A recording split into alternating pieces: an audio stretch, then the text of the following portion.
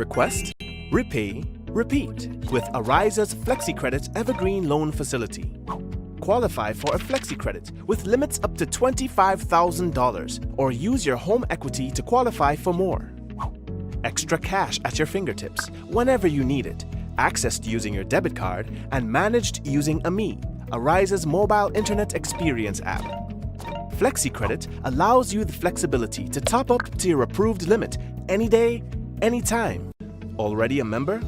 Send us a WhatsApp on 423-4987. New members join today to apply. Request, repay, repeat. Use your Flexi Credit for vacations, shopping, wedding, general expenses, and more. Ariza loan terms and conditions apply. Ariza Credit Union. Your financial freedom, your future. Take charge of your financial journey by switching to an Own Your Own loan at Ariza Credit Union. Ariza's Own Your Own loan is as unique as you are because we know one size fits all does not fit you. With Own Your Own loan, you get unmatched benefits including lower interest rates, flexible repayment options, discounted loan and legal fees, and savings from hardware suppliers. Tailor-made options that put you in control. Switch now and step into the life you were always meant to live with Ariza's Own Your Own loan. Ariza Credit Union. Your financial freedom, your future. Call us today at 440-1759 or visit our website at arizacu.com. Love we sing, happy birthday, sweet Grenada. Secure your financial future with Ariza's limited time $50,000 loan offer and join the 50 Chairs celebration. Application is easy, approval quick, interest rates competitive, and repayment options flexible. Apply now. Visit any of our branches located at Bruce Street, St. George, Grenville, Grand Anse, and Carriacou, or call 440-1759 for more information. Ariza Credit Union. Your financial freedom, your future.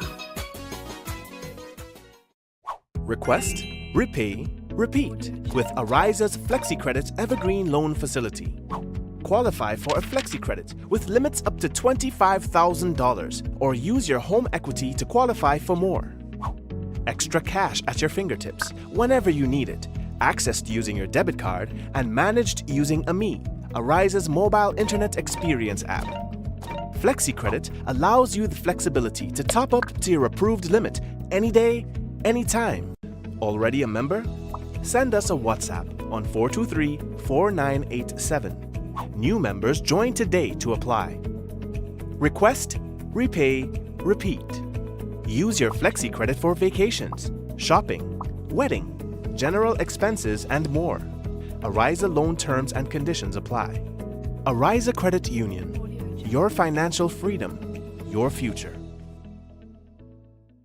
Take charge of your financial journey by switching to an Own Your Own loan at Ariza Credit Union.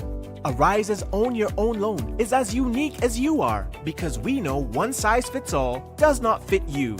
With Own Your Own loan, you get unmatched benefits including lower interest rates, flexible repayment options, discounted loan and legal fees, and savings from hardware suppliers. Tailor-made options that put you in control. Switch now and step into the life you were always meant to live with Ariza's Own Your Own loan. Ariza Credit Union. Your financial freedom, your future. Call us today at 440-1759 or visit our website at arizacu.com. Love we sing, happy birthday, sweet Grenada. Secure your financial future with Ariza's limited time $50,000 loan offer and join the 50 Chairs celebration. Application is easy, approval quick, interest rates competitive, and repayment options flexible. Apply now. Visit any of our branches located at Bruce Street, St. George, Grenville, Grand Anse, and Carriacou, or call 440-1759 for more information. Ariza Credit Union. Your financial freedom, your future. Request, repay, Repeat with Ariza's Flexi Credit Evergreen Loan Facility. Qualify for a Flexi Credit with limits up to $25,000 or use your home equity to qualify for more. Extra cash at your fingertips whenever you need it, accessed using your debit card and managed using Ariza's mobile internet experience app. Flexi Credit allows you the flexibility to top up to your approved limit any day, anytime. Already a member? Send us a WhatsApp on 423-4987. New members join today to apply. Request, repay, repeat. Use your Flexi Credit for vacations, shopping, wedding, general expenses, and more. Ariza loan terms and conditions apply. Ariza Credit Union. Your financial freedom, your future. Take charge of your financial journey by switching to an Own Your Own loan at Ariza Credit Union. Ariza's Own Your Own loan is as unique as you are because we know one size fits all does not fit you. With Own Your Own loan, you get unmatched benefits including lower interest rates, flexible repayment options, discounted loan and legal fees, and savings from hardware suppliers. Tailor-made options that put you in control. Switch now and step into the life you were always meant to live with Ariza's Own Your Own loan. Ariza Credit Union. Your financial freedom, your future. Call us today at 440-1759 or visit our website at arizacu.com.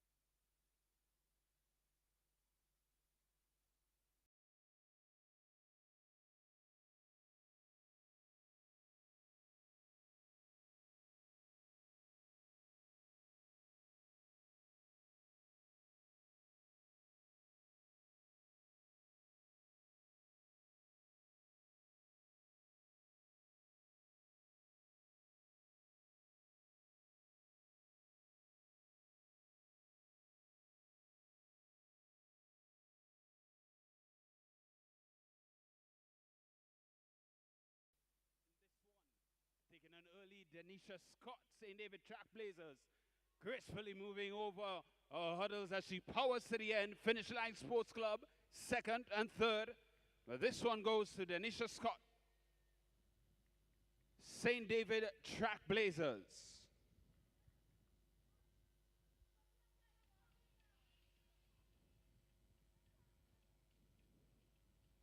We saw Scott compete last year in the combined events. So she's no stranger to the hurdles. She opens the day with a solid performance. 20.16 to win the girls' 100-meter hurdles. Let's put our hands together, ladies and gentlemen. Denisha Scott, St. David Trailblazers.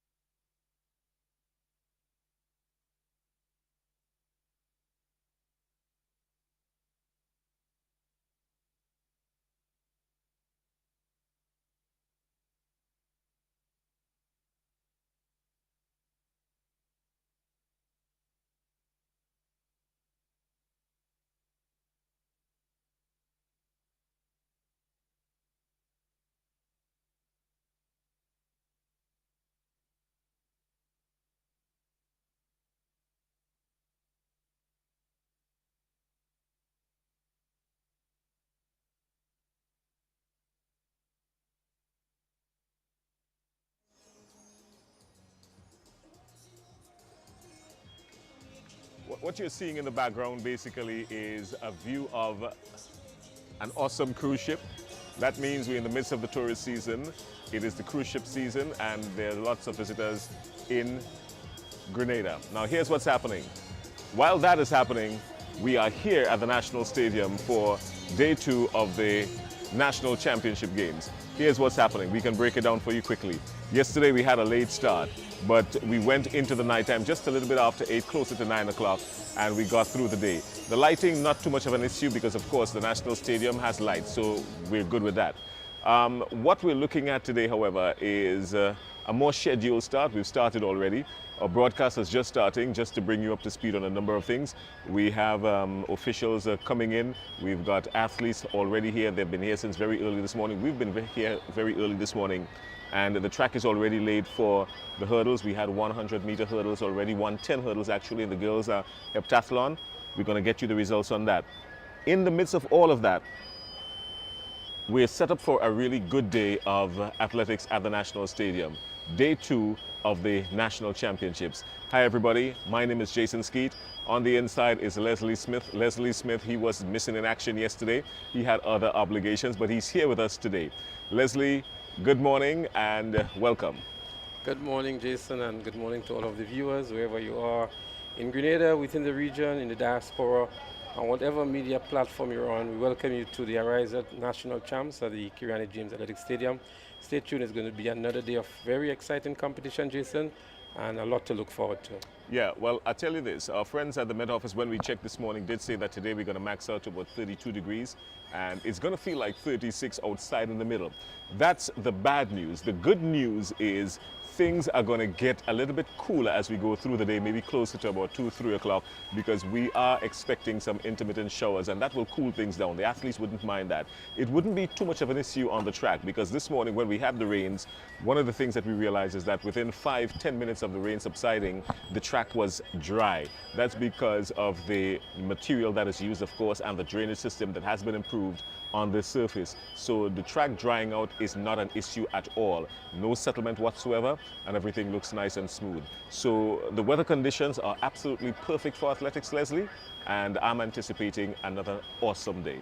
Well, the weather has a major role to play, a major factor to play in the overall performance of the athletes. Yesterday towards the evening, when it became a little chillier, a little colder, that may have affected some of the performances, but nonetheless, we have an excellent track that is really facilitating great performances from the athletes. This morning is pretty cool. The athletes obviously need a sort of an optimum temperature range for the best performance of the muscles. And so the cooler the conditions may not work in favor of all of the athletes. On the other end of the pendulum, if it's actually too hot, the same thing happens. So we need that ideal temperature, that ideal wind speed as well, be it at the front or the back of the athletes, and all of those excellent conditions that the athletes would require to perform at their best.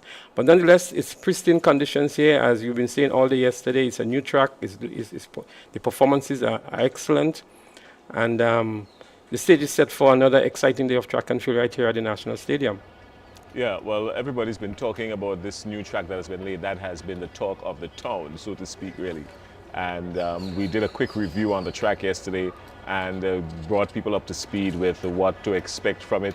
The people that laid this track down, Binon, they're the folks that originally from Germany, bought by a US company, and they've been doing tracks around the world.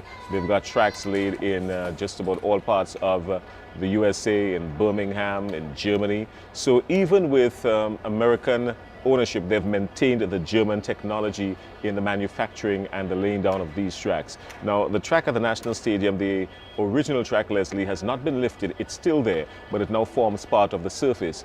After that, a coating was placed on it, and then a gluish kind of gummyish coating placed on top of that before this track itself is being laid. So there's a whole lot of bursting energy in this track, what we refer to in athletics as potential energy. What you put in on the track is what you're going to get out, and sometimes even double is going to propel you forward.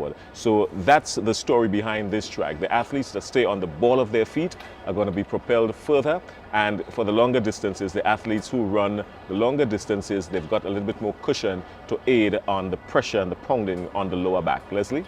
Well, since you're speaking about outstanding performances yesterday, Jason, we did see some really, really outstanding performances returned by some of the athletes, and we can maybe zero in on a couple of them. We had the 100 meters for the under 20 boys, 10:51 by Samuel Green. Even in the 20 plus, we had a 10:55 by Shavin Charles from the Track Blazers. We saw some very good performances, 21 point something in the junior boys or the under 17 boys, 200 meters. I mean, these are phenomenal performances. A number of our athletes continue to do very well on this brand new track. Yeah. One of the high points yesterday for me, as you said, was that 10.51. Was it 10.51? 10.51 in the under 20 boys and 10.55. Yeah, that to me was a really good run, and it was a run. A lot of these times are not with the athletes being fully challenged, right? So there's still a whole lot of room for improvement from these athletes, and this surface, I'm quite sure, the folks who are going to be here for Carifta 51 in Grenada, I'm quite sure they're going to be paying attention to that, knowing what they can possibly do on a surface like this by the time we get to Carifta. But we've still got 2 other championships to decide before we get to Carifta. We've got the primary school championships, and of course, we've got the Mecca Intercall. So the stage is set for an exciting season of track and field. We've had many of the schools already completing their track and field meets. We're down to the national champs. We have the relay meets coming up. We have the most looked forward to Intercall, and of course, we have Carifta on the Easter weekend. So it's actually like a trial run here this weekend for the new track and for the organizers and officials. And they will have a second go at it at the National Primary Schools Games that's coming up, and also the Intercall Games, all in preparation, I would think, Jason, for the grand finale, which is Carifta 2024. Yeah, well, that's going to be good. Leslie, here's what we're going to do. I'm going to send it right back to you now, because on the field, we've got the long jump as part of the girls' heptathlon taking place. We're going to zero in on that. I'm going to spend some time down on the field. Of course, we've got some javelin to take place this morning, and we've got some high jump as well. All of that will happen. The field events have been phenomenal here at the National Stadium, the Kirani James Athletic Stadium. So we're going to zero in on that. I'm going to spend some time down at the bottom, blazing this hot sun, braving this hot sun blaze. And by the time I get back up, I might be 2 shades darker, but you're going to be more informed. Absolutely, Jason. So we look forward to your expert coverage of the events on the field. And while you make your way around the field, I just want to again zero in on some of the very outstanding performances yesterday. So I mentioned 2 already, but I also want to mention that phenomenal run by Shadi John from St. David's Track Blazers yesterday in the 200 meters for the under 17. She returned an impressive time of 24.81. And at that age category, once you can get sub 25, that is something to look out for. Cameron Mathlin of the South City Rising Stars, 21.97. Another very impressive time that was returned yesterday. And Rhea Flanders from the 473 MVP, 12.40 seconds in the under 20 girls 100 meter dash. Another very impressive time. So, as anticipated, the track has really lived up to the expectations. There was a lot of talk about it being a very fast track, a new track with a lot of bounce and speed, and we've seen that. Even our last year Carifta athlete and standard athlete, Shephonia Houston, she did pretty well at 56.75 in the 400 meters yesterday. And Joshim Sylvester of ACE, 47.85 in the 400 meters, another outstanding run on this new track by Joshim Sylvester of ACE Track Club. And Tishana Bascom, a name again that we are pretty much familiar with, but one of the rising stars as well from the St. David's Track Blazers, 12.77 in the 100 meters under 15. So imagine an under 15 going sub 13, again, is pretty much an impressive start and an impressive time for young Tishana Bascom of the St. David's Track Blazers. So we expect a lot more of that today. It's going to be a cracker in the 200 meters for the under 20 boys. We expect a fantastic time to be returned here as well. And several of the other events that are down for today's list of events. So as Jason mentioned, the girls' long jump in the heptathlon is in progress. We also have the girls' javelin throw in the under 17. That's on your screen now. The discus throw under 17 is also taking place. That's in the boys' category. And then we'll also have the 110 meters, I think that went moments ago, in the octathlon for the boys. So girls javelin under 17, we have in this event, we have Shamara Batiste from the Grenville Secondary, Nikela Lawrence of Finish Line, so too is Greshana Ramdeen, Greshana Francis also from Grenville Secondary, Jerry and Guy from carriacou, Jadsa Mark from Grenada Christian Academy, Arisa Joseph Finish Line, Angel Stanislaus, St. Joseph's Convent, Kenia Philip, also St. Joseph's Convent, South City Rising Stars, Brianna McQueen, Alan Pursu of St. Joseph's Convent, so too is Cassidy Fari, and Greshana Ramdeen I mentioned is from Finish Line, and Naomi Jones from the St. David's Track Blazers. So these are the athletes that will be competing in the javelin throw under 17. Going through some of the warm-up paces now. And actually the event has started. We will try to give you some updates on that. Once Jason is beginning to get the results, he would provide us with a lot of that during the course of this morning. We'll also try to give you what's happening in the girls' long jump open in the heptathlon.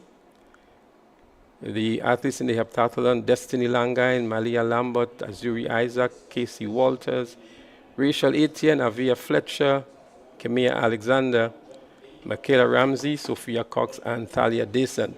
I'll also update you on the results overnight in both the heptathlon and the octathlon. So we have Cale Lewis in the boys octathlon. He is currently up front on 2,600 points.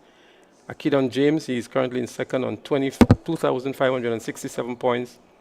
And Lennon Williams, he is currently in third from Altitude Track Club on 2,426 points. So Cale and Akidon are from the St. David's Track Blazers. We also have Zachary Sylvester from South City Rising Stars. He is in the fourth position on 2,362 points.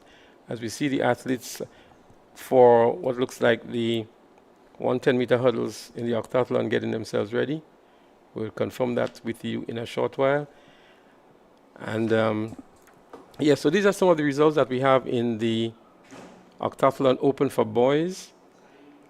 And Shamar Fleming is there on 2,268, Jordani Lewis 2,232, Rondell John 2,040, Jonathan Newton 1997, Jermaine Donald 1,819. So just to recap, the top three: Cale Lewis of the St. David's Track Blazers, he's currently in the lead. Akidon James of the St. David's Track Blazers, he's in second position. And Lennon Williams of Altitude Track Academy, he's in the third position.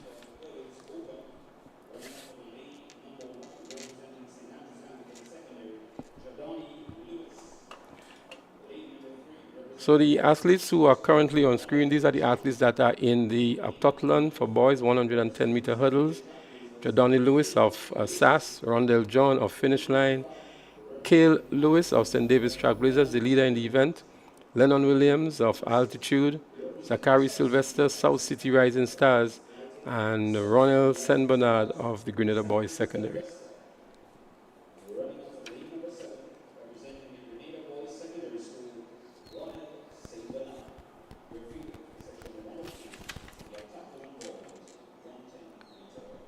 So let's see what happens in this one. Cale Lewis, current leader in the heptathlon. Akidon James of Track Blazers.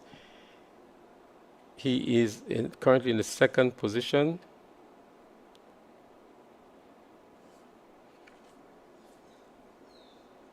Lewis is in lane 4.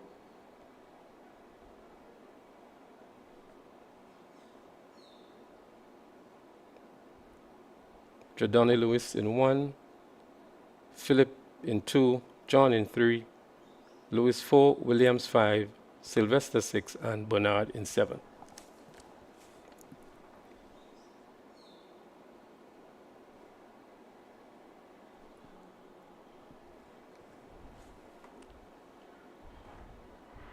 So the up and running is the 110 meters heptathlon for the boys open.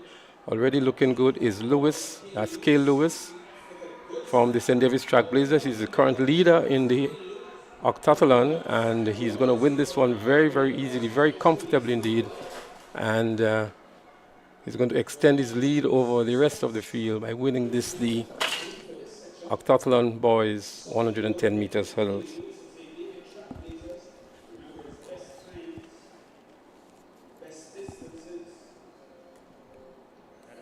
So here the athletes are not only competing for positions, but for times as well. So the positions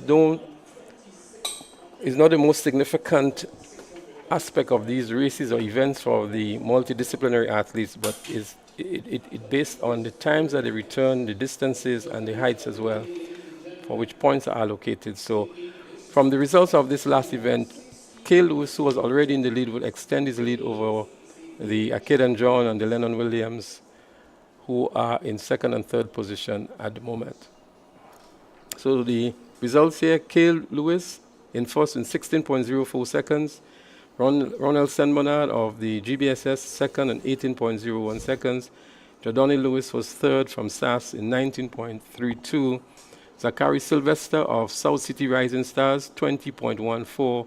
Lennon Williams was fifth from Altitude, 20.22. And Rondell John from Finish Line, 20.58.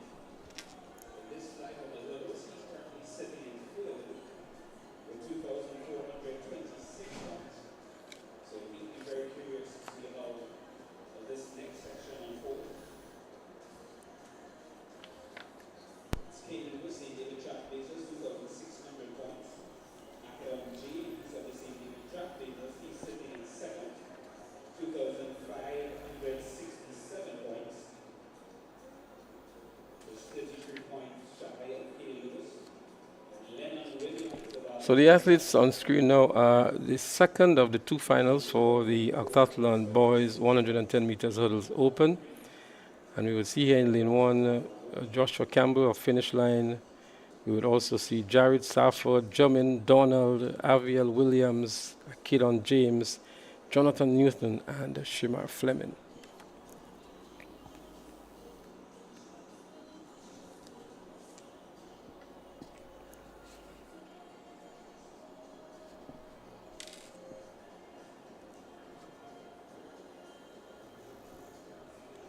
Nice conditions down here at the Kirani James Athletic Stadium.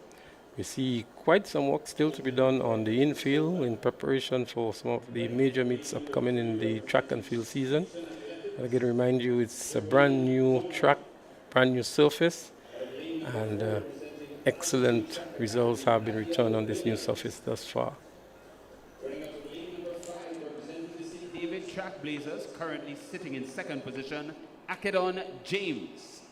Out of lane number 6, representing the Grenada boys secondary, Jonathan Newton. And running on attach in lane number 7, Shamar Fleming.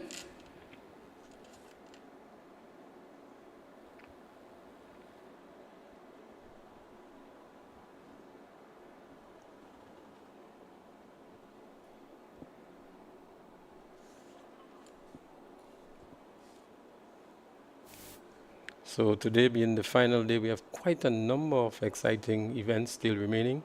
As we see the lineup here again for the second of the two finals in the boys 110 meters hurdles open in the Octathlon. So we have in lane 3, Jermaine Donald, 4, Aviel Williams, 5 is Akedon James, currently in second position overall. And in 6, we have Jonathan Newton. 7 is Shamar Fleming. It's a false start, so they'll have to take this one more time. And I would think the likes of Akedon James might be one of the favorites here by virtue of him currently holding the second position overall. But again, this is not about positions, but it's about times and the points that are allocated based on the times that the athletes return.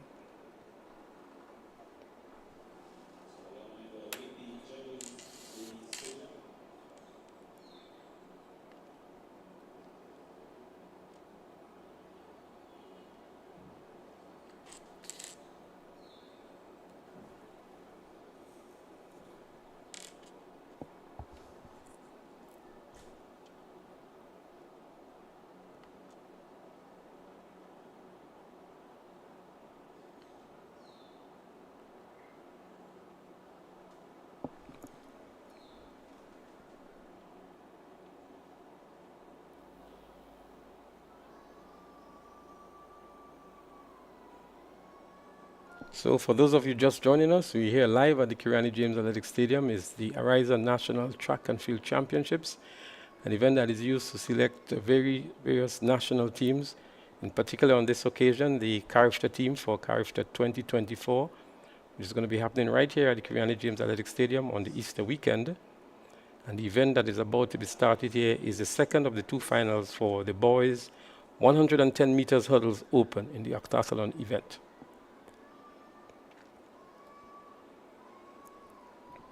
Again, the competitors here, we have in 3, Donald, 4, Williams, 5, James, 6, Newton, and 7, Fleming.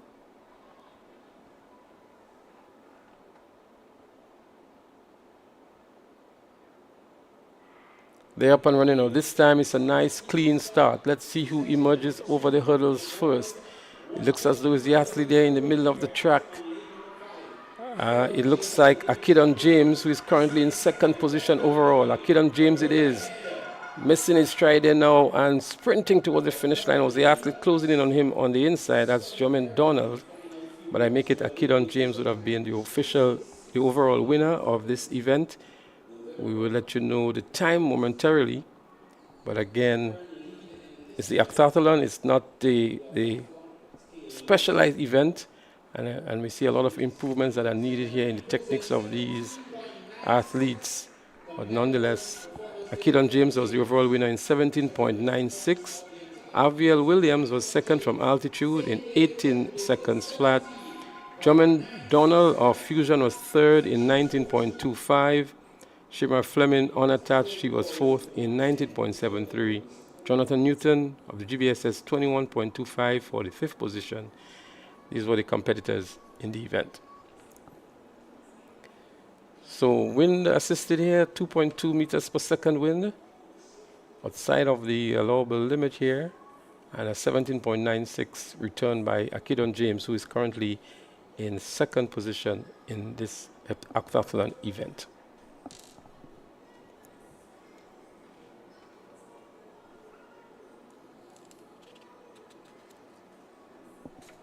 So there are still some events remaining in the Octathlon. We will keep you updated on those. The next event on the track is expected to be the 100 meters hurdles under 17, and that will be followed by the hurdles in the under 20 category for the girls. He'll be sitting in second and remain there.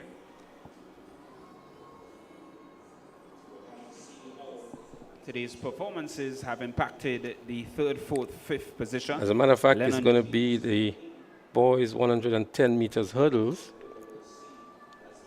As the athletes get themselves ready, we should see Jadoni Lewis, Jade Phillip, Rondell John, Kale Lewis.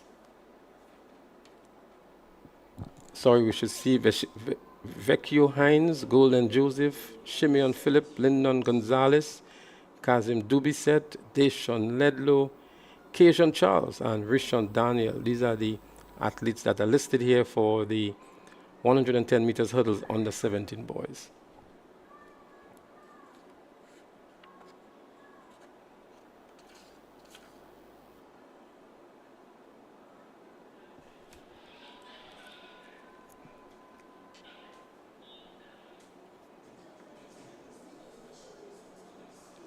A fair amount of spectators already here at the National Stadium.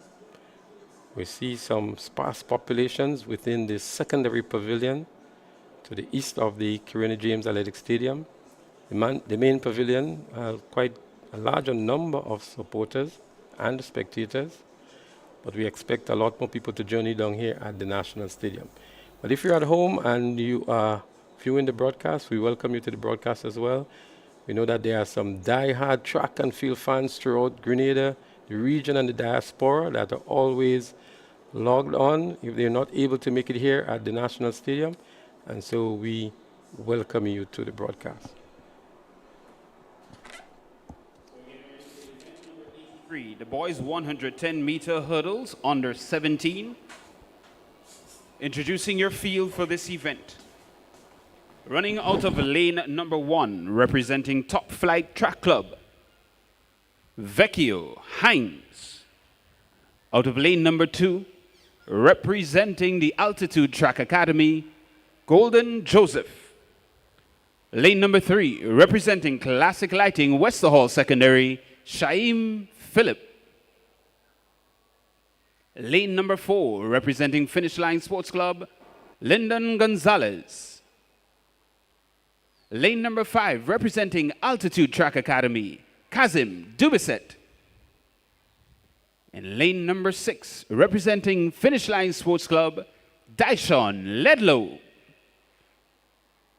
Lane number 7, Altitude Track Academy, Keishon Charles.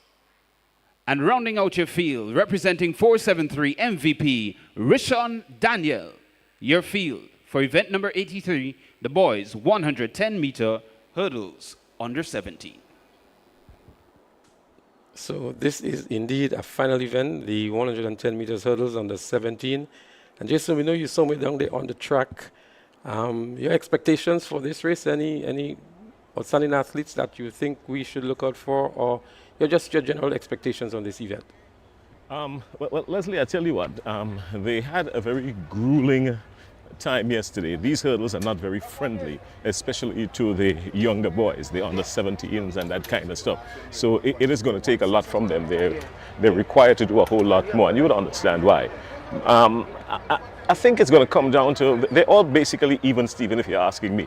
And I think it's going to come down to who runs the smoother race, not necessarily the better race in this circumstance, but the smoother race. Anybody who clears the first 4 hurdles undisturbed, I think is going to stand the chance to get to the finish line first. Hitting the hurdle does slow you down a little bit. So once the person who clears the first 4 or 5 hurdles undisturbed, I think that is going to make the difference right there. But I'm down at the finish line and I'm waiting to see where it goes. All right, Jason, this is an event that will be introduced into Intercol Games 2024. So I'm sure the athletes would be assessing themselves as well, their techniques, their form, and gauging maybe the other athletes from the other schools as well. So it's going to be one of those events that we are going to be looking forward to throughout the track and field season. A lot of the coaches had extra work to do to prepare these athletes up to the standard. And to me, it's maybe preparation for what is yet to come down towards the back end of the season.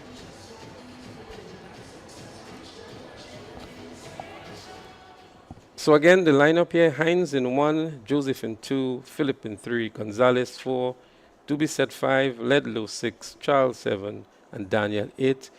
The officials are getting everything in place for this event. 110-meter hurdles for the under 17 boys.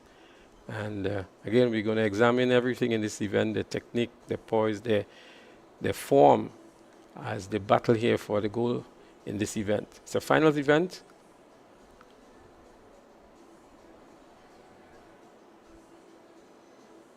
It's an event that we're not always used to here at the stadium, Jason, but it's something that we need to work on. We need to have these equipment all through the parishes so that the athletes can get accustomed to that as well and train with the equipment as well.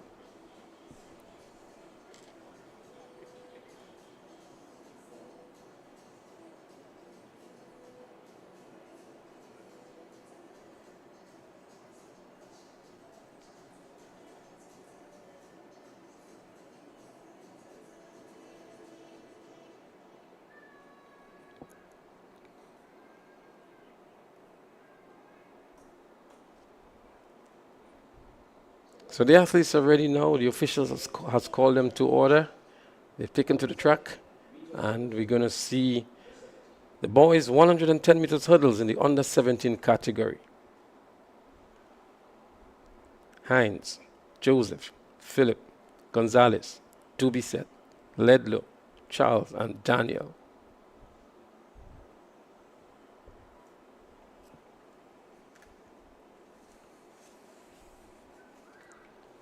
Deep concentration, and there they go, going over the first bar of hurdles here. And looking good is the athlete out there in lane number 3. That's Philip of Classic Lighting, Wester Hall. Seems to be in the lead now is Philip of Wester Hall, with a hop and a couple strides between the bars. And he wins this one comfortable, looking as though it's out of lane number 8, Rishon Daniel of 473 MVP to pick up the second position here. But a comfortable win for Joseph. It is from, Philip, Shaim Philip of Classic Light in Wester Hall Secondary School.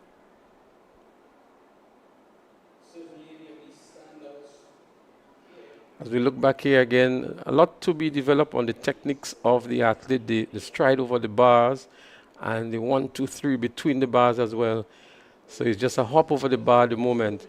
But Shaim Philip of the Classic Light in Wester Hall Secondary, a clear cut above the rest here and winning comfortably in 17.56 seconds.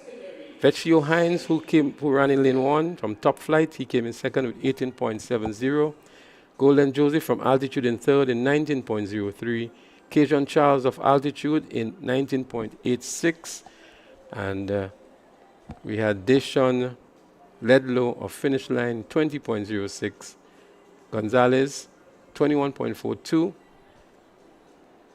Again, very strong win aiding the athletes today, this morning. But Chaim Phillip of Classic Light in Wester Hall, the winner of the boys under 17 110-meter hurdles. Aye, all right. With me here now is Shine Phillip. Shine Phillip, you just cleared the hurdles. A good run, Shine. You feeling confident, are you? Yes, sir. Yeah, come on, talk to me. Don't be afraid. You feeling confident? Yes, it was sir. a good run. Yes, sir. It's very good. All right, you attend the Wester Hall Secondary School. What are you running this year? Sub-junior or junior? Junior, sir. You're running junior. Oh. All right. Here's what. How has it been preparing for these hurdles? I mean, it's something that's going to be introduced at Intercall this year, and you're fancying your chances? Yes, sir. So sometimes I'll be nervous to jump it, but when I reach at the line, you just calm me down. And when I see in front, just stay focused, keep going. All right, well, that's good. Shine Phillip, thanks a lot. Congratulations, my friend. You did well, Yes, and sir. all the best. All right, we see you again. Yes, sir. All right, that was Shine Phillip. He just clocked it, winning the boys 110-meter under 17 hurdles. Leslie, you've got this. Well, congratulations indeed to Chaim Phillip of the Classic Light in Wester Hall, the gold medalist in the 110-meter hurdles in the under 17 boys category. And a confident Chaim Phillip indeed. As we get ready for the 110-meter hurdles under 20 boys, it's another final event. Representing the Grenada Boys Secondary School, Omario Pope. Out of lane number 3, representing the St. David Trackblazers, Kiel Batiste. Out of lane number 4, representing the Classic Lighting, South City Rising Stars, Shermick Gibbs. In lane number 5, also representing Classic Lighting, South City Rising Stars, Jareed Stafford. Rounding out your field, in lane number 6, representing the Finish Line Sports Club, DeAndre Smith. Your field for event number 84, the boys 110-meter hurdles under 20.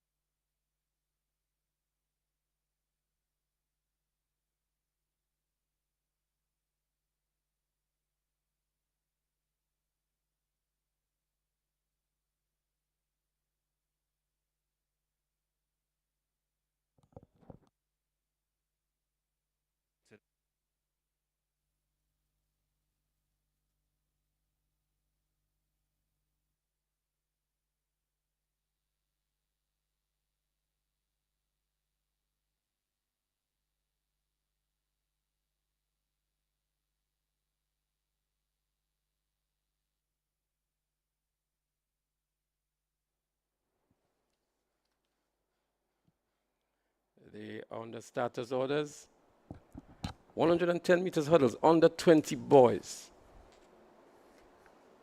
Pope, Batiste, Gibbs, they're up and running here now. Let's see who is hungrier for the victory here now. In the middle of the track, South City Rising Stars, St. David's Trackblazers, and the likes of Kiel Batiste. It's Batiste here, looking good, clipping the bar in the process. And the Kiel Batiste of St. David's Trackblazers, the overall winner here in the boys 110 meters hurdles in the under 20 category.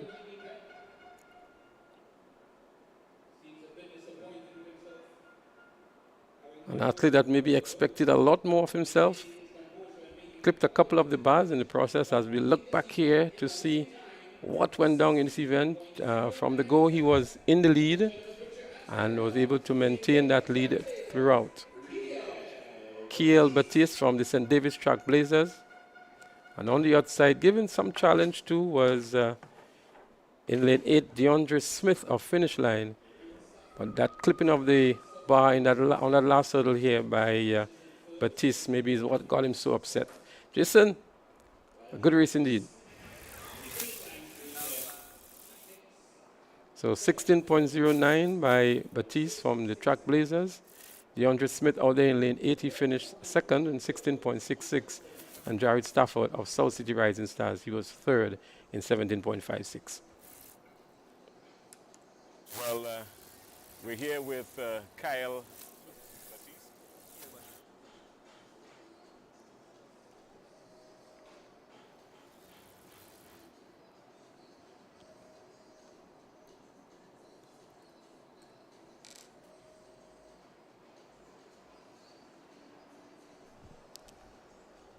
Well, Jason is trying to get a word there with Kyle Batiste, the winner of the 110-meter hurdles in the under 20 boys category.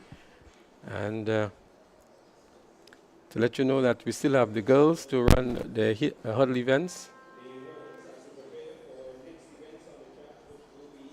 All right, well, we're here with Kyle Batiste. Yeah, I got your name right. Did very well coming down there, 16.01. You're comfortable with your time? Not really. No. You believe you can do a lot better than that? Yes, sir. All right. Tell me about this event for you, because yeah, you knocked over a couple of hurdles. Talk to me about your rhythm coming down the street. I realized that you lost it just a little bit. What was the cause of that? Well, on one of the hurdles I landed flat-footed, so my rhythm kind of went off a little, but as a good athlete I bounced back and came home with a victory.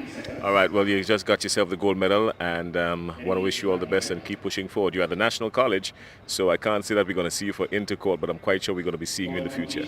Yes, sir. Thank you. All right, let's Kyle Batiste, 16.01. The boys under the boys 17 and over, 100-meter hurdles. By Batiste to win the 110-meter hurdles for the under 20 boys. And the next event on the track is the 400 meters for the under 17 girls. So the track has been cleared at the moment from the hurdles, and that is going to be another good event in the under 17 girls category. Some big names in that lineup as well, and we expect some great running from the under 17 girls in the 400 meters. It's the preliminaries. There are going to be 2 preliminaries for this event.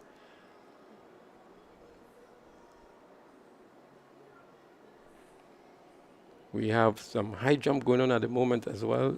The boys category looks like the under 17 boys. We'll try to get some results for you momentarily.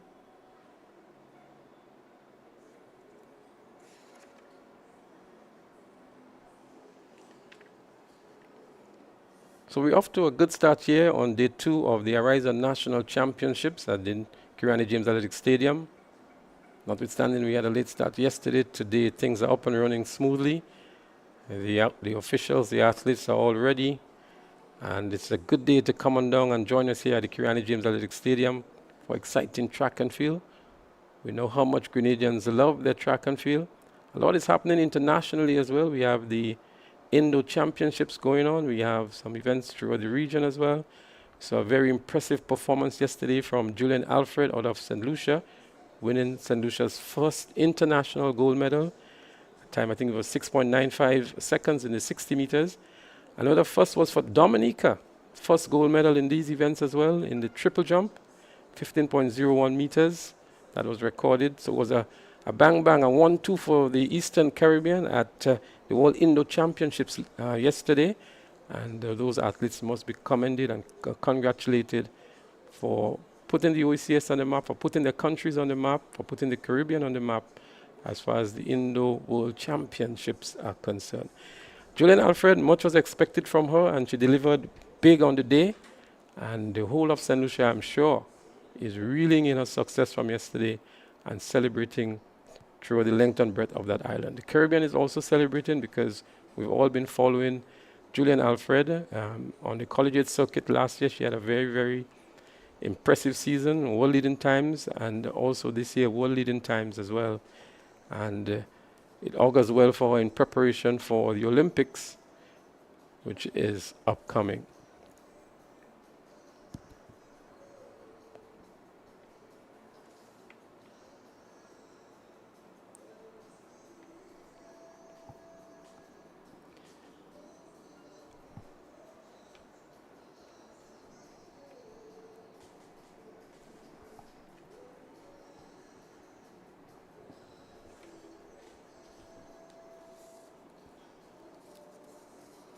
Also happening is the shot put event. Boys shot put. And there's also javelin event going on at the same time. We'll try to get some of these updates for you.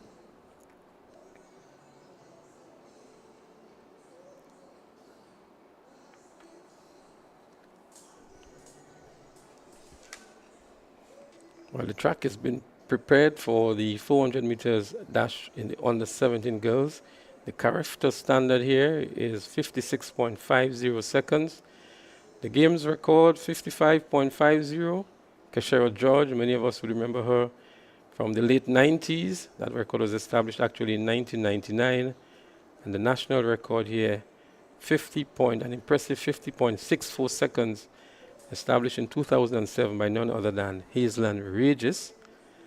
And she has done very well for Grenada on the international circuit, winning here in Grenada at the CSC Games as well, and been a really, really standout athlete for Grenada over the years.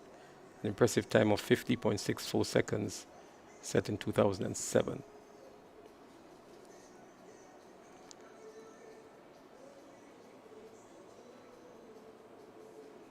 So for these two preliminaries, the top two from each of the heats would go forward, plus the next 4 best times.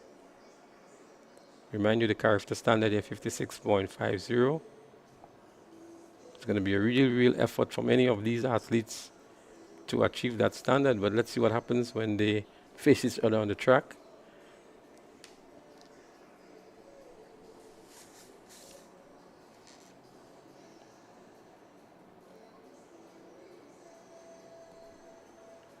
Jason, I know you're making your way around the track, and as we get ready for the 400 meters under 17, your impressions of what is happening down there, and either on the track or on the field?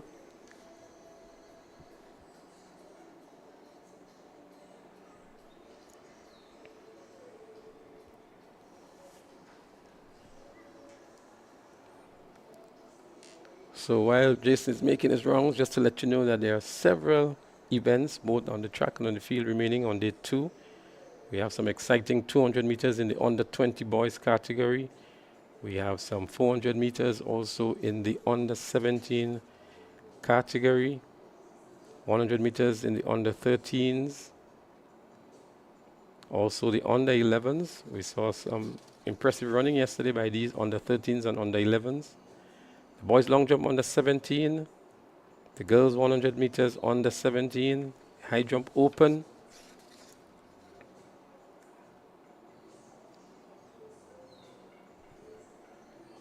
These are the competitors now getting themselves ready for the 400 meters in the under 17 girls category. This is heat 1 of 2.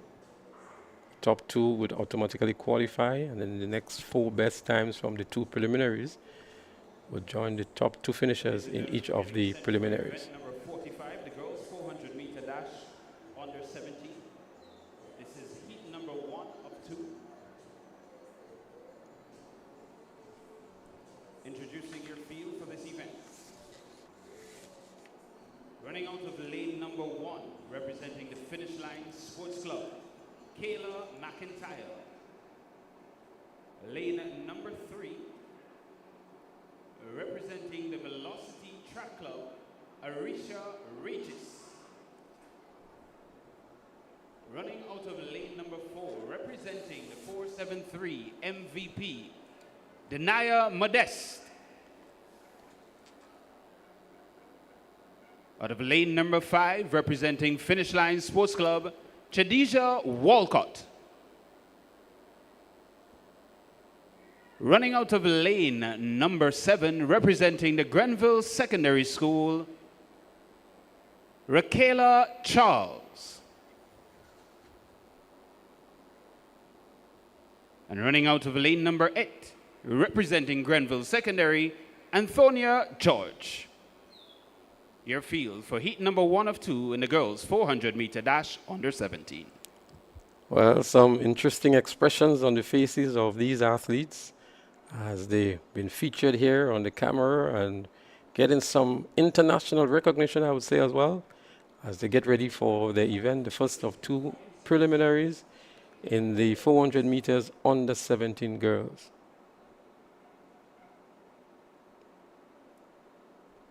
Of course, they would want to run the best here in this preliminary and get some rest and recuperation for the finals later on this evening. They would want to measure the approach as well.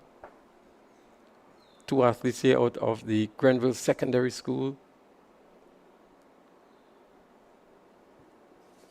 So we have here Regis, Modeste, Walcott, Joseph, Charles, and George. There they go, they're up and running here. It's the 400 meters under 17 girls, the first of two preliminaries. Making up the stagger nicely here, looks like the athlete there in lane number 4, that's Denaya Modeste of 473 MVP. Also looking good is the athlete from Finish Line. Just about completed half of this race at the 200 meter mark now and rounding the turn here to enter into the home straight. It looks like Shadija Walcott of Finish Line in a good position here. Out there in lane 3, but from the Grenville Secondary, out there in lane 7, it's Rakela Charles. Rakela Charles is currently in the lead here. She's going to get some challenge here now from the MVP, 473 MVP. But Michaela Charles is going to hold out here and secure a spot into the finals. The top two automatically qualifies. So Rakela Charles and Denaya Modeste would be the two automatic qualifiers. The others would have to wait to see what happens in the second of the two preliminaries. But a tired Rakela Charles from the Grenville Secondary School would have secured her position into the finals.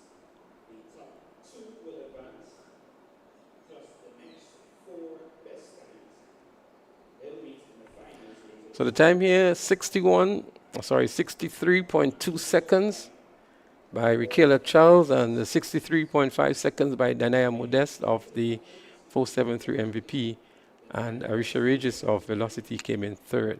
Remember, the top two would qualify automatically, so Arisa Regis would have to wait a little longer to see what happens in the second of the two preliminaries.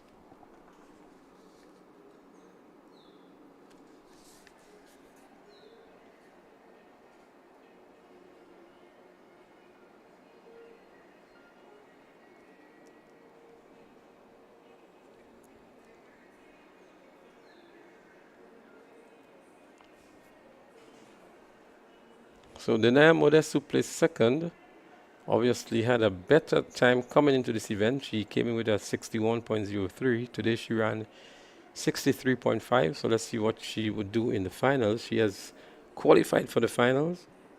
So the non-automatic qualifiers would have to do better or come just after 64.3, which was the third place finisher in this event.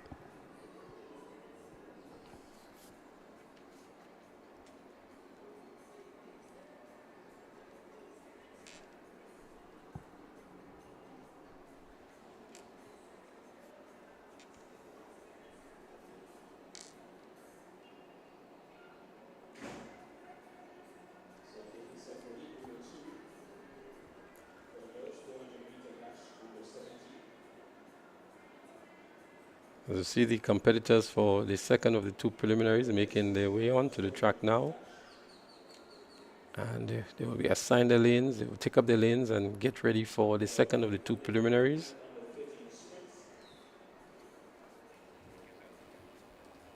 And in just a few moments, we'll also see the Octathlon boys competing in their sixth discipline, the high jump open.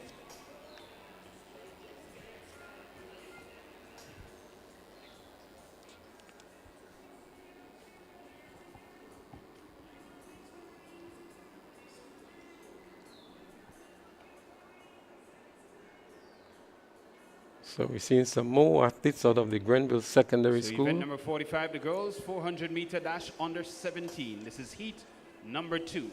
Introducing your field for this event. Running out of lane number 1, representing the St. David Trackblazers, Anna Maria Paul. Out of lane number 2, representing the St. Joseph's Convent Grenville, Samara Noel. Running out of lane number 4, she's representing the 473 MVP, Emma McIntosh. Running out of lane number 5, representing the Finish Line Sports Club, Annie Logie. Running out of lane number 6, representing Grenada Christian Academy, Shabina Lewis. And ladies and gentlemen, rounding out your field, lane number 8, representing Grenville Secondary School, Talia Nayak. Your field for event number 45, Heat 2 in the girls 400-meter dash under 17. Over to you, Mr. Starter.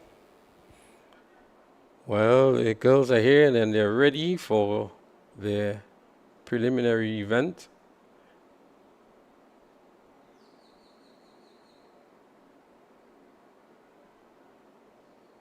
They're on the starters' orders. We have Noel, McIntosh, Logie, Lewis, and Nayak. Emma McIntosh, want to look out for here in lane number 4, representing 473 MVP.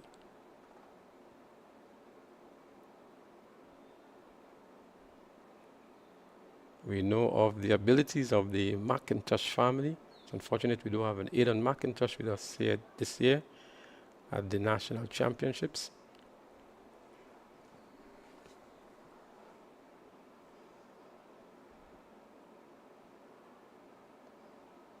But Emma McIntosh is here. She's running in lane 4 for the MVP track club.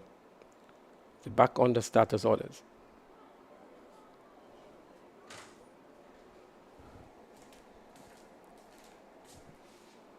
There she goes. Measure of concentration. They're up and running now with the start of heat number 2 of 2 in the 400-meter dash under 17 girls. As they go around that first turn here to complete the first 100 meters. McIntosh looking good there in the middle of the track in lane number 4. St. Joseph Convent on the inside is also looking good in the likes of Samara Noel. Noel is in the lead at the moment, running for St. Joseph's Convent, St. Andrew. She's running out of lane 2. McIntosh is beginning to motor on nicely as she comes around the turn now. Emma McIntosh.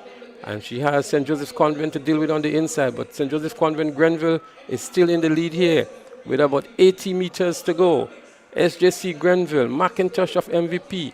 We also have South City Rising Stars. Finish line is also there, but it's going to be Samara Noel of the St. Joseph's Convent Grenville. McIntosh should pick up the second automatic position here. And it looks as though the athlete in lane number 5, Anne Logie of the Grenada Christian Academy, who would have to wait to see what the times are as to whether or not she would, and what lane she would get. She would automatically qualify because we know the second best 4 times, and I'm sure she would be amongst that. But it was a good run for Samara Noel of Convent Grenville, running out of lane 2, who ran a very measured race. McIntosh, almost at the same pace throughout the race, would pick up the second automatic position. But as we see here, Samara Noel of Convent Grenville, an easy victory here for and securing a position into the final. So Sabina Lewis of the Grenada Christian Academy, she would have to wait to see. She would make it through with a much better time. This was a much faster race than the previous one. So we have a time of 60.03 seconds here. The previous event was a 63-second event. And so I believe most of the automatic qualifiers, or 2 of the automatic qualifiers, comes from here. And 2 of the second best times would also come from this event in Sabina Lewis of the Christian Academy and Annie Logie of Finish Line Sports Club, having returned better times than the previous event.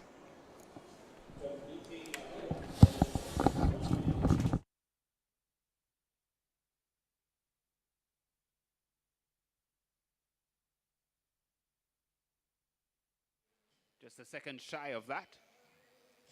Seems this field is pretty fast. So Shabina Lewis and Annie Logie, they ought to make it into this afternoon's finals. So Time will tell for Nayak and Paul.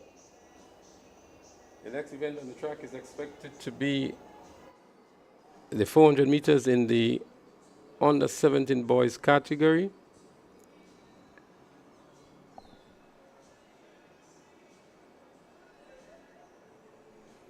This is expected to be a very good event. We saw some very impressive times yesterday, both in the 100 meters and the 200 meters.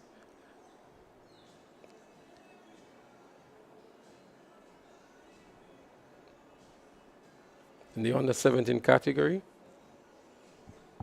The boys are taken to the track now.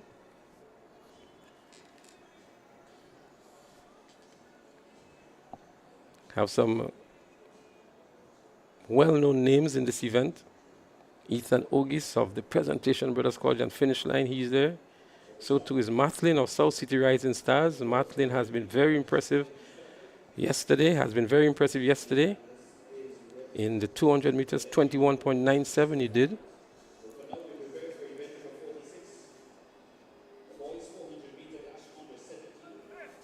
We'll see 2 heats in this event. Once more, the top 2 will advance automatically to the finals, followed by the next 4 best times. The boys are chasing a Carifta standard of 49 seconds. Well, I can tell you, we will definitely keep our eyes on Cameron Mathlin. We've just saw the Carifta standard being 49 seconds flat, and he comes in with a season best time of 49.98. So we want to see what he can do to make that Carifta, if he can lower his best time and get into the Carifta team by vote for the 400 meters.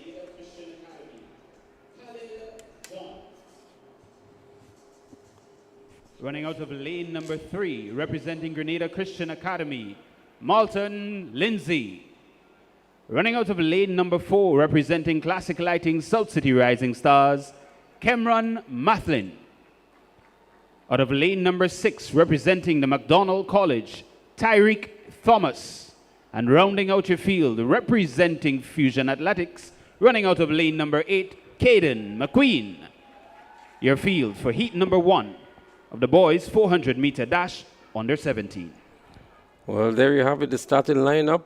And again, I say it's going to be a very interesting race. It should be a very fast race. We look to see what comes out of lane 4 in Cameron Mathlin. He has been very impressive, as I said earlier on, in the 200 meters. Already would have secured a position on the Carifta team for that event by virtue of meeting the Carifta standard. There he's here, a measure of concentration. Some disturbance here for the entire field, so they've been called up. Cameron Mathlin, one of the emerging talents in the 2024 season. Also a student at the GBSS.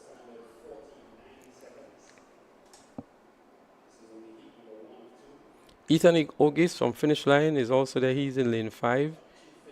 So he's not there, he's scratched, as a matter of fact. We have from McDonald College, Tyreek Thomas. In lane 8, we have Caden McQueen of Fusion.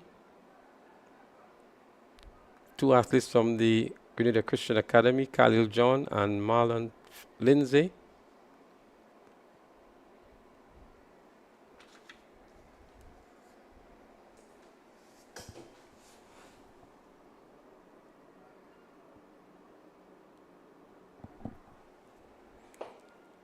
Seems to be ready one more time and called on the mark by the starters. Carifta standard 49 seconds, the games record 47.1. They're up and running this time, a nice clean start to the first of 2 hits in the 400-meter dash under 17 boys. Mathlin already making up the stagger on McDonald College. Cameron Mathlin looking good indeed. Look at how he's pouring down the back straight here. Mathlin is out to do some damage on this track here today at the Kirani James Athletic Stadium. He's already in the lead with 200 meters to go. And rounding the bend, maintaining good form, is Cameron Mathlin of the South City Rising Stars. He's out there all by himself. he can actually shut it down now and save himself for the finals later on. But Cameron Martin is the man with a mission here today. He's running for all he's worth here. No need to do that. It's just the preliminary stage. But a comfortable and impressive win here for Cameron Maslin of the South City Rising Stars. A flash time of 49.5 seconds. Let's see what the official time would be. But a great run indeed here by Cameron Maslin of the South City Rising Stars.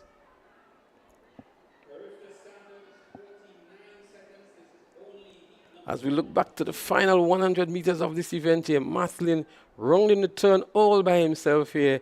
No challenge whatsoever from the rest of the competitors. He left them in the dust, so to speak, and was running for all his worth here in this only the preliminaries in the 400 meters under 17 boys. But a good run indeed by Cameron Maslin. After running at 21.97 yesterday in the 200 meters, he has returned at 49.47 seconds in the 400 meters. Second was Caden McQueen of Fusion, 52.39. Tyreek Thomas of McDonald College was third in 53.4. But an impressive run of 49.47, his season best, so to speak, having come in with a time of 49.98 seconds. Caden McQueen will pick up the second automatic position from the Fusion Athletics Club. And he ran out of lane 8.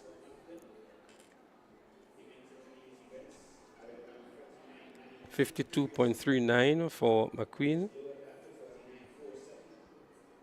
And a 53.40 for Tyreek Thomas. So Tyreek Thomas would have to wait to see what happens in the second preliminary.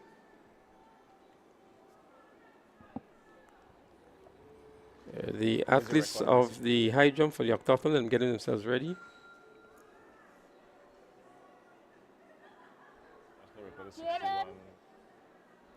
It's always good to see the U17s running sub 50. So 49.47 in the preliminaries is indeed impressive already. We look to see what happens in the second heat for the 400 meters under 17 boys.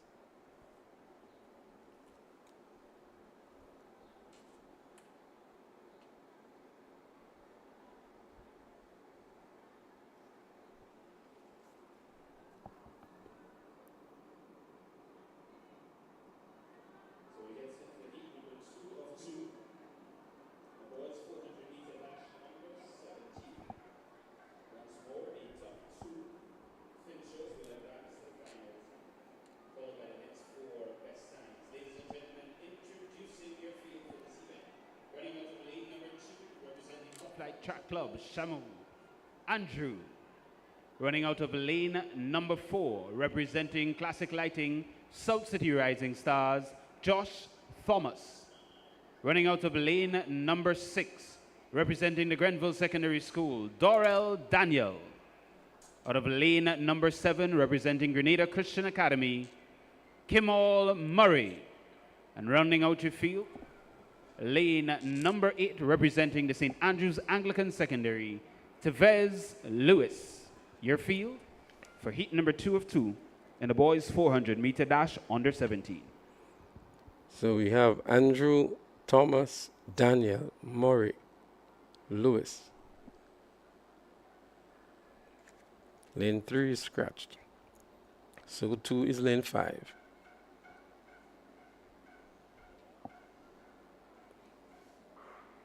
Josh Thomas from South City Rising Stars. Want to look out for. He came in with a 52.42.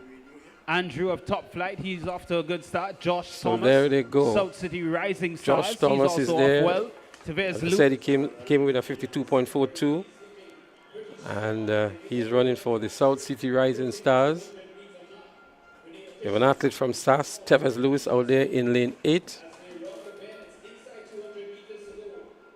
Coming around the bend here now to enter into the home straight, but on the inside too from the Top Flight Track Club is Shamar Andrew. Andrew actually emerges ahead of the rest of the field. Out there in lane 2, Shamar Andrew of Top Flight Track Club. And here comes Josh with a run back here. Josh Thomas from South City Rising Stars, a good run back indeed. Josh Thomas it is with a unique style and technique here. Secures a position into the final. And it looks as though it was Kimmel Murray of the Grenada Christian Academy who will pick up the second automatic spot into the finals. An interesting style here, running slow and sprinting towards the finish line, towards the the last 80 meters of the event. As we see her coming around the turn, it was indeed Shamar Andrew of Top Flight Track Club who was in the lead here, and it was at this point when Josh Thomas made his move and was able to power himself, go past Andrew to win the automatic position here. And towards the far end in lane 7, it was the Grenada Christian Academy, Kimmel Murray, who got the second position. So Josh Thomas, 51.64, and Kimmel Murray, 51.91. These are the two automatic qualifiers. And Ashamoy Andrew, who came in third, we will look to see what time he returned to see 53.08. So Caden McQueen in the first seat had a faster time, so Caden is automatically in. And I would think also that Dorrell Daniel of the Grenville Secondary School with 53.08 would be another of the second or four fastest to make it to the final. So we will provide you with the finalists when we have it. And Jason is down on the field. Jason is covering some of the events. Jason, the high jump for the Octathlon is about to be started, and there are some other field events. To anything on the field, Jason, that you'd want to keep us up to date on? Yeah, well, basically, yes, you're correct. The boys heptathlon, that's the high jump, that's going to start in a little while. And then, of course, we're also monitoring the boys under 17 discus throw. Now, there is some interesting stuff happening there, because out in front in the boys under 17 is Stefan Strawn.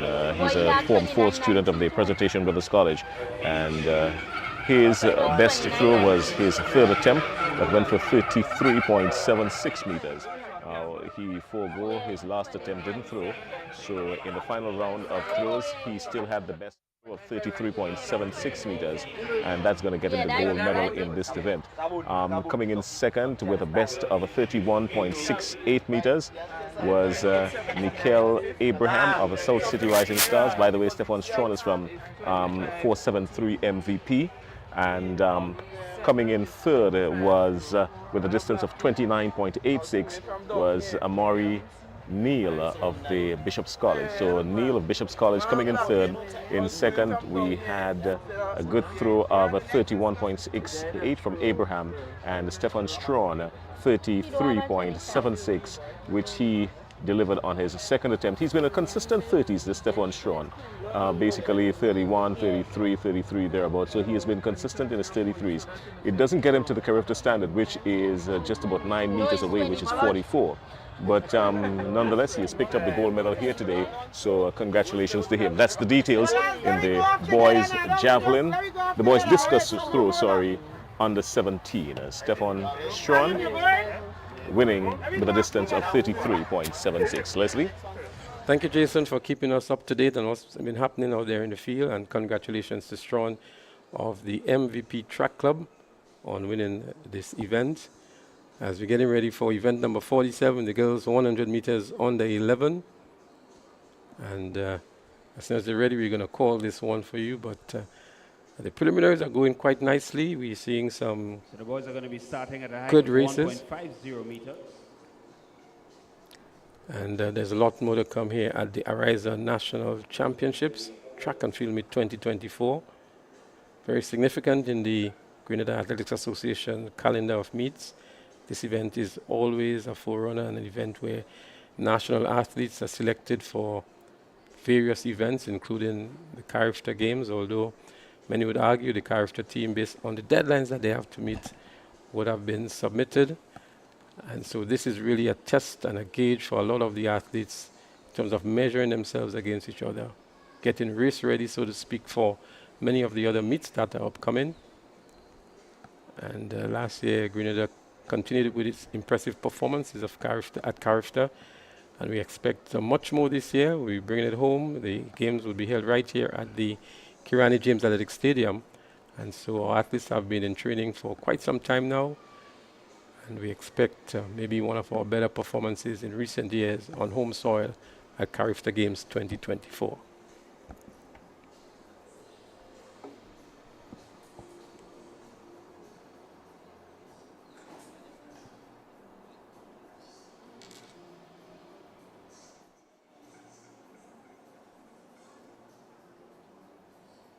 So Jason, we know that the high jump in the Octathlon is about to be started, and there is also some other events on the field that would start in a while. But we're getting ready for the 100 meters in the under 11 girls.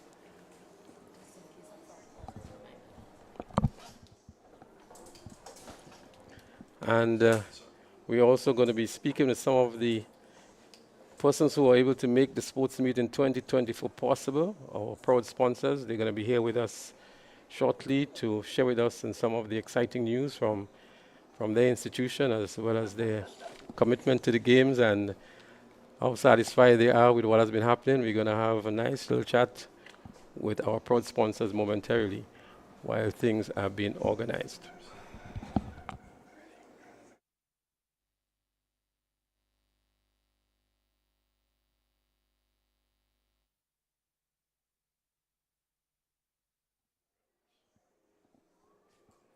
Remind you that the broadcast of the Ariza National Championships has been done by TNR Communications, and of course Ariza Credit Union being the title sponsor of this event for another year.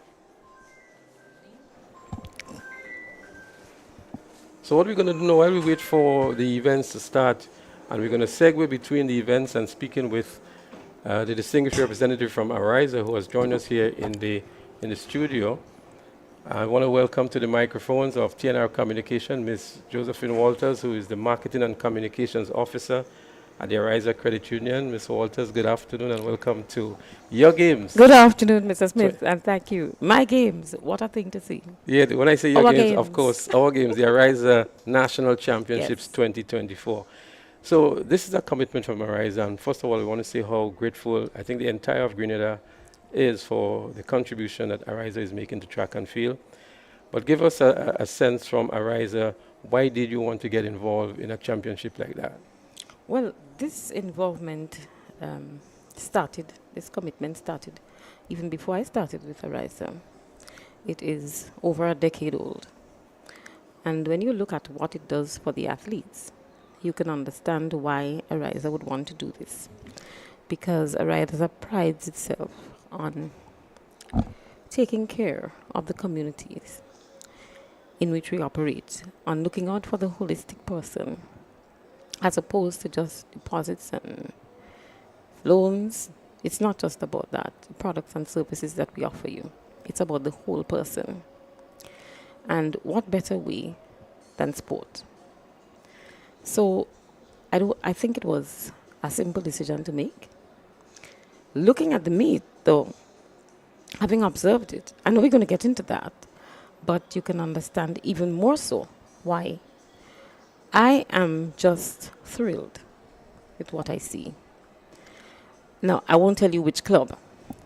Don't ask me to do that. But I came here back in a club. Well, I wouldn't want to put you on the spot for sure. No, you can't. I won't. I came here supporting a club, truly. But I find myself just supporting good performance.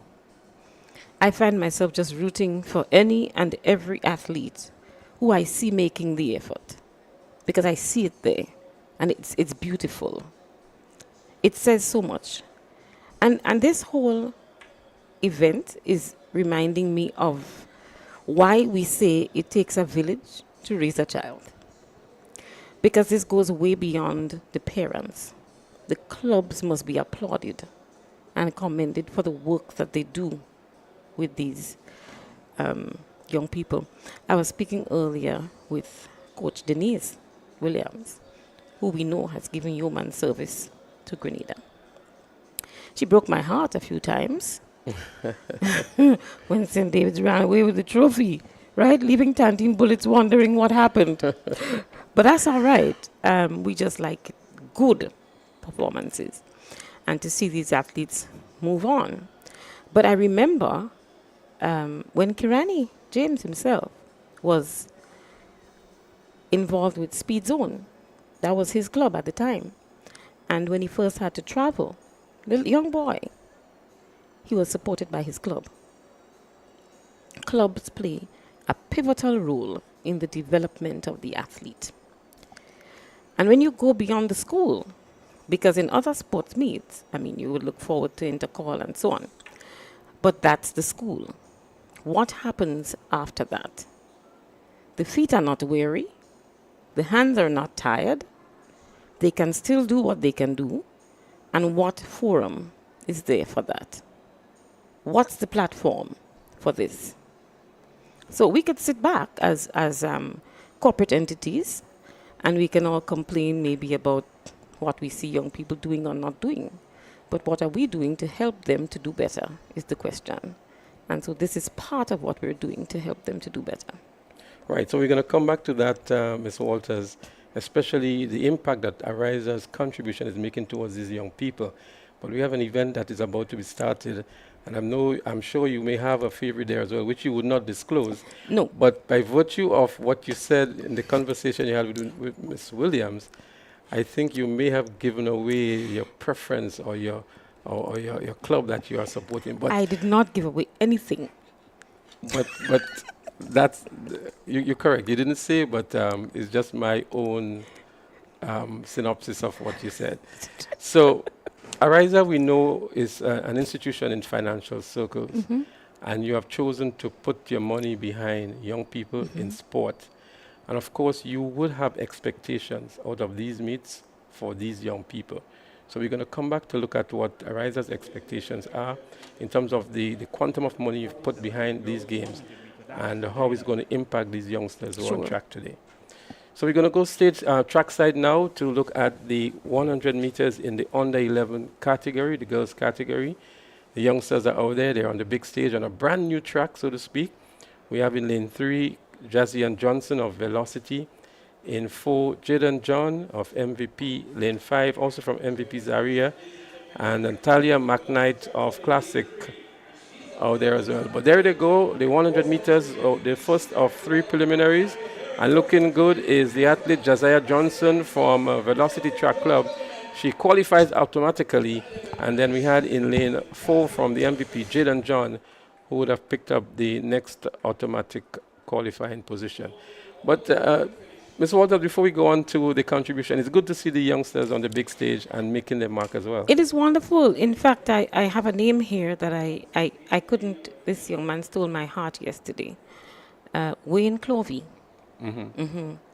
He left everything on the tracks.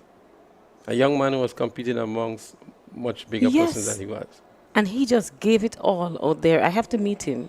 In fact, I want to meet him today. So, Mr. Clovey, Ariza may have something special for you. It might be a mug, it might be an envelope, we never know. But Ariza wants to meet with you. Remember, this, though, is a personal thing. This is me just being so impressed with this young man that I really want to meet him. So, Jazaya Johnson, she returned a time of 15.2 seconds, an automatic qualifier. And then we have Zaria Barrett of 473 MVP, 15.63. Another of the qualifiers. There are going to be 3 preliminaries in this event as we see the athletes getting ready for the second one. But Ms. Walters, again, what is the expectation from Ariza for these youngsters who are competing here over the 2 days?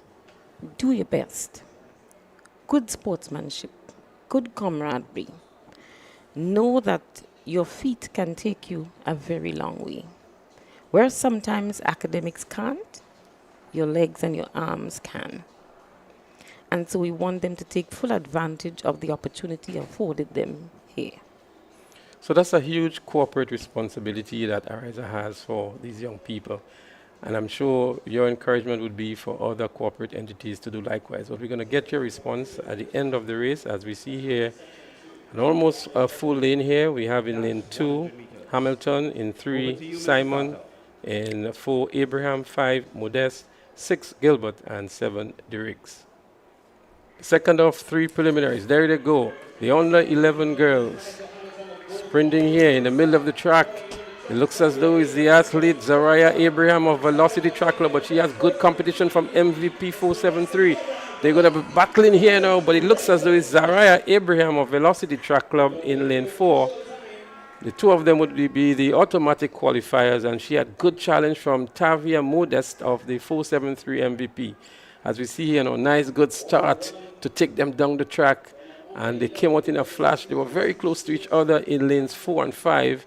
And a measure of concentration. They look at the concentration on the face of Zara Abraham in the white top here. She was really, really focused, and she was able to edge past Tavia Modest of MVP 473 to be the winner of the second of the 3 preliminaries. It's always a pleasure to see these youngsters and how well prepared they are as well. It's absolutely delightful.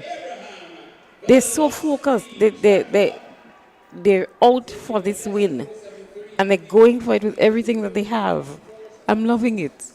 Yeah, so very quickly before we go to the next one, what do you think the role of corporate Grenada has to do with the development of young people through sports? But I believe that corporate Grenada knows that role. And so, but you have 3 broad areas. You have sports, education, culture. And so these are areas that you find us contributing. It may be heavily weighted one way for one and another way for another, but you do find that we come out and do what has to be done. Can more be done? That's the question that maybe other corporate entities have to answer. Well, Arisa has been around this event for a number of years. You care to share on Ariza's continued commitment to these games? We take it right after the event, as we have 2 athletes in the final of the 3 heats in the under 11 girls 100 meters. We have in lane 3 Carissa St. Clair, and also in lane 5 we have Kaya Pei. But it's St. Clair, it is from South City Rising Stars. St. Clair is going to have an easy victory here and qualifies automatically. So too would be Kaya Pei of the Sprinters Athletics Club. Only 2 of them is in this event, so 2 automatic qualifiers into the finals as well. But again, I'm so impressed to see how prepared and how focused these youngsters are for the events at the under 11 category. As we look back here now, we see the winner of the event, that's St. Clair, really pushing herself hard for the victory here to qualify into the finals. As a matter of fact, she has the fastest time, 14.61, going into the finals. Yep. So she's one definitely to look forward to into the finals later on this afternoon in the girls' 100-meter dash. So, Ms. Walters, back to you here with Ariza's corporate responsibility. We see Ariza in the news all the time. We see Ariza in the community. We see Ariza today at the National Stadium. And I wanted to get a feel for Ariza's continued commitment to these games. But first, allow me to congratulate Carissa. As I said, that was Is her mom working at the credit union? No idea. Not that I know of. But such focus. You can see a lot went into her preparation. As Kirani would say, stay in your lane. Right? She was minding her business coming down there. And I wasn't surprised that the result, 14.61, is excellent. Let me ask you a question. What is your experience in sports, in school, in community? Were you an athlete, a netballer, a cricketer? Were you involved? Or were you in administration, a good cheerleader? Where were you involved? I ran a good 3-legged race. Wow, that's St. Joseph's County. You know that's what it is. No, I just love sport. Were you around when SJC was dominating? Oh, in yes. Listen to me. I would be there cheering for Jacinta Bartholomew. Go, Jacinta, go. Go, Jacinta, go. Yeah, man. Those were the glory days. Yeah, definitely. I think we all do, both on the track and in the long jump pit as well. She was just an outstanding athlete. But even today, SJC St. George's do have some outstanding athletes. Yes, we have Chefonia Houston, who is a national athlete and who has been doing well for Grenada, even at the Character Games. And she ran well yesterday as well. I didn't have a look at her. I'm looking out for her again today. So you see, I really can't tell where my heart is, eh? You can't. The girls on the hill. All the girls on the hill. As we get set for the next event, we'll come back with Ms. Walters in a while. We have the boys under 11, the first of 3 preliminaries. Nice setup here as they're up and running. 473 MVP is there, so too is out there in lane 7, finish line. It looks as though it's finish line who's in the lead here in Christian Samuel. Christian Samuel wins comfortably. In second, it looks as though it was Joel Theodore of Velocity Track Club, but a very powerful run here by the youngster from the Finish Line Track Club, Christian Samuel. And he's actually running in socks. He's not even using the spikes here, the athletic spikes. And he was able to comfortably win this one to secure a position into the final. Christian Samuel of the Finish Line Sports Club. Really distancing himself away from the rest of the field. As we saw the athlete here in lane 6, it was Joel Theodore of Velocity Track Club would have picked up the second automatic qualifying position. And on the inside, from MVP, Kalon Johnson, he would have to wait to see what happens in the remaining events to know if he's into the finals. So, Mr. Walters, before you go, I was asking you about the continued commitment, and maybe we could do an evaluation of some sort of yesterday and what has happened today. How satisfied you think you are with what has happened with the organization and the interest that this particular games continues to stir up amongst track and field fans? You know, what I have to say for this is, we appreciate Intercall. We look at the athletes and what they bring to our homes. For some of us, it's just when we get home that we can pick that up. Or you come and you enjoy the games. What happens beyond Intercall is my question.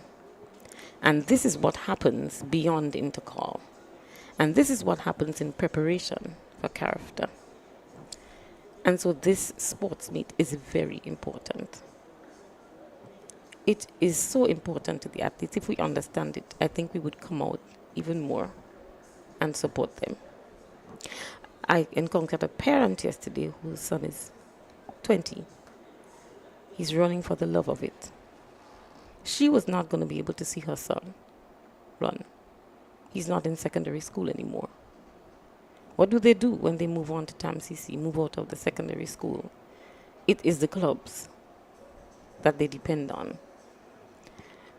And we know of some clubs that have taken children from off the blocks and given them a home and some hope.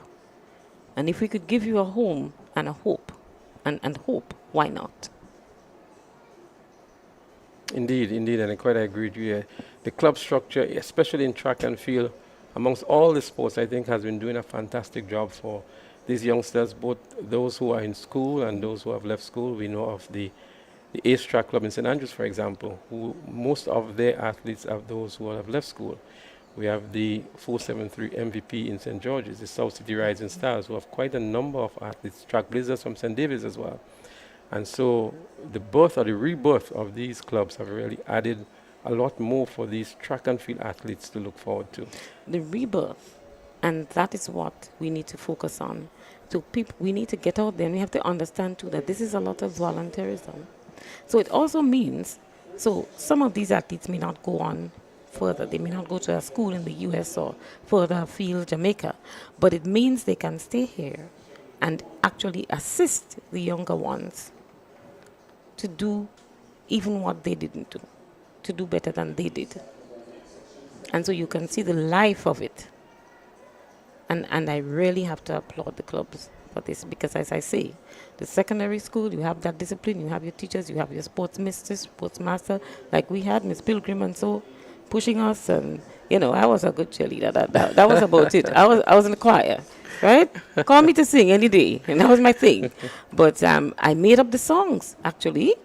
I wrote some of these songs that we sang during Intercall. We had a good time there. But beyond the secondary schools, and this is what we have to look at, what happens? You can drop out of society completely. You were running beautifully, and where are you today? I looked at Samuel Green yesterday, and Tyreek, and I mean, these guys thrilled me. And Ethan Sam. Ethan Sam, yeah, that's right. You know what I mean? It was good stuff. it is good stuff today, and I'm very proud to be associated with the organization that allows this to happen. Indeed, indeed, and there's lots more exciting and fast events remaining today. We're talking here with Josephine Walters, the Marketing and Communications Officer of the Ariza Credit Union, our proud sponsors. Ms. Walters, any final comments before you leave? Just to wish all of the athletes well, an injury-free meet, to say thanks to all of the volunteers, everybody giving up their time today, who gave up their time yesterday, from the physicians right down to the groundsmen and everybody who makes this work. And again, to call out the clubs, because they're giving Grenada human service. We may not realize what they're doing by pulling these children into a sort of formal setting to channel their energies into something that is going to be fruitful. It can only be a fruit for them and for Grenada. So I just want to wish them a successful meet, and that the prize to the one who wants it. Thank you very much. Indeed, we've been speaking to Ms. Josephine Walters, the Marketing and Communications Officer of the Ariza Credit Union, the proud sponsors of the Ariza Track and Field National Championships 2024.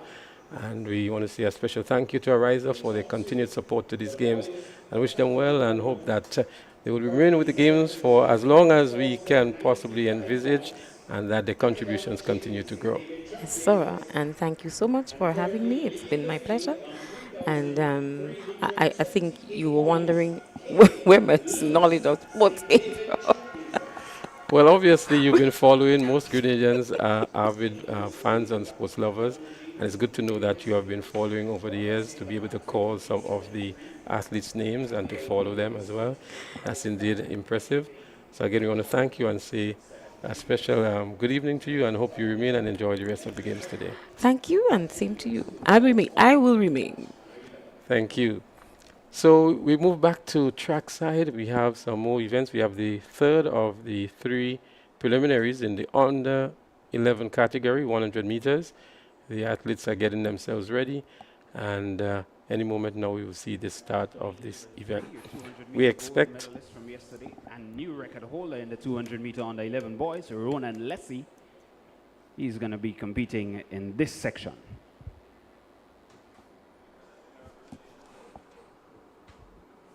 So the boys under 11, one to look out for is the athlete in lane 3, Lessie, who was very impressive yesterday, establishing a new record in the 200 meters out of the St. David's Track Blazers.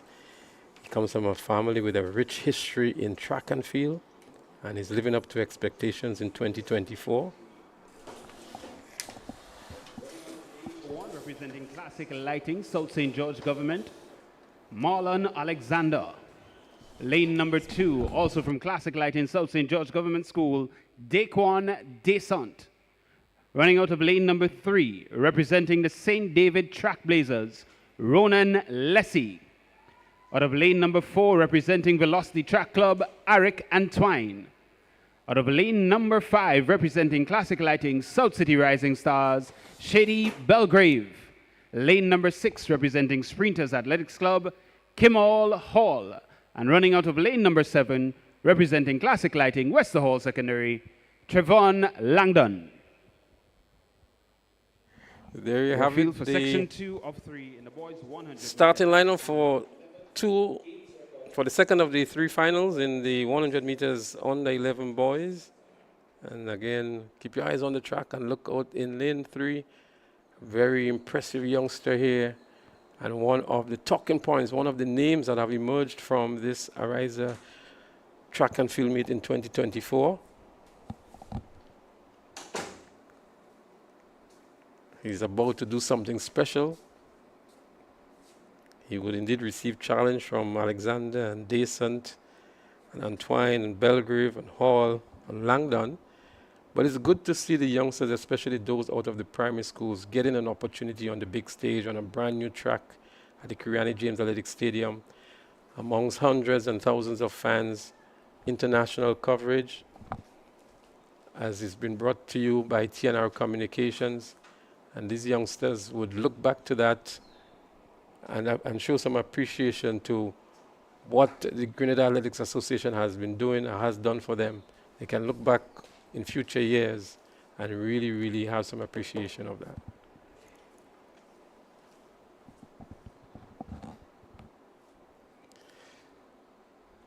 When you see one of the athletes here in the socks, in lane 2, that's Dequan Descent of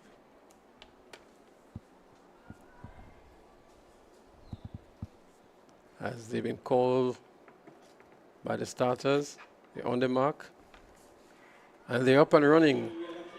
Looking good already is Leslie in lane 3. And taking the lead very early is Leslie in lane 3. But he's getting good challenge on the inside from Deson. But Leslie is pulling away now and courses over the finish line to win here. We'll give you the time in a moment. But as expected, Ronan Leslie, that's him here on screen for you. Very confident young man. Didn't have the greatest of starts. And I can tell you by the time they got to the 45-meter mark, he already established himself and was pulling away from the rest of them. He got some good challenge in the early part of the race from Descent, but he was just a cut above the rest and was able to win comfortably to secure an automatic qualifying position. So Ronan Leslie is definitely one to look out for in the future. Deacon Descent, he was second from the Classic Lighting Springs Government School. There they are. They're anxiously waiting to see what the time would be, looking up to the big screen.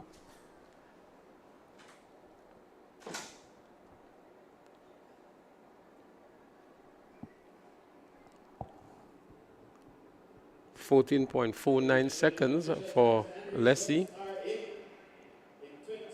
The game's record is actually 14.49, and it's an allowable wind speed. So it's a record that has been equal here, and it's been held by his brother Christian Leslie.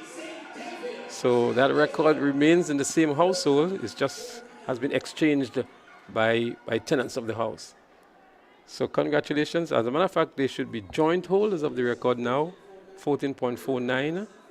So they've just cemented that record within the family, Christian Leslie and Ronan Leslie.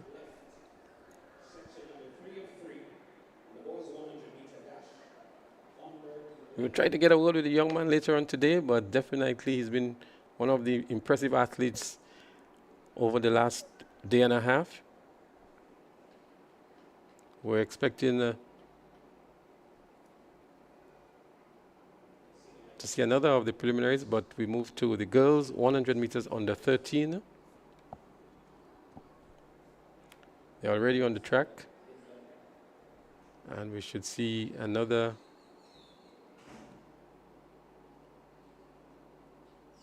impressive run here. Nicola Noel and Leah Campbell are two that we can look out for in this race. They're in lanes 3 and 4 respectively.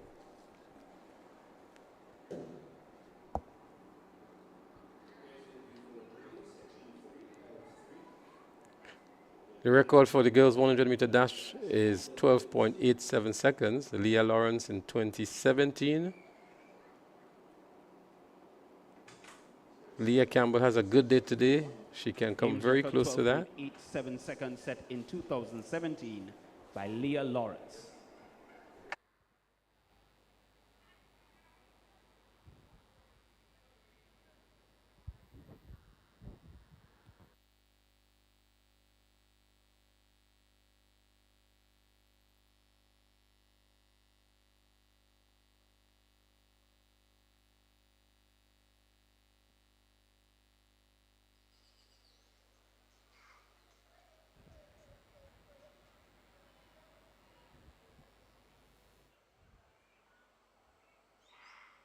And we have a clean start for the girls. 100-meter dash under 13.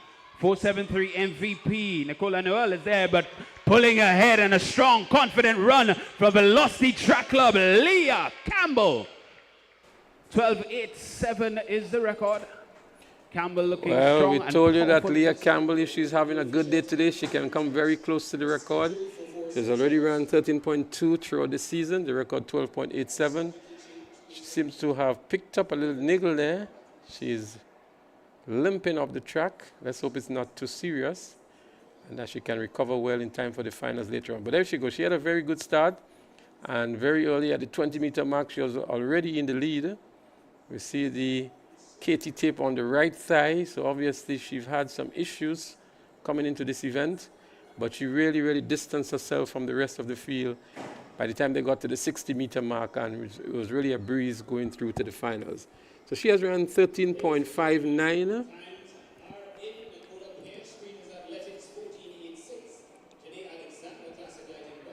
And Jenny Alexander is in second in a 14.66.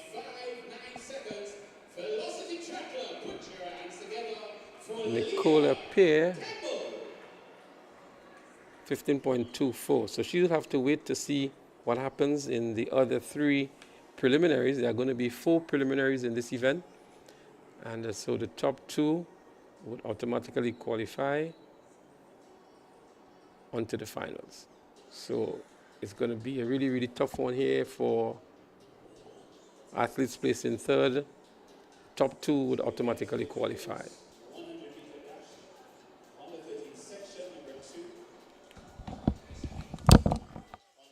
Record holder Leah Rose Charles. She'll be running out of lane 6. Certainly want to watch.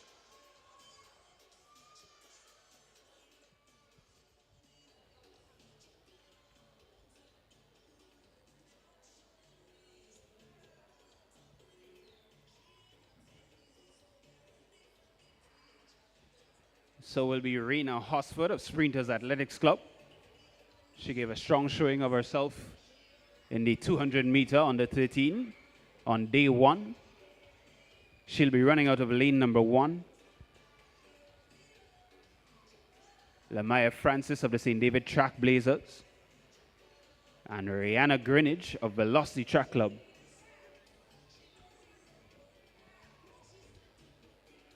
They'll also be ones to watch. For the girls 100 meter dash under 13, section 2 of 4.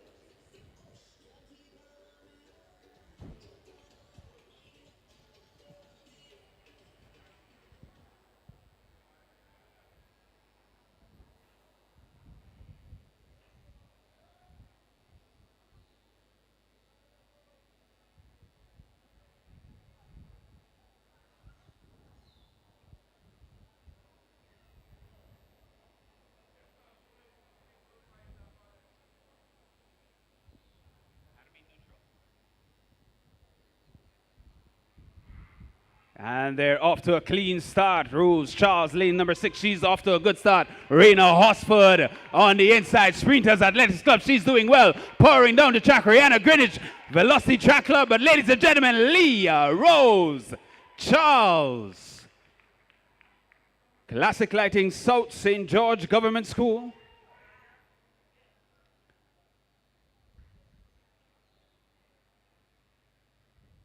We await the official times. Section 2 of 4, girls 100 meter dash, under 13. The time to beat, 13.59 for the gold, 14.86 to make it onto the podium. Well, another very impressive run by Leah Rose Charles. Many of us would remember her from last year. She had a very, very impressive season last year for the South St. George Government School. And here she's back again in 2024, continuing to do well. Leah Rose Charles, one to definitely look out for in the finals later on. An impressive time of 13.71. So she will have a real competition here from Leah Campbell from Velocity, who did a 13.59 moments ago. So it's going to be a real showdown between Leah Rose Charles and Leah Campbell in the finals later on. We still have 2 more preliminaries to go in this under 13 girls 100 meters. Only 4 athletes in this one.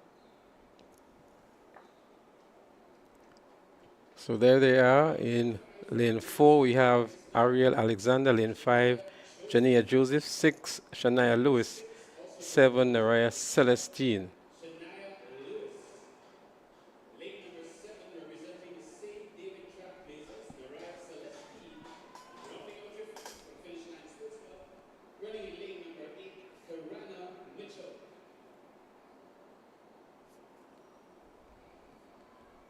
There they are again, getting ready for this, the third or fourth semifinals or preliminaries, if you want to call it that.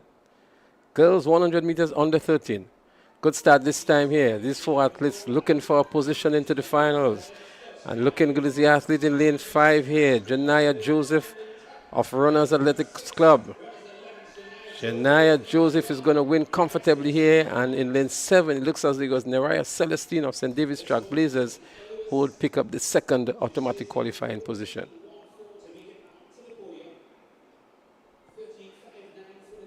Good start, a nice even break amongst the four competitors here, but it was just about this time when Janaya Joseph of the Runners Athletics Club really pulled away from the rest of the field and had a very comfortable qualifying position into the finals.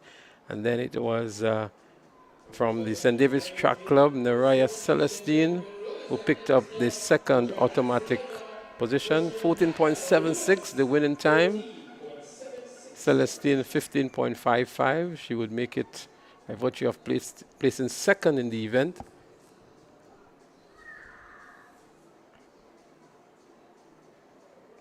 So Leah Campbell, Leah Rose Charles, and we've just seen here Janaya Joseph being three of the top finishers in the three preliminaries held so far in the under 13 girls 100 meters. The final one is about to be started.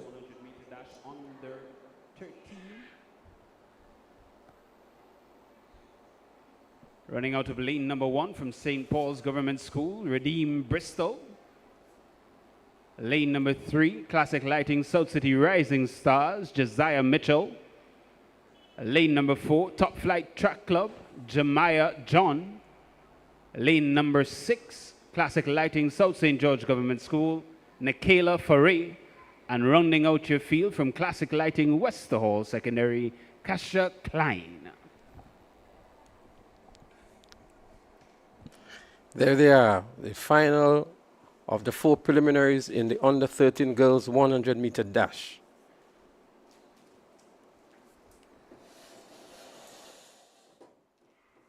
They're up and running here. It's a nice clean start here. Looking good already is the athlete in lane 1. Redeem Bristol it is from St. Paul's Government School. But on the outside in lane 7, looks like the automatic winner here. Look at Kasia Klein of the Classic Lighting St. Paul's Government, I think it is. But indeed it was Kasia Klein, the winner and the automatic qualifier into the finals. The fourth of the four semifinals or preliminaries in the girls under 13 100 meter dash.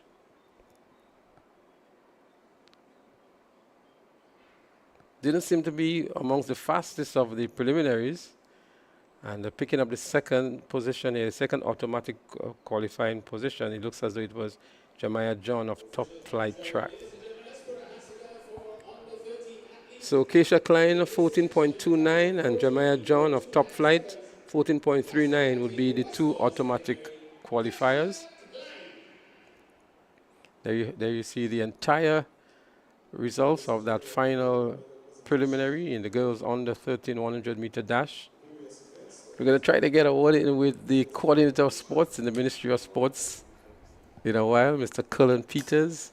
We know it's a very busy track and field season for him with the myriad of track and field events, the availability of facilities for that, the brand new track at the National Stadium, the Intercall games coming up, the Carifta games coming up, the relay meets. I'm sure the ministry has a stake in all of these events, and we will try to get a word with Mr. Cullen Peters later on to get a perspective from the ministry for all of these track and field meets and the expectations of the season, especially seeing that Grenada will be hosting the Carifta Games 2024 on the Easter weekend. Government definitely has a stake in this, and we would love to hear from him later on today. So there's still lots of seats here at the National Stadium, and we encourage those of you who are within the St. George's area or wherever you are in Grenada and you're able to come on down. We say a special good evening to those of you who are viewing. We're going to go down to Jason now, who may have some results for us or some update in what's happening in the high jump in the Octathlon. Jason, Any updates you can provide us with at this time?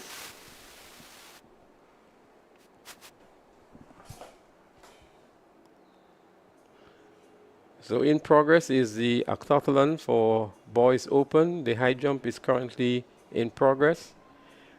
We're going to have a medal presentation. So what we're going to do, we're going to go down trackside for the medal presentation, and then we're going to resume with the live action right here at the Kirani James Athletic Stadium.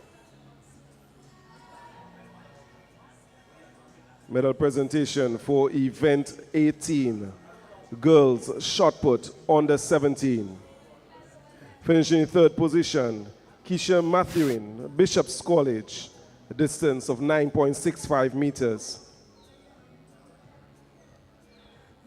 Second position, representing Finish Line Track Club, Naomi Phillip, 9.88 meters. And the winner from the St. David's Track Blazers with a distance of 11.05 meters, Naomi Augustine. The winners for event 18, girls shot put under 13.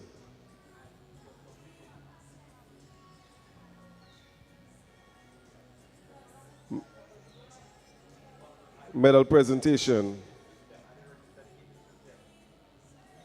for the long jump open female. Long jump open female.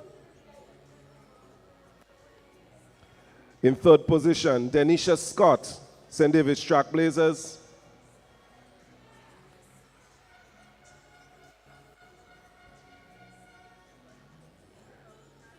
Second position, Ziana Bain, Finish Line Track Club.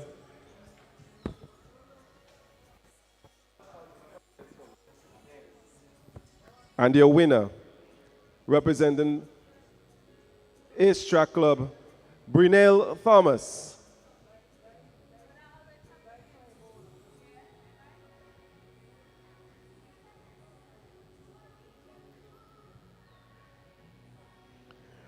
Medal presentation for event 31, girls 4x100 meters under 15, under 17. Third position, Finish Line Track Club.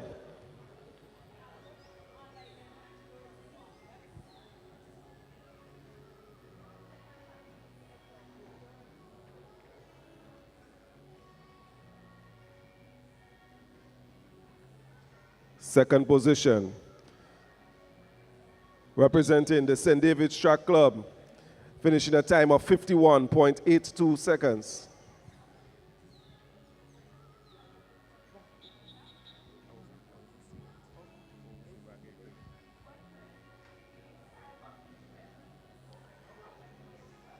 And the winner, the girls 4x100 meters in a time of 51.14 seconds, 473 MVP.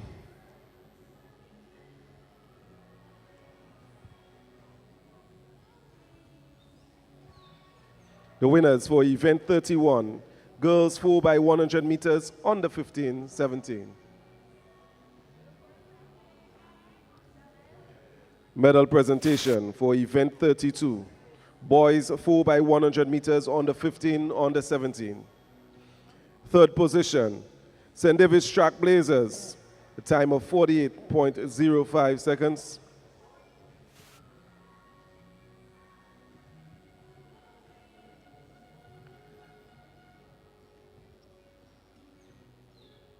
Second position, in a time of 48 seconds flat, Finish Line Track Club.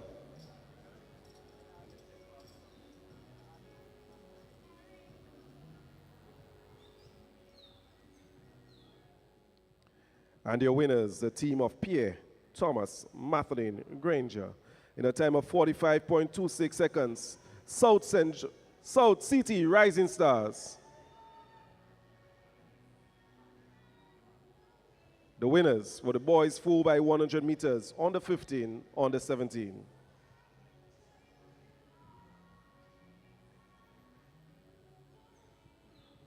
Medal presentation for event 40, the boys long jump open. Third position, a distance of 6.30 meters.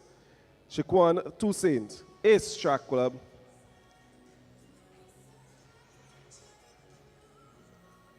Second position, represented the South City Rising Stars, Timothy Greenwich, 6.55 meters.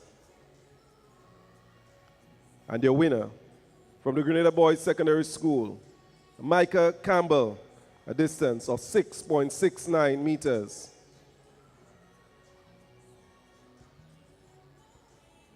Winners of Event 40, Boys Long Jump Open.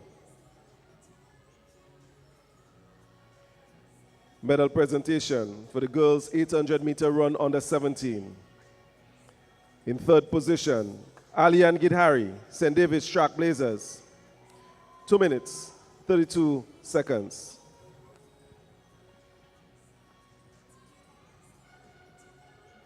Second position, Kelia Olive, McDonald College, 2 minutes, 28 seconds.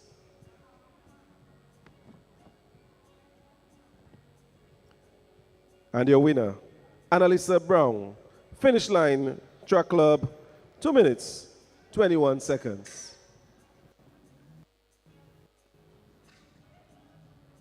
The winners for Event 72, girls 800 meters under 17.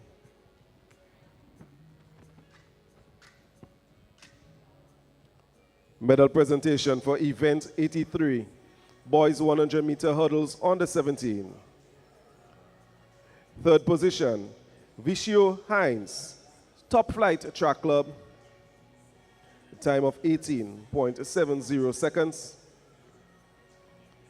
Second position, Rishan Daniel, represented 473 MVP, 18.12 seconds. And your winner, representing Classic Lightning Westall Secondary, Shaim Philip, 17.56 seconds. Medal presentation for winners for Event 83, boys 110 hurdles under 17. Medal presentation for Event 84, boys 110-meter hurdles under 20. In third position, Joy Reed Stafford, South City Rising Stars, 17.56 seconds. Second position, DeAndre Smith, Finish Line Track Club, 16.66 seconds. And your winner, representing the St. David's Trailblazers, Kiel Batiste, 16.09 seconds.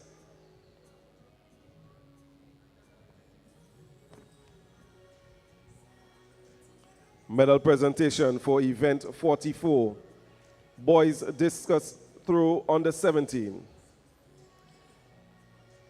Third position, Mary McNeil, representing Bishop's College, 29.86 meters. Second position, Niquel Abraham, South City Rising Stars, 31.68 meters. And your winner, representing the 473 MVP with a distance of 33.76 meters, Stefan Strawn. The winners for Event 44, boys discus throw under 17. This concludes the medal presentation. We want to thank Honorable Andy Williams, the Minister of Mobilization, Implementation and Transformation, for assisting with that presentation. So we welcome you back to the live action here at the Kirani James Athletic Stadium for the Ariza National Championships 2024. And you just witnessed a medal presentation for final events completed earlier on today. The Honorable Member of Parliament for South St. George distributing the medals to the winners. And we're going to try to get an update now in the high jump for the Octathlon. We just saw the bar being raised to 1.65 meters. Jason should be down there and to provide us with an update. Jason, tell us what's happening in the high jump.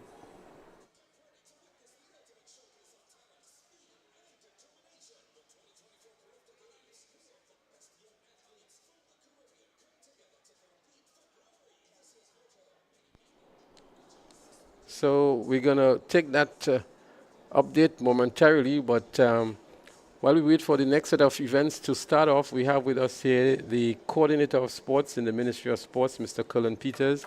I did promise that we would try to get a hold of him to discuss some of the areas of track and field in 2024. It's a very rich and active track and field season, starting with all of the secondary and primary school sports. We still have a number of sports meets to come. We're here at the Ariza track and field, and then we're going to have the big intercall and the ultimate of them all, the Carriacou Games 2024. So, Cullen, welcome and good evening. Thank you very much for the opportunity, and always a pleasure for me to talk sports. So before we go into your role as coordinator of sports in the ministry, we know that you have been a very prolific sportsman for Grenada as well, a former national athlete, would have won several gold medals at Carriacou in the javelin. But you were a sprinter before that. And many people would not know that, but Cullen was a sprinter, a 100-meter sprinter, but really made a name for himself in the javelin, both as an athlete and as a coach. Now he's the coordinator of sports in the Ministry of Sports. Cullen, a very, very complex and active track and field season 2024. How much pressure has that put the Ministry of Sports under? Well, I think, the government has pledged to make sure that it happened, and I must say with the responsibility for along to the Ministry of Sports to execute, with our stakeholders, the WOCs, the Athletics Association and other stakeholders. We had some pressure in making sure that it happened, and I must say we're happy to be here today to see that the Ariza National Championship could have been hosted presently hosted at the new carriacou James resurface track. It was a challenge at first. The Athletics Association nominated the recommendation of the binary track from the states, from Delaware, from. But I want us to come to the track in a little while, right? We're going to come to that because we know a lot of the people who are listening and viewing would want to know a lot more of the details of the track. But we saw a situation where the Roy St. John playing field was really overused because of the work that was done here at the National Stadium, and that would have put some pressure on the ministry to assist the schools in having these events and rescheduling. There were times when there was rain as well, and that got into the whole complication of the issues. And then we have the outer parishes that you had to also help coordinate as well, and that must be a huge task for the ministry, but at the end of the day, you must be pleased that all has been done and it has been a very successful season for the schools. As I say, it's been tough on us at the ministry basically to get the tracks up. If you speak at the Rice St. John's in Tantine, but you look at it before, we had the lighting being installed and the poles and the driving of the truck to make sure that the poles was up. So we was in a kind of compromising position, maybe to stop the lighting process or to do the repairs on the field. And then when we come back now, we were in a position where the track was closed, and then we had to do the emergency repairs on the surface and the drainage at the Rice St. John. I must say that we have, in the ministry, have an assistant coordinator, Mr. Damian Castle. We are assigned to some of the fields, and he worked very hard to make sure that the field were prepared to host all the primary schools hits that occur, together with the rest of outer parish fields, to make sure that the hits were able to, and sports were able to be held. So that was our accomplishment, and we are grateful that the weather assisted us in most of the instances, so that the school could have sports as we lead up here today. Right, so we're going to come back with Mr. Peters as we segue to the track. In lane number 8, Dylan Noel. Your field for section 1 of 3 in the boys 100-meter dash under 13. So there we have it, the lineup for the 100-meter boys under 13 is the first of 3 preliminaries. And the athletes are out there, they're ready. It's a full complement of lanes here. It's good to see the youngsters take to the track. Hamilton, Perryman, Park, Samuel, Thompson, Thomas, Mitchell, and Noel. Good to see them also using the starting block at a very early age. These are the under 13s. And the international experience and exposure that they receive here today will, I'm sure, augur well for them in the future once they pursue or they continue to pursue track and field. The record, 12.12 seconds. Latouche in 2015. Nice clean start. The first of the 3 preliminaries in the under 13 boys 100 meters. And looking good is the athlete there in lane 5, Christian Thompson of the MVP. It's Thompson of MVP who's going to win and qualify automatically. And on his inside in lane 4, Job Samuel of Velocity Track Club would take the second automatic qualifying position. But a good run indeed by Christian Thompson of the 473 MVP Track Club. Just to say something, I mentioned all in starting block is an automatic starting system that is there. So all the athletes are required to start in the starting block. Always see Mr. Anderson Peters down there. I know he'll be preparing for us to bless the track today. So we're looking forward to that. As we look back here again to Christian Thompson of MVP, really giving off all he has here, running very close to the line as well. But a comfortable win for him to return a 13.79 seconds time. Job Samuel, who was second, 14.21. And Alonzo Mitchell of Trackblazers, 14.60. So yeah, Colin, coming back to you, the season, a very dynamic one. We still have 2 major events to come. Some people may say more than 2 because we still have the primary school sports, national primary school, and the private primary school sports as well. School, and then intercall, and then character games. So it's so the athletes have a lot of work to do. I know tomorrow is Monday and Tuesday at the Huggins Private Primary School hits. So some of the athletes will be back here again. Here again for the next 2 days, trying to compete for the private primary schools. Especially those that we've seen on screen here now who are from the private schools. From the private primary schools, yeah. So, and that is where we start. And we mentioned they all have to use the starting block. It's automatic starting system that will give you, depending on the split time you move out, will call back the race. So the reaction time. Reaction time. So it's very important that they learn the usage of this right now at this stage in their life. So I think that is very important, Colin, extremely important that these youngsters get the experience at a early age. Representing classic and you see on City Rising Stars, DeAndre Wint. He's the bronze medalist from the 200 meter on day 1. Lane number 5, representing Classic Lighting Westall Secondary, LeBron Murray. Lane number 6, representing Speed Zone, Christopher Marshall. Lane number 7, representing Classic Lighting South St. George, Peyton Cornwall. And rounding out your field, representing Sprinters Athletics Club, in lane number 8, Kendall Blackman. Your field for section number 2 of 3. You could see the excitement on some of their face when they call it the name. It's a pleasure. It's a pride. I commented on that earlier this morning with the young ladies. It's empowerment, You're representing your school. And if they only know that they've been shown globally, it's another dimension. It's another dimension. Oh, no. What else better than sports? But, I'm happy that at this very early age, they have the full international exposure with the starting blocks, the electronic starting blocks, the spikes, the running shoes here. Yeah. Although we see some of them. We see one day with it, but, we have to correct that, next time because So, Colin, that's an issue, the availability of facilities and equipment for athletes. I'm sure part of the issue here is not that the youngster doesn't want to run with the spikes, but access and availability. Access and availability, yeah. I think it's something we definitely have to put our investment into. As we say, we put into the facilities, we have to put it into the individual, to the athletes to make sure that they could, if through the schools or something, give that support, or through the parish, give that support so that they could have the proper equipment, and despite there is the proper equipment basically so that they could compete in the race. And that's I think at this track, let me say that it will be a disadvantage basically with them running like that, because it's very hard, and in the sense the roughness of the final coating, you need that kind of extra bounce with the spikes and the support.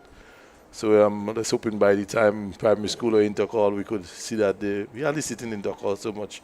Sometimes in the long distance with the athletes feeling uncomfortable, but that's something we have to try and see what we could fix. Right, so that's one aspect of the equipment. But for example, this year where hurdles is being brought back into intercall, the availability of the equipment in all of the parishes for the athletes to train might be an issue as well. Well, I know before the G had a program where they had all the parishes had, even through the ministry, all the parish had hurdles.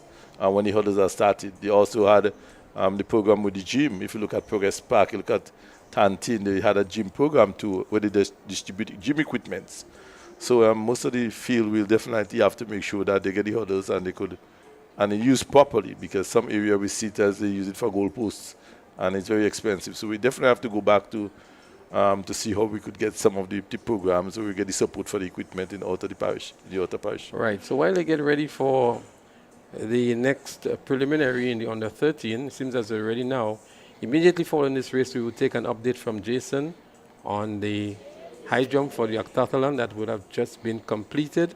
As we see, the young ladies are getting ready for their high jump as well. But Jason is going to give us an update on that following this race. So this event, that's the second of the two preliminaries or the three preliminaries, in the 100-meter dash under 13 boys. They're on the marks now. And we have Klein, Simon, Roberts, Wint, Murray, Marshall, Cornwall, and Blackman. Wint in lane 4 is one to look out for. He already medaled in the 200 meters. And so he would be one of those who would be looking for an automatic qualifying position into the finals. Looks like a false start here. They will be recalled and asked to restart. I guess the excitement, of yeah.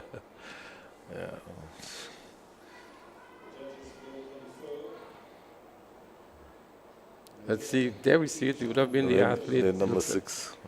In lane 6, that would have been Christopher Marshall of Speed Zone.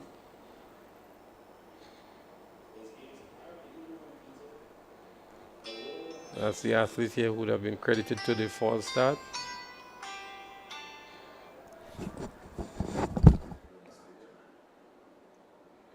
They're going to have a restart to this one, the second of the 3 preliminaries. 100-meter dash under 13 boys. So the entire field has been credited to the false start here.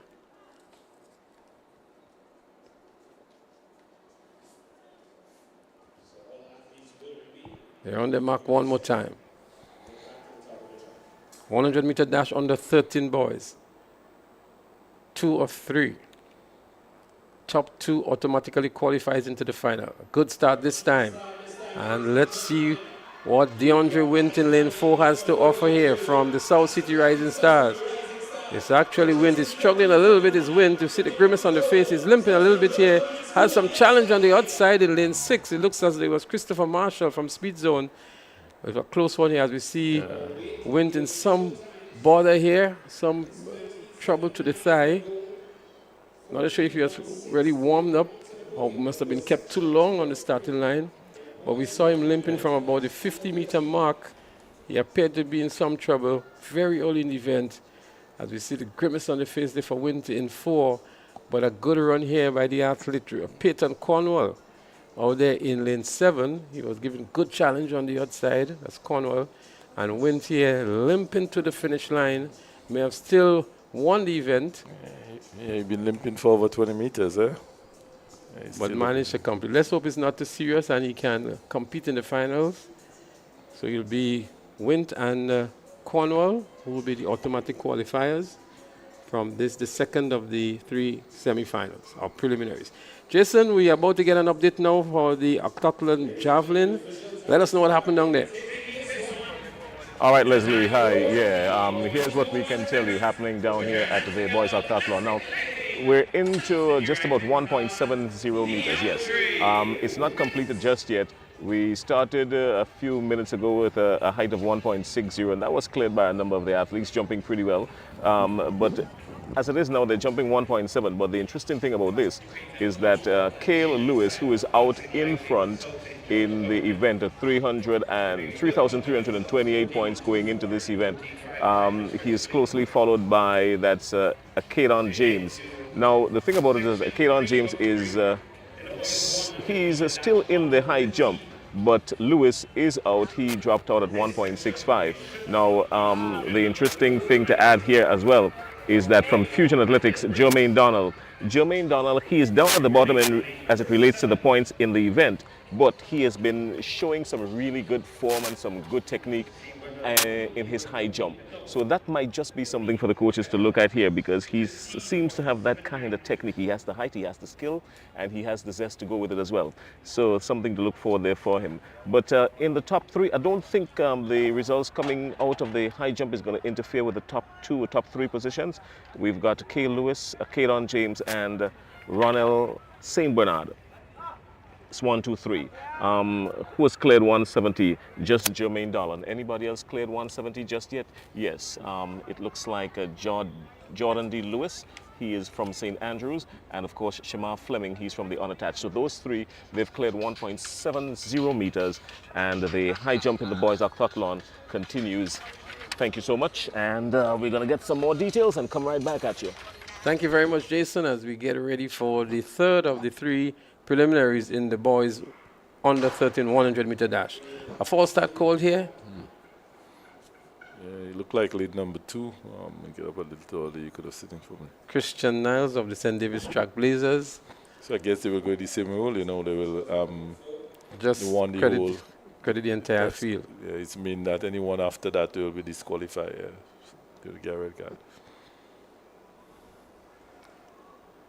So Cale Lewis continues to lead in the boys' octathlon. Akadan James is in second, and earlier this morning, Lennon Williams was in third.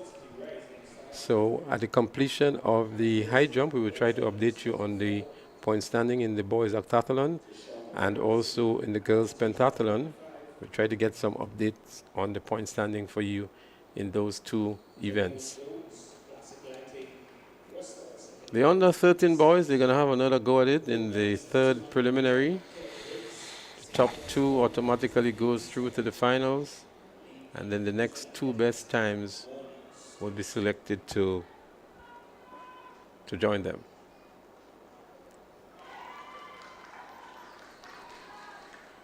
We just saw clearance there in the high jump for the octathlon.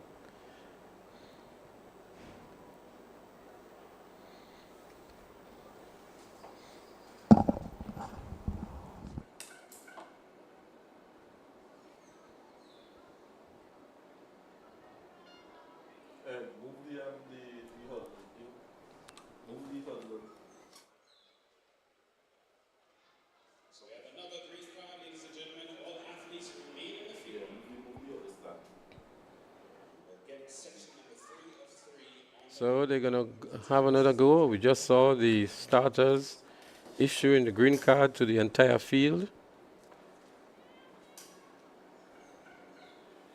Means that everybody would have had a false start accredited to them here, and anybody false starts now may be automatically disqualified. So the youngsters would have to contain themselves and wait for the starting pistol. There they go. Nice clean start this time. Let's see who emerges first. Looking good is the athlete in lane 3. Cameron Bonaparte. Also looking good is the athlete in lane 7. Akel Briggs. It's indeed Akel Briggs. Akel Briggs from the St. Paul's Government School. The winner here. And the automatic qualifier to the finals. Akel Briggs. So Briggs in lane 7 maybe did not have the best of starts. Looks as it was the athlete from lane 3, Cameron Bonaparte, who came off flying. But Briggs, with a good form here and maintaining his form, really focused on the finish line, was able to move away from the 50-meter mark here and establish a good 7-meter gap on the second place, Christian Niles, to be the automatic qualifiers. You look good. You look like you've been training. You know, he look firm on the lane there. You look comfortable. Look very confident as well too. Yes, yes. 13.05 from the St. Paul's Government School, and Cameron Bonaparte of South City Rising Stars, 13.75.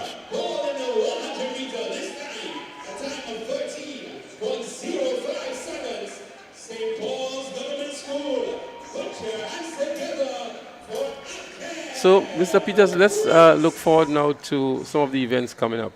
We have the National Primary School Games. We also have the Private Primary School Games. and of course intercalls. All of these championships here basically is a contest between schools in these various categories. Intercall, we know, is the big one amongst the three, or maybe the biggest one amongst the three. But how are things from the ministry's perspective going in terms of preparation and the contribution that the ministry makes towards these events? We know, for example, the Grenada Union of Teachers manages one, the Private Primary Schools Association manages one, and the Secondary School Principals manages the other one. But I'm sure the Ministry of Sport has some involvement. Before we give support in many ways, we may give support maybe to concessions, to coaching assistants in the different parishes where our coaches are available. Most of our coaches are all coaching individual in the clubs, to the association to make sure that the relevant equipment are needed. Like here for the starting system, all that was done through the GA, through the Ministry of Sport. So government continue to give support through medals and through the stadium assistance, through contribution or through concession or through reduced costs to make sure that the facilities are ready and they could, to make sure everything is good so that the athletes can come perform. So it plays a key role, and we have seen that the government make to refurbish the track. We can't get away from it. The resurfacing of the track are key within that support for the athletes to make sure that they be able to run on a proper surface. And we have seen so far for with the timing that have been produced by our athletes, which is wonderful. It shows that the track is fast, and we are looking forward to that the athletes will come out in the other games for the next 2 weeks and perform to the best of their ability. And what also you could notice here, if you look at the whole setup, you have a lead to assistance in performance and you put the athletes like they're in an international setting. We look at one aspect with the identifying the athletes in the lead. If you look behind, you could see the running screen, showing the sponsors and stakeholders. So it's not too late for sponsors to come to get advertisement and to join with the associations and other bodies to make sure that the sporting is done properly at an international standard, So we're going to come back to your column. We're going to talk carriacou and the track later on, but we're getting ready for the 100-meter dash on the 17 girls. Is the heat 1.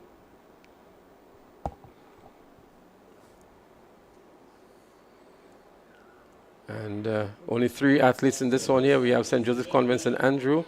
We also have in lane 5, Rosemary Thomas. And other in lane 8, we have Nikaya Protein. It's a close one, but it looks as though it's Convent Grenville. Over there in lane 1.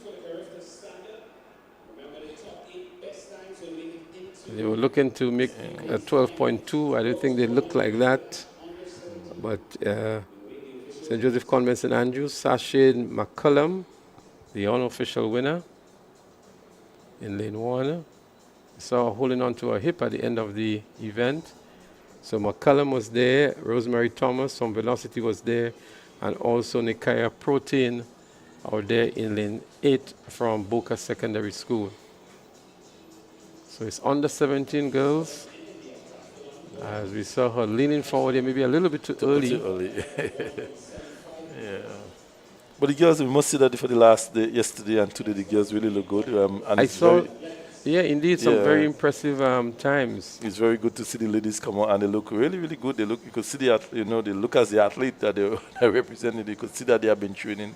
So we must say hats off to the coaches that come out and make this, and the parents and the school and everyone that contribute to the support so that they could train on an afternoon and reach to that level.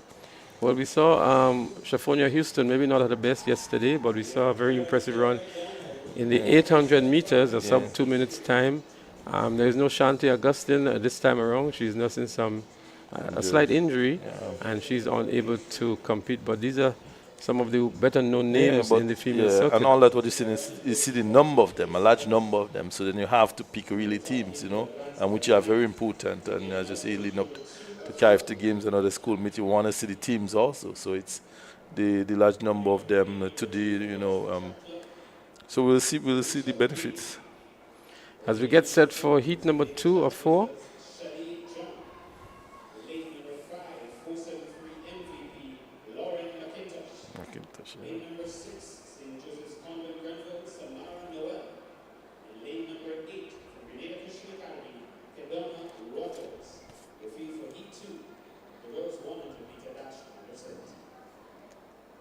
Well, There they are, getting ready for the event. Some of the lanes are scratched.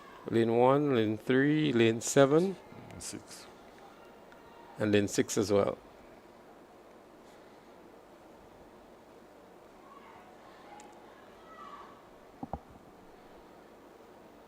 Looking for a place into the finals. The top 2 automatically goes to the finals.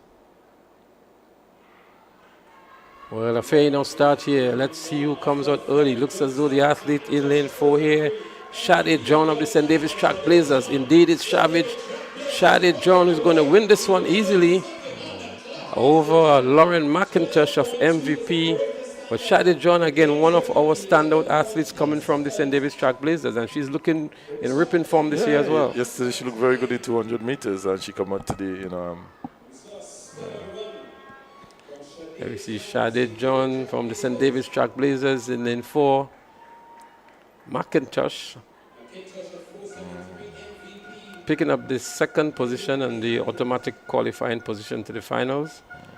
But an easy victory here onto the finals for Shade John.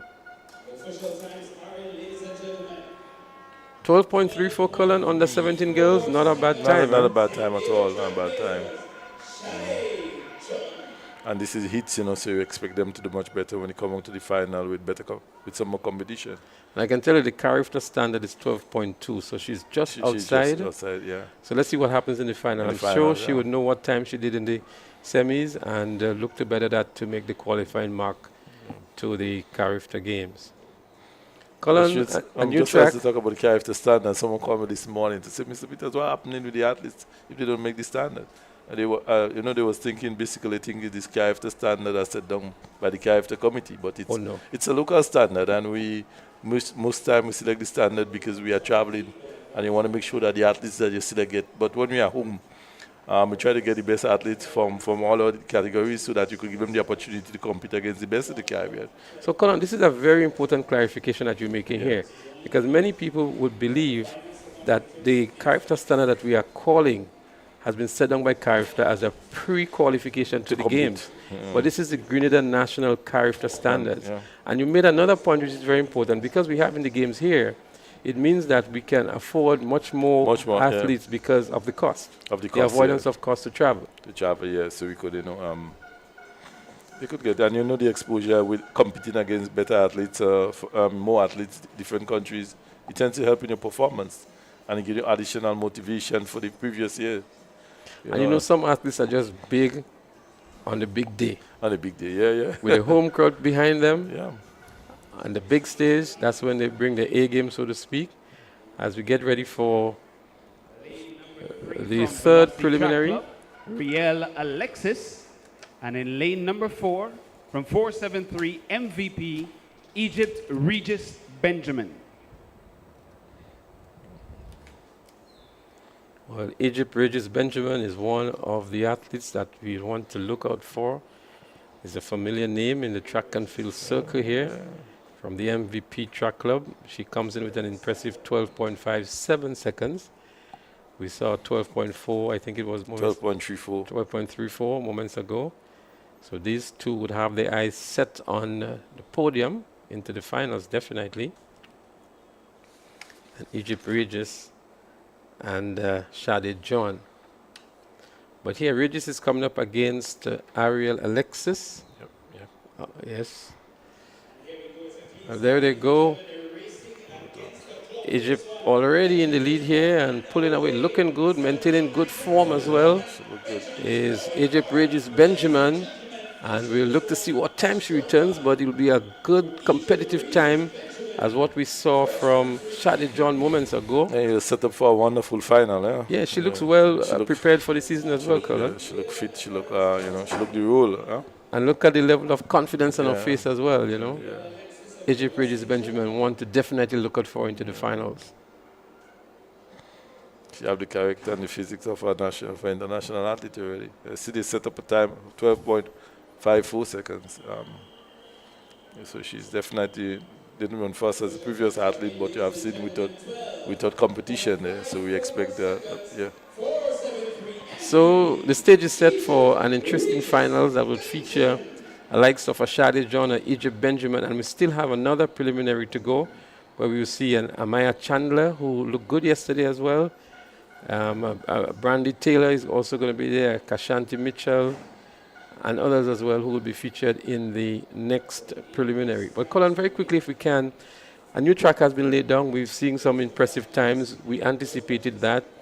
Most of the athletes ran on grass throughout the season, and they come onto this brand new track here now, the first really major event on it, and some good times. But take us through the process of the rebuilding of this new track. Well, basically, to make it just overview, it's you call it an embedded metal, where they enhance the previous surface. So they didn't remove the previous track. They build on it, and to finish with that lovely surface that we have seen here. The company is a company from Maryland with boasts over 50 years of indoor and outdoor track, and I must say they have worked very hard to make sure that they meet the schedule. It should be maintenance free as they advertise it basically, but it's a track that is wanted to last at least 5 to 10 years with proper maintenance, annual service of power washing and cleaning and preventing heavy equipment from rolling or pushing or driving across the surface. So we know, Colin, we had a level 1 surface before because we started from scratch. Yeah. Now we have a level 2. Yeah. And some people may be thinking a level 2 would records established, with performances done here, be accredited and have the same weight as if it's a level 1.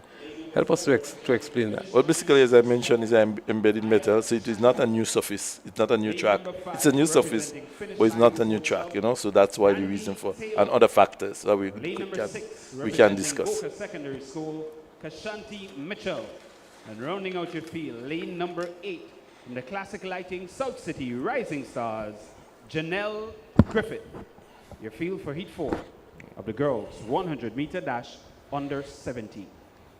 Well, there you have it, the final of the 4 preliminaries. First 2 goes on to the final.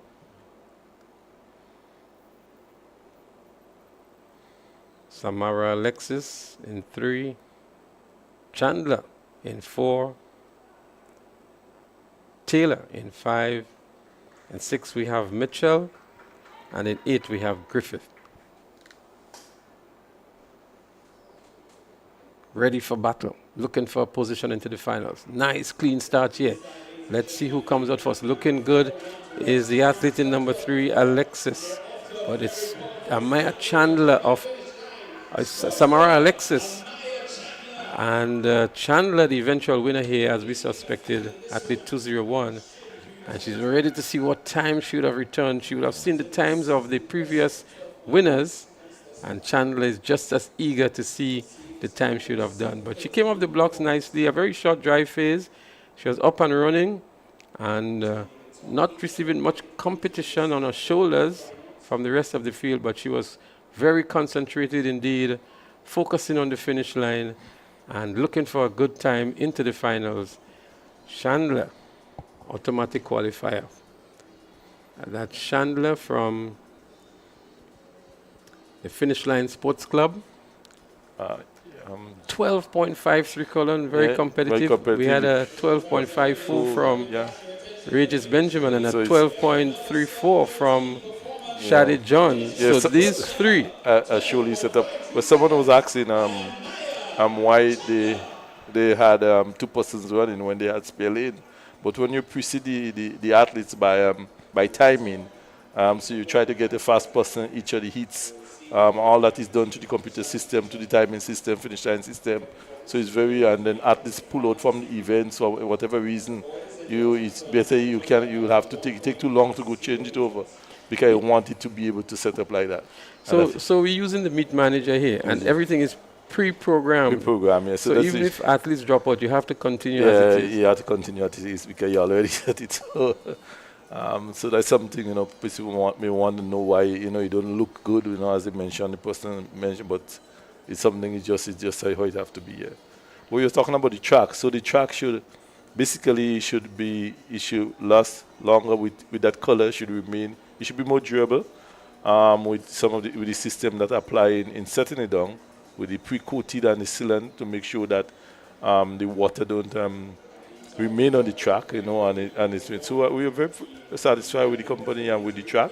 And what is done, we have to make sure that the maintenance and use it for the proper purpose now is key, so that it could last as long as possible within the warranty period. I think that's a key factor. Huh? Yeah, you were talking about the level. So one of the factors is because the embedded system is that we didn't dig up and we surface the whole thing as we have done in the warm-up area. So the certification with other components that will lead you to a level 1 or a level 2 certification.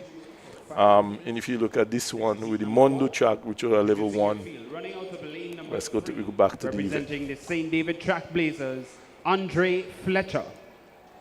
Lane number 5, representing the St. Andrews Anglican Secondary, Tevez Lewis. Lane number 6, representing the St. David Trailblazers, Ronell Hosford. And rounding out your field, in lane number 8, representing Grenville Secondary, Kristen Sincere. Heat number 1 of the boys 100-meter dash under 17. So there we have it again, not a full lane assignment.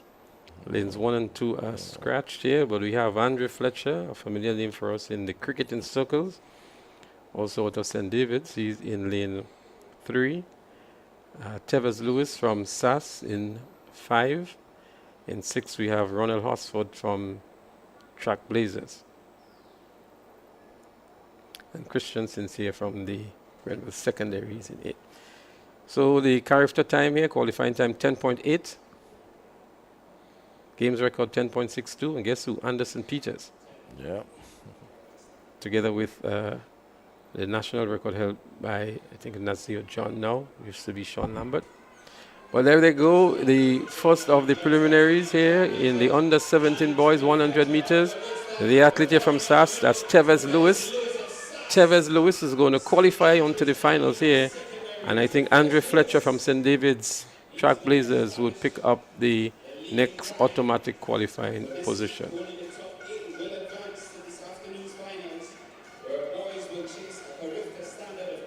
So there are going to be 5 preliminaries, and what is going to be done, Colin, they're going to use the top 8 times. Yeah, okay, the top, yeah. To determine the finalists. The finalists, yeah. So we're not sure yet if Tevez is going to make it. It's not who wins the events now, but the top times. Yeah, so if they go by that method, the top 8 times, that means you could place second in one of the heat and still be in the, if your heat is fast, and still be in the final, eh? Or you could win your heat and not make the finals too. Because you know the next method, you could say the winner of each plus the fastest finishes. The next 3 fastest finishes. But this time, if that's the method, then you know you have to make sure you run very good. Right? Yeah, it says that the top 8 advance by time. By time. Yeah. I guess it's fair, yeah.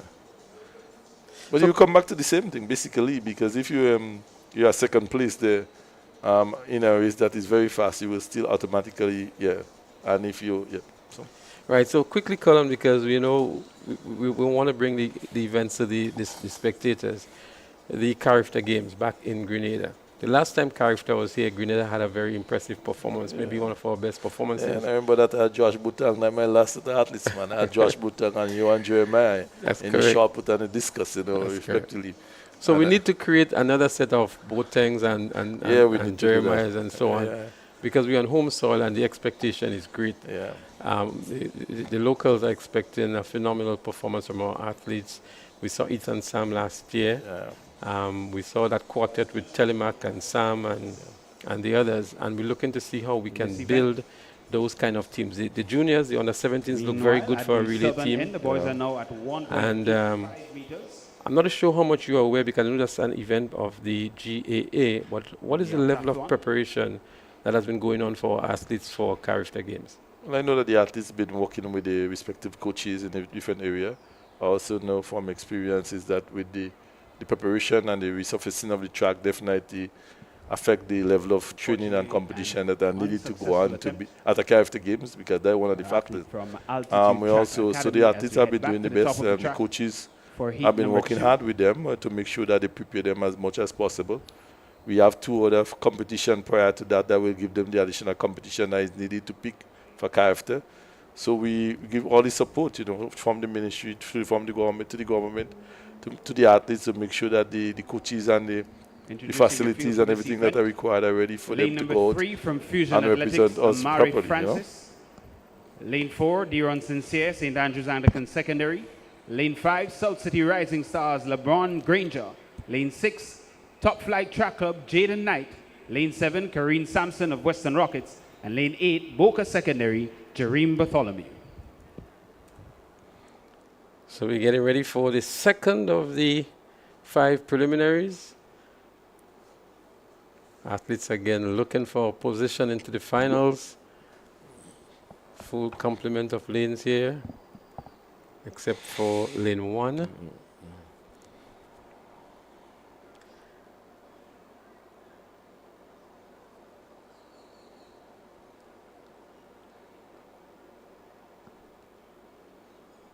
At least well composed and ready for.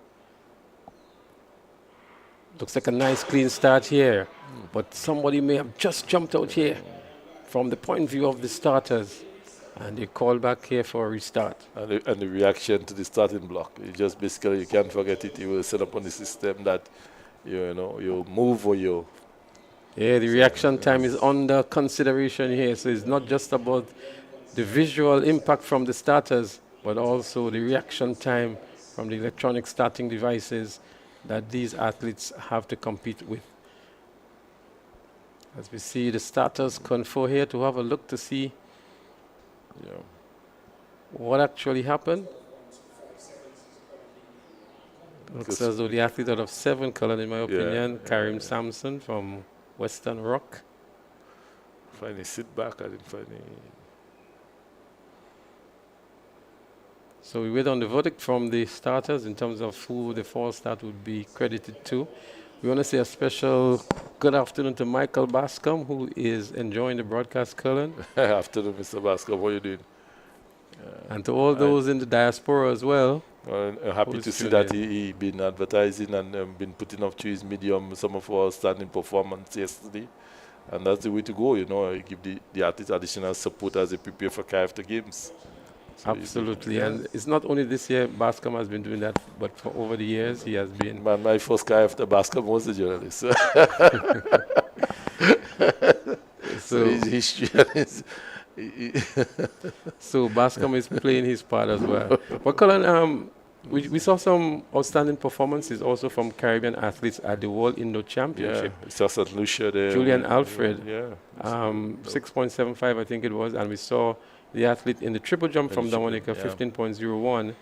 She won a gold medal for Dominica. These 2 countries, their first international gold medal. Yeah. Some years behind Grenada, I would say as well, Colin. But I think we ought to join in congratulating those 2 countries. I mean, Julian Alfred has been phenomenal. That's a name last year. Yeah, we've been following, we've been hearing it. And she is the pride of the Caribbean, I would think, in terms of emerging track and field athletes. We are very familiar with the Jamaicans, but to see somebody from the OECS, somebody closer to us, from a smaller nation, smaller population, and the mark that she had created last year with world-leading times and continuing this year as well, as we see the green card being issued to the entire field.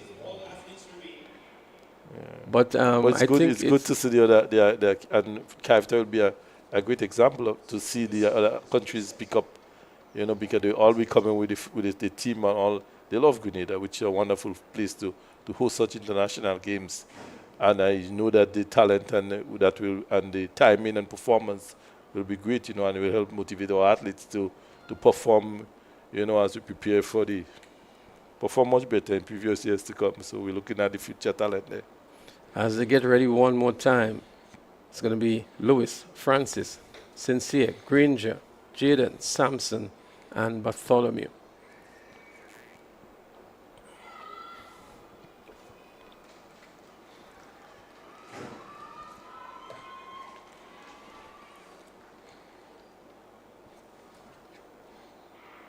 Looks like a clean start this time. They call back one more time. And it's very hard to pick it up by the eye. It's not so easy to pick it up. We see some expressions of frustration by some of the athletes. So somebody as well. will be disqualified if not a mechanical problem or computer problem. Yeah. It looks as though the athlete in lane 7, Colin, again. That was my call the first time. That's Karim Sampson. Let's see. He's from Western Rock. So we can get another look at it. Camera is on him. Oh, yeah. Yes, definitely. Yeah, Definitely. yes, The athlete in lane 7. Yeah. You know, very strange. You have to stand at the Jamaican on the 1700 meter guy who won 10.89. Yeah. Yeah, he won 10.8. I mean, so the standard day, you know, it's really high. So a second false start. First false start was credited to the entire field. We expect that there may be some disqualification now, once it's not a mechanical error.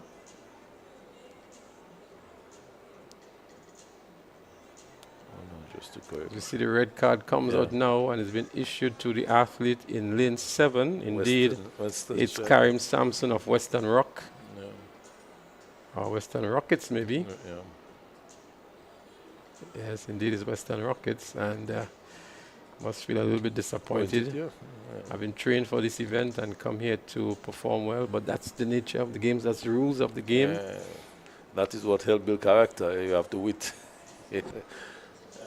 We saw the famous false start by Usain Bolt several years ago.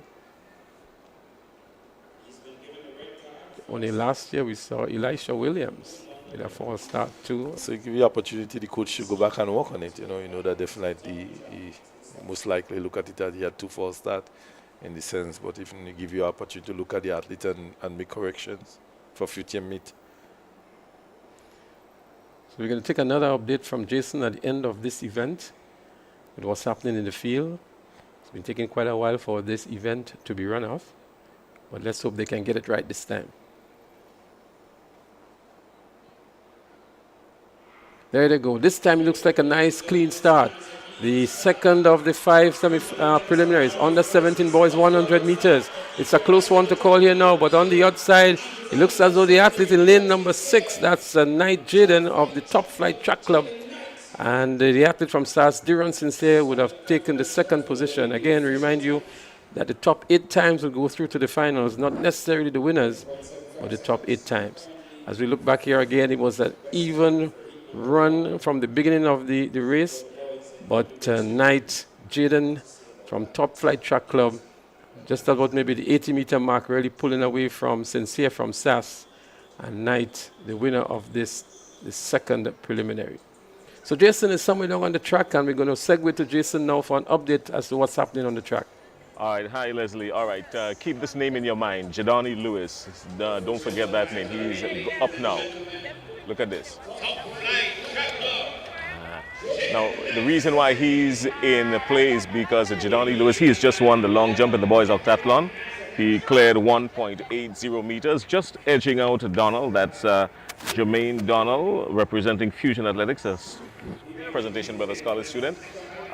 So Donald coming in second in the boys Octathlon high jump, but Jadani Lewis clearing it with some confidence, 1.8 meters, and he decided to go up to 1.85 just to try and put some more accreditation to his name, basically. So he's going to try to get up to 1.85, and he has brought it up now. Has he brought it up? To 190. So he's decided to go even further, 1.90. So let's see what's going to happen. You've got to stay with us on this one. The boys high jump in the Octathlon. Right, Jason, thank you so much. Jadani Lewis, at the beginning of today, he was in 8th position in the Octathlon on 2,232 points. I'm sure you have a points update as well, maybe as soon as you can, to give us in terms of where they were before the high jump. But Jadani Lewis, as we heard moments ago, winning the high jump in the Octathlon Open for boys. We move back to the track to the third of the 5 preliminaries in the under 17 boys 100 meter dash. We only have 3 competitors here. We have in lane 4, Jaden Pear.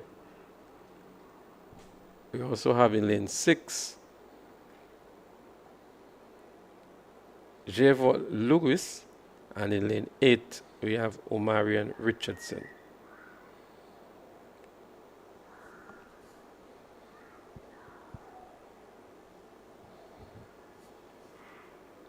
So they're up and running. It appears as though it's a false start. It looked like that from here, Cullen. The gun maybe was a little bit late on the recall. On the recall, yeah.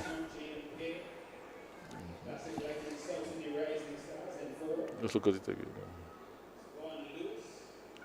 The athlete in lane 4, that's Jaden Pear, was the one who jumped out first.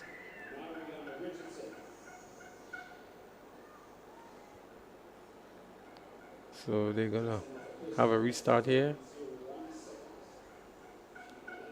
The red card has been issued to the athlete in lane 6, so it was actually Lewis of Altitude who started here, Colin. So again, the naked eyes would have seen one thing, but the electronic starting system here would have picked up, based on reaction time, who would have moved first, and so the starters are guided by that as well.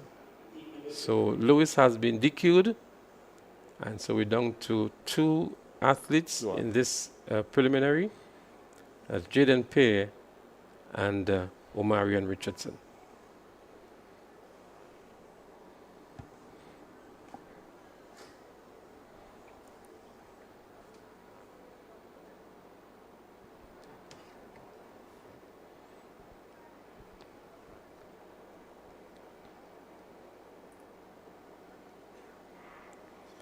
There they go. Good start now for these 2 athletes looking for a place into the finals.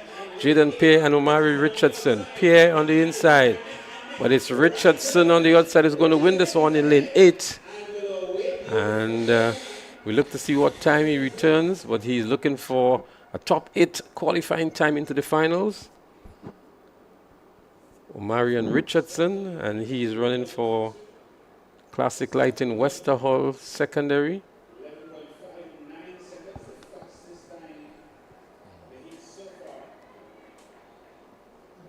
So we've not seen any very impressive time so far, Cullen, in the 100 meters for the under 17 boys. We still have 2 more preliminaries to go, and one would feature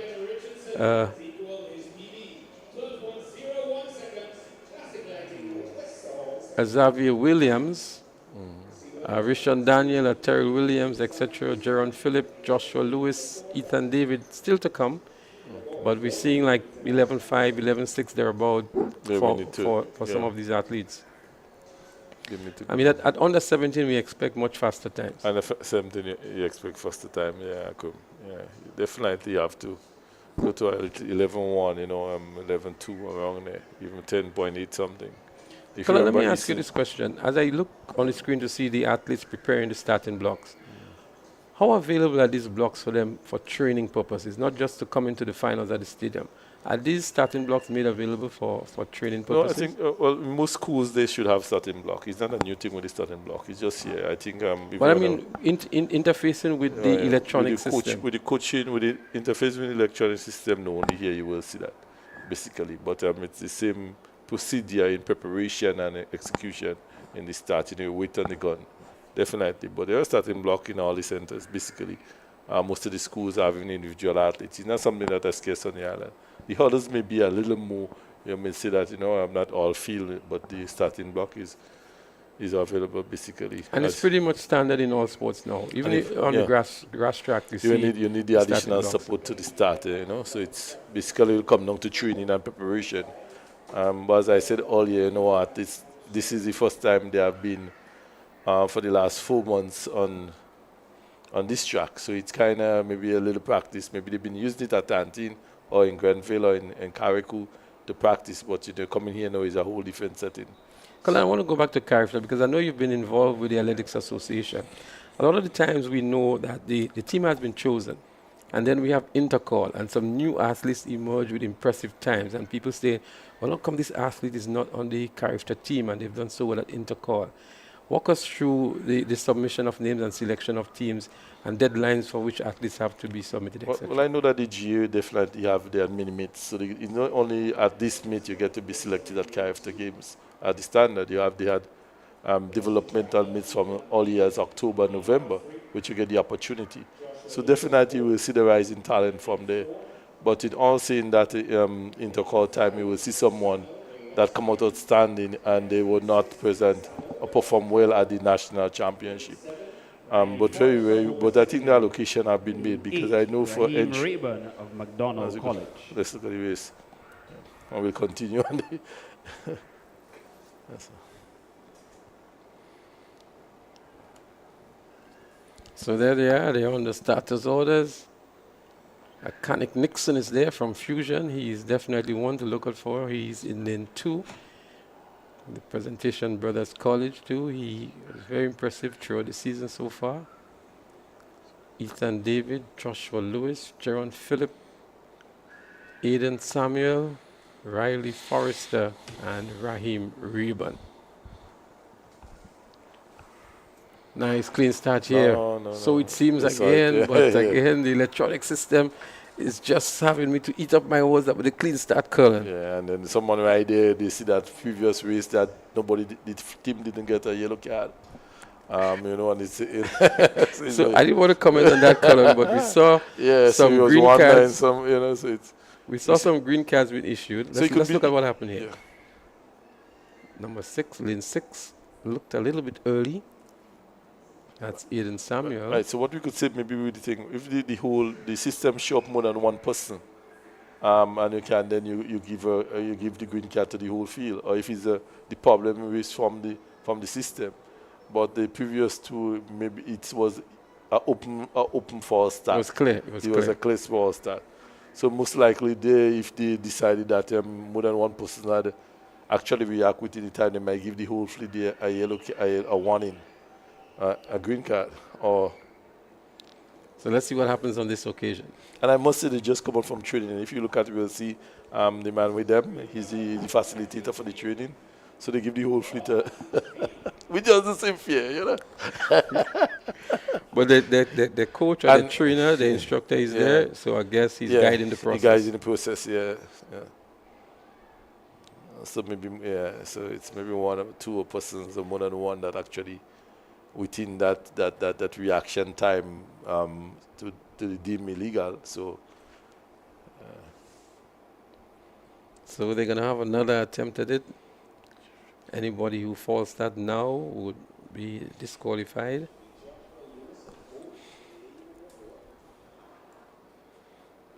Kanik Nixon, Ethan David, Joshua Lewis, Aiden Samuel, Riley Forrester, Raheem Reuben.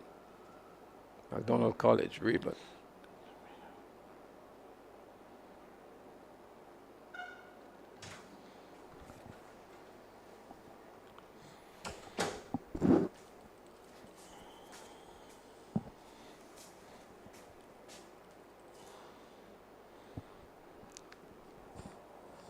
Kanik Nixon again, one of the featured athletes this event in lane 2 for Fusion Athletics, also a student at the Presentation Brothers College. Look good. 200 meters, has been having a very good season as well.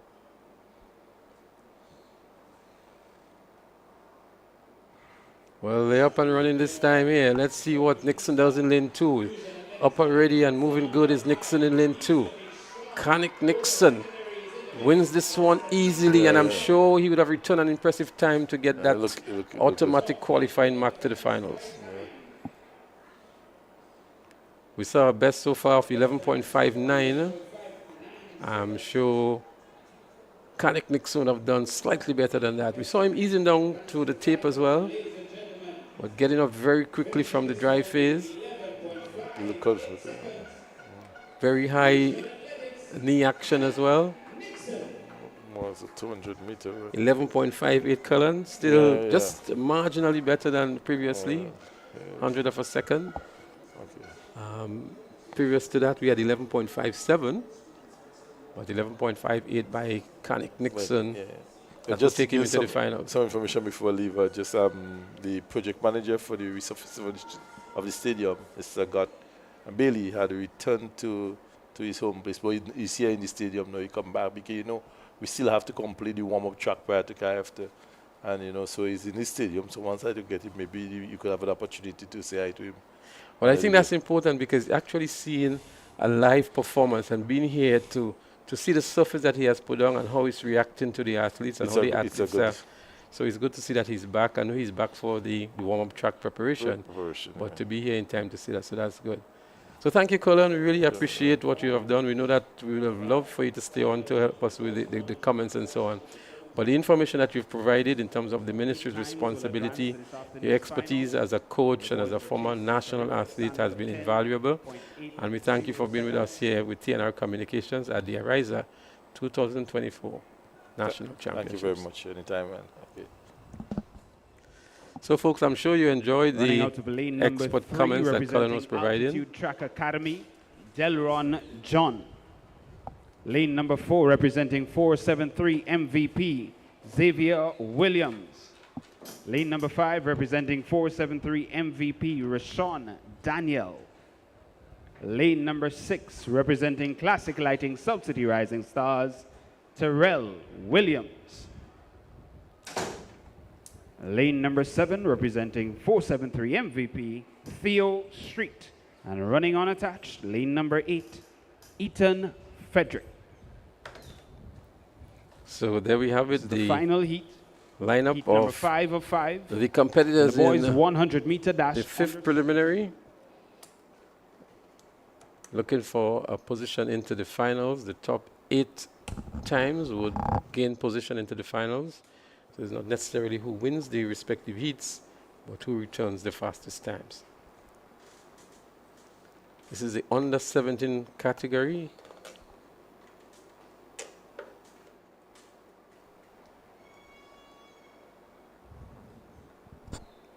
If we look, I just want to welcome back Jason. Jason is back up in the commentary position. He has been roving the track, bringing us updates on the various events, and now he's back in the nice and comfortable chairs, the air-conditioned ambience as well. Jason, welcome back up to the studios, and your impressions of what you saw down on the track, being up close and personal with the athletes.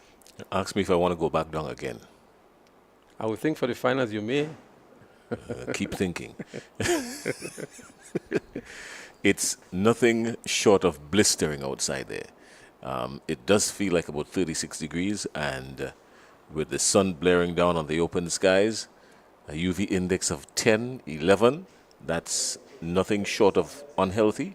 And I give full credit to the folks who are outside there working all day, and I want to tip my hats to them. It was really nice working along with them, but they're not going to see me down there for the rest of the day, hopefully. Not in this kind of sun. Well, you're always welcome here, Jason. All right. Well, it's any little shade that you see on your screen, I could guarantee you they're not feeling the slightest bit of it outside there.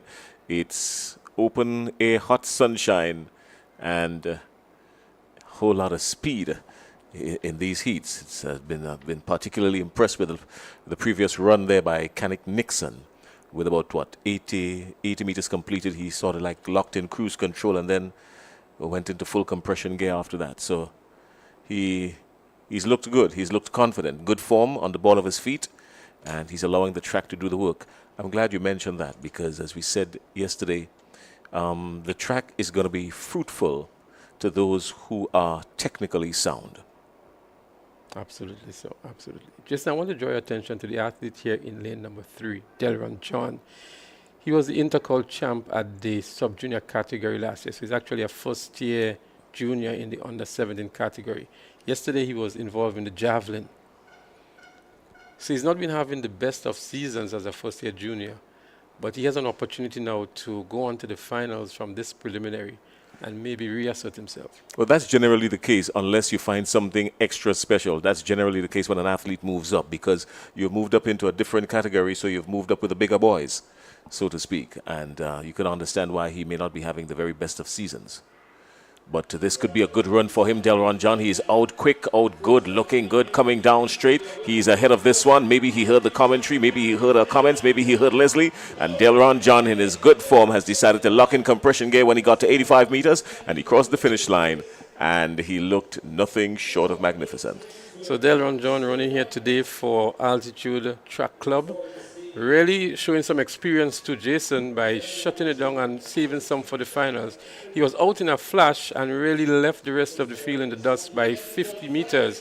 And there he was all by himself here, maintaining his form and then shutting it down just about now and coasting over the finish line to return an impressive time of 11.55, the fastest we've seen today so far in the under 17 boys? He was Mr. Showbolt from last year into call. And yeah, I mean, with good reason, of course, because he was on top. He was on the top of his game. And yeah, so he was Mr. Showbolt. I remember him really well from last year into call.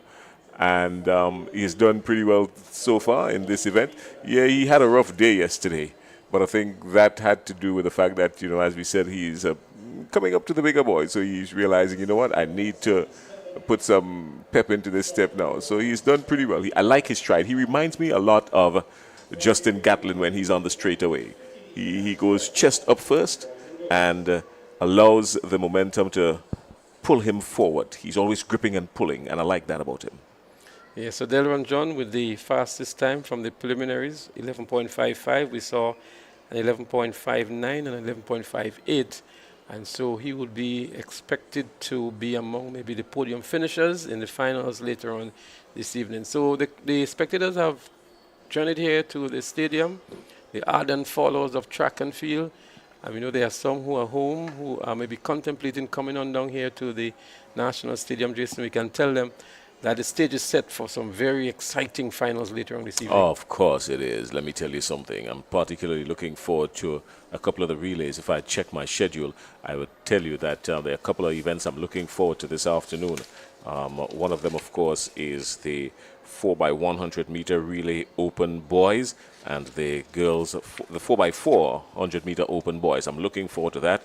And I'm also looking forward to the boys 4x100 meter under 20. That is going to be something spectacular. Those races are going to be something spectacular. The boys 200 meter finals are up this afternoon as well. And all categories, under 15, under 17, under 20 and 20 and over. So the 200 meters are up this afternoon as well. So yeah, look out for some fire, look out for some speed coming around the bend. So I was trying to get a prediction from some of my colleagues in terms of what to expect for the under 20 boys 200 meters, which would feature the likes of an Ethan Sam and others. Ethan Sam, as we know, would have been a silver medalist at Carriacou last year in the 200 meters in the under 17 category. And he did a 21.90 something, I think it was last year.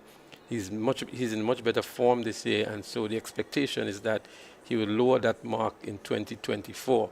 So the predictions are out, the jury is out on that one. Nobody wants to make any prediction at this stage, but I'm expecting Ethan Sam to do well. He will get some good challenge from some others in the likes of Joshua Sylvester from SAS if he decides to compete in the 200 meters from the Ace Track Club. And then there is also the Samuel Green who won the 100 meters. He's expected to do well too in the 200 meters. He's in ripping form. Sam used to get the better of him over the years, but we see Green now having the better of Ethan Sam. So they're going to have that clash into the 200 meter finals again, I would think. I like Sam. I like Sam. I like his temperament. I like his focus. I like that he doesn't let the noise around him distract him, especially when he gets to the top of the starting blocks. He's always, you can always see him zeroing in on his prey, which is the finish line. He wants to get to that. But I do believe that Green, technically and subliminally, has the edge on him in this event. And I'm saying that because I've seen Ethan Sam yesterday, and I think he is much better than what I saw yesterday. Right? I think yesterday he was a little bit, too cool, too cucumber. Right? Well, I think he was a little too cucumber yesterday. And Green came out blistering in the 100 and really showed out and showed up. And so I think psychologically Green has the advantage if they're going to clash in the 200. Well, Green had an impressive 10.51 seconds yesterday. Yes, he did. And Sam at 10.69. That's been Sam's best time for the season. At the GBSS post, I think he did a 10.84. He was not at his best. But he had an injury last year from the intersecondary school games. And maybe he's still recovering, but a good time for him at 10.69 in the 100 meters yesterday. Yeah, so he's been doing pretty well, this Green, and I'm quite sure that he is going to continue in that vein because when you come into the 200, and I think the 200 is probably one of his favorite events.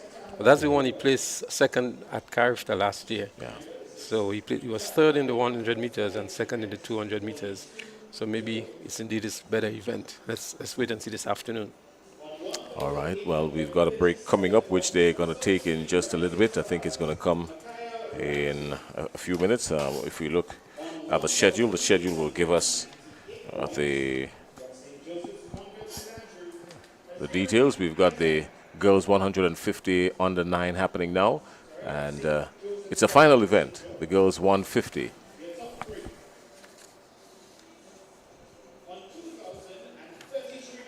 So we've got, what, 5 athletes participating in this one.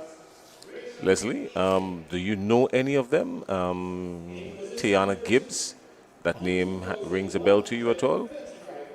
Or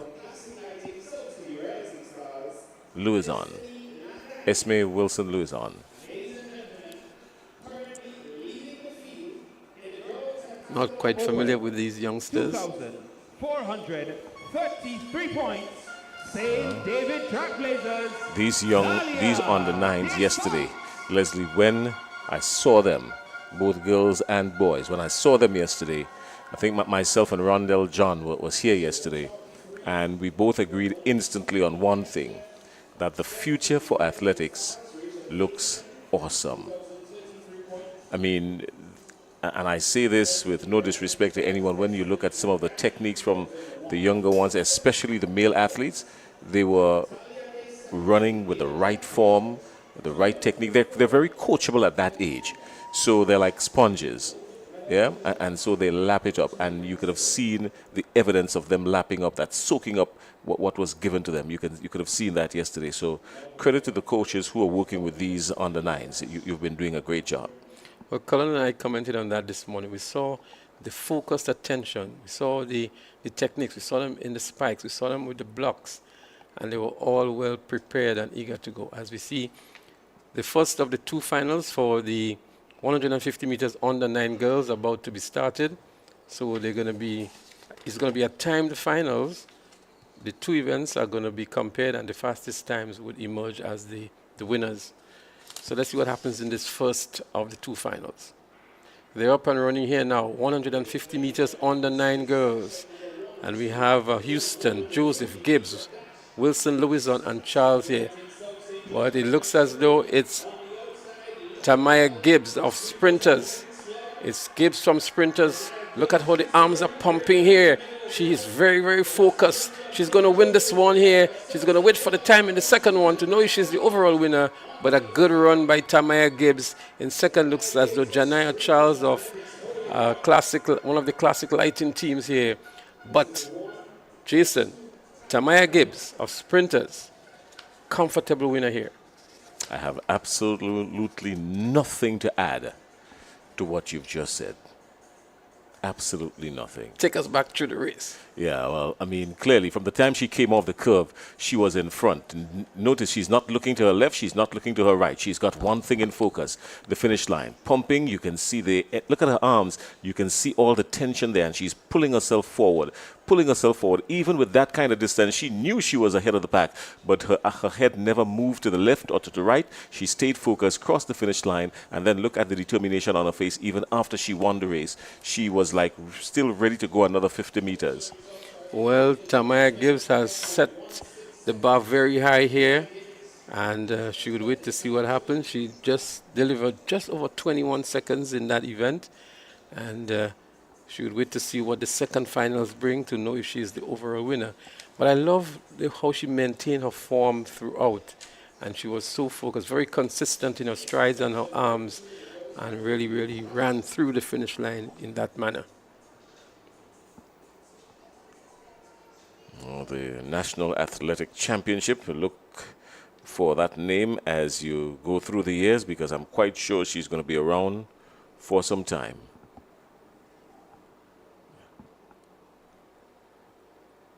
Second of the 2 finals, they're getting ready. No, they ran the 100 yesterday. I thought we had some results from the 100 yesterday, but need to get that from downstairs.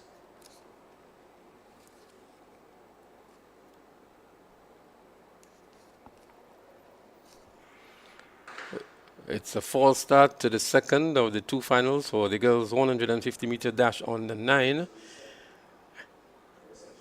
These youngsters are still on the 9, Jason, but looking well composed and well prepared. I'm sure they would have emerged from their own school sports and maybe their parish sports as well. They still have the primary school games to go, the national primary school games, as well as the private primary school games. As we see, the green card being issued to the athlete in lane 5. That's Campbell. And that's Jemiah Campbell of finish line.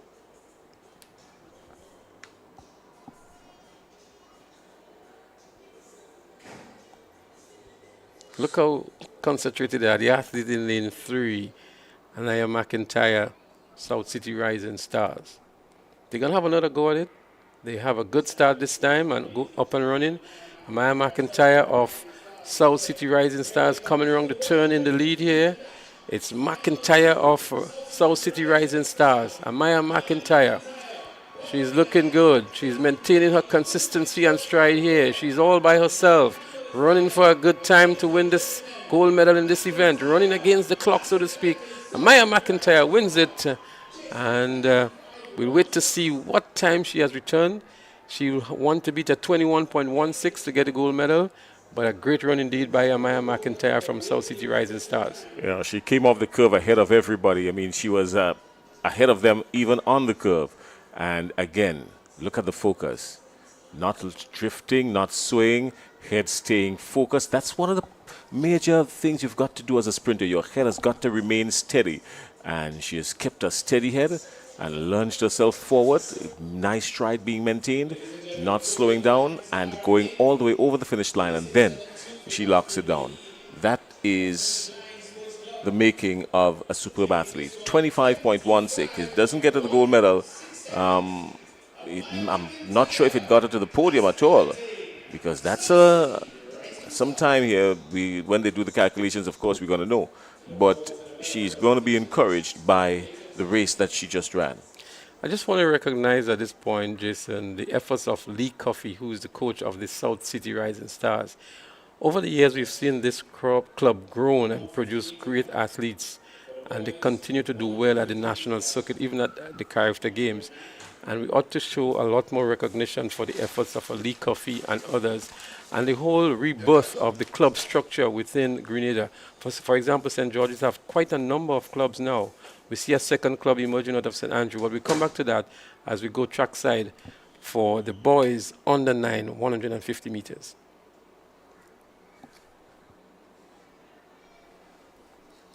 So the boys would have 3 timed finals. They're up and running, and we have Webster, Bain, Wilson, Dolan, Peters, and Tyson coming around the turn here, completing their first 50 meters. Looking good is the athlete in lane 2, Jaheim Bain. Bain is looking good on the outside. Athlete 104, Khalid Tyson of Altitude. But he's getting some competition here from MVP. Tyson, MVP. It's a close one. It looks like Tyson in the end. Khalid Tyson of Altitude over Kalani Peters of MVP. And look at the camaraderie here, Jason. We don't even see that amongst the senior athletes. It only augurs well for the future of these youngsters. Well, the innocence of these children, and it's a good thing, yeah, because they only know love until we show them hate. That's the funny thing about this life. Everybody came off the turn pretty much even here. I mean, look at that. It was a straight line. You could have used a ruler to measure this one. But then the separation started to come with about 60 meters to go. And here we have in lane 5 and 6, yeah?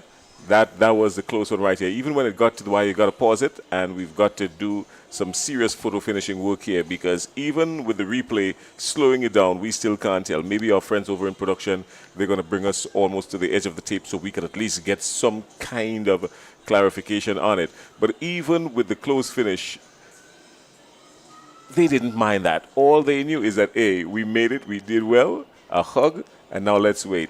Basically telling the officials, not even it's from the there. torso. It looks as though it's Kalani Peters here. But that's what we call a photo finish. Indeed, it's Khalid Tyson who won in 24.61. Peters was second in 24.61. So the torso, the photo finish had to make the determination. Let's look at it again. So Tyson, the eventual winner, 24.61. And the same time for second for Kalani Peters of 24.61.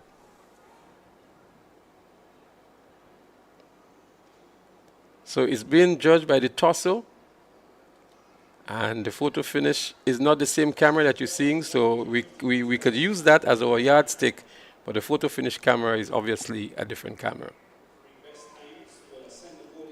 24.61, that's the time to beat by the others. There are going to be two other timed finals, but the bar is well set here by Khalid Tyson and Kalani Peters.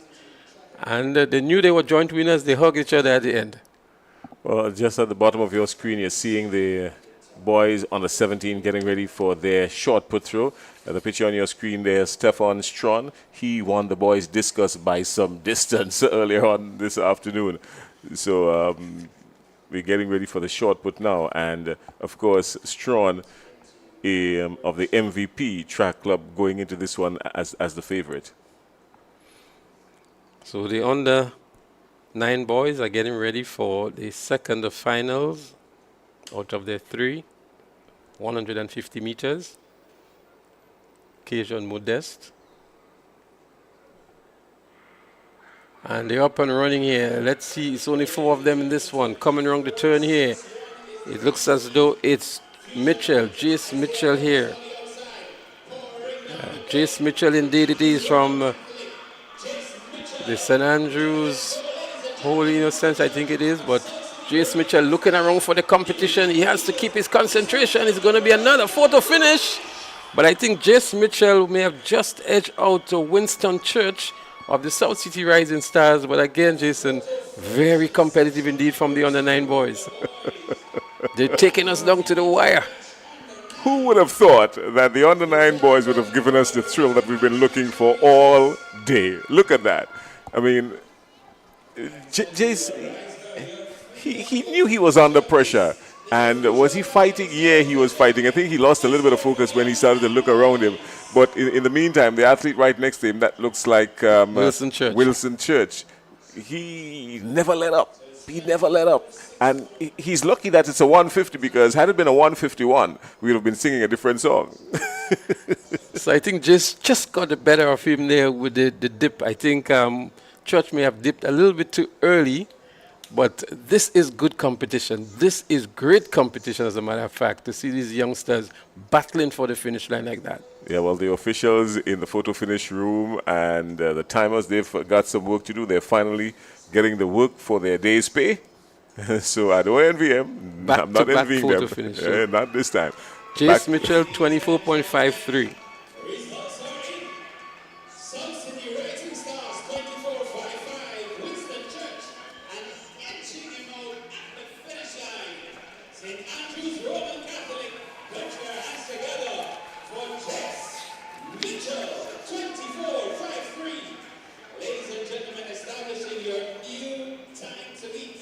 But remember, somebody in the girls under 9 ran 21. Was it a 21? Somebody in the girls?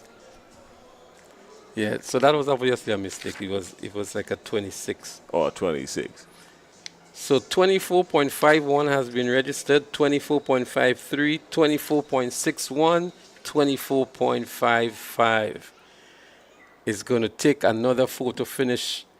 The officials would have their work cut out for them in determining the overall winners. It's a time final, so 24.51 from my records here is the time to beat, which would have been returned by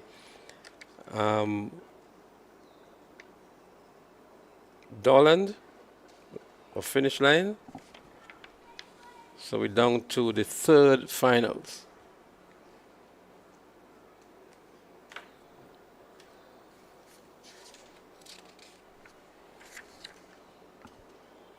All they want to do is get out and run. I mean, they've got the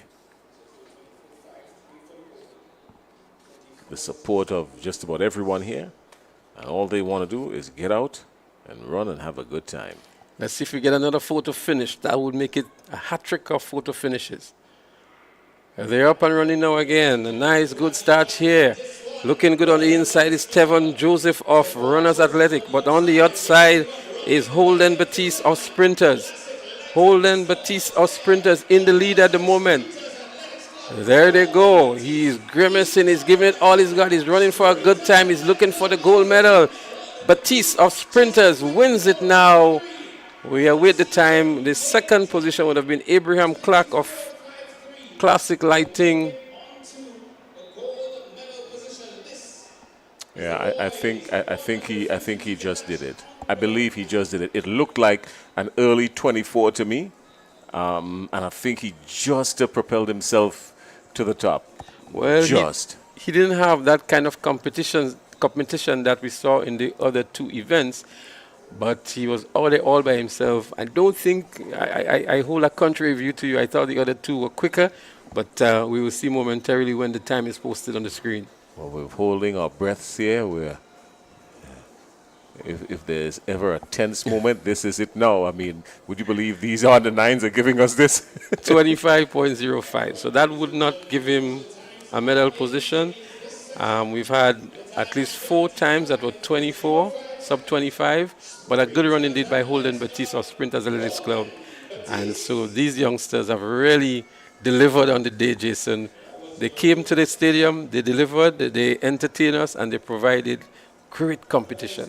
Yeah, well, the excitement came from an unlikely source, but the excitement we did have. So this is what you pay for. This is what you want to see. When it comes down to athletics particularly, this is what you want. I mean, who wants to see somebody running out to the front and finishing all by themselves? Who really wants to see that? You want to see photo finish stuff. Great indeed. These youngsters have delivered when it matters most. We're going to see them again in the coming weeks in the National Primary Schools Championship and also the Private Primary School Games, Prep Sports as we call it, as we get set for the 200 meters coming up. It's going to be in the under 15 girls category, so a lot of action on the track. Still preliminaries. And we're going to have a break coming up, and then we get ready for the exciting finals later on this evening. Some impressive runners in this under 15 girls category. We saw some of them yesterday.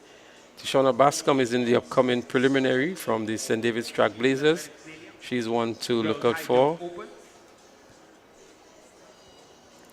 There are some other field events going on. We see some action across there in the discus area. We see some action in the high jump area as well. Next up also on the short put the girls 200 meter dash and the javelin areas. So I'm sure the jumps have some action as well.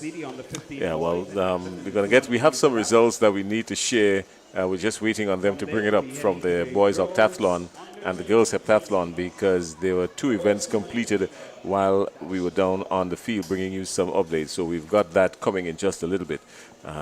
If it doesn't come as fast as we want, I may have to go back out there in the ambience of the beautiful athletic stadium. Yeah, Leslie. Maybe you should use the opportunity to stretch your legs. All right, we're going to work on that in just a little bit. Have no fear. What have we got coming up here now? We've got the girls 200 meter dash under 15. It's a final. Let's run through the list. Basically, it's a heat. It's a heat, yeah? So we've got, how many heats on this one, Leslie? Walk us through it. So this one has 5 preliminaries. And so they're going to advance by time. So the 8 fastest times will advance to the finals. And we were making the point earlier on, you could actually win your heat and not make it onto the finals.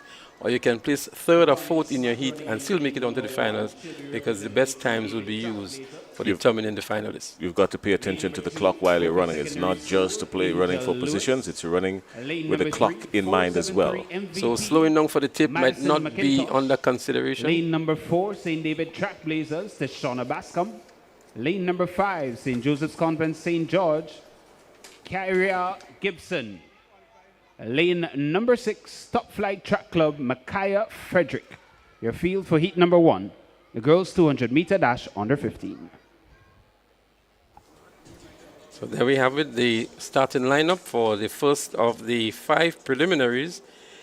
The games record 24.99, Kina Thomas out of Carriacou. She was a good athlete over the years from the primary school. She graduated into the secondary school and continued to do well. She holds the games record at the moment.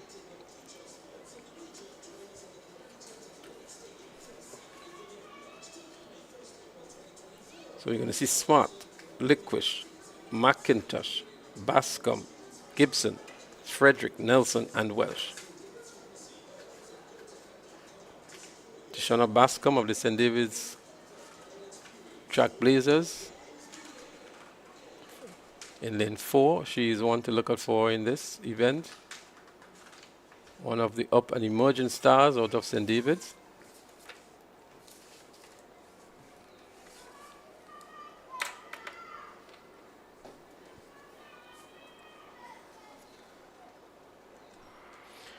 Nice clean start to the first of 5 preliminaries in the girls under 15 200 meters.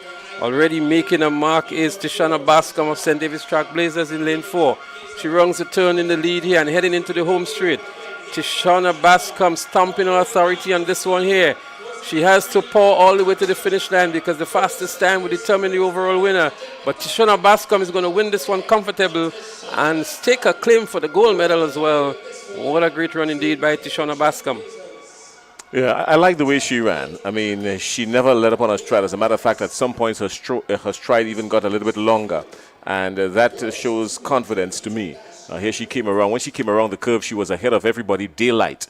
Absolute daylight. Nothing in her way. Just the finish line. And kept focused. Never looked to the left. Never looked to the right. Torso is moving a little bit too much to the left and right, but once she keeps that in focus, then she will register a better time in the future. But she's going to win this one, and we're going to wait to see what time is returned, and that, of course, will determine who gets what on the podium. Well, you made an interesting observation because I was speaking to one of the coaches from the St. David's Trailblazers, and that was the exact same comment she made, that they just have to do some fine-tuning on her technique, and she'll be a great athlete to the future. So, Tishana Bascom, congratulations on that victory. We are with the times of the other 4 timed finals, and you would know where you stand on the podium most likely. 26.23. 26.23. Is that good enough at this level? Leslie, you tell me. It's girls under 15. 26.23 in 200 meters? Well, it's what I would call an average time. She has a best time of 26 flat. And a sub 26, a sub 25 would have been something that would have been, we feel better about, but 26.23 at that level at this stage is quite acceptable.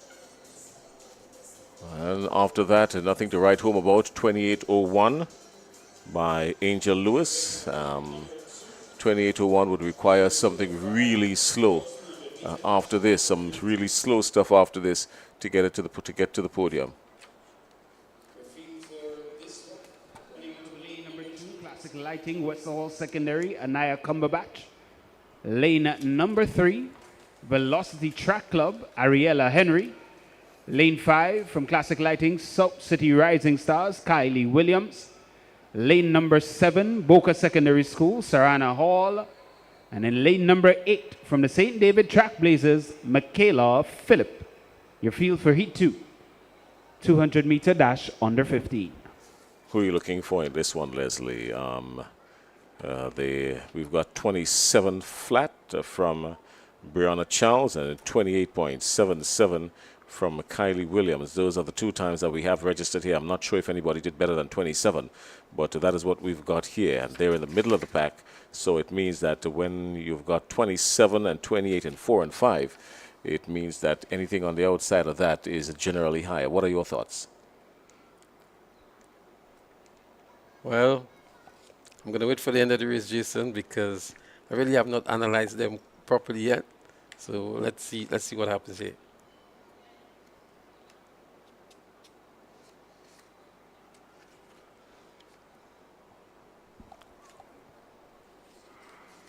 Well, they're out, up and gone. Let's see what we've got here. Still pretty much even, too close to call. It looks like South City Rising Stars and Kaylee Williams. Kaylee Williams, they're coming off the turn. She's challenged, good on the outside in lane 8. It looks like a Ned, not 8 but 6, or less, lane 8. Michaela Phillip. But Williams She's shutting down. It might be to her detriment. She's shutting down. Williams gets to the finish line first. Phillip just moves in second. And that looks pretty slow, Leslie. I'm not quite sure if that's better than what we just had in 26.23. I think it might be slower. It appears to be much slower here, and as a matter of fact, she came in with a much slower time as well. But if you look towards the end of the race, she was really tiring up. She was slowing down. And I think what we saw from Tishona Bascom is a much more impressive time than we saw here from her. So Kylie Williams, that's the athlete here for you from South City Rising Stars, who won this second finals. And she was not given much competition by the others, but slowing down towards the tip, which would not be in her favor because these are at time the finals. 28.50, Jason, and she came with a best of 28.77. Is not good enough for the gold medal at the moment. No, it's not. As a matter of fact, what that does is that it gives Angel Lewis hope, because Angel Lewis ran in the first heat and she clocked 28.01 and came in second. So this gives her some good hope. She's sitting in the silver medal position at the moment. Yeah. Good afternoon to our friends in Good Hope. It's a village in St. Andrew, Grenada. So just to let you know, to Jason, that Tishona Bascom actually won the 100 meters yesterday. So already she has the best time of the two finals that have gone, and she's poised to do the double here. So she ran at 12.77 yesterday to win the 100 meters, and already doing a 26.23 in the 200 meters. Oh, well, let's go down to the house announcer for the lane assignments for heat number 3. Lane number 2, Boca Secondary, Jamaica Campbell. Lane number 3, Runners Athletics, Camilla Lewis. Lane number 4, Finish Line Sports Club, Sarah Sandy. Lane number 5, Finish Line Sports Club, Tiana Marie. Lane number 6, representing carriacou combined, Kayla Allen. Lane number 7, from the McDonald College, Sanaya St. Louis. And rounding out the field from St. Joseph's Convent St. George, Malia Barry Lewis. So there you have it, the assignments, the lane assignments for the competitors in the third of the 5 preliminaries for the under 15 girls 200 meters. The best 8 times goes on to the final.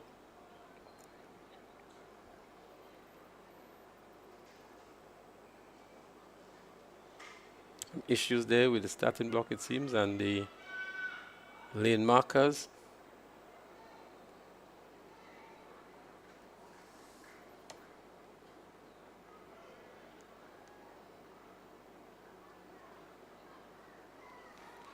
Campbell, Lewis, Sandy, Murray, Allen, St. Louis, Barry Lewis.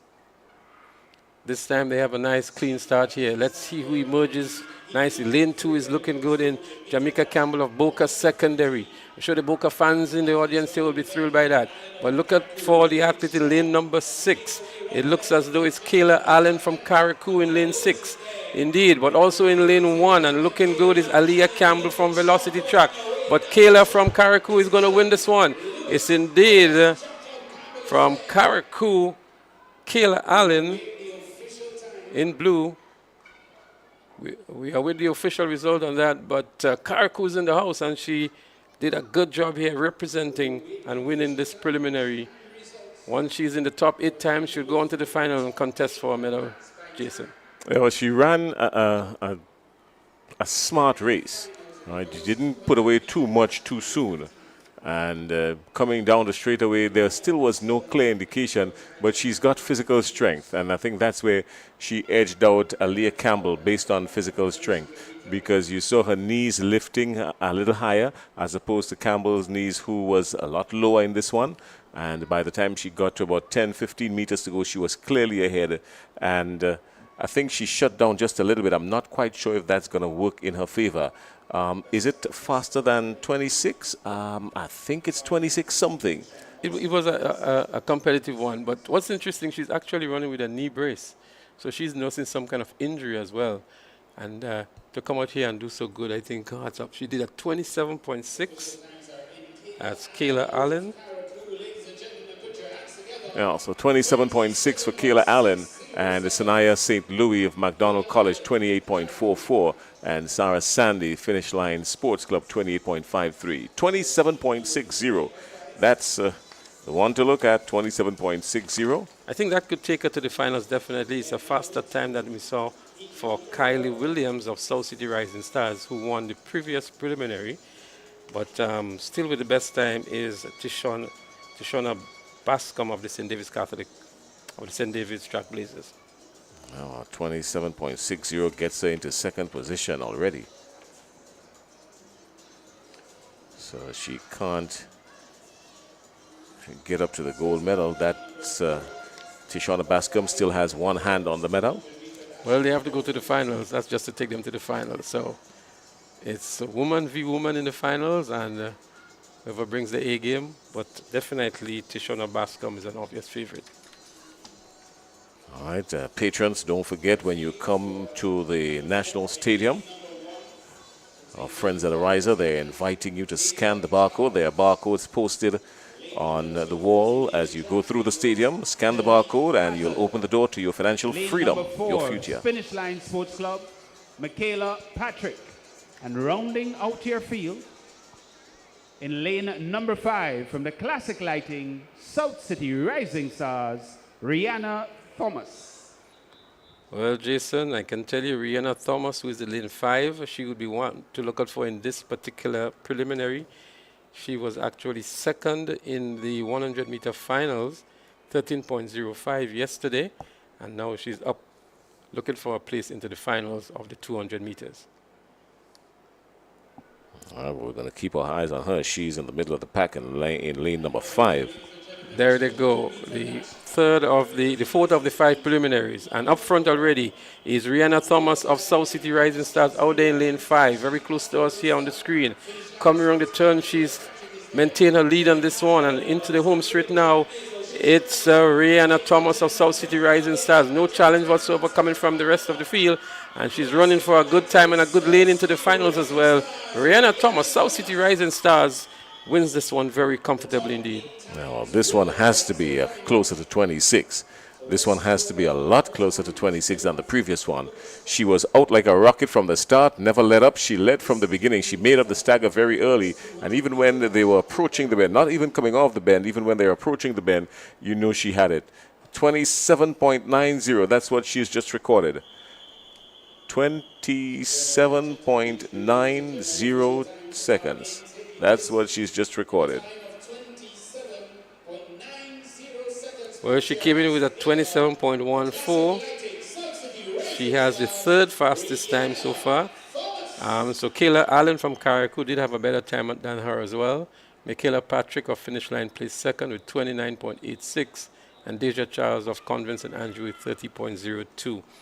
So Rihanna Thomas, although placed in 2nd in the 100 meters, she will have a work cut out for her. Kayla from Carriacou has a better time than her, and also is Bascom from St. David's. So I think these 3, and maybe Sophia Stephen, who would be featured, I think, in the next preliminary, would have that showdown in the finals.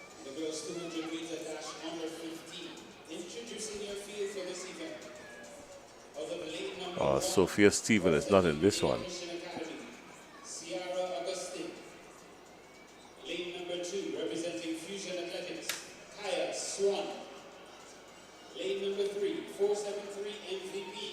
Jamila Martin. Lane number 5, representing H Track Club, Jazara Bola. Lane number 6, representing the McDonald College, Samaya Andrew.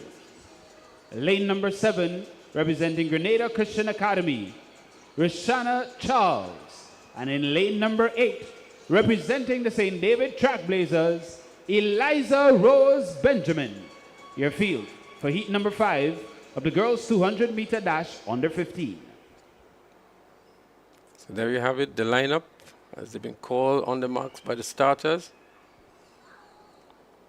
They're looking for a place into the finals. They're running against the clock, so to speak. Not necessarily who wins this event goes into the final, but who has the best times of the 5 preliminaries. We have Augustine, Swan, Martin, Felix, Bola, Andrew, Charles, and Rose Benjamin.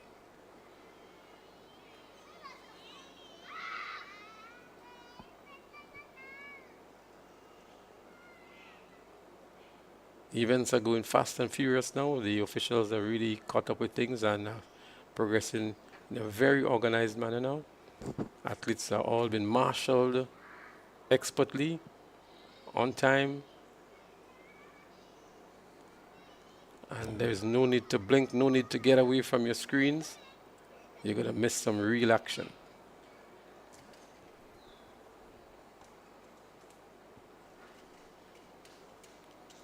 Well, the athletes in this one looks a little bit more tense than the others. You look at the reaction on their faces.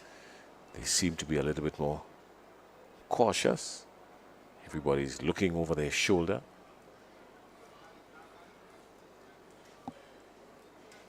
Are you anticipating something faster in this one? We've got a best qualifying time from Jemiah Felix of the Sprinter Sports Club. She came in this one at 27.09.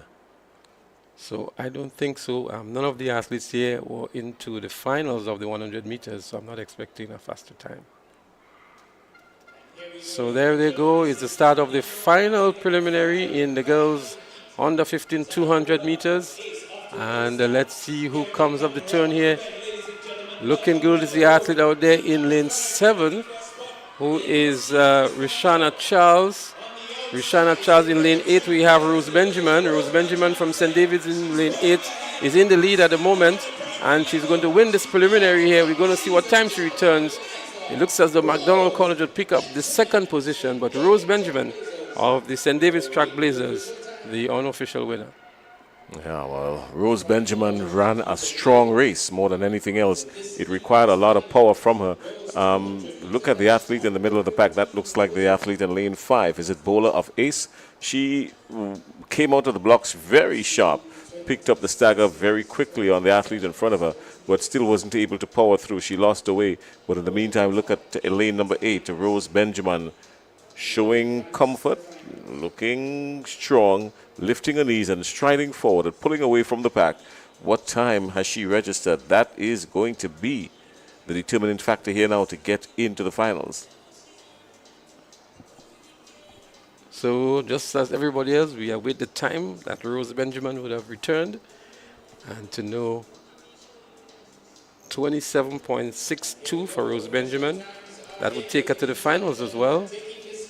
And Samaya Andrew of McDonald College, 28.52.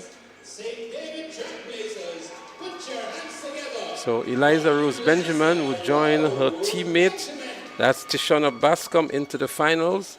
We'd also see the likes of Kylie Williams, Kayla Allen out of Carriacou, Rihanna Thomas, and there might be just a couple others to join them onto the finals. Yeah, well, what's going to be interesting in this one is that most of the athletes, save and except Tishona Bascom, who went under 27, everybody else went over 27. It means that Bascom is going to find herself in a good inner lane. She's going to be lodged somewhere in lane 4 or 5, mostly 4. And her mate in this one, which is Rose Benjamin, is probably going to be right next to her, based on the qualifying times, either to the left or to the right. She's going to be right next to her either way. So that in itself is motivation for the both of them going into the finals. She's going to be sandwiched between Rose Benjamin and Kayla Allen out of Carriacou, so she would have good momentum and good competition and motivation on either side of the track. It's going to be interesting to see how things pan out.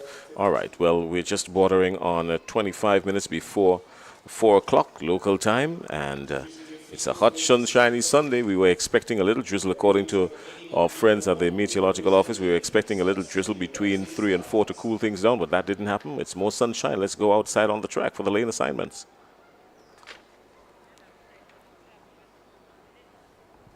In lane number 2, representing 473 MVP, Devontae Henry Paul. Lane number 3, representing Altitude Track Academy, Keon George. Lane number 4, representing the Finish Line Sports Club, Giovanni Green.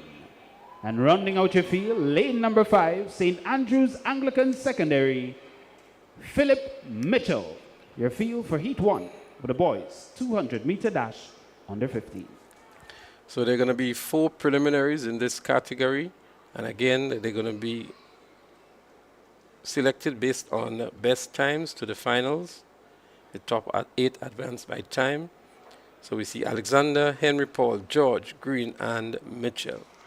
They're up and running here is the boys 200 meters in the under 15 category. And looking good is the athlete here, Giovanni Green. In lane 4 is Giovanni Green here from MVP. He's running by himself here. Giovanni Green off finish line. Wins comfortably here. Second looks like the athlete Keon George from Altitude Track. But an easy victory here for Giovanni Green off finish line. Yeah, he came off the curb there ahead of the pack. He's still running a little bit flat-footed. That's the only thing that worries me about him. He's not on the ball of his feet. He'd do a whole lot more on the ball of his feet. Look, he's planting his foot even as he comes down the track, and that's not good for his lower back later on. It would affect him sooner than later. He's got to get on the ball of his feet. It's just sheer strength. Look at the muscles in his leg. It's just sheer muscle strength, and he's pounding into the track. And if he goes on the ball of his feet, this young man is going to be something spectacular. Guess what, Jason? He was the winner of the 100 meters in 11.53. So it's working for him at the moment, but I guess if he can refine the technique, he can go a lot further, as you alluded to. Yeah, well, at this stage, at age under 15, he's still coachable. And I'm quite sure that his coaches are going to be looking at that and showing him, because if he doesn't correct it very soon, he's not going to get past under 20, because he's going to start nursing injuries. When you're a sprinter running on your heels, you're running into injuries. So his time 23.43.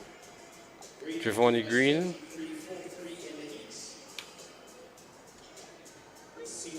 The game's record is 23.06. Ethan Sam in 2021. So 23.43. He can lower that into the finals if he's given some more competition. He already won the 100 meters and would be an obvious favorite for the 200 meters later on this evening. Introducing your field for heat number 2. Running out of lane number 2, representing the McDonald College, Malric Rubin. Lane number 3, representing 473 MVP, Xavier Alexander. Lane number 4, representing the Classic Lighting, South City Rising Stars, Nathaniel Alfred. In lane number 6, representing Fusion Athletics, Trey Sparks St. Bernard. And ladies and gentlemen, in lane number 7, representing 473 MVP, Tyler Hackett. Your field for Heat 2 for the boys 200-meter dash under 15. Well, another exciting event up for us here, the second of the 4 preliminaries. And one to definitely look out for here now is the athlete in lane 4, Nathaniel Alfred of South City Rising Stars. He was second in the 100 meters in a time of 11.59 seconds. And he would look to stamp his authority here on the way to the finals. So they're up and running here. There they go.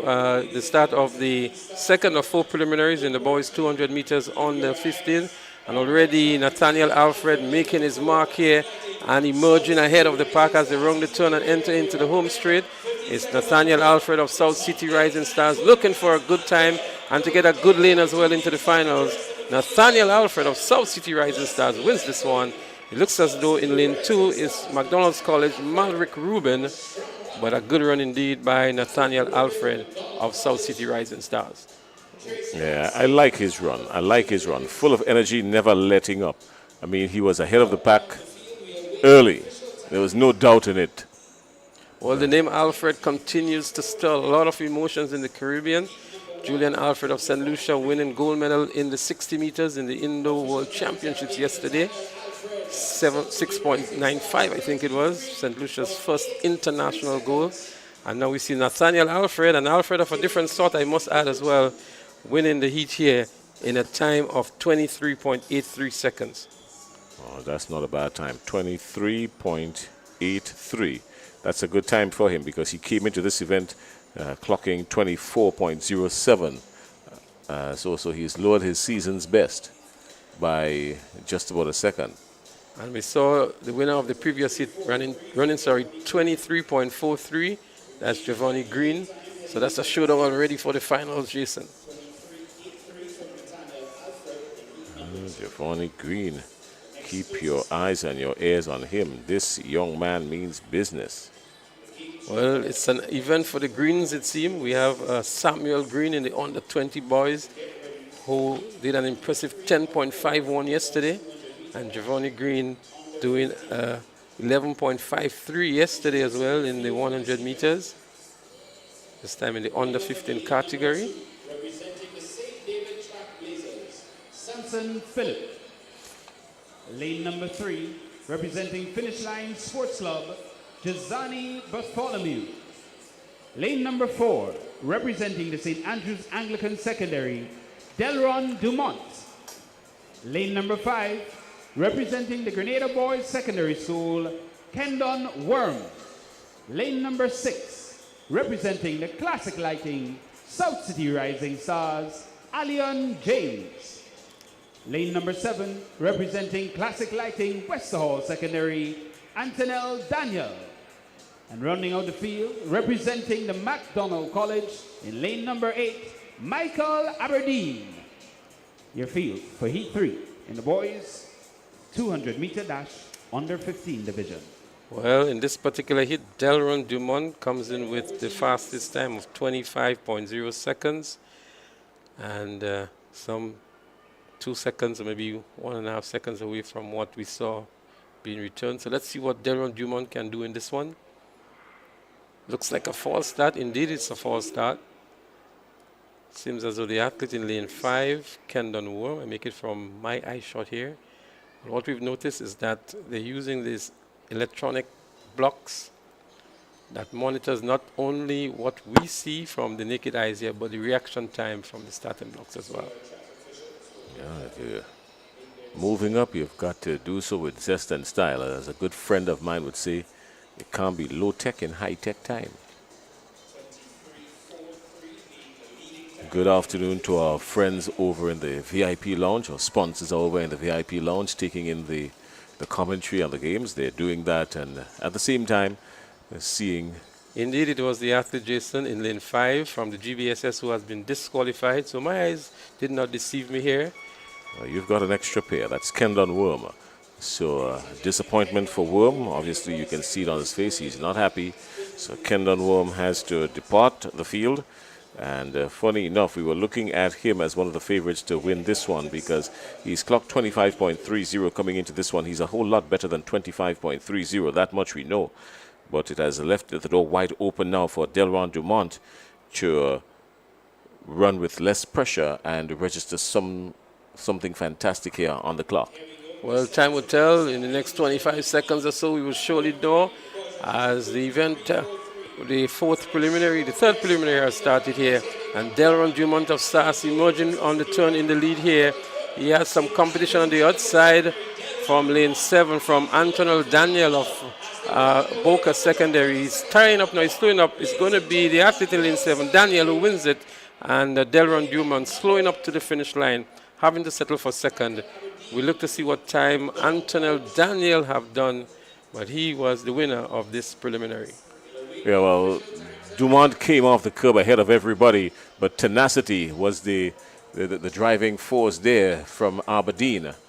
Was it Aberdeen or was it Daniel? Daniel. Yeah, Daniel was never letting up. So even when it looked like if Dumont was surely having this one in the bag, Daniel, he came out of the lion's den and delivered winning heat number 3. So we'll update you on the time he returned. He's looking up to the screen just like us to see what he would have done. And notice he's with the long tights. A long time we haven't seen the athletes return to the long tights. Jason? 24.79. 24.79 for Anton Daniel, and Delron Dumont 25.08. He locked up early, Delron Dumont. Maybe he just exerted a little too much at the start of it, even before he came around the bend. Didn't have sufficient in the tank to propel him through, and the tenacity and the willpower of Anton Daniel out in lane 7, running a good lane, lane 7. That was a good race from lane 7. It's one of the more difficult lanes to run. And they're registering 24.79, Leslie. I think the two athletes would make it onto the finals based on what we've seen in the other events. The distance between the first place and the second place was huge in the other events. So I think both Antonel Daniel and Delroy Dumont would emerge from this particular preliminary onto the finals. We're down to the final preliminary for the boys 200-meter dash on the 15 category. Lane number 4, representing the Grenada Boys Secondary School, Cache Stephen. Running out of lane number 5, representing the St. Andrews Anglican Secondary, Dante Oliver. Lane number 7, representing Altitude Track Academy, Olafemi Gill. And ladies and gentlemen, rounding out your field, in lane number 8, representing Sprinters Athletics Club, Jensen Mitchell. Heat 4, the boys 200-meter dash under 15. Well, they're getting ready for the final preliminary here now. The lane assignments have been called. The athletes are now on the starters orders. Cache Stephen of the GBSS comes in with the best time for this particular group, 25.2. And then we have a Dante Oliver from SAS, 25.3. Let's see how they match up on the track now.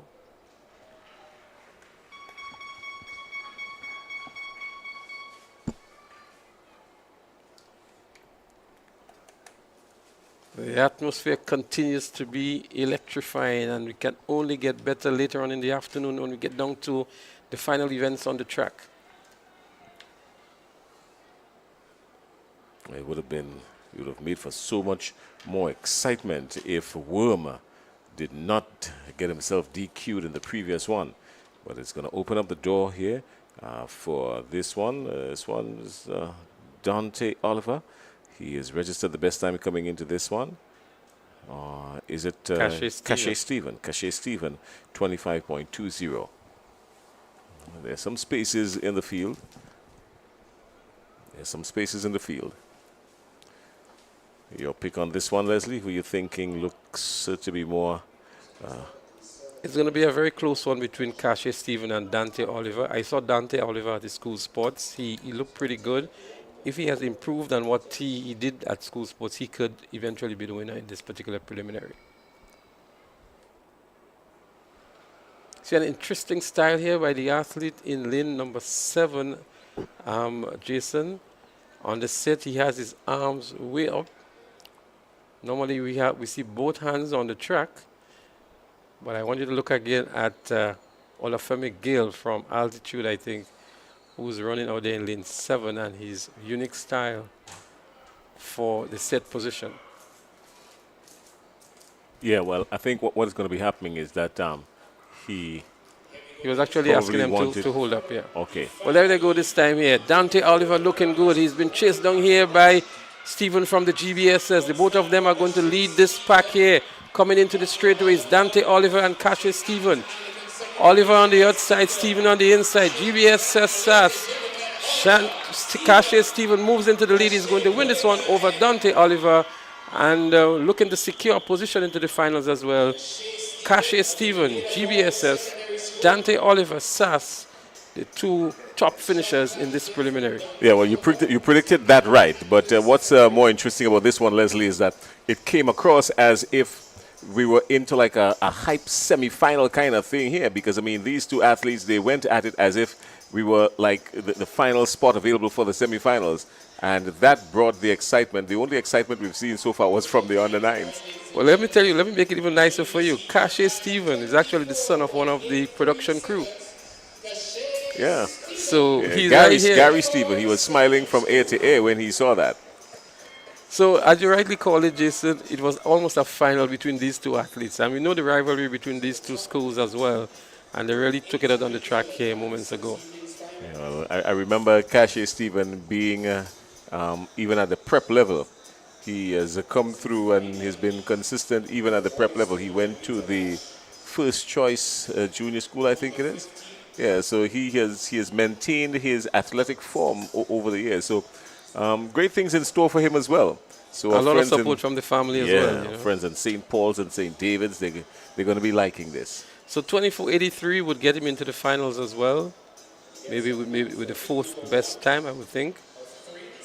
So congratulations to Cassius Stephen. As we move fast now, we go into the 200-meter dash for the 20 and 20 plus. Jason, some fireworks on the track is expected. Oh, well, without a doubt. For the girls 200-meter dash under 20 plus. Running out of lane number 2, representing Ace Track Club, Brunel Thomas. In lane number 3, representing the St. David Trailblazers, Selena Felix. Lane number 4, representing the Classic Lighting South City Rising Stars, Shiffonia Houston.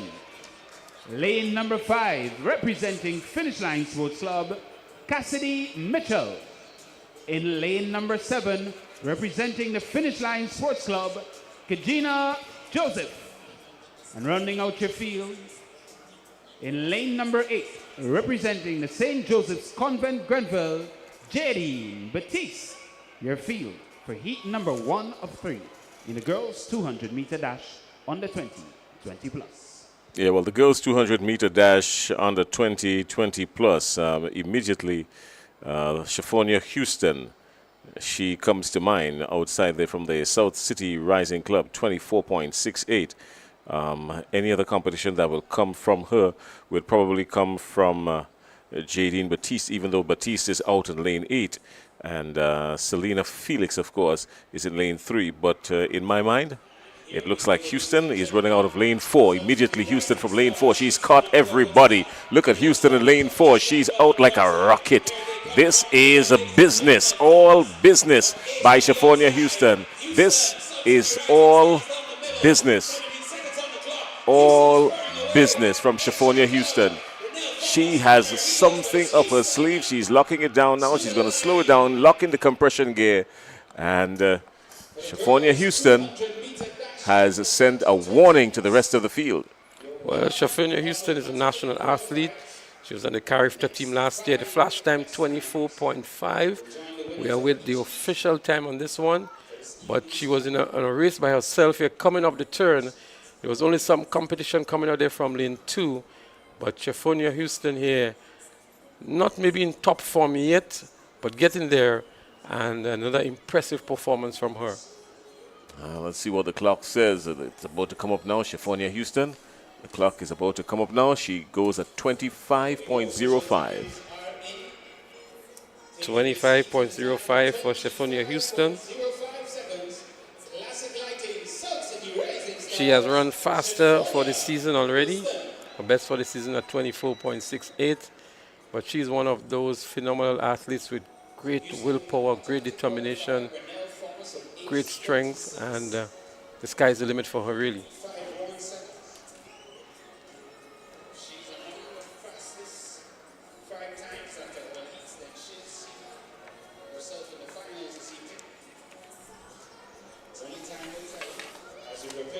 Number 2 of the girls 200-meter dash under 20 plus.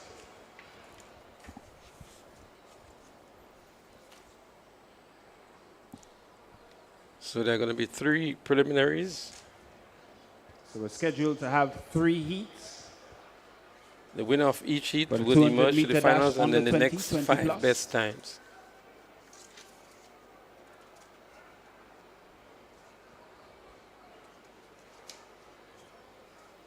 Introducing your field for heat number 2 of 3. In the girls 200-meter dash under 20 plus. Running out of lane number 3. representing the St. Joseph's Convent, Grenville, Kayla Williams. Running out of lane number 5, representing the Grenada Christian Academy, Tiana Joseph. And running out of lane number 8, representing the McDonald College, Francesca Henry. Your field for heat number 2 of 3. In the girls 200 meter only dash. 3 competitors in this one. A 20 notable absent here is Shanti Augustine. She was scheduled to be here, but she's nursing an injury at the moment. And I'm sure many persons would have loved to see Shanti on the track here at Ariza National Champs for bright and promising young female athletes.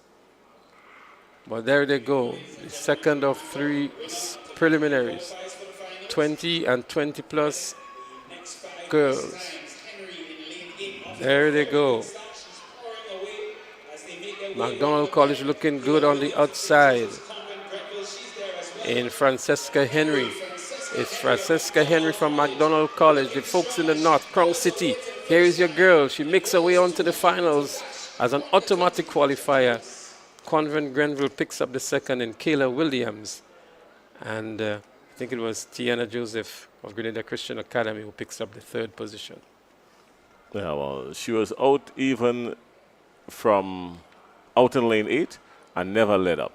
She knew the lane she had to run. I'm quite sure she knew the difficulty associated with lane 8. And so when she got off the blocks, not even the official on the edge of the track could have stopped her. She just kept on going. Well, she would get a much better lean into the finals, I would think, having win her heat. We look to see what the time is, 26.22 for Francesca Henry. So Shafania Houston had a 25.05. Henry, 26.22. Kayla Williams from Convent Grenville, 28.78. And from the Grenada Christian Academy, Tiana Joseph, 28.86. The girls 200 meter dash under 20 plus.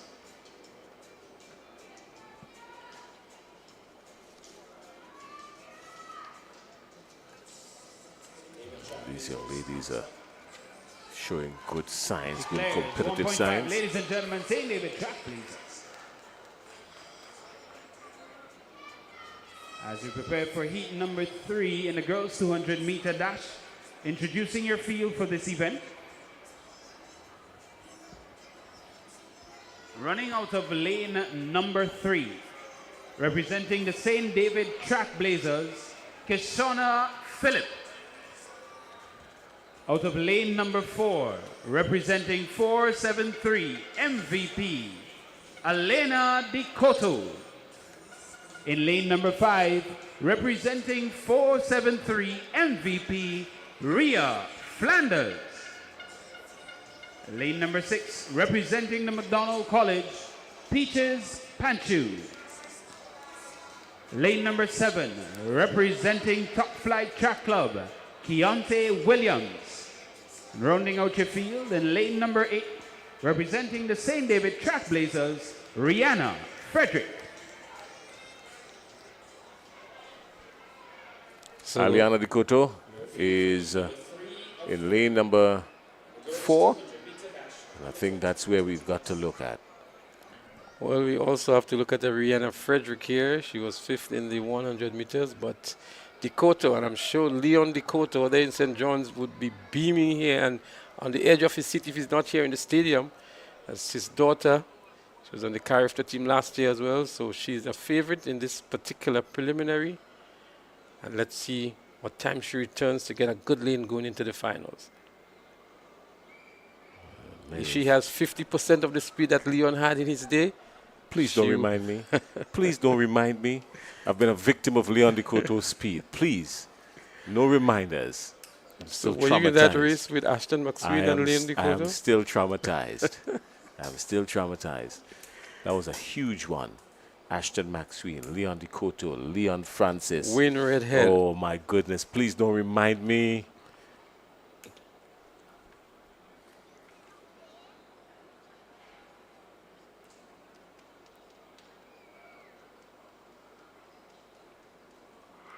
Let's look to see what happens here. Dakota is up in a flash and looking good on the inside in lane 4. Yeah, Alina Dakota. As she comes round the turn here, Dakota already established in command on this one here. This looks like Philip, not Dakota. This looks like Philip. Dakota is out of it. She's struggling to get back. Kishonna Phillip of St. David's Trailblazers. It was indeed Kishonna Phillip of St. David's Trailblazers. Dakota on the outside did not have a good one here. Well, so too was Rihanna Frederick. If we go back to the start, I'd love for us to go back to the start of the race if we can. What happened was she was left on the blocks, because the start of the race shows you that she came off the block, and by the time she came off the block, she was caught within the first 5 or 6 strides from Philip. Philip caught her early, and that sort of pegged her back. So she was always playing catch-up from the curve. But in the meantime, a strong, good form by Kishonna Phillip showed nothing but power. Look at her feet. She's on the ball of her feet. She's striding forward, and she's pulling herself. And that's good form in the 200. Head steady, head focused, not letting up. And that's what we're talking about. So Kishonna Phillip running a good race and clocking 25.58. So we did some injustice to Kishonna here, the overall winner of this preliminary, and a good time of 25.58. It's going to be interesting to see what the final list would look like, because Aliana Dakota is much better than what she did here, 26.17. I'm still thinking that something happened while she was on the blocks, but that's behind her now. She's got to hope and pray. So the fastest time that we've registered here, 25.05 by Shaffunia Houston. And then we had a 25.58 by Kishonna Phillip. These are the top 2 times, and they would make it to the finals, of course. The winners plus the next 5 best times as we get set for the boys under 20 200-meter dash. And here's where the expectations are high. There we see him on screen, Ethan Sam, Carifta silver medalist in the under 17 category in this particular event. He's here up and ready to run in the first of 4 preliminaries in the boys under 20 200 meters. The boys 200-meter dash under 20 heats. I tell you something, truthfully, a lot of expectations on this young man at the Carifta Games coming up. He's also got a lot on his shoulders, even for the Intercall Games. What advice would you give to him now? I think he just needs to stay focused. I had a conversation with his dad, and there was a little concern there. He also has to be careful about injury. We saw him pulling up in the intersecondary, the Winwood Islands intersecondary school games last year. Introducing during your the summer. for heat So number 1 once he of can 4 in the remain boys healthy, 200-meter dash we can expect a lot from 20. him. Running out of lane number 2, representing Fusion Athletics, Rickson Jokes. Lane number 4, representing 473 MVP, Ethan Sam. Lane number 5, representing the Grenada Boys Secondary School, Emilio Bishop. Lane number 6, representing Western Rockets, Nashon Sylvester. And rounding out your field, in lane number 8, representing Finish Line Sports Club, Daniel Mitchell. This is going to be Your a fast field one. for Heat 1 Jason, of the this boys is an 200-meter interesting dash event. under 20. Emilio Bishop is also in this one. At the GBSS Schools Post, Emilio Bishop had a better time than Ethan in the 100 meters. But in the 200 meters, it seems that is the better event, in my opinion, for Ethan Sam. But he's going to be pressured here by an Emilio Bishop. The good thing for Ethan Sam is that Bishop is ahead of him. He can actually gauge, if you want to call it that, the Emilio Bishop, who is in lane 5. Don't count out Nashon Sylvester of Western Rockets. Please don't.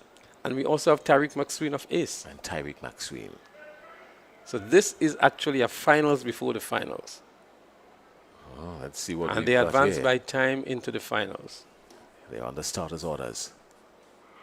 Out and away. Good, clean start. Immediately, Stagger started to make up. Bishop is looking to establish himself, but Sam is right on his heels. They come around the curve pretty much even. Even Stephen. There's some tussling here. Sam is pulling away now. Yeah, this is Ethan Sam, all right, in good form, showing why he's the champion, of course. Bishop trying his best to pull back, but this time here is what's going to be critical. Ethan Sam still doesn't look bothered, still looks like if he's got something more in the tank. Maybe this is what he has been saving 4 at the start of the weekend to get to Sunday and show this off. Ethan Sam. Well, it looking was pretty not good. the fastest race, Jason. I make it at 22.1 on the flash time. We will see what the official time is. But coming off around the bend, they were even Stevens. But I think the experience and form of Ethan Sam, as he had maybe 80 meters to go, that's where he really made a distinction over Emilio Bishop. But it's just the preliminaries, 22.11, so the flash time was just about there, 22.11 for Ethan Sam. And Emilio Bishop did a 22.44. All right, well, this is setting the stage for an epic final. I can already feel it. The tension in this 200-meter boys under 20 is going to be real. Who's we got in this one? Let's go down for the lane assignments. Leslie?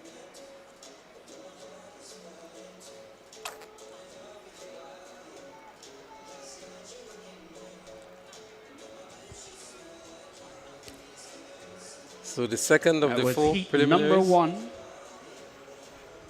of 4.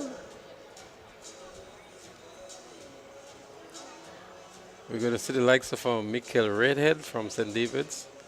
Kyle Redhead still to come as we get set for heat number 2 in the boys 200-meter dash. Introducing your field for heat number 2. Running out of lane number 3, representing the Velocity Track Club, Kevin Martin. Lane number 4, running unattached, Tyler Abraham. Running out of lane number 5, representing the Grenada Boys Secondary School, Antoine Aline. Running out of lane number 6, representing Carriacou, Randy Jones. And rounding out your field, lane number 8, representing 473 MVP, Joshua Richard. Your field for heat number 2 of the boys 200-meter dash under 20. Chasing Carifta standard at 21.50 seconds. Well, Leslie, tell me who you're looking forward to in this one. We've got some pretty decent names in this one. And Antoine Aline. Antoine Aline, definitely. There's no Michael Redhead here. So Antoine Aline in lane 5 is one of the favorites here.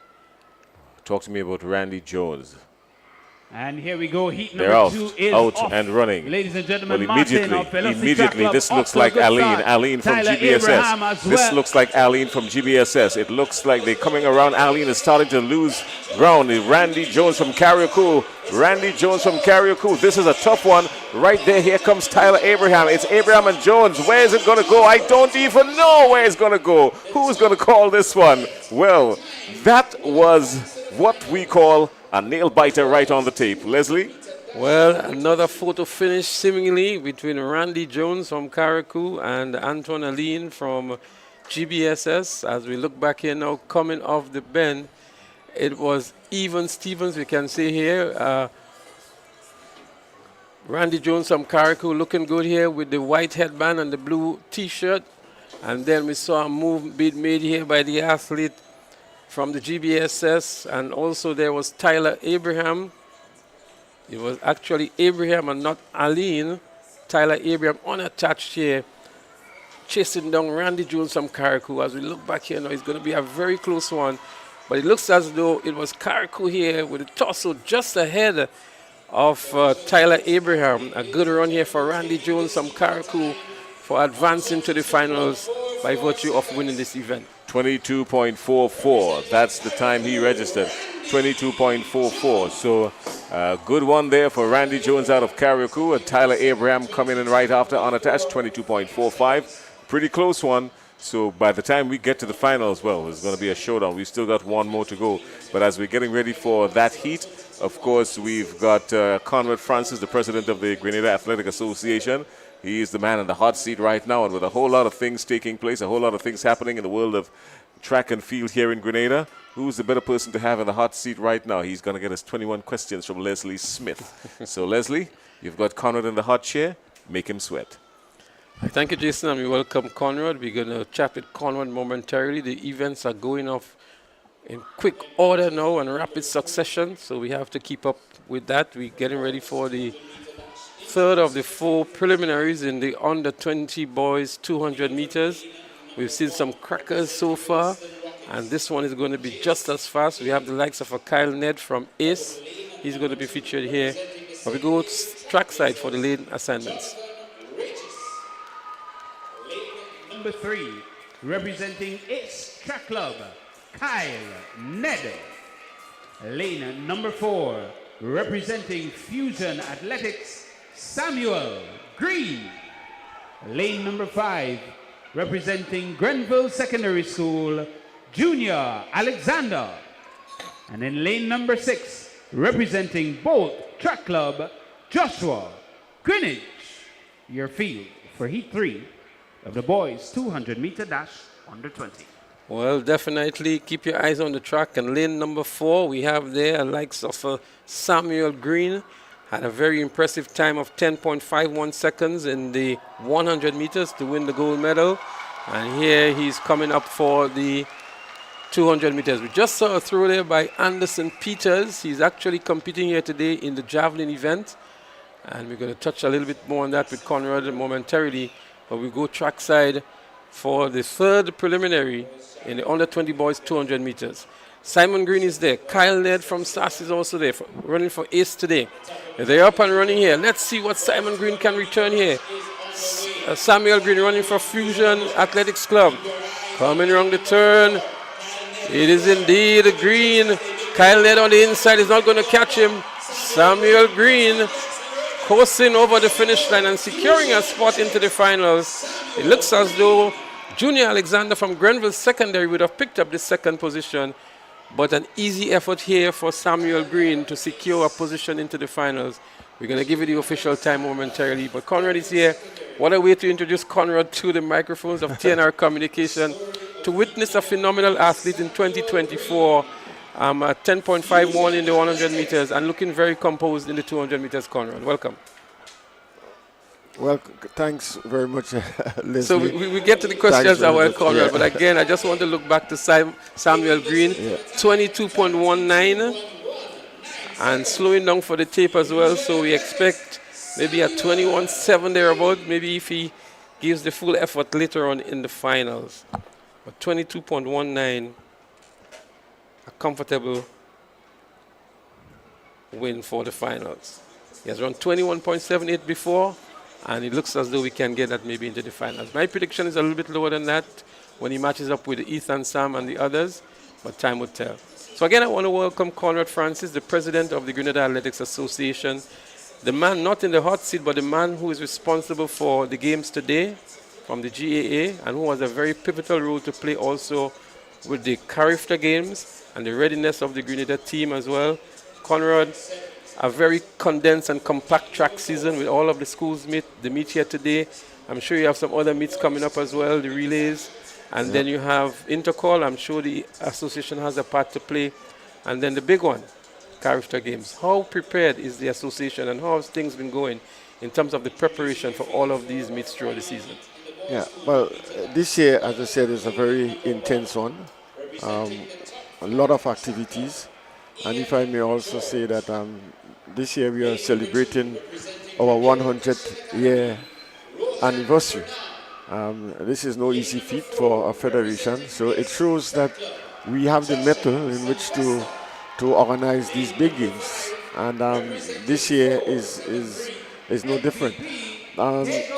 It is very, very challenging, especially due to the fact that we did not have the availability of the stadium earlier on in the season. We ran a couple of our mini-meets, but then that has to be curtailed because of work on the resurfacing of the track. So therefore, most of the games were held at Tantine and in outer parishes. In fact, one of the mini-meets, we held it at Bouchejou, and we were pleasantly surprised that the track in Bouchejou is very good. There's a 400-meter track there, and we got some very good times. Right, so we're going to come back with Conrad Francis, president of the Grenada Athletics Association, because we have the 4th preliminary here, and we have some big guns here. Josham Sylvester, who ran a 47 plus in the 400 meters yesterday. We also have a Tegan Peter King, and they're up and running here now. Peter King is there in lane 5 for MVP, and Josham Sylvester is running there for ace on his inside. So it's Sylvester and Peter King. Josham Sylvester, and some good competition from Ian George in lane 1 as well.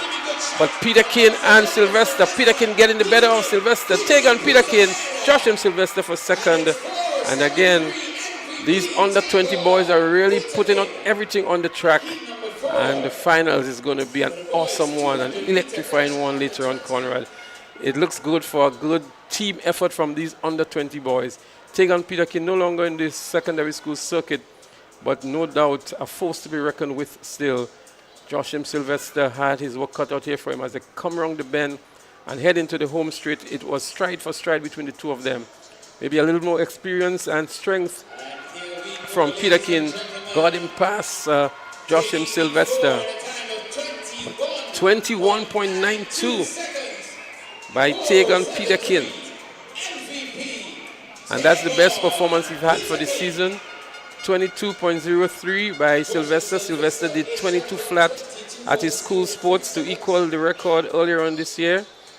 So I think there's a lot more from Josham Sylvester, but he seems to be preferring the 400 and 800 meters, stepping down to the 200 meters today and running 22.4 seconds. 22.03, I beg your pardon. So Conrad, getting back to you in terms of the intensity of the season, the availability of grounds or tracks to conduct all of these events, and that too must have affected the preparation of the teams, for the Carriacou Games as well. Yes, definitely. We were only able to have 3 of our planned mini meets, and one was cancelled because of the fact that exactly what you mentioned, availability of grounds. So it has affected our meets, and some of the secondary schools did have their school meets in as early as December. So in terms of getting the Carriacou team together posed a Herculean task in doing that, because most of the schools were preparing their athletes for the seasons, and we didn't want to force competition after them, because that could cause problems down the road, burnt out and other issues. So we had to ease a bit. So that in itself, the athletes, some of them are not that well prepared because of that, because the more you compete and rest is the better your times will get, and your performances will improve. So what we are seeing here today is a very, very good effort on behalf of the athletes, knowing exactly that some of them are not as fully prepared as they should be, but it could be a signal that they are about to peak, and we hope that they will peak at Intercall and hold the peak for 2 weeks after into Carriacou Games. So, Colin, this is an important situation here, a very complex one as well, because coaches tend to prepare their athletes for different events. So we have national champs this weekend, for example, and some coaches may want to pick their athletes here to gain a berth on one of the national teams. Then we have the prestigious Intercall Games, which athletes want to pick for as well. And we also have Carriacou Games. And so the coaches have to be very delicate now in how they manage these athletes' preparation. Likewise, we have the GAA, who is also preparing athletes for national competitions. And you want to get them at the best as well. So all these combination of factors between associations and coaches and facilities have to come into focus. The question I want to ask you now, in terms of the preparation of the athletes for the Carriacou Games, notwithstanding what you've just mentioned, with the availability of fields and so on, do you think that you have sufficient time to get them in that state of readiness, competition ready, so to speak, for Easter weekend? Well, as I said, the coaches have to be very strategic. And we as a federation, we have to take that into consideration, and we certainly have. So what we have done is sort of allowed the athletes to train within the clubs and schools and do not try to interfere too much with the cycles of training, because that can cause overloading and burnt out down the road. So we have given them guidance. We had a couple sessions earlier on, sometime last year. We could not do that this year because of the tightness of the schedules, so we did not want to interfere with that. But following these games tonight, the character team will be selected, and we will again give guidance to them and do not try to interfere too much, because the big one is intercall. So they are preparing, all the schools are preparing their athletes for intercall. And there isn't much that we can do as a federation and putting a team together. What we are hoping that the 2 weeks that we have between intercall and character games, that we can bring the team together and work on the aspects of discipline, work on the aspects of mental preparation, and also with the relay teams. So that is the work that we are expecting to do with them. And in the more technical events, just to help them polish up a little. You would not want to change anything much, because any big change now could really affect their performances. So that's what we are working on, and we'll continue to work on the selection of the team. So I want to add a slightly different dimension here, Colin. I'm not Colin, but Conrad, sorry. With regards to the mental preparation, because I can tell you there's a huge expectation from the Grenadian sporting populace for these athletes at Carriacou in Grenada. There is expectation of the coaches, expectations of the association, and that in itself can put a lot of additional pressure on all these different layers. What efforts are in place now to prevent that from happening and for the athletes to perform with that emotional readiness that they would need? Yeah, well, as I said, we'll be working on them in terms of the mental preparation with the 2 weeks that we have to prepare them for that. However, as you correctly said, that there's huge expectation. Yes, you're hosting. You spend a lot of money in terms of facilities, equipment, and so on. But as our senior citizens would say, you cannot make blood out of stone. So we are working with the talent that is available to us. Character in 2016 is different to 2021, right? In 2016, we could have said, okay, look out for Anderson Peters, look out for Josh Boateng, look out for Candisha Scott. We do not have those kind of athletes for 2020, for 2024. However, we are expecting that the performances that is on show today, that our supporters will come out and support these athletes, because I have seen some quality performances, and it shows that there is talent in the team, and by right, yes, our fans should look for good performances. And we are urging them to come out and support these athletes so they can lift their standard of performances during Carriacou. Well, you've heard the clarion call for support from the entire Grenadian populace for these athletes. Well, Conrad, I want to segue a little bit now, moving away from the athletes and looking at the organization for Carriacou. We wanted obviously to have a Grenadian flavor. We just come from a 50th anniversary of independence, and I'm sure the GAA is doing a whole lot behind the scenes, because a lot of the times people are not aware of what is happening behind the scenes, all the different layers of preparation that is required. How are things going with that? Are there any challenges or bottlenecks that you have seen at this time before Easter weekend? Oh yes, there are numerous challenges, and as you know that the Games is run by an LOC, local organizing committee, appointed by the Grenada Athletics Association. And these folks are working extremely hard to ensure that we have one of the best games thus far. And everyone is expecting that we put on a good show. People in the Caribbean, they always like to come to Grenada to compete. The past two versions of Carriacou we've had here, they always said that it is the best. And by all indications, what we are seeing is that people will be coming to Grenada in their droves, right? All people coming with charter flights, all the hotels are booked up. So there is expectancy. There is expectancy in terms of our organization because we have a very high level of organizing meets in Grenada. Most people may not see it, but when we go to other islands to competitions and we compare it to what we have, is chalk and cheese, right? And people talk about it in the region. So they are coming. Our LOC is working extremely hard to ensure that those expectations do not fall below the level that is expected by the region and ourselves. So a lot of sleepless nights are going in.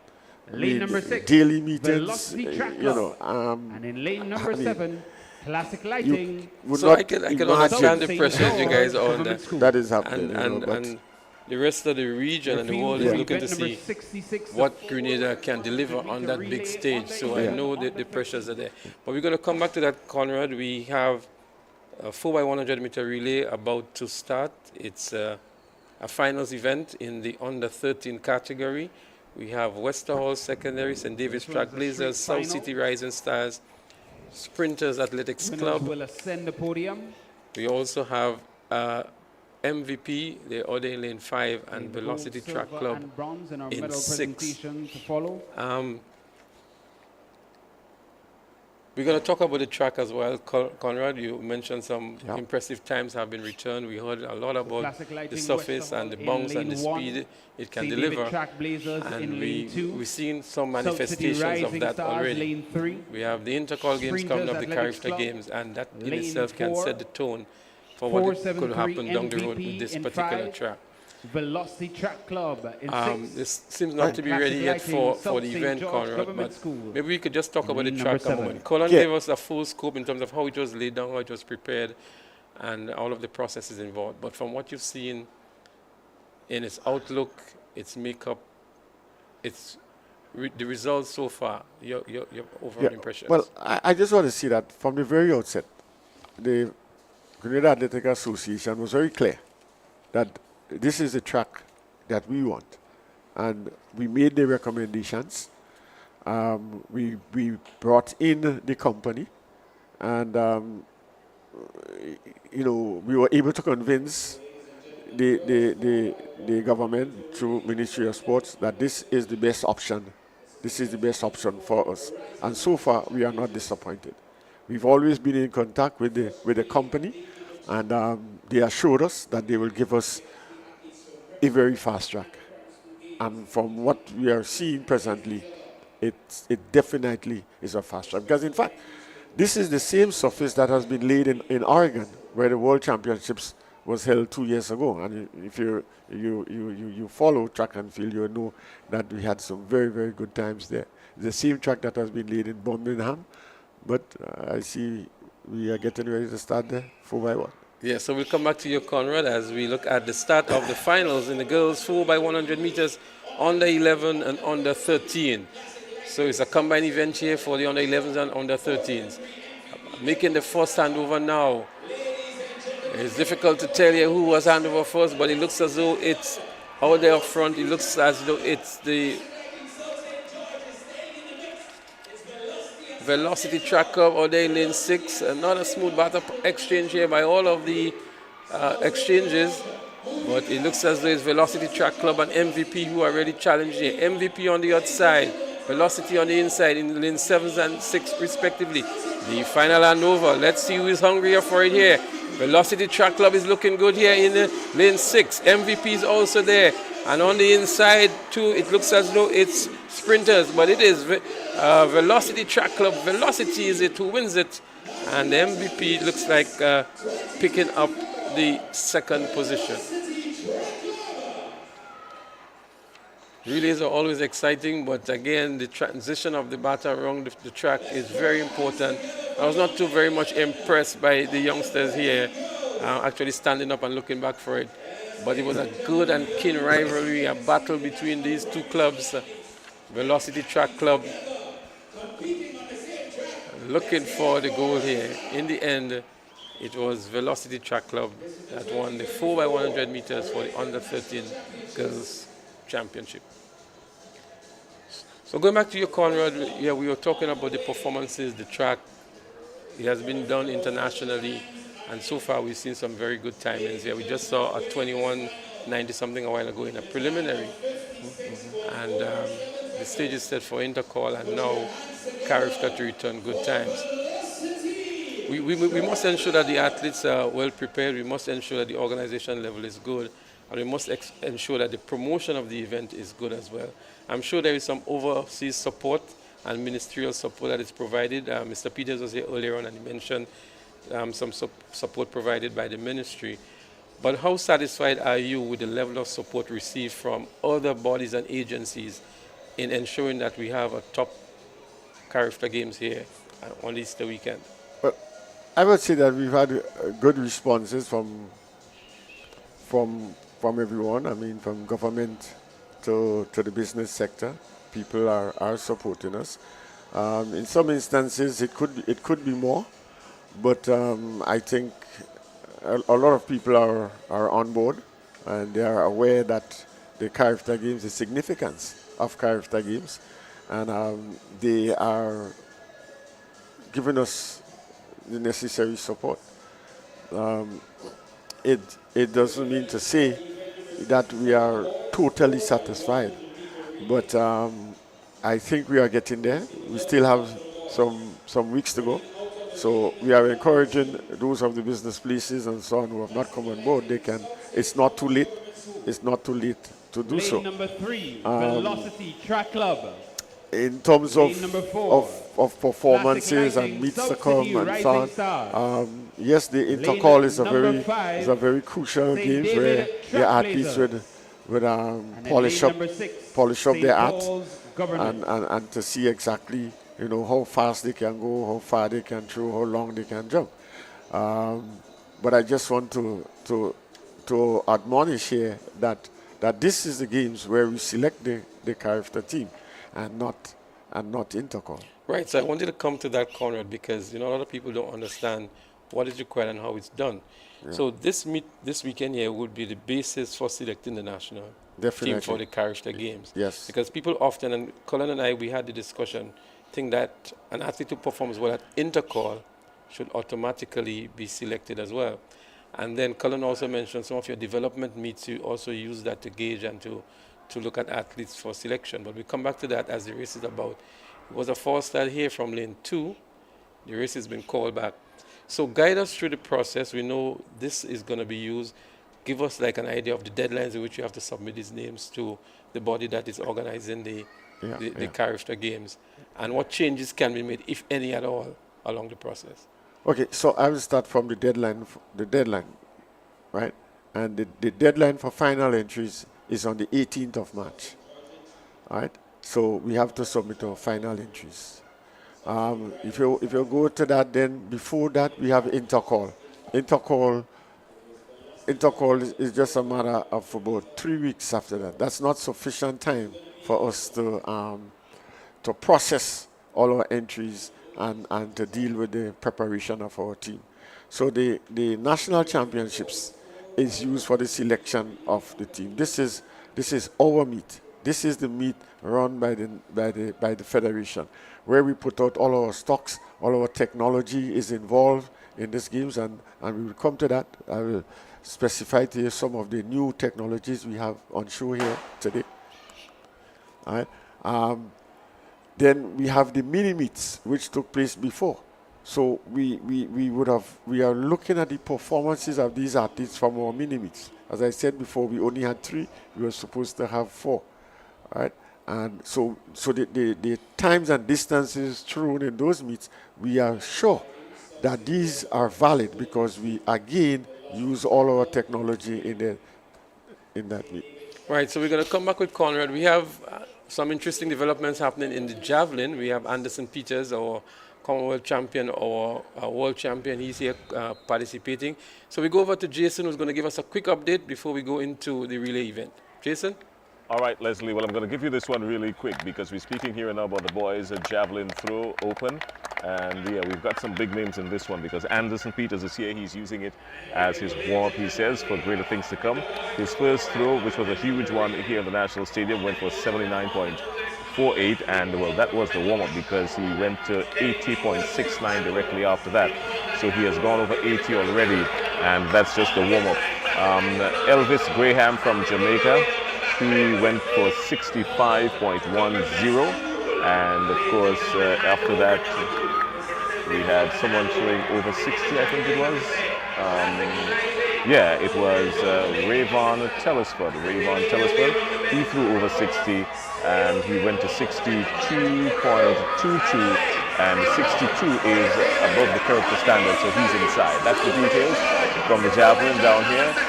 Anderson Peters out there in front with 80.69 meters.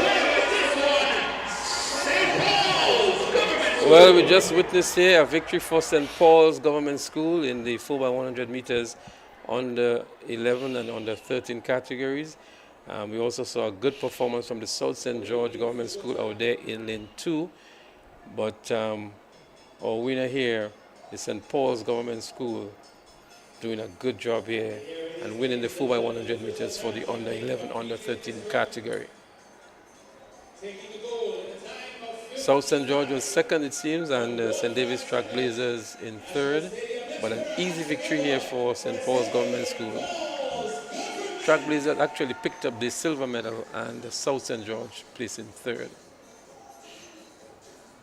Yes, so Conrad, we can continue now. We just got a report there, Anderson Peters 80.69. Maybe we could comment a little bit on that. Yeah. Anderson 90 plus has done in previously.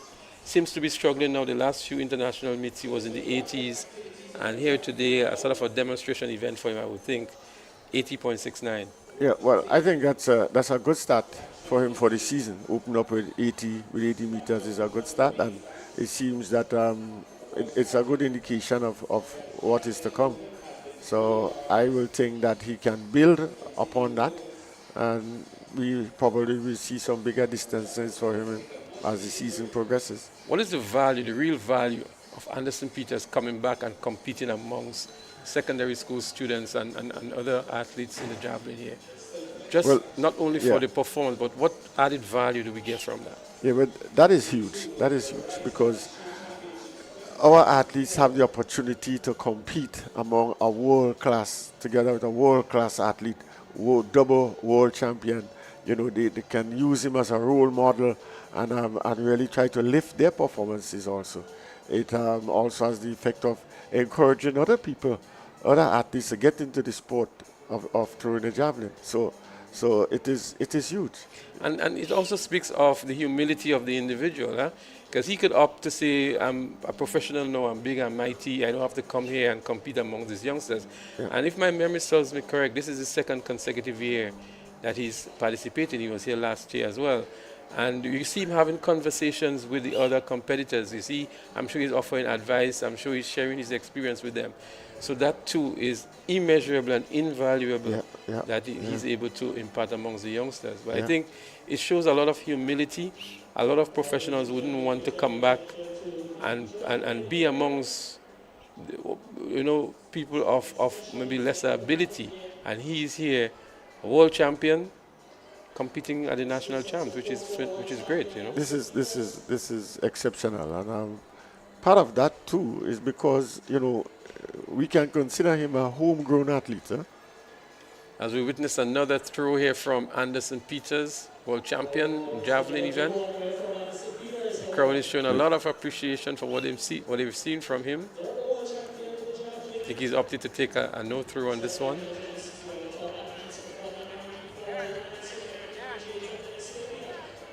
So, Colin, there seems to be, I keep calling you Conrad, some further work that needs to be done on the infield by the Stadium Authority. I see they've planted some grass there and trying to do some work on the infield. I guess to improve on the aesthetics as well, the javelin is going to be using that area as well.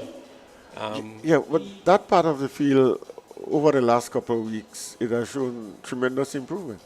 What people probably don't know, that whole middle sector was relayed with sand, and I am pleased to see the improvement that it has made over the last month, you know, and hopefully in the next 3 weeks it will be completely covered with grass, you know.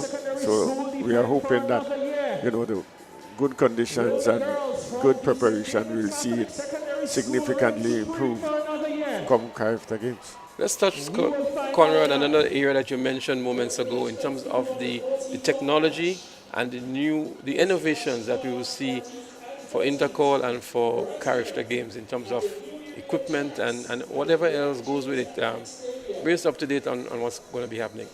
Yeah, well, I can speak about Carriacou. I am not too sure if Intercall would venture to use all the technology that we have available, but we will make it available to them. You may or may not know that presently we just concluded a photo finish workshop. In fact, the gentleman is out there. You may have seen somebody of a different, you know, a stranger. A stranger is there walking along with our athletes, with our photo finish people, right? Okay, we have Anderson on the runway. That is. So Anderson was there. I was about to show you the Honorable Minister for Sport, who is also here today. Okay, yes. You know, well, he is a sports enthusiast, you know, and he's a person who sometimes do not like to sit too much in the VIP area. He gets among the masses.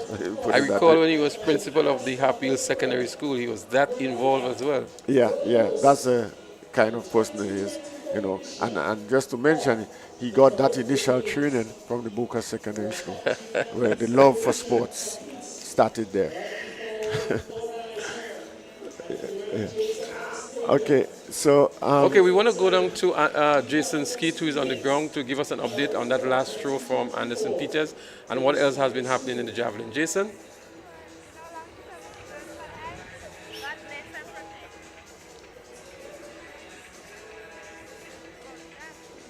Now we're going to get back to Jason in a while as the javelin event continues. And Conrad, we were speaking about the innovations and the technology to be employed. Okay, so what we have done is that we have acquired another photo finish camera. So we have 3 cameras. And with these 3 cameras, we're able to have 2 focusing on the finish line, and then another one, which is a backup camera. So in case any of the cameras on the field fails or we have a power cut or something, the third one is being run on what you call them is UPS, right? So that will still have the timings. We also have the field links, where you will notice that no longer the officials measure with tape line, right? You use a surveying sort of thing that they use. So that is an advance in the step, and you see and they measure. They don't pull any tape no more. So that speeds up the whole event, the time that the event will take. We have acquired another piece of equipment called the VeriLinks. The VeriLinks is at the long jump, so that it picks up the no jumps, right? So you don't depend on, before you put the putty on the board, plasticine on the board, right? So you don't depend on that anymore, right? The camera is there, and you have the technology and so on there. So it picks it up and it can be shown to the athletes. It can also be shown on the scoreboard, right? Then we also have the IdentiLinks camera, which is at the finish line for the distance races, right? Because the normal photo finish can only pick up the 8 lanes, right? The 8 lanes. But the Identi camera picks up if you have 20 persons running, it picks up everybody, right? So you can go back, watch the video, and assign the times to the particular athletes. So we are moving on in terms of the technology, and we have the scoreboard, we have digital boards. We sort of moving away from the regular advertising boards, yeah. Have digital boards. Yeah, but we still we'll be using a combination of it because some companies, they are still not fully sold on the digital boards. But we're hoping that with this display here today that some of them will come on board with the digital boards. Okay, so we're going to get ready for another javelin throw. We have an athlete here from Jamaica who is also participating in the javelin. So momentarily we'll go down to Jason and our camera crew down there for Elvis Graham from Jamaica's throw. And we'll come back to Conrad because Conrad, I want you to tell me, in addition to the... Okay, so we go over to Jason and then we come back to Conrad. Jason, it's over to you. All right, well, yeah, Elvis Graham, he is representing the Unattached Club. He's from Jamaica. Here he goes.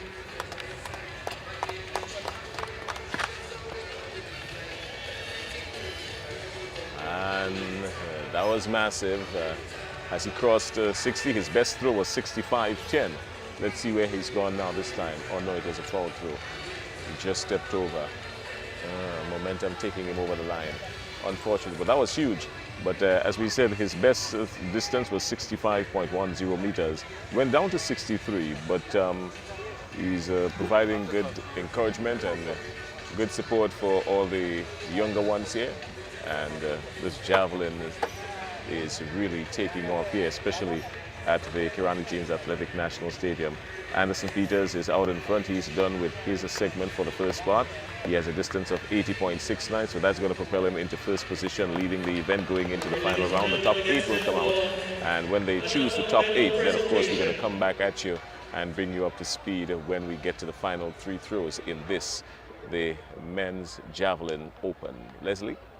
Thank you, Jason. It'd be good if we can get an interview maybe with Mr. Graham from Jamaica to get a feeling for his understanding and his motivation for wanting to participate. But he let us know that it's possible. What we're going to do now, we're going to go down trackside. There's going to be a medal presentation. But very quickly before we do that, I would want to hear from Conrad in terms of what can we expect to happen differently at this Carifta Games that would give it the Grenada flavor? Well, in Grenada, you know, we are noted for good crowd participation, and we are hoping that we invite Her Excellency the Governor General, Dame Cecile Lagrenade. Yeah. So we'll come back to you, Conrad. Let's go down trackside for the medal presentation that is about to start. Oh.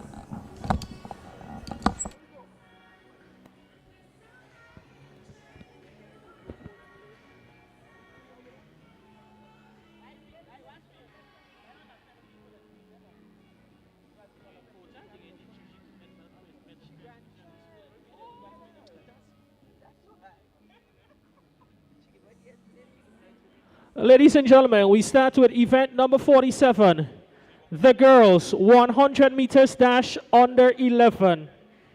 In third position, Jazion Johnson, Velocity Track Club, 15.20 seconds.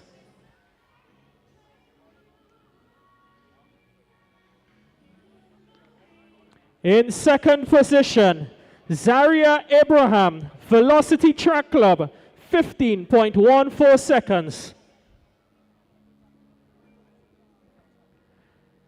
And our winner, Carissa St. Clair, South City Rising Stars, 14.61 seconds.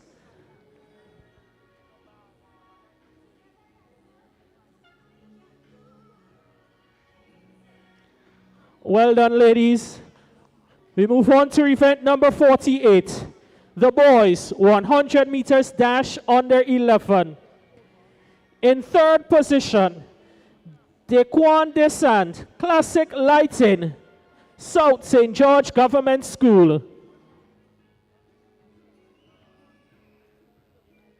14.91 seconds. In second position, Kristen Samuel, Finish Line, 14.85 seconds.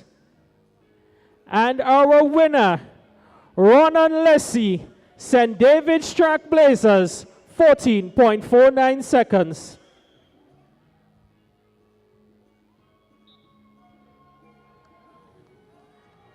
Our medalists in event number 49, the girls 100 meters dash under 13.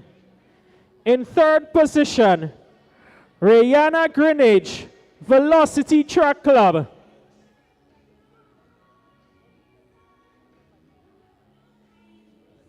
In second position, Leah Rose Charles, Classic Lighting, South St. George Government School.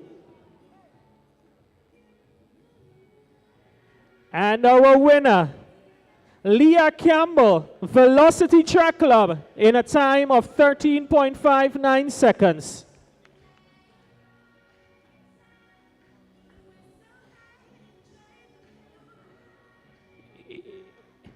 Event number 54, the girls 150 meter dash on the 9.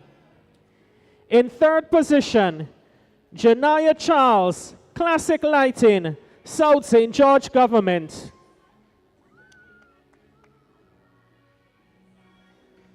In second position, Tania Gibbs, Sprinters Athletic.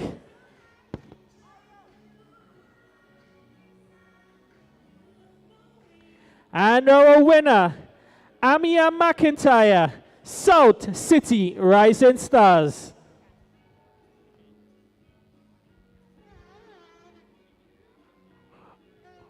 We want to thank Her Excellency Governor General Dame Cécile Lagrenade for assisting us with this round of medal presentations.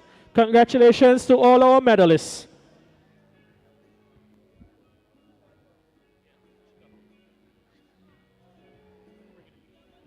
We invite the President of the Grenada Olympic Committee, Mr. Bernard Wilson, to assist us with the next set of medal presentations.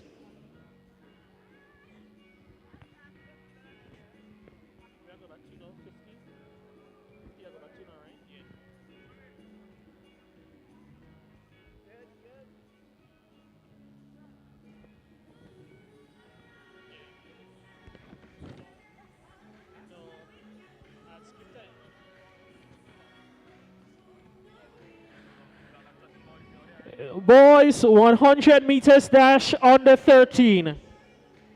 In third position, Christian Thompson, 473 MVP. In second position, Cameron Bonaparte, South City Rising Stars.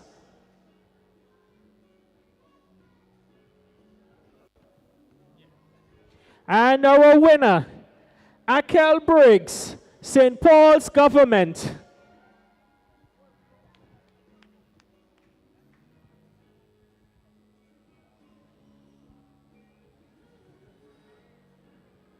Event number 55, the boys 150 meter dash on the 9.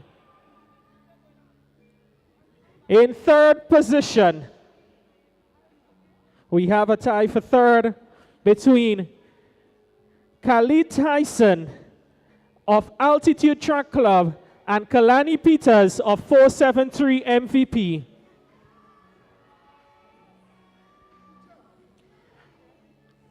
In second position, Winston Church.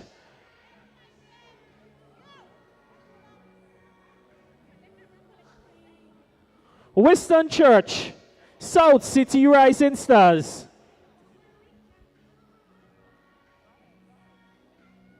And our winner, Jace Mitchell, St. Andrews, Arisa, 24.53 seconds.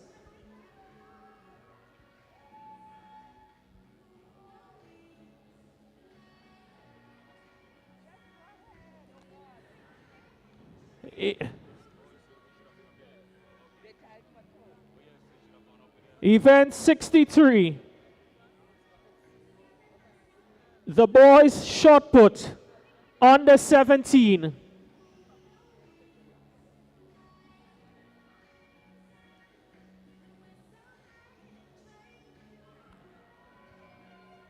Boys shot put under 17.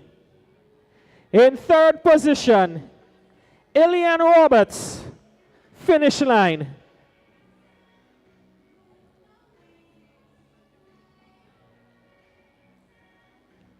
In second position, Nicole Abraham, South City Rising Stars.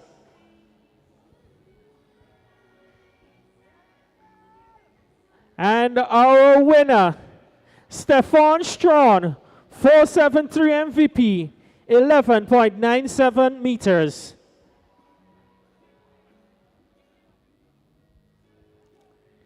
Event number 64, the District Girls Open.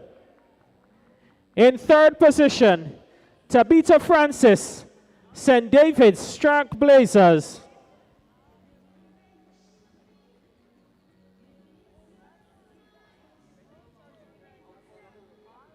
In second position, Shania Thomas, Ace. And our winner, Akeda McSween, St. David's Trailblazers, 30.24 meters.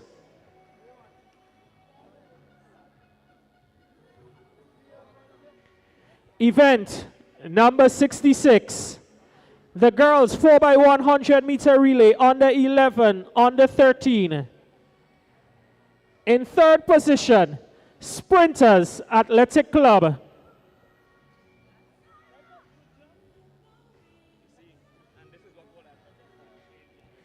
In second position, Classic Lighting, South St. George Government School.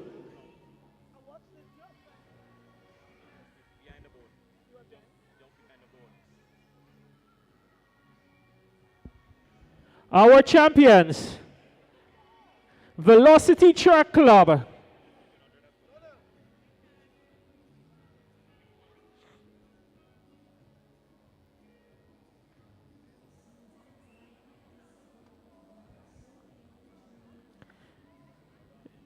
Event number 67, the boys, 4x100 meters under 11s, under 13. In third position, Classic Lighting, South St. George Government.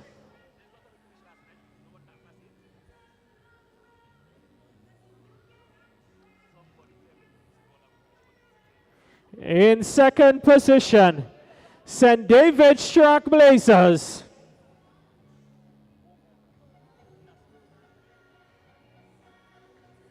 And our winners, St. Paul's Government School, 55.15 seconds.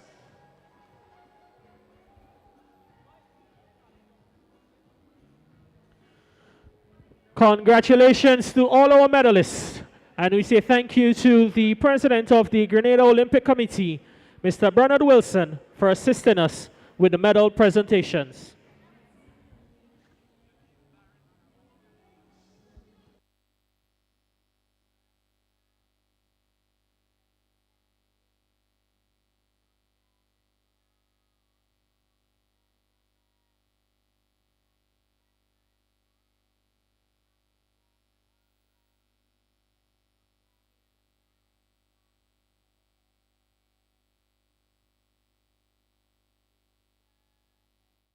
Request, repay, repeat with Ariza's Flexi Credit Evergreen Loan Facility. Qualify for a Flexi Credit with limits up to $25,000 or use your home equity to qualify for more. Extra cash at your fingertips whenever you need it, accessed using your debit card and managed using AMI, Ariza's mobile internet experience app. Flexi Credit allows you the flexibility to top up to your approved limit any day, anytime. Already a member? Send us a WhatsApp on 423-4987. New members join today to apply. Request, repay, repeat. Use your Flexi Credit for vacations, shopping, wedding, general expenses, and more. Ariza loan terms and conditions apply. Ariza Credit Union. Your financial freedom, your future. Take charge of your financial journey by switching to an Own Your Own loan at Ariza Credit Union. Ariza's Own Your Own loan is as unique as you are because we know one size fits all does not fit you. With Own Your Own Loan, you get unmatched benefits including lower interest rates, flexible repayment options, discounted loan and legal fees, and savings from hardware suppliers. Tailor-made options that put you in control. Switch now and step into the life you were always meant to live with Ariza's Own Your Own Loan. Ariza Credit Union. Your financial freedom, your future. Call us today at 440-1759 or visit our website at arizacu.com. Love we sing, love we sing, love we sing happy birthday, sweet Grenada. Secure your financial future with Ariza's limited time $50,000 loan offer and join the 50 Chairs celebration. Application is easy, approval quick, interest rates competitive, and repayment options flexible. Apply now. Visit any of our branches located at Bruce Street, St. George, Grenville, Grand Anse, and Carriacou, or call 440-1759 for more information. Ariza Credit Union. Your financial freedom, your future. Request, repay, repeat with Ariza's Flexi Credit Evergreen Loan Facility. Qualify for a Flexi Credit with limits up to $25,000 or use your home equity to qualify for more. Extra cash at your fingertips whenever you need it, accessed using your debit card and managed using AMI, Ariza's mobile internet experience app. Flexi Credit allows you the flexibility to top up to your approved limit any day, anytime. Already a member? Send us a WhatsApp on 423-4987. New members join today to apply. Request, repay, repeat. Use your Flexi Credit for vacations, shopping, wedding, general expenses, and more. Ariza loan terms and conditions apply. Ariza Credit Union. Your financial freedom, your future. Take charge of your financial journey by switching to an Own Your Own Loan at Ariza Credit Union. Ariza's Own Your Own Loan is as unique as you are because we know one size fits all does not fit you. With Own Your Own Loan, you get unmatched benefits including lower interest rates, flexible repayment options, discounted loan and legal fees, and savings from hardware suppliers. Tailor-made options that put you in control. Switch now and step into the life you were always meant to live with Ariza's Own Your Own Loan. Ariza Credit Union. Your financial freedom, your future. Call us today at 440-1759 or visit our website at arizacu.com. Love we sing, love we sing, love we sing happy birthday, sweet Grenada. Secure your financial future with Ariza's limited time $50,000 loan offer and join the 50 Chairs celebration. Application is easy, approval quick, interest rates competitive, and repayment options flexible. Apply now. Visit any of our branches located at Bruce Street, St. George, Grenville, Grand Anse, and Carriacou, or call 440-1759 for more information. Ariza Credit Union. Your financial freedom, your future.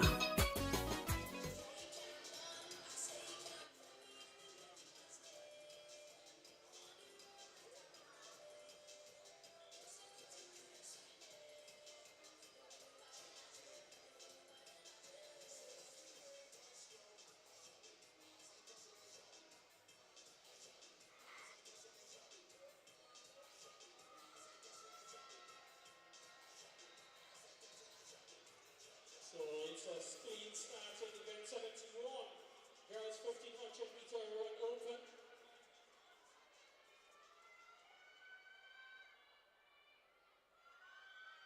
A very large field as a quest to become the 1500 meter champion at National Champs 2024.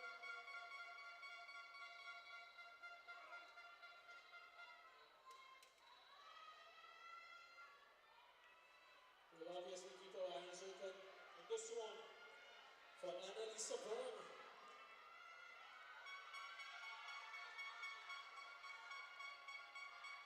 Arisa is representing finish line in this event. One of our top athletes in the recent years in this event. She has already taken an early lead in this one. 1,500 meters, 3 3/4 laps of the track here at the Kirani James Athletic Stadium. Just about 400 meters completed by the leaders in the event.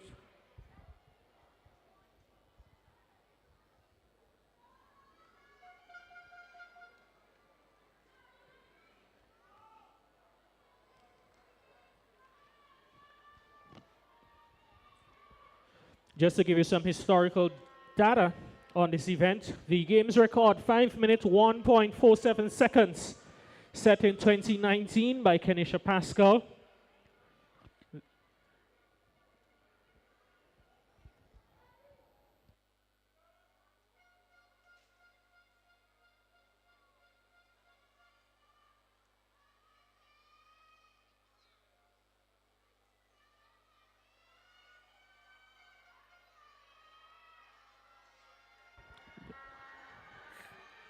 Just about 700 meters completed by the leader in this event, Annalisa Brown. She still has 2 more.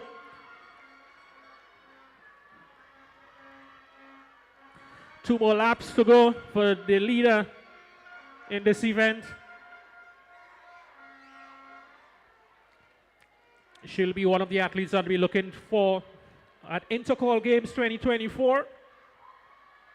She's representing Boca Secondary.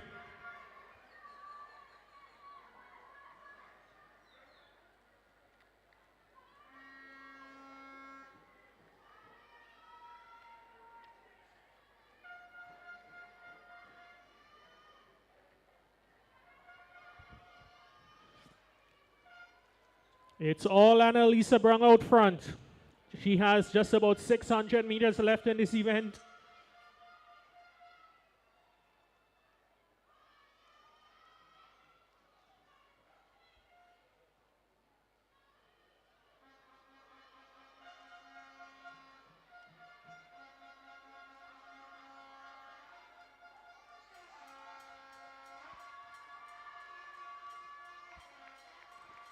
She enters the home straight once again, and she hears the sound of the bell indicating that there is 1 lap left in this event. Leading by over 60 meters, Annalisa Brown of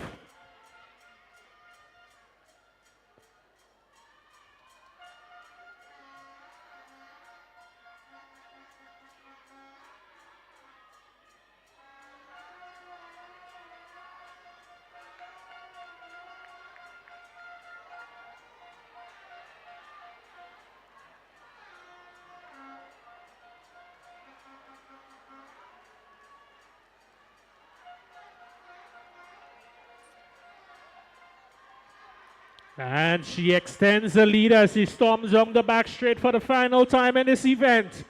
Lengthen those strides, just about 200 meters to go.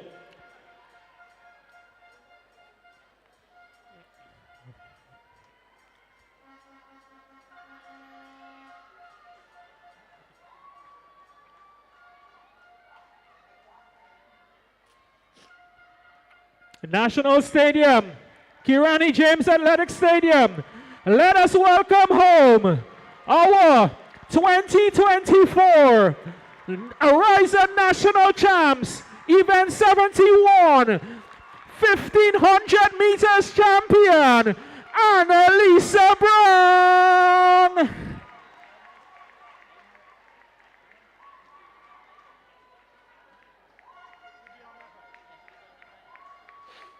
What a special run there by Annalisa Brown. Let us show appreciation once again for Annalisa Brown.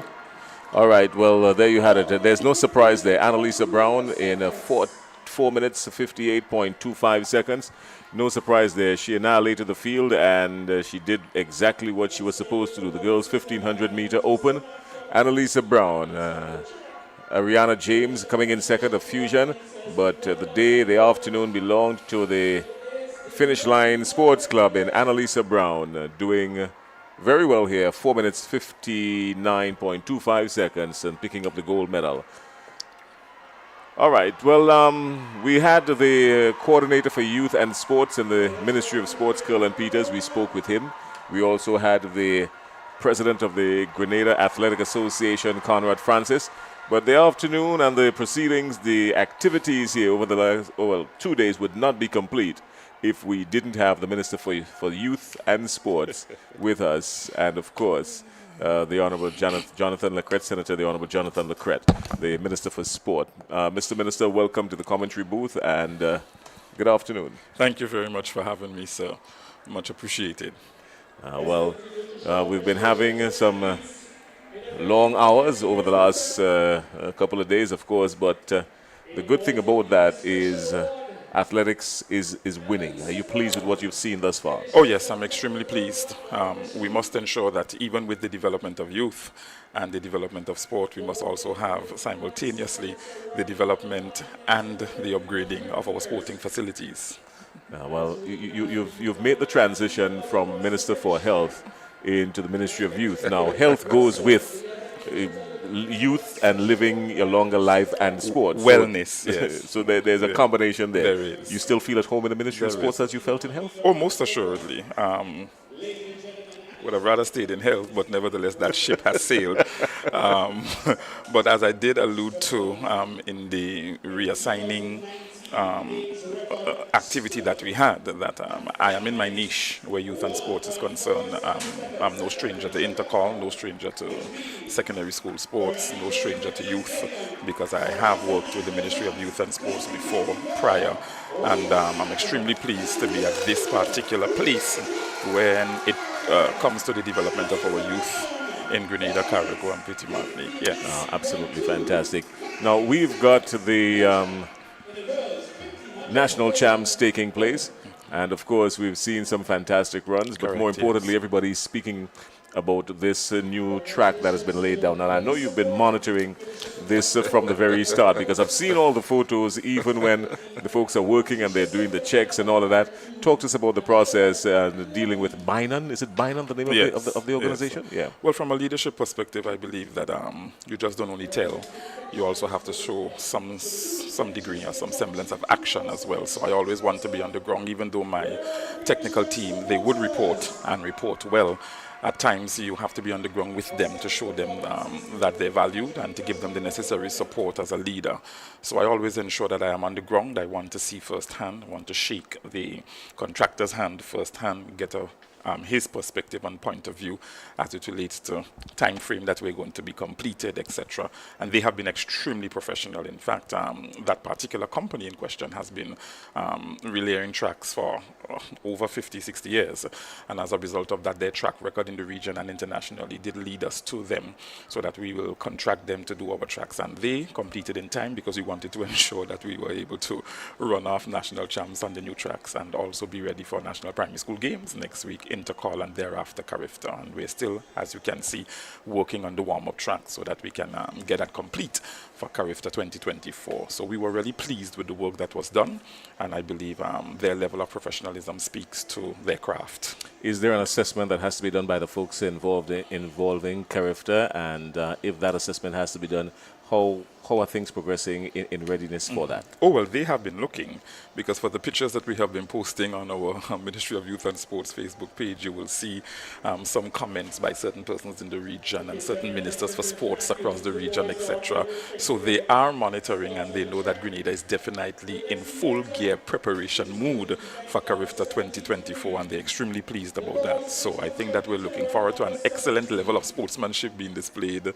at all of our sporting meets coming up, especially Carifta, intercall, and Carifta thereafter. Yeah, well, I was going to get to intercall because everybody is going to be talking about intercall, especially is going to be on a track like this. In fact, I think intercall this year would be open. There's no telling who is going to emerge, the male champions and the female champions. I think that intercall is open this year because you are looking at national champs and you're recognizing that there are a number of schools, be it Boca Secondary School, the famous and incomparable McDonald College, the SAS, the PBC, the whatever, the what have you, and you're recognizing that there are a number of schools that are emerging. And I believe if we are fair in terms of our assessment over the years, we have seen a number of underdogs coming up and getting really stronger on the athletic track. So the prize to the one who earns it, I don't know if that sounds familiar to you.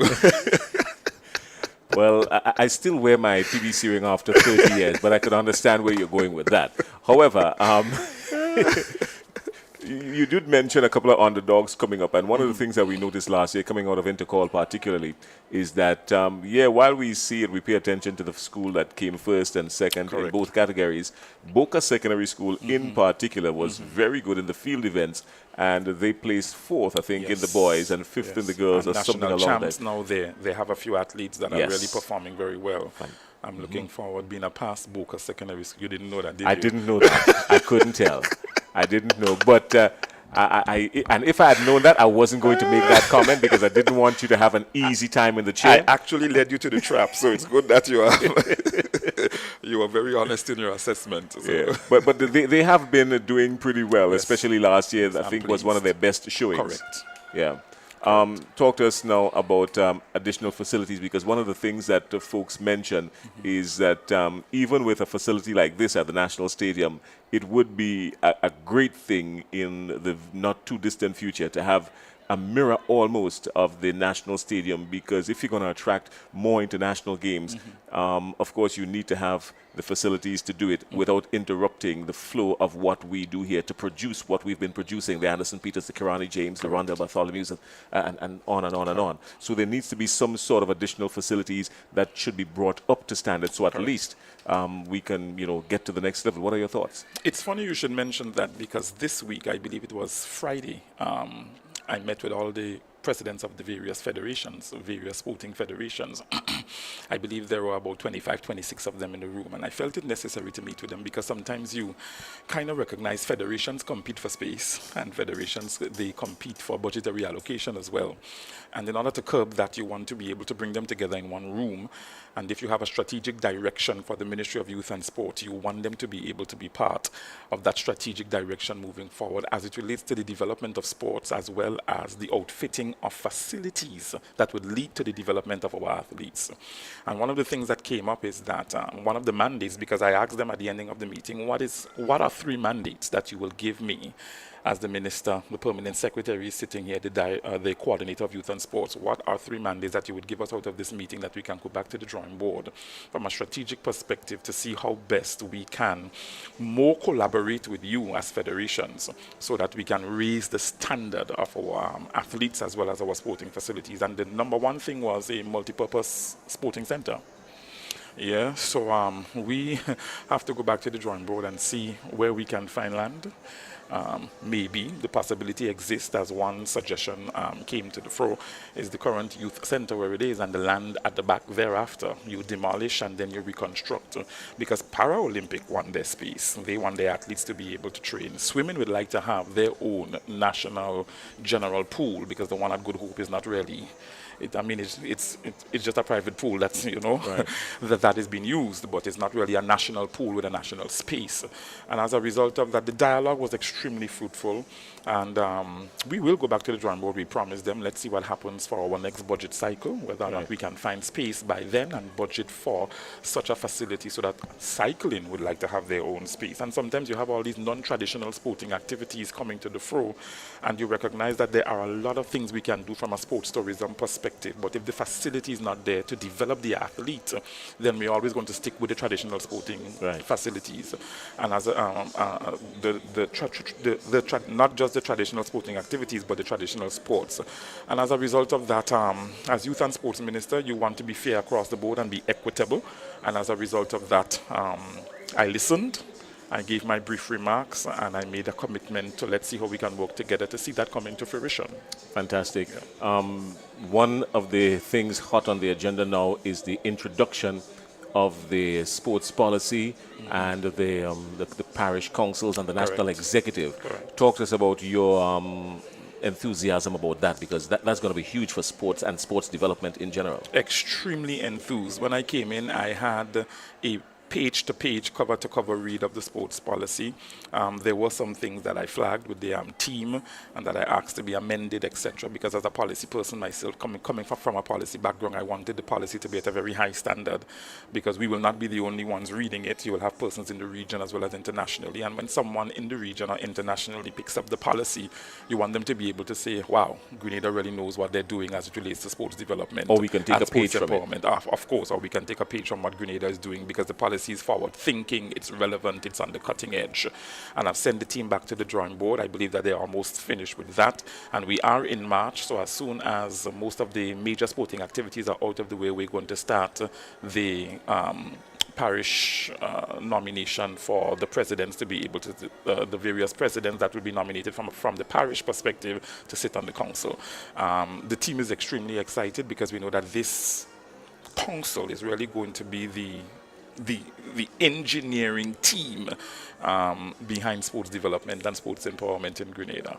It's going to be huge. I can feel it. It's going to be extremely huge. It's going to augur well. I think it's also going to take off a lot of the pressure from the Ministry of Sports as it relates to the whole organizing and running of these games that are primarily played in the parishes, and put the weight of it on the parish councils. The management of playing fields, the management of playing fields as well would be under the auspices of the council, of course in collaboration with the Ministry of Youth and Sports, because we don't want the council to function in isolation. Divorced from the Ministry of Youth and Sports, but very closely to and with the Ministry of Youth and Sports, so that we can have that synergistic, symbiotic relationship moving forward. The policy has many different aspects to it based on my recollection of reading, and the different aspects, I think all of it points strategically in the direction of youth development as it relates to sporting activities. And that is why we declared the years 2024 to 2027 the years of global youth leadership and succession planning, because that council really does speak to some degree of succession planning thereafter. And when we come to the parishes and when we are doing the voting through a democratic process, of course, for the various presidents to sit on the council, we want the parishes to take it very seriously. Elect persons who love sports, who have a passion for sports, and not just passion for sports, but a passion for sports development and the development of young people on a whole, so that you can get the best out of that president in that parish. And we would like to see that as a common thread throughout all parishes. All right. I know, Leslie, I know you promised us 5 minutes. You've been here for more than 5 minutes, but I can't bring you upstairs. And I know Leslie may have just one or two questions he'd like to get in. Leslie has always been, right there on the ball. But just before I go and pass the mic to Leslie, because I want to keep you sitting in the chair comfortable, there is a component in that broadcast policy, in that sports policy, that speaks to the broadcast and the broadcasting of these games and how we deal with, how we sell our sports to the rest of the region, the rest of the world, how it is broadcast.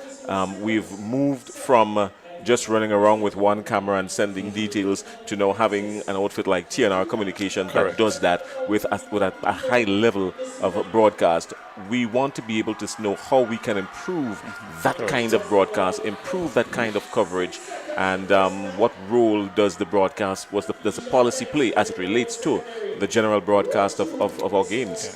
You are correct. I mean, even apart from that, right now we are training a group of young people in the broadcasting field for Carifta, so that we can have more persons trained in that area, especially from a youthful perspective, so that we don't have a gap where that is concerned. So that is critically important, and it does form part of the policy, and we're happy about that. Mr. Lacquer, it's a pleasure to have you up here with us, and we hope you can join us to do commentary as well. But we know you are a relatively new minister to the Ministry of Sport. And the Ministry of Sport et al. Has a lot of challenges that comes with it. A lot of pleasures as well. Yes, how has that experience been for you thus far? Extremely exhilarating. As I was saying to my very good friend a while ago, that sports is not new to the minister. Coming from a teaching background and a principal background, and I was also the Vice President of the Grenada Association of Secondary Schools of Principals alongside Mr. Jeremiah. So intercall, as well as community sports, as well as sporting from a secondary level is not new. It's just that this is the policy level of sports, and you get an opportunity to really sort of champion the kind and types of national policies that would speak to youth as well as sport development, and that is really an exciting experience. So today we speak in track and field because, you know, sports is multidisciplinary. Correct. And facilities is a major issue that people always talk about, having access to facilities through the length and breadth of Grenada, not only here at the National Stadium, but the other smaller playing fields in the rural communities, the athletes in Sauters, the Progress Parks, the Lasages. What efforts have been made by the ministry now to ensure, for example, that we have all of these facilities in tip-top shape and the equipment that is needed for the athletes who are in those rural areas as well? So, for example, go ahead. hurdles is coming to Intercall this year. The athletes in Goa, in Victoria, in Sauters, do they have access, or is the ministry playing a part to ensure that there is equal opportunity for the athletes with regards to access to the fields and to the equipment? Oh yes, they always have access. Them and their coaches. I know that lighting is an issue for a lot of people, especially when it comes to our major playing fields. The standard of the field as well is also a major issue when it comes to community playing fields. And one of the things that we did, I think about maybe 2 or 3 weeks ago, myself and the technical officer, we went around and visited all playing fields, whether they be major playing fields, secondary playing fields, or minor playing fields, as we have categorized them at the Ministry of Youth and Sports.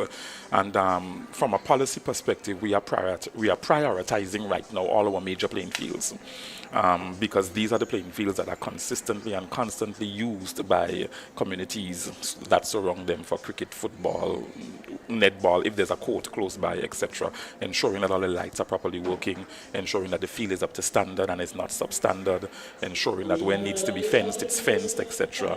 And just keeping it at a particular standard so that communities can feel a sense of safety and a sense of pride in the playing field that they use constantly. So that work is done, and then afterwards we're going to move to the secondary fields, and then like Malmont, etc. Yeah, and then afterwards we're going to move to the minor fields, yeah, like Ford, and so on and so forth. So I can list them for you because they're all in my head as we have categorized them. So we do have a plan, but it's going to take some time. Yeah. So I'm glad to hear Ford is on that list because that's my community where Minister Lennox Andrews ensured. But I want us to move to the yes. big one, Carifta, and we want to give it that Grenadian flavor. We just had a very successful independence celebration. Yes. Carifta is coming to our shores, and the ministry, I'm sure, would want to ensure that we deliver an excellent production for Carifta. Correct. The Athletics Association with the local organization committee, we know they're spearheading. They are, the technical and all these things, but I'm sure the government has a stake in it. Correct. What from your ministry or from government are you going to do to ensure that this Carifta would be a most memorable experience?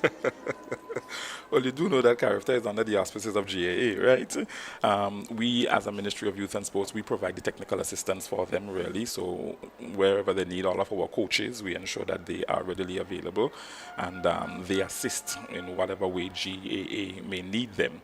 But apart from that, as it relates to the opening ceremony, cultural presentation, and all these other things that are a part of the package so that we can wow our Caribbean counterparts that are coming in, and a number of my ministerial colleagues from the region, especially Minister Sean Malcolm, is coming in from Tucson, Caicos, etc. So I'm excited to see him and his team come in and perform.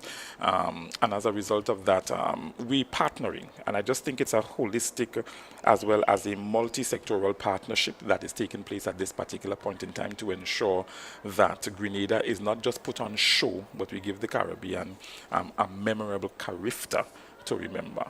Right, and maybe the final thing I want to ask you before you go is speak to the people, the Grenadian people in Grenada, in the diaspora, in order to promote this Carifta event that we're going to be having, to get as much participation, corporate support, and everything that is required for a successful event. Well, I always say that the development and youth and sport, the development of youth and sport is not just a sector. youth development is not just left up to one sector. And as I was just saying to a few coaches down at the starting block, that it almost seems as if, from my vantage point, that a lot of institutions and organizations, they have left youth development and sports development up to government. In some regards, you're not really seeing that kind of multi-sectoral approach that you would really want to see around youth development. And youth development also, entails sports development. It entails various aspects of development. And as a result of that, I want us to really continue to work together as a nation, as a diaspora, as corporate entities, as public sector entities, as NGO entities, so that so that the young people who are involved in sports can really be developed the way that they ought to. Because Kirani James should not just be our number one, or Anderson Peters, or Kurt Felix, or Lyndon Victor, and the list goes on and on. Yeah, I want us to be able to really develop more athletes coming out of Carifta this year, coming out of Intercol. We should really see some star performances, some records being broken, some students being targeted, and as a result of that, receiving scholarships. And it is the holistic approach, sir, I believe, that's really going to bring that degree of national success that we're looking for. So I want you to help me to do the commentary on this race. I know you're a former student of Boca, you're a former principal of Happy Hills Secondary, and also Wester Hall. And Wester Hall. I was at Wester Hall for 2 terms. Right, yes. so you're fully enshrined in the school system, and you're the sports minister as well. So this is actually, I think, the 1,500 meters. It's an open event, I think it is. It's the boys' 800-meter run, actually. And we see a very large field here. And they're actually going after a record time of 1 minute 56.81 seconds. That's event number 74. So they're actually on the final 150 meters here. And it's an athlete from Fusion. I'm not sure who is here. But just about 60 meters to go here. Yes, just about 60 meters to go. And the athlete is finishing quite strong, extending the lead as he nears the finish line. And he has cleared the finish line successfully, and the other athletes are coming in very strong as well. And we see excellent sportsmanship being displayed. I like when athletes are finishing and they don't fall down on the track. Well, you seem to have a career in broadcasting already, Minister. I just put you on the spot here, but you did an excellent job to bring home the winners of this event number 74. It's on record, actually. So your colleagues in the BVI or Tux and Caicos, TCI, as right? well, yes. They will get a chance to hear you doing commentary. I'm sure you'll be interviewed during the games as well. I'm quite sure. But it was a pleasure having you here and for Thank you sharing very from much, the ministry's perspective and your own perspective as well. Thank you, Mr. And the Smith. plans that you have, the sports council is a big one, we know. The pleasure was mine. And Carifta around the corner. Yes. Truly appreciate it. And thank you to our sponsors, Ariza, as well, for taking up this kind of corporate initiative, as well as Nexa as well, for the championships that they held sometime last week or week before also. Yeah, the corporate Grenada does have a very important role to play. They do, and I think that they have recognized that, and they are doing well where they can. Yeah. Indeed, indeed. So viewers, we heard a lot from our Honorable Minister, Honorable Lacrette, who is the Minister of Youth and Sports. And he's going to go downstairs and enjoy the rest of the games today. He's going to remain for the entire games, I was told. And so we wish him well and we thank him for being with us here. We're going to go back trackside momentarily to get some more live action. In the meantime, we ask you to stay tuned right here at the Ariza National Champs 2024. We'll be right back. Request, repay, repeat with Ariza's Flexi Credit Evergreen Loan Facility. Qualify for a Flexi Credit with limits up to $25,000 or use your home equity to qualify for more. Extra cash at your fingertips whenever you need it, accessed using your debit card and managed using AMI, Ariza's mobile internet experience app. Flexi Credit allows you the flexibility to top up to your approved limit any day, anytime. Already a member? Send us a WhatsApp on 423-4987. New members join today to apply. Request, repay, repeat. Use your Flexi Credit for vacations, shopping, wedding, general expenses, and more. Ariza loan terms and conditions apply. Ariza Credit Union. Your financial freedom, your future.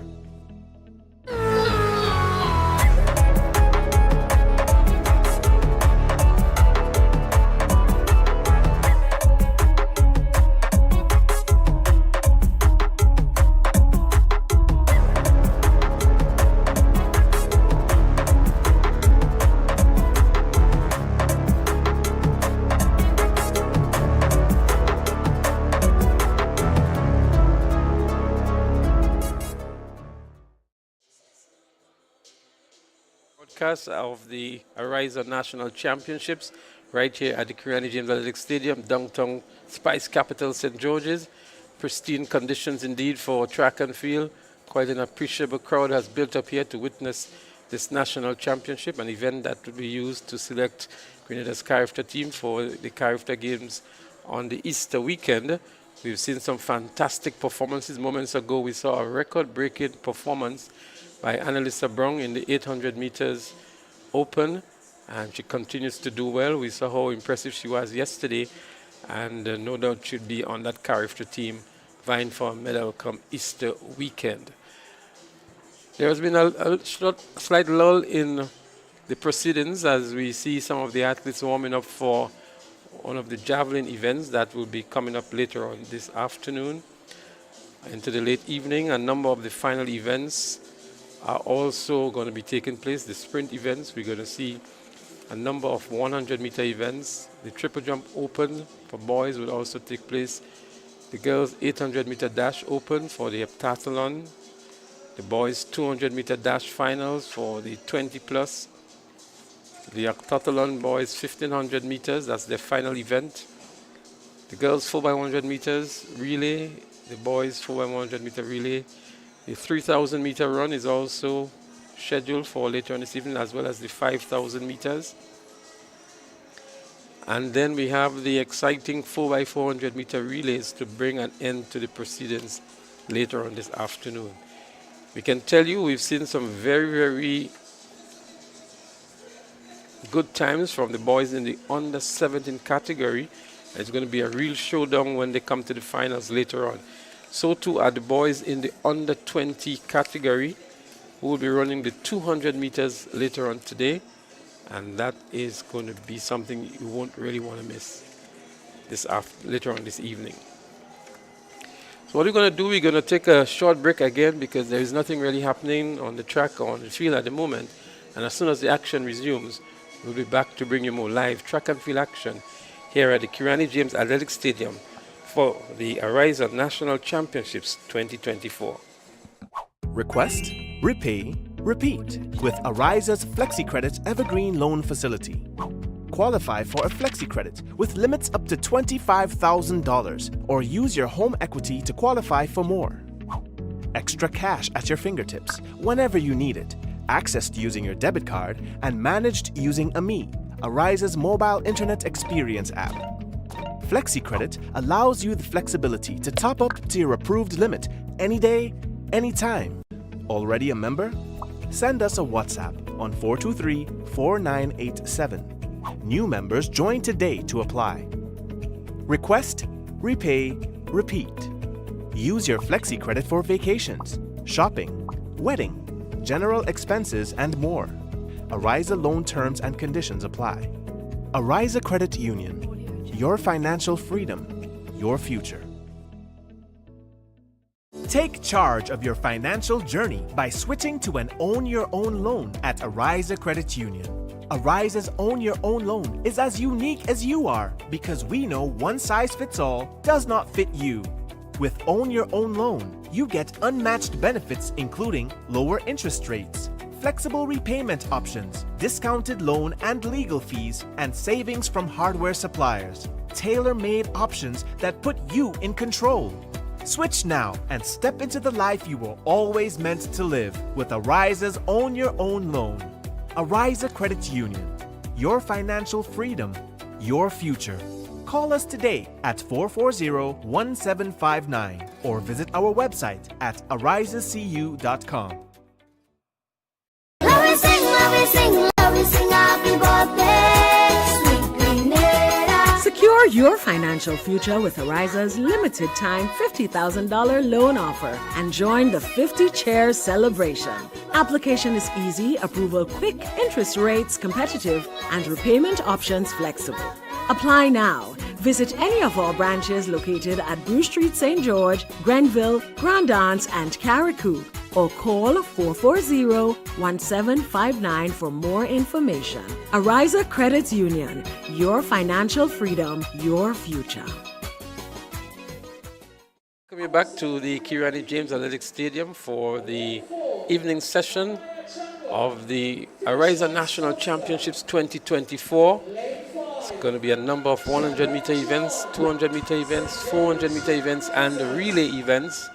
As we see the athletes for the girls 100-meter dash under 17 getting themselves all ready for the event. They're trying to achieve a character standard of 12.20 seconds and the national record of 11.18. Sherry Fletcher. She also has the games record of 11.80 seconds. So we expect to see in this one Sushin McCullum from St. Joseph's Convent, Rosemary Thomas from Velocity, Egypt Rose Benjamin from MVP, Anila Chandler from Finish Line, Shade John from St. David's Catholic, Lauren McIntosh from MVP, Brandy Taylor from Finish Line, and Kashanti Mitchell of Boca Secondary School. Jason, the stage is set now. The 100 meters under 17 girls. Egypt Benjamin Regis. Regis Benjamin is one of the athletes to look out for. So too is Amaya Chandler. And of course, Shade John. Shade John with a 12.34. She comes in with the best time. She's in lane 5. Yeah, I think that's where it's going to come from. It's going to come from somewhere between lane 4 and 5. Even when you look at the qualifying times, 12.53 from Chandler and 12.54 from Shade John. Don't count out Regis. They're up, out, and immediately off. And this looks like trouble. Here comes Regis and Chandler. Regis and Chandler, but coming out of lane 5. Look at this. This is Shade John. Shade John, indeed. She came in with the fastest time and she delivered when it matters most. Shade John. Out of lane 5, representing St. David. Yeah, she came like a rocket from behind. Took everybody by surprise when we thought the fight was between Regis Benjamin and Chandler. Shade John delivered. So they had quite an even break here, but just about the 60-meter mark is where Shade John really expressed her dominance, her power, and her speed, and won comfortably in the end. And a good run here for Shade John, as we are with the final, the time that she has returned. But the gold medal is ready to be placed around her neck. Shade John, I think it might have been Egypt Regis Benjamin who may have picked up the second, but 12.28. And it was Amaya Chandler who came in second with 12.49. And Egypt Regis Benjamin placed third with 12.59. So 12.28, the winning time. She did better than she did in the preliminaries. And congratulations to Shade John, the winner of the 100 meters for girls under 17. 12.20, that's what was required to get her over the character line. And she just came out. Yeah, a hairline. There we saw Dennis Williams, one of the coaches in the St. David's area, offering congratulations to Shade John. But I believe 12.28, 12.20, that should earn her a position on the character team. And who knows what will happen from here. She did very well coming from behind to just eclipsing everybody. She was nowhere in it in the first 40 meters or so, 40, 50 meters. But then good form, and that propelled her all the way to the finish line to pick up the gold medal. Now we're getting ready for event number 53, the boys 100-meter dash under 17. Now here's the story. Coming out of Jamaica, there's a young man, I'm going to get his name for you. He ran 10.4. Yeah, right, that's under right. 17, 10.4. Only from Jamaica. Yep, 10.4. Well, we're going to go down to the And that's fantastic. So Shade John has done the double, Jason. She won the 200 meters yesterday, and she's returned today to win the 100 meters. So she's had an excellent meet, I would think. And she did a 24.81 yesterday, just outside of the character standard, but winning 2 important gold medals. Rishon Daniel. Lane number 3, representing Top Flight Track Club, Jaden Knight. Out of lane number 4, representing Altitude Track Academy, Delron John. Lane number 5, representing Fusion Athletics, Kanik Nixon. Lane number 6, representing St. Andrew's Anglican Secondary, Deron Sincere. Lane number 7, representing the Classic Lighting, South City Rising Stars, LeBron Granger. And rounding out your field, representing the St. Andrew's Anglican Secondary, Tevez Lewis. Lane number 8, your Jason. field for the boys 100-meter dash under 17 final. Well, Leslie. Sorry, Jason. Well, what is interesting here, there is no Cameron Mathlin in this race, the winner of the 200 meters, and one who recorded some impressive times throughout the season, sub-11. And so it's a race that's wide open now between the likes of Delron John, Jaden Knight, even a Kanik Nixon from the, well, we say PBC, but it's also for the Fusion Athletics Club. He's in this race here in lane number 5. I think he is probably in the best position because he's got everyone else that would challenge him on one side to his left when you look at it, because he's in lane number 5. Yeah, Deron Sincere is dangerous as well. But Delron John is the one to look out for as well. Delron John, and he comes in with the fastest time. Yeah. So Kanik Nixon is in 5, and to his left is Delron John. They're on the starters' orders. Good clean start. Everybody's out. This is going to be dangerous here. Immediately, somebody needs to come forward. But this looks like Delron John. This looks like Delron John. Delron John is looking over his shoulder. But here comes Kanik Nixon. Oh, Delron John just edging out. He stopped for a second to do what? Well, Delron John, we've spoke about him earlier on, the sub-junior winner from Intercourse last year. And he came in with the fastest time of 11.55. Looking back now, we saw it was a good clean break, but he got a very good start too, a better start than Nixon. Nixon was struggling from the start, really picked up his momentum maybe about 90 meters. Delron John looking to his right again, Jason, something that maybe we don't see too often in a 100 meters, but Nixon had his work cut out for him and maybe needed another 10 meters or so to catch up with Delron. I think Nixon didn't need to. I think he needed a better start. Delron John had an awesome start. The only how you can describe Delron John's start is awesome. He came off the blocks, he kept low, and he stayed on the ball of his feet and allowed the track to do the work. He stayed. Now he's getting ready to come up. Look at the knees lifting now, and he starts to pull forward. He's pumping. To do what? He looked to his right, didn't realize that Kanik Nixon was right there. He thought he had a clear cut. But Kanik Nixon was right there. But Delron John coming out on top of the Altitude Track Academy, 11.36. Kanik Nixon of Fusion right behind him, 11.43. And Jaden Knight of Top Flight Track Club, 11.55. That's your top 3 in the boys under 17. 11.36, Delron John. Well, there was no Cameron Mathlin of South City Rising Stars, so it was an opportunity for Delron John to stomp his authority on this event, and so he did. Gold medal to Delron John of the Altitude Track Club, 11.36 seconds, and Kanik Nixon with a terrible start has to settle for the silver medal in this event with 11.43.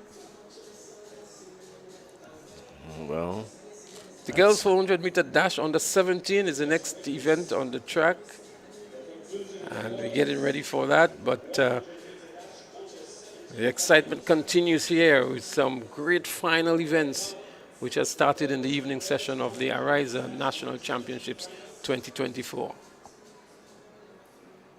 We're getting ready to wind down, and there's no shortage of excitement, I can tell you this much.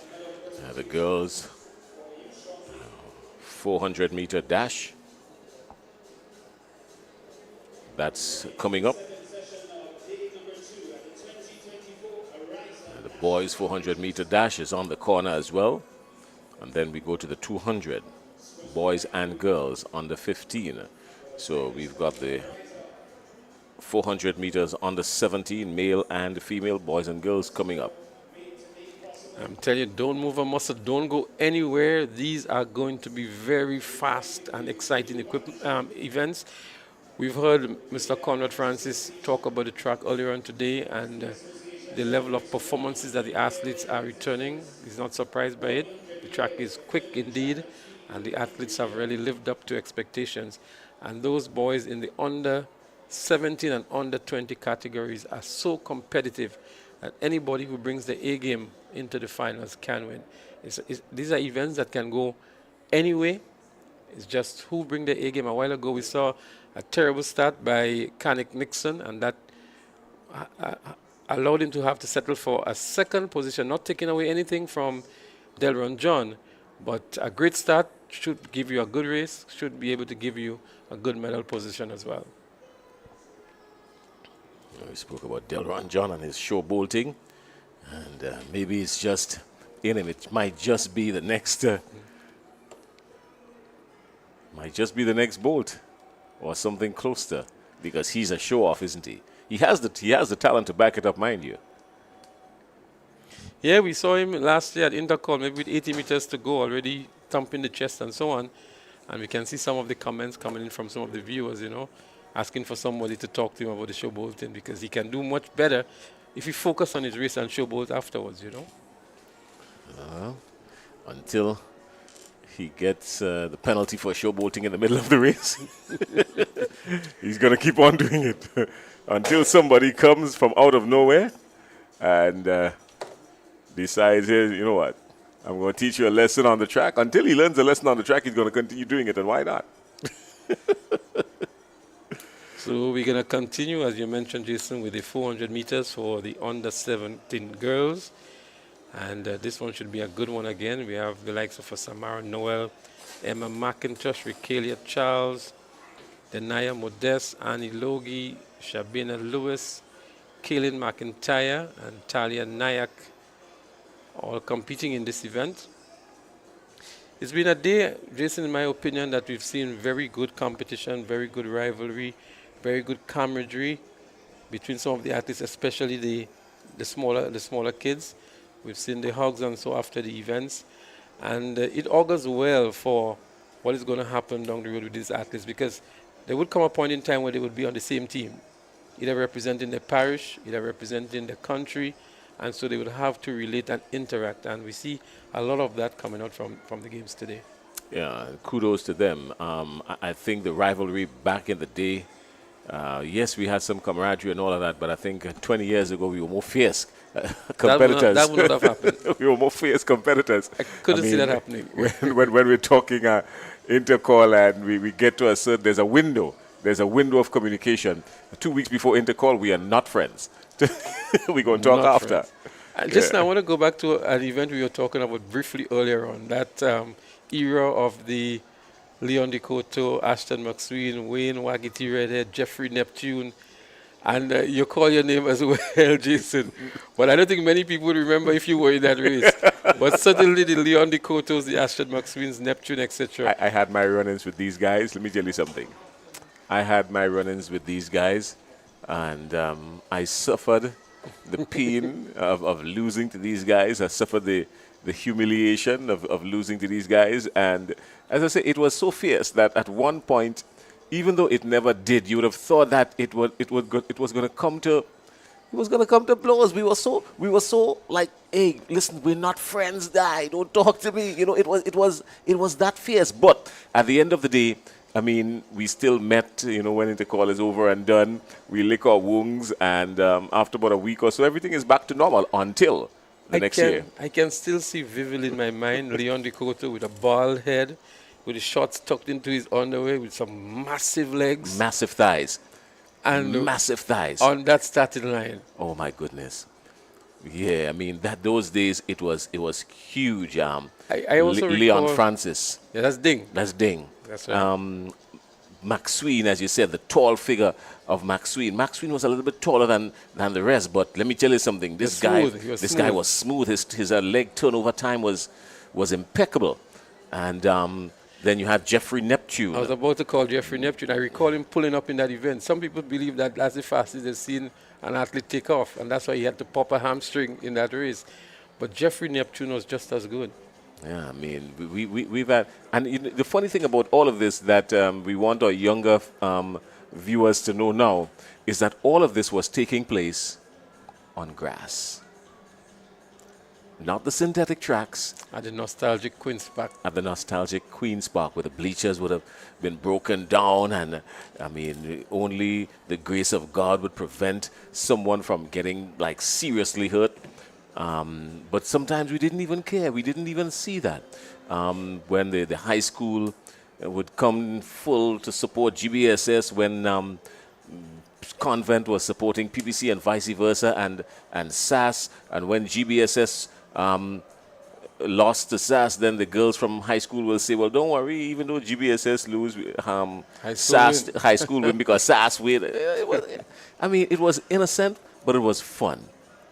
Do you recall the days of Richie Oliver running? Well, that was before. That was long before. That was long before. Richie Oliver, Godfrey Augustine, Eugene Licorice. Livingston Nelson. So that was the early 80s. That was the very early 80s. These guys have some calendars under their belts. Well, They've seen some Licorice, calendars. to me, has been the most graceful athlete I've seen. On that bend in the 200 meters. This guy was like butter, butter, oil. as we say. This guy was like oil. And then Livingston Nelson was a multidisciplinary athlete, you know, both on track and in field. And I recall times when he had to just maybe take one jump in the long jump and had to run back onto the track. And not even knowing the result of the long jump, knowing that he would have won in any event. Hearing it on the announcer's microphone. So those athletes were really, really tough and endured a lot. Remember, Intercol was on one day as well. Eh? Yeah, and back then, there weren't many athletes participating. The numbers in the school were a lot smaller. Thankfully, now we've grown to where schools, over the last 20, 30 years, schools have expanded and the numbers have increased, and we've seen more student athletes now, more opportunities for scholarships and all of that. You know, better times because of the introduction and the availability of equipment and the technical advice and training and all those things. So we've come a long way. An extremely long way. So we spoke a lot about the male category, but you know there was a lot of rivalry in the females as well. Oh, I'm going to get to that. We remember the stretch of victories for SJC St. George. Then there was the Anglican High School, and then there was the St. David's Catholic Secondary.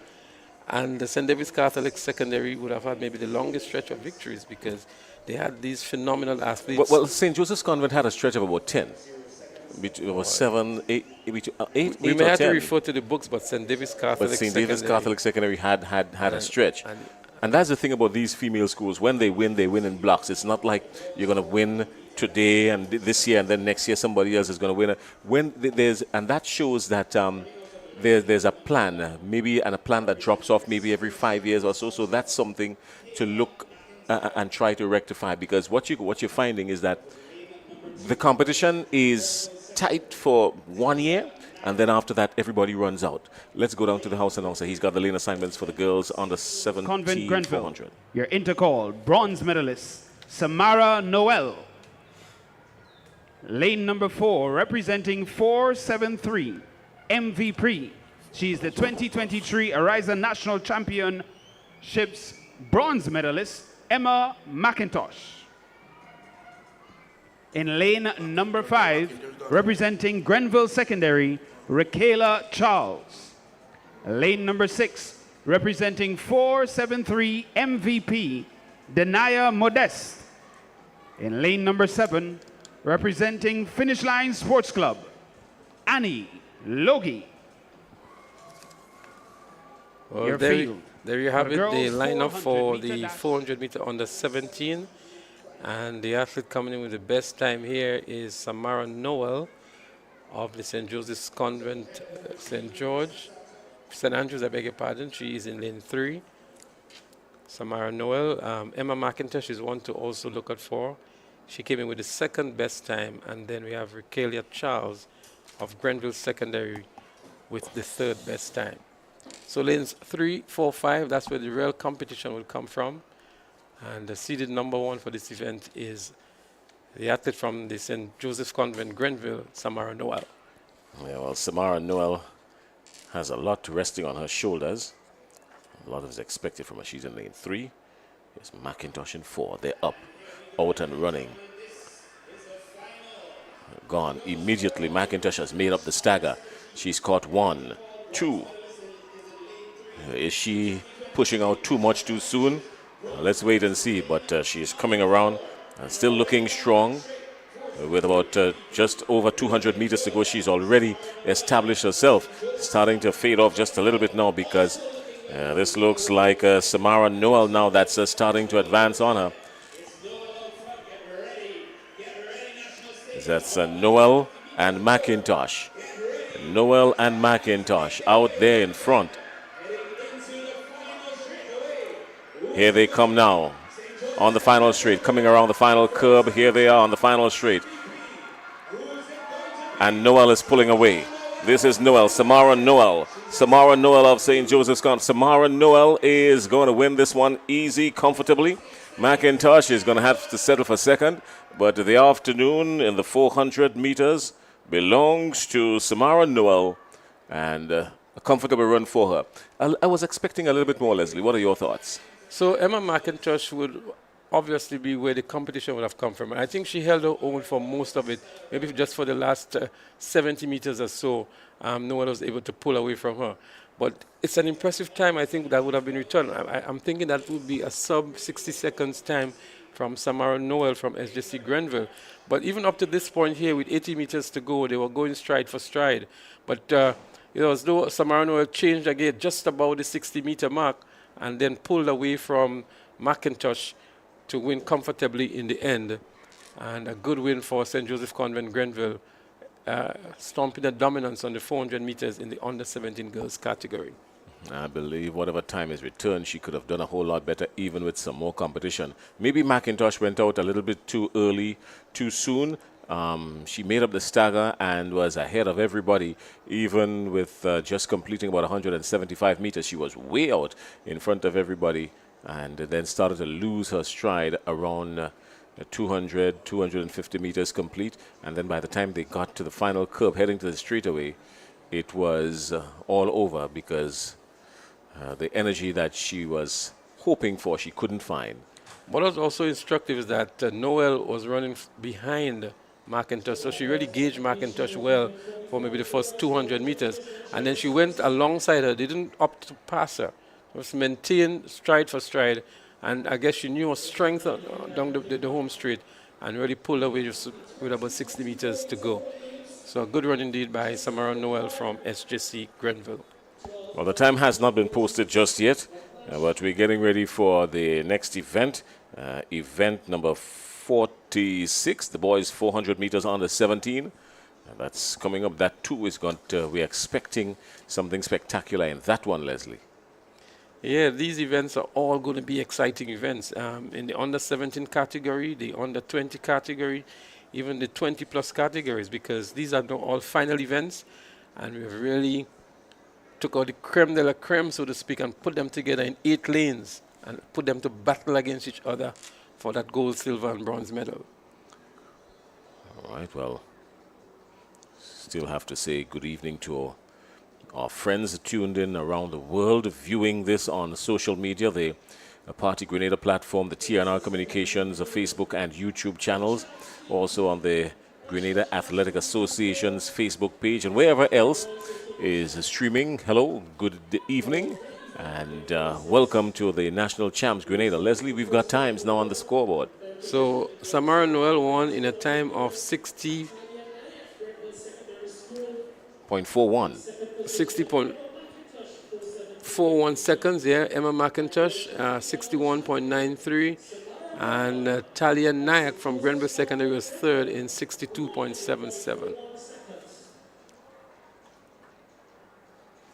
We've got the late assignments coming up now for the boys under 17 400 meters. Let's go downstairs because we're going to get that. For event 46, 400 meters dash under 17. In lane number 2, Lane number 2. Tyreek Thomas, McDonald College. Lane 3. Kimal Murray, Grenada Christian Academy. Running out of lane number 4. Josh Thomas, South City Rising Stars. In lane number 5, Caden McQueen, Fusion Athletics. The athlete in lane number 6, Cameron Matlin, South City Rising Stars. And in lane number 7, Dorrell Daniel of Grenville Secondary School. Your athletes for event 46, boys 400 meters dash under 17. Well, Jason, this is going to be another cracker. We have the likes of Cameron Mathlin here, who won the 100 meters yesterday. We also have a Josh Thomas from South City Rising Stars. The Grenada Christian Academy's Kimmel Murray, he's also there in lane 3. And Caden McQueen from Fusion. So the fastest time coming in here was by Cameron Mathlin of South City Rising Stars, 49.47. The only sub-50 time in the preliminaries. And he must be an obvious favorite, having already won the 100 meters in this event to come back to win the 400. Oh, here we go. They're off and up and running. And let's keep our eyes on lane number 6. That's Mathlin in lane number 6. Let's see. Mathlin has already established some kind of dominance. It's still too early to call. It's still too early to call. South City Rising Stars, that's Mathlin out there in front. They're coming around now, the top of the 200. And here comes Mathlin now on the straightaway. Well, clearly he's gone. He's left everyone as they come off the final curve. This is Mathlin. Cameron Mathlin of South City Rising Stars. Everybody's trying to catch him. There's going to be a fight for second, but there's no question who's going to win this one. Cameron Mathlin, we're going to pay attention to the time because this was a good one, Leslie. Cameron Mathlin of South City Rising Stars wins the boys under 17 400 meters. And he did a good run, immediately picking up the stagger from the minute time he got around to just about 75 to 100 meters. He was already essitablishing his dominance and came around the final bend ahead of everybody. And by the time he hit the straightaway, it was automatic. Well, I make it a 49.4 on the flash time. We await the official result. But having run at 21.97 in the 200 meters, I thought it was a very impressive run here by Mathlin to come back to win the 400 meters with maybe over 30 meters lead on the second place winner. He ran a beast of a race. He left everything out on the track, and it still looked as if he had something else in him. I don't think that's his best timing. I believe he can still do a whole lot better than what we've seen him done here. We haven't had the times just yet, but he wasn't pushed at all. 49.76. Leslie? A good team for an under 17, a good time, sorry, for an under 17 athlete. And Josh Thomas was second in 51.74. Murray from Christian Academy came in third. And let's maybe can hone in on Kimon Murray from the Grenada Christian Academy, a relatively new school in a rural area, and coming to national champs, earning a bronze medal. I think it will speak wonders for that school in Pearl St. Andrews. The Grenada Christian Academy picking up a bronze medal in this national champs. A few years ago, they had a couple great long-distance runners that picked up gold medals.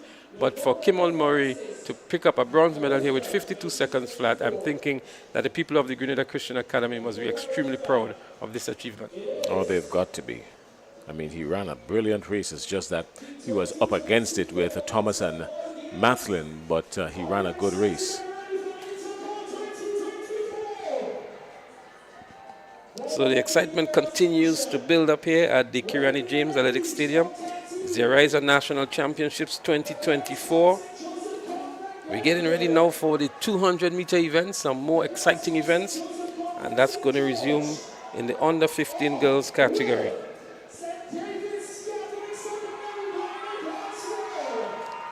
As you see a cross-section of the spectators who are here, the ardent track and field followers in Grenada. They're always here to witness good, keen athletic rivalry amongst the athletes, amongst the schools, amongst the clubs.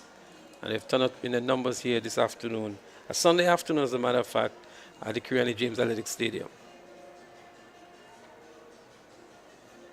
The cruise ship is still in the harbor, Jason. I'm wondering if some of the tourists are here just to take in a little snippet of the national champs. Oh, no, I haven't seen any of them, but I hope they had the opportunity to visit some of our national sites and sample a whole lot of our local food and drink. I know of one place where they can go to get that. The producers may charge me for ambush promoting, marketing. for an ambush marketing. They might charge me. I'm wearing my earpiece, so if I'm allowed to say it, then they'll tell me, okay, Jason, you can go ahead and say it. If not, I'm just going to keep quiet. But I'm trained enough to know not to say what. So as the sun goes down, the lights have been turned on. We expect, I think, a much earlier finish to today than we had yesterday. Notwithstanding the late start yesterday, but we've had a very brisk and swift flow of events today, Jason, particularly before the break. I know that we resume, the same thing is happening as we get set, as the blocks have been moved to the other side of the field, of the other side of the track, for the start of the 200-meter events. It's a good time maybe to take a short break and come back when the action resumes. So don't go anywhere. We'll be right back with some more live track and field action right here. As a matter of fact, there's going to be a medal presentation. So we go over to the stadium microphone for the medal presentation. We welcome to assist us with this presentation, Mr. Lyndon Bob, President of Ariza Credit Union.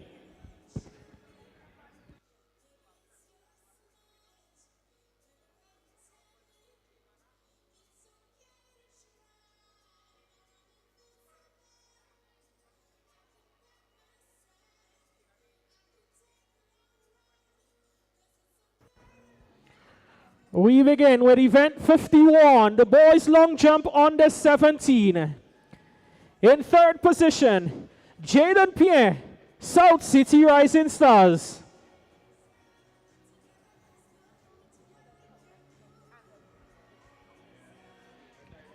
In second position, Golden Joseph, Altitude Track Club.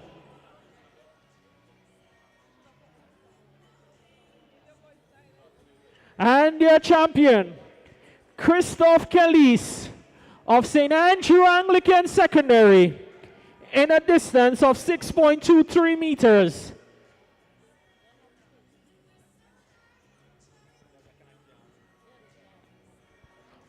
Event 71, the girls' 1500 meters run open.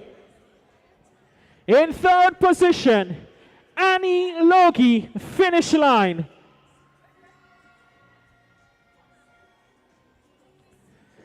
In second position, Montisha St. Bernard from Carriacou.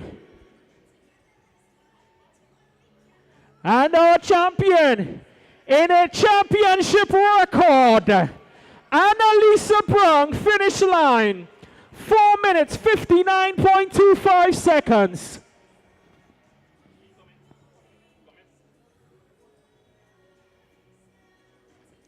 Event 73, the boys 800 meters run under 17. In third position, Keith Charles, Grenada Christian Academy.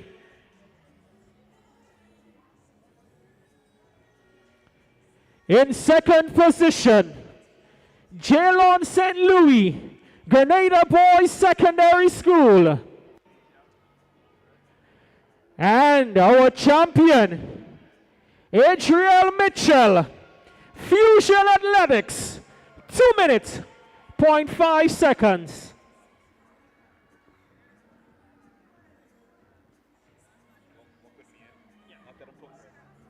Event 74, the boys open 800 meters run. In third position, Romel Charles, Top Flight Track Club.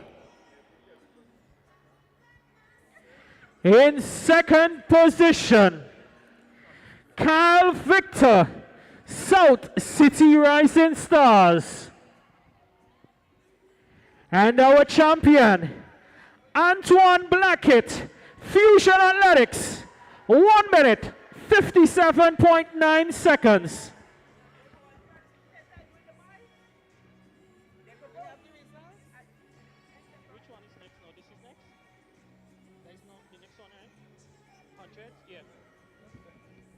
Event 52, the girls 100 meters dash under 17.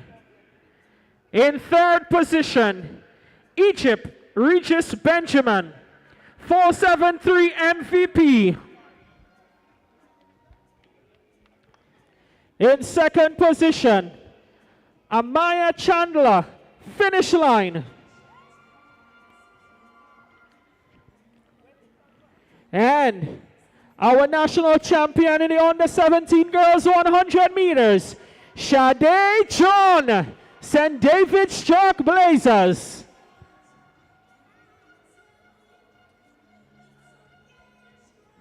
Event 53, boys 100 meters dash under 17. In third position, Jaden Knight, Top Flight Track Club. In second position, Kanik Nixon, Fusion Athletics. And our national champion in the 100 meters dash under 17, Delon John, Altitude Track Club, 11.36 seconds.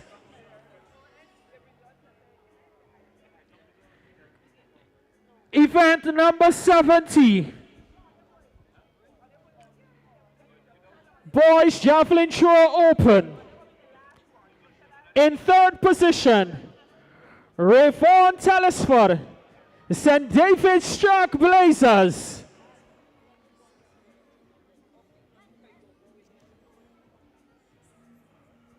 In second position, Elvis Graham from Jamaica. And the national champion, 2-time world champion, Anderson Peters, St. David's Track Blazers, 80.69 meters.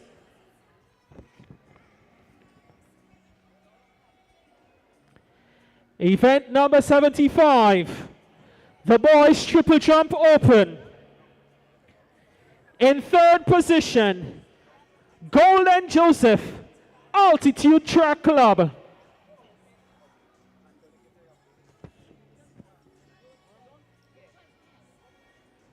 In second position, Christophe Kialis, St. Andrew Anglican Secondary.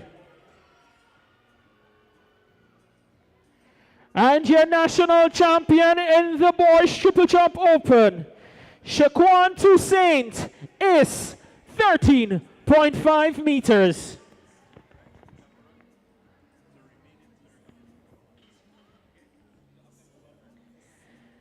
Event 45, girls 400 meters dash under 17.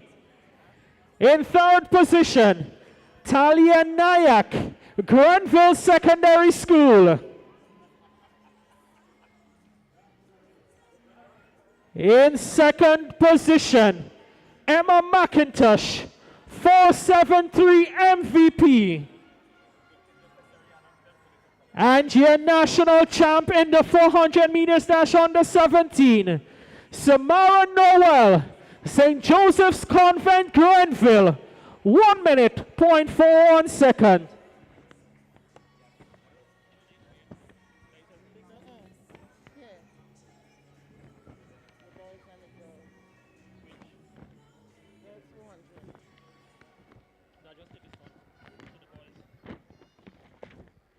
Event 46, the boys 400 meters dash under 17. In third position, Kimal Murray, Grenada Christian Academy.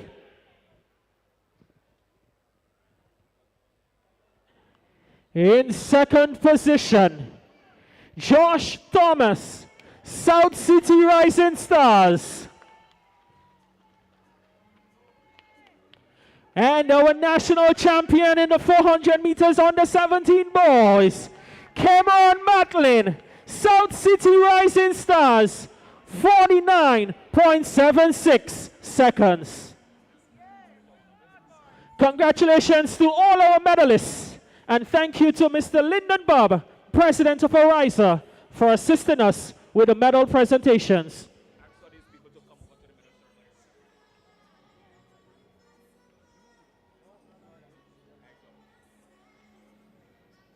This is an announcement for the following athletes. You're asked to report to the medal ceremony, to the ceremonies room. Akira Morin, St. David's Trailblazers. Ziana Bain, Finish Line. And Jemmy Neptune, South City Rising Stars. Please report to the ceremonies room immediately. Akira Morin, Ziana Bain, and Jemmy Neptune. Please report to the ceremonies room.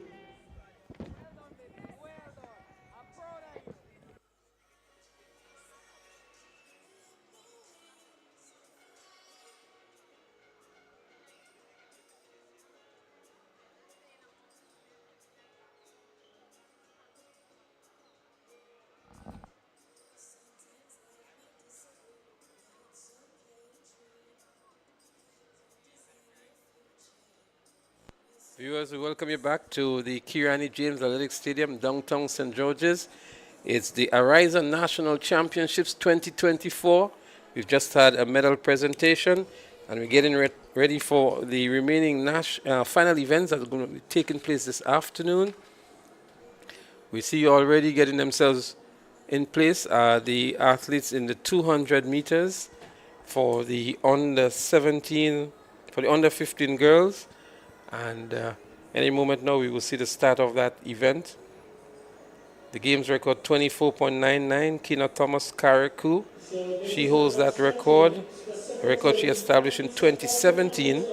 But we can tell you the likes of Rose Benjamin, Makaya Frederick, Tishon Bascom, they're all here. They're going to be challenging that record. The fastest time coming into the finals is from Tishona Bascom, who already won that 100 meters and 400 meters in that age category.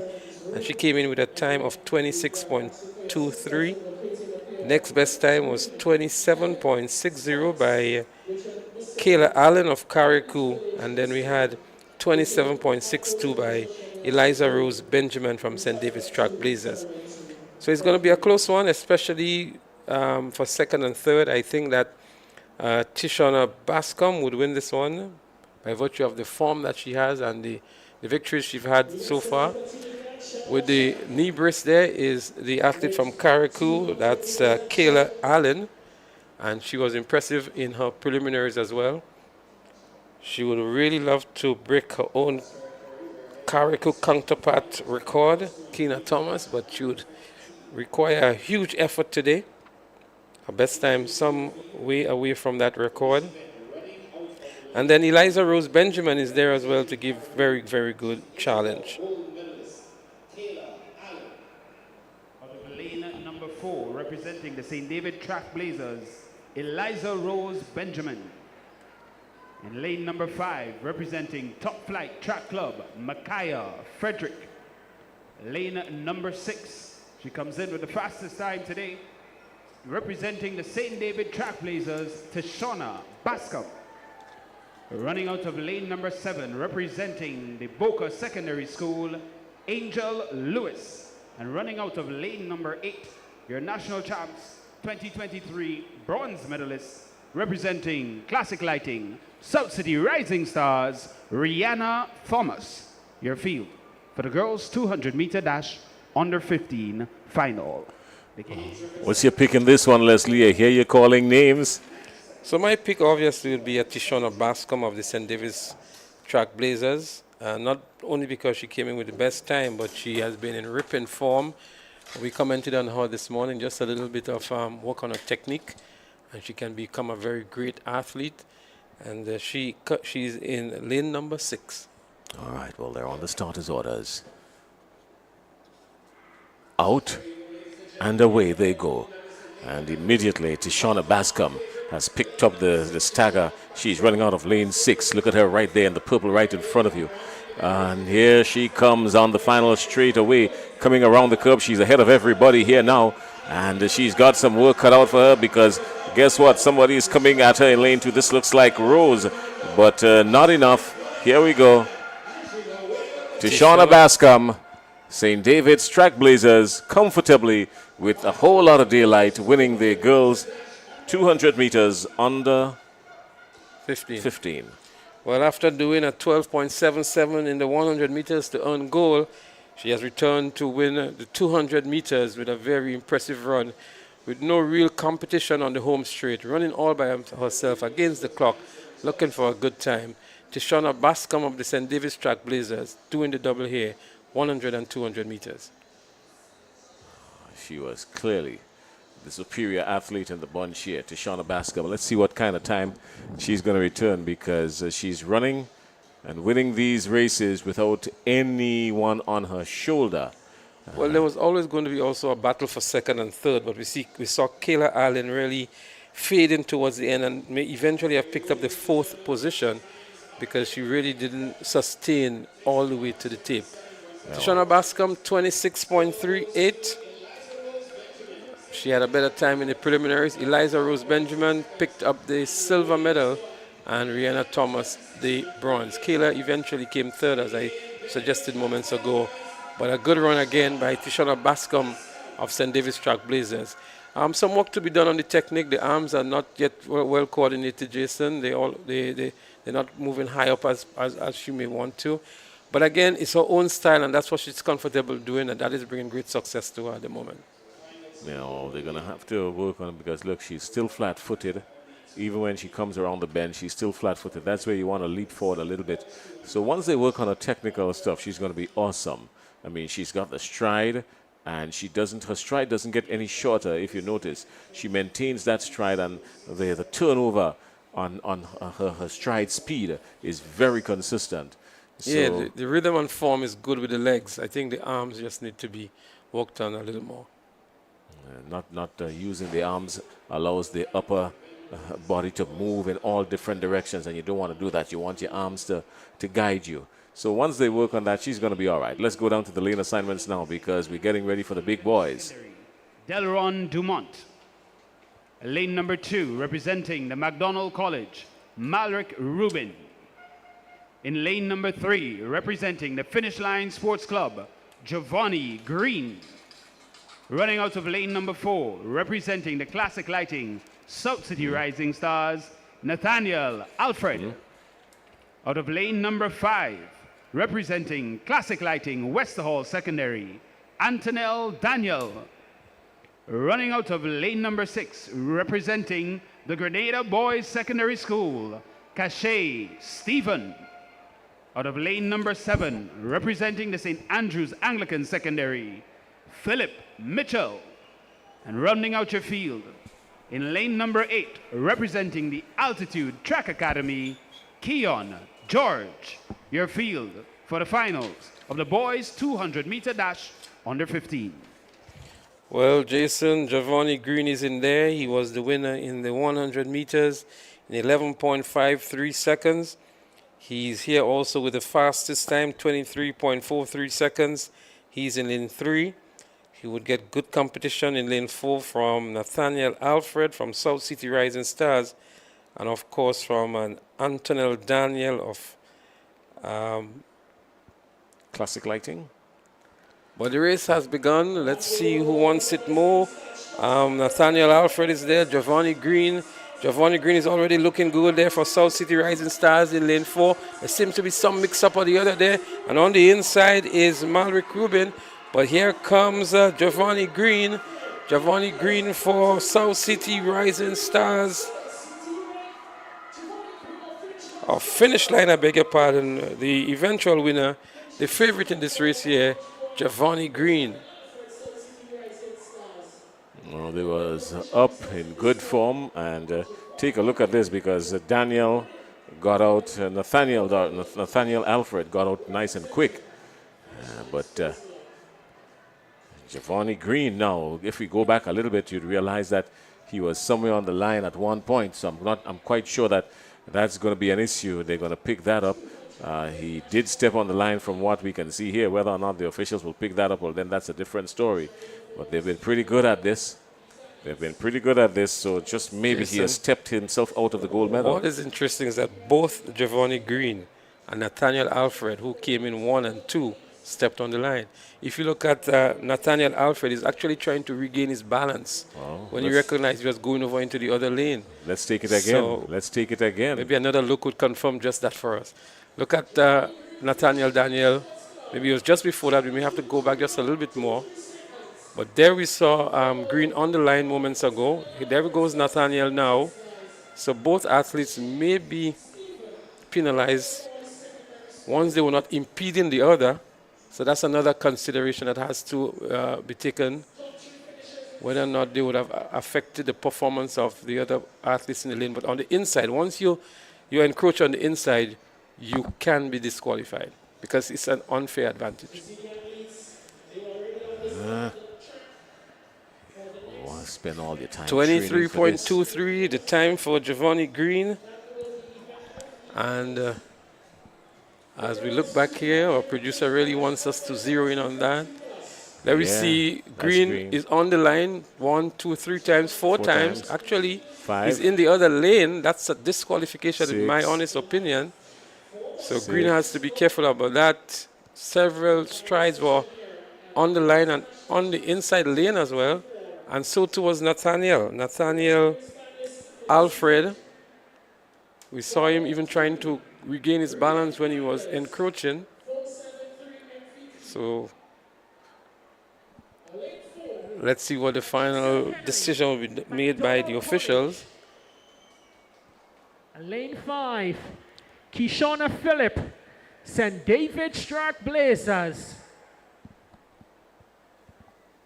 Lane 6, Shafania Houston, South City Rising Stars. Lane 7, Brunel Thomas, Ace. And in lane 8, Alina Dikoto, 473 MVP. Well, the ladies in the under 20 category, they're on the track and getting ready for the event. Rhea Flanders is there. I can tell you the athlete coming in with the best time would have been Kishona Phillip of the St. David's Trailblazers, 25.58. Sorry, it was Shafania Houston of the South City Rising Stars, 25.05. All right, well, this one, in my opinion, is too close to call. That should be an easy victory for Shafania Houston. There's 2 in lane 6. Everybody's up, out, and running. Here we go. Shafania Houston immediately picks up the stagger on 1, 2, but here they come, getting to the bend. Everything still looking even except Shafania Houston, who lunges forward now, striding, pulling away from the pack. This is Houston. The challenge is coming, but it's all in vain. Shafania Houston is going away with this one. Surely she's going away with this one, Shafania Houston. Kishona Phillip is there in second, but a distant second. Shafania Houston wins. Kishona Phillip is second, and it looks like Francesca Henry, who picked up third, but Shafania Houston, easy, picking up the gold medal in this one. Leslie, you called it correctly. And the flash time looks like a 24.5. Let's see what the officials would return. She did a 25.05s in the preliminaries, but we've grown accustomed to Shafania sub 25, and she came out with a real mission and a purpose here in the finals. As we look back here, she was out in a flash. She made up the stagger very quickly on the athletes on the outside, but she had some good competition in the early stages from Kishona Phillip from the St. David's Trailblazers. But by the time they rounded the bend and head into the home straight, it was Shafania Houston, 24.70. I knew this was going to be a sub-25 time. Kishona Phillip was second with 25.61. But there she goes, powering her way from the rest of the field to return an impressive 24.70 seconds. Shaffonia Houston of the South City Rising Stars taking gold in the girls under 15. Under 20. Under 20. Getting ready for the big one. The big one.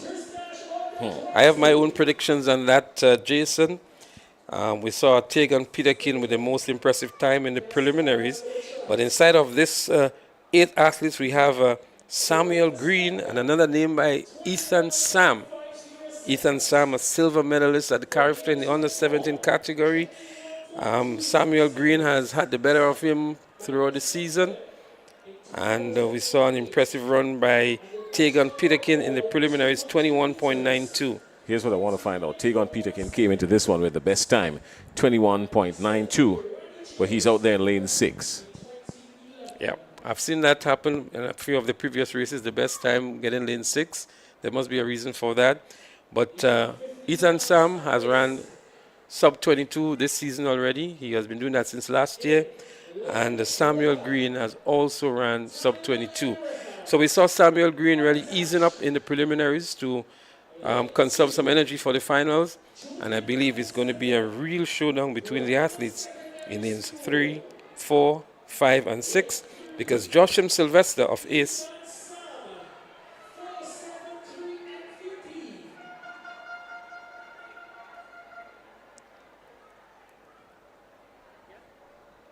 in lane 4, our 100 meters champion, Samuel Green, Fusion Athletics.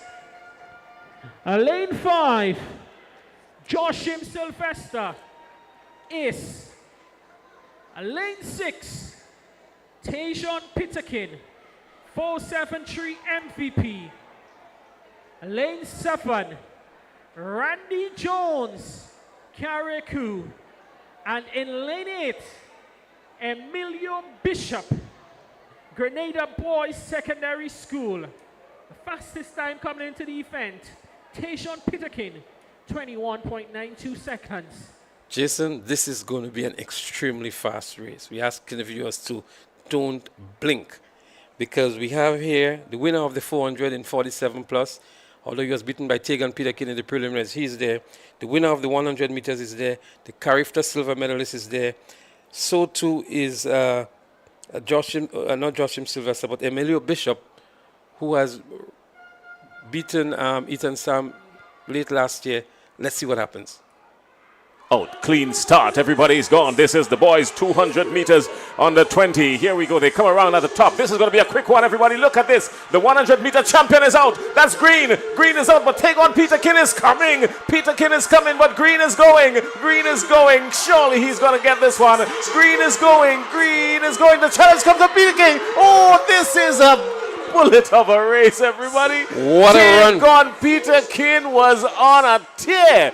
But just at the nick of time, Green got there. What a run by Tegan Peterkin. Interestingly, I was looking at Ethan Sam, and with about 60 meters to go, he really gave up the race. I'm not sure what happened to him, but he was looking over his right shoulder. As we look back here, Jason, a good start by Green. You see him making up the stagger on the athlete from the outside. That's Joshim Sylvester of ACE. And around the turn here, Ethan Sam was still in contention. But look at where Tegan Peterkin was. They were going together just about the same point here. A slight advantage here for Green. Ethan Sam was still in contention. But there goes Tegan Peterkin just about this point here, when Samuel Green thought he had it all in the bag. A surge from Green, a surge from Joshim Sylvester. Ethan basically gave it up at that point here. But look at Peterkin go here as they go for a photo finish here. But it looks as though it was Samuel Green in the end who would have won this one. I think they registered both times, but the torso makes the difference here. Because, but from that camera angle, it was a Samuel Green. Peterkin is just as eager to see the results here. All eyes are onto that scoreboard, that big screen. But I think Samuel Green prevailed on the day of National Champs 2024. I feel Samuel Green has it just by the torso. I think they ran the same time or just maybe a split. It's definitely worth another look, Jason. Yeah. Look at where Peterkin was here now. Samuel Green would have thought he had it in the bag. Ethan Sam in some difficulty there, but look at Peterkin go here, using his 400-meter strength here Samuel Green right there with him. Joshim Sylvester was giving good chase for the third position as they dip for the tip, they lean for the tip here. At this point, it was Samuel Green. Can I tell you this? The difference in a stride, the difference in one stride. Boy, that was a good one. It was probably the race of the afternoon that we've seen so far. And we've got to give full credit to Samuel Green. I think Samuel Green himself, he must be pleased with this because You know what, Jason? he came around looking, knowing that Tegon Peterkin was right on his shoulder and held his nerve all to the very end. They're showing it again. It deserves one more look. It does. It's the race of the day, in my opinion. And kudos to our cameraman and the production team for really, really bringing it to us in that clear and concise and precise manner. Again, we look here with 80 meters to go. It was 4 in a breast here, so to speak. Samuel Green with a slight advantage. Peter Kidd may have been in third position at this point, but Samuel Green feeling comfortable here, maintaining good form. And Peter Kidd was using his strength here now. You can see the pumping, the cheeks blowing hard. And then there was the lean for the finish line. And the toss would have made the difference here. Samuel Green in the lead, slightly ahead, and would get the gold medal, in my opinion. We still await the time here, but I believe that's a 21.5. I predicted that before the race started. Let's see if my prediction will come to fruition here. But a great run indeed. A disappointment for Ethan Sam, I would think. He really faded back, must have placed fourth. Joshim Sylvester picked up the bronze medal for Ace, having already won the 400 meters in an impressive 47+ time. And Samuel Green from 10:55 comes back here to win the 200 meters. All right, well, we've got one more run to take place today. Of course, we've got the 200 meters over 20, and only 4 athletes in that one coming up. Christian Gabriel, Melvin Charles, Shivan Charles, and DeLeon Richardson. Only those 4 in it. Well, the officials have a tough time, Jason. Can't present the results from the previous race yet. At 10, I mentioned 10:55. It was actually 10:51 for Samuel Green of Fusion in the 100 meters.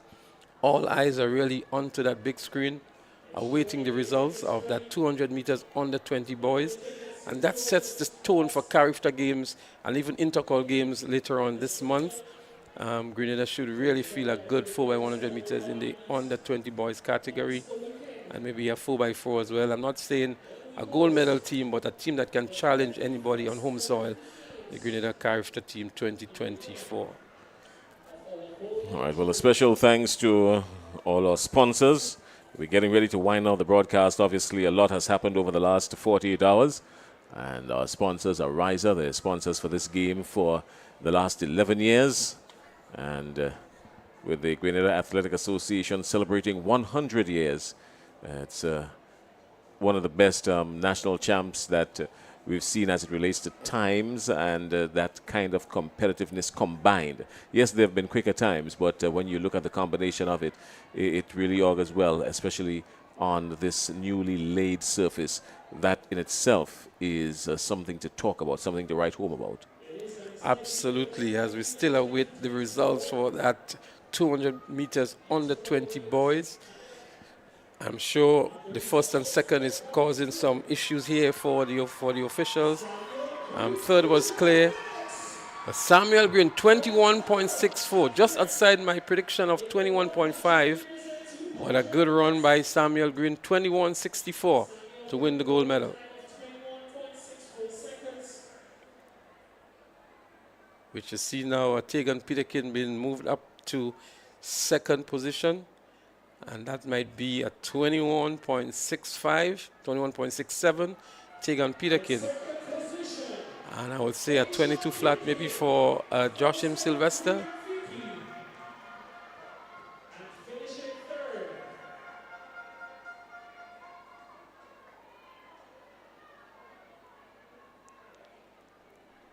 Again, the anxiety and the anxious moments as we are with 21.74. So there we have it. 1, 2, 3. Samuel Green of Fusion Athletics, 21.64. Tagon Peter King of the 473 MVP, 21.67. And third, Joshua Sylvester of Ace, 21.74. The boys under 20 200 meter dash, and yes, it was a dash indeed. That's one in the books, and that's the story. We've got the boys 20 plus coming up, 200 meters, and while they get ready for that, we've also got to speak of the fantastic work that our crew has been doing over the last couple of days. We've also got to say hello and thanks a lot to all our viewers that has been viewing outside of Grenada. I hear you guys mentioning the diaspora, but we've got to say outside of Grenada simply because we've got a lot of friends in the region who spends a lot of time listening and viewing our athletics, especially since the likes of some of our superstars, and they pay particular attention now to what's happening in this beautiful Isle of Spice. So hello and good evening, and thanks a lot for spending time with us the last 48 hours or so at the National Athletic Championships in Grenada. Well, we have listed here 4 athletes to compete in the 200 meters dash 20 plus, but from the looks of it looks as though only 2 athletes would compete in this event.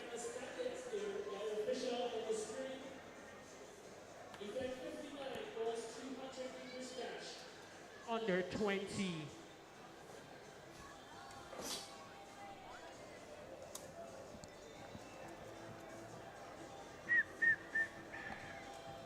Or 20.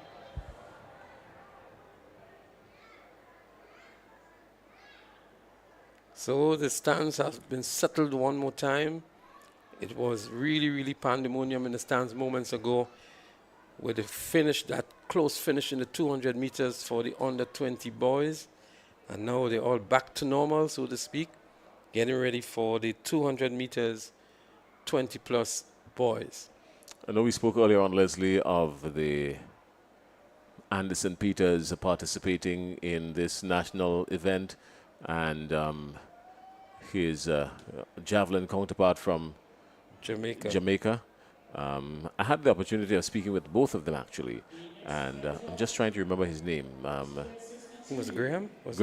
Graham, yeah. He said basically his reason for participating here with Unattached is to try and get his distances right so that he can be a part of the Jamaica Olympic team in the javelin. So he's using this year, because this year is a recognized event, trying to use this year to get some good qualifying distances. Well, guess we welcome one and all who wants to sharpen their craft and get race ready and throw ready and jump ready. This is a good event and a good facility to do that as well. So it seems that there's only going to be 2 athletes here. We have Shavin Charles, who was impressive in that 100 meters yesterday for the St. David's Trailblazers, and it also looks as though we'd have a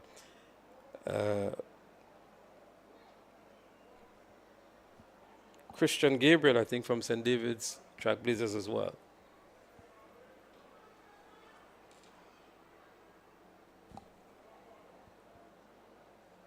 I had the opportunity also to speak to Anderson Peters, and basically his story was, he's using this year as an opportunity to check his improvement on his recent shoulder discomfort, just to make sure that he's in the right space, trying to get into the right space so that he can compete at the highest level later on this year. So he was using this year as an opportunity just to gauge himself, to see where he's at in terms of his comfortability with his shoulder and getting ready for the Olympics. Not many professional athletes would come back to perform at their local championship at this level. They would probably think, nah, I'm too big for that. But the humility of this guy, Anderson Peters, just wows you to know that, he's prepared to come here. And it did, in fact, serve as motivation for a lot of the other participants in the competition. Absolutely. We had a conversation on that with Conrad Francis, and the value that Anderson Peters has added to these championships, and the humility of the man as well as the experience and knowledge that he was able to impart to his other competitors. And to be in the same arena and to be competing against a world champion can speak volumes for these youngsters who are part of the javelin event. All right, well, we are getting ready for, I was about to say one of the most exciting, because this was supposed to be the 20 plus, this was supposed to be a Bunsen burner.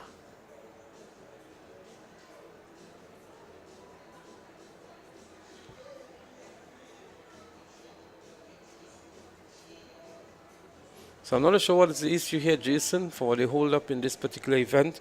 We were expecting 4 athletes. We see only 2 on the track for quite some time now. And that has an impact in terms of the athletes' overall performance.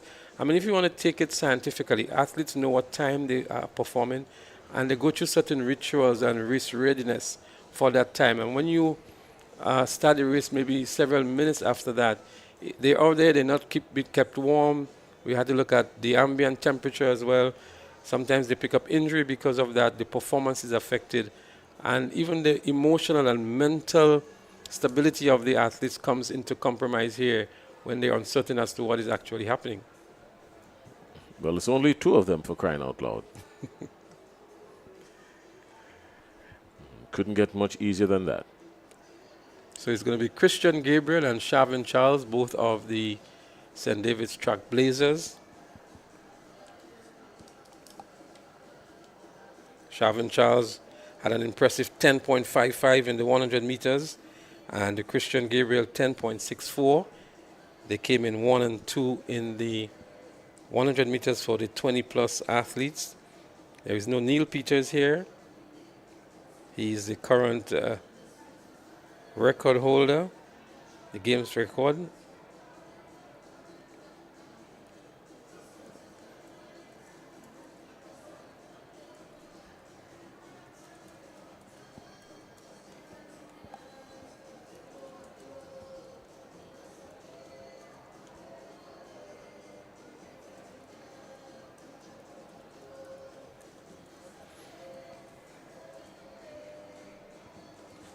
Following this 200-meter events, we're going to have the relays.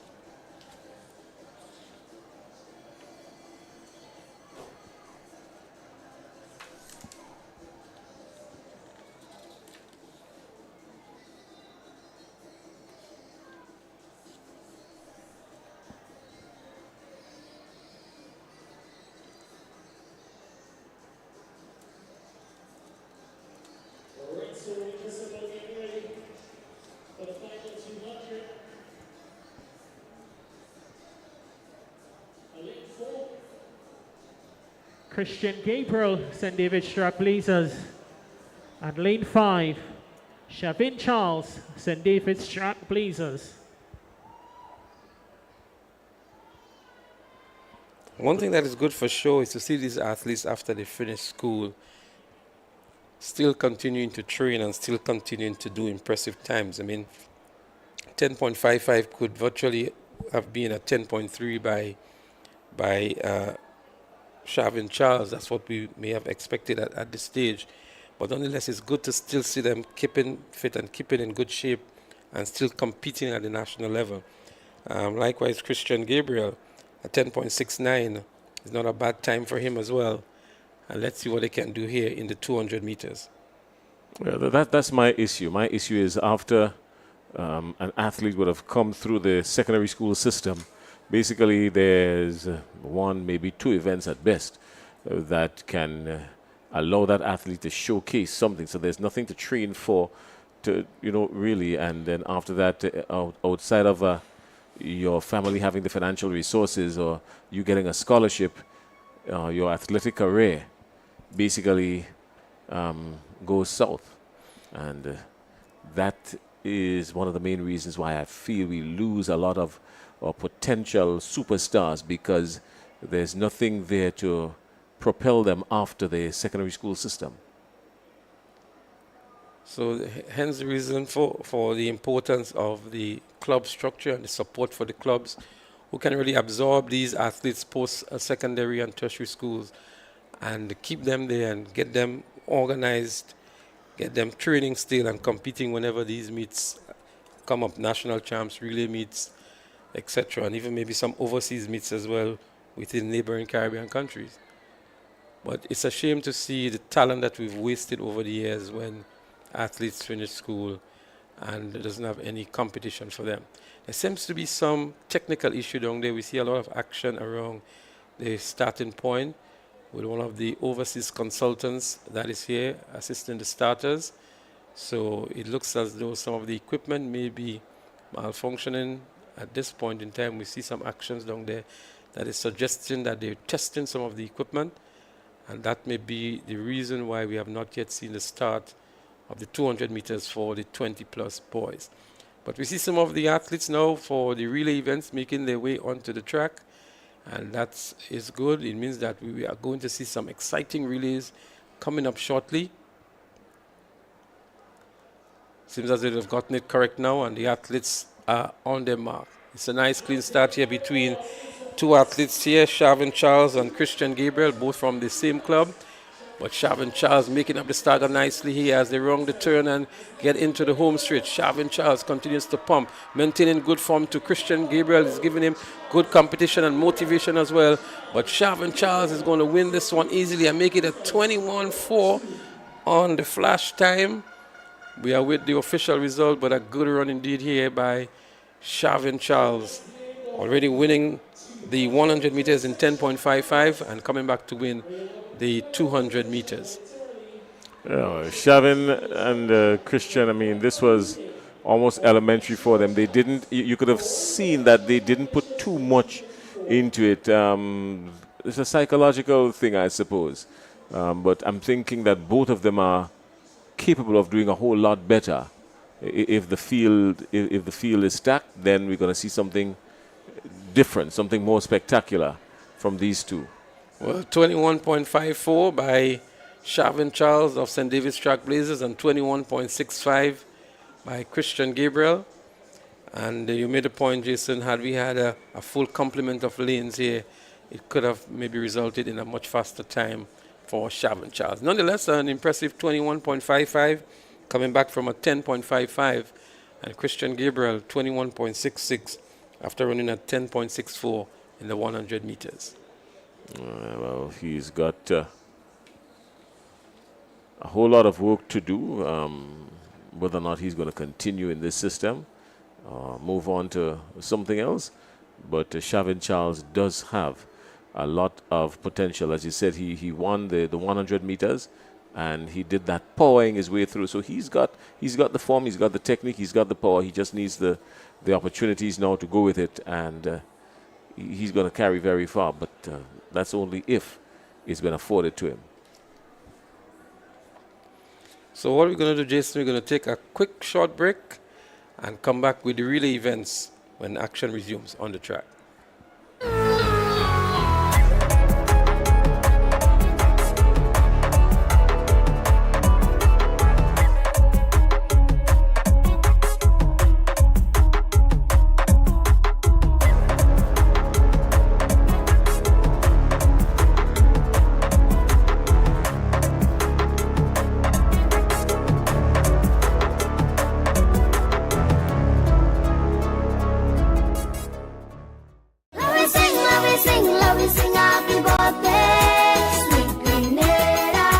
Your financial future with Ariza's limited time $50,000 loan offer and join the 50 Chairs celebration.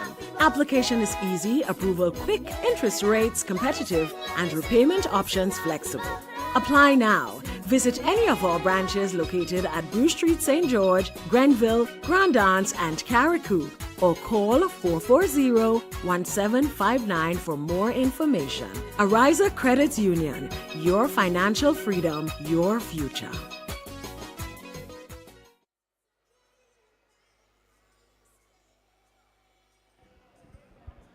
We start with event 65, the girls high jump open. In third position, Akira Maureen, St. David's Trailblazers. In second position, Zena Bain, finish line. And our champion, Jemmy Neptune, South City Rising Stars, in a height of 1.63 meters. We move on to event 56. The girls 200 meters open dash on the 15. In third position, Rihanna Thomas, South City Rising Stars.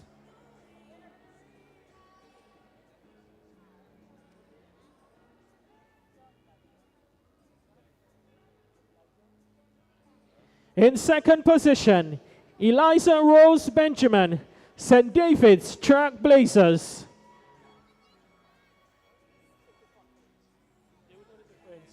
And our national champion, 200 meters on the 15, Tishana Bascom, St. David's Trailblazers.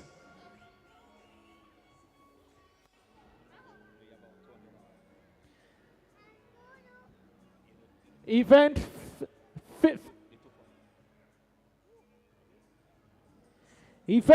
57. 200 meters dash under 15. In third position, Philip Mitchell, St. Andrews Anglican Secondary. In third position, Keon George, Altitude Track Club. And our winner, Kashay Stephen, Grenada Boys Secondary.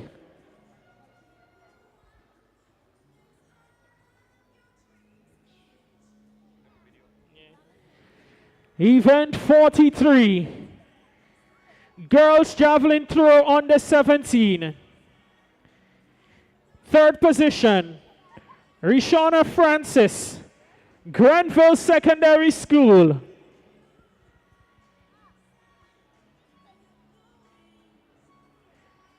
In second position, Jerry and Guy, carriacou.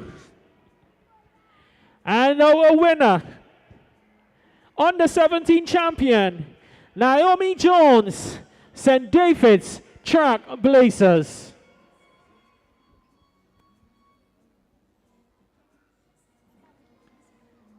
Event 58. The girls 200 meters dash 20, under 20, 20 plus. In third position, Rhea Flanders, 473 MVP.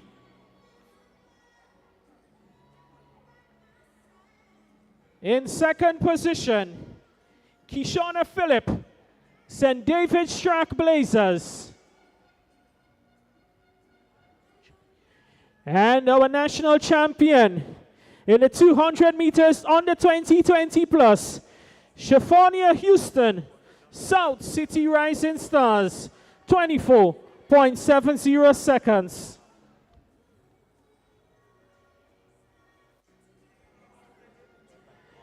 Event 59. Boys 200 meters dash under 20. In third position, Joshim Sylvester Ace.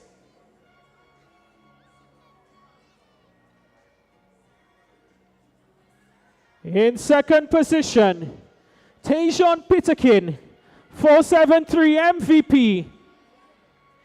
And our national under 20 champion in the 200 meters, doubling in the 1 and 2, Samuel Green, Fusion Athletics, in a time of 21.64 seconds. Congratulations to all our medalists, and thank you to our presenter, Ms. Lindona Hiller Marshall, a board member of Ariza, for assisting us.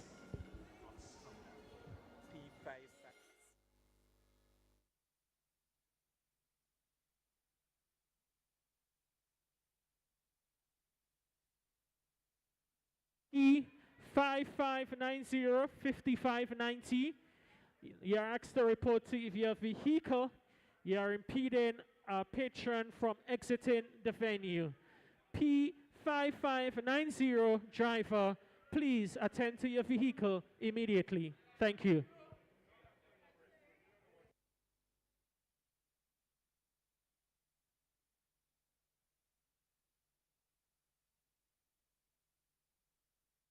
Request, repay, repeat with Ariza's Flexi Credit Evergreen Loan Facility. Qualify for a Flexi Credit with limits up to $25,000 or use your home equity to qualify for more.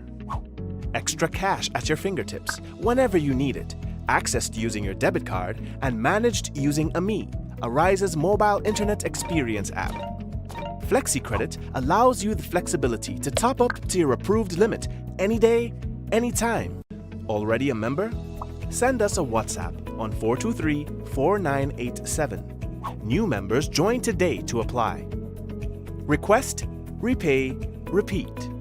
Use your Flexi Credit for vacations, shopping, wedding, general expenses, and more.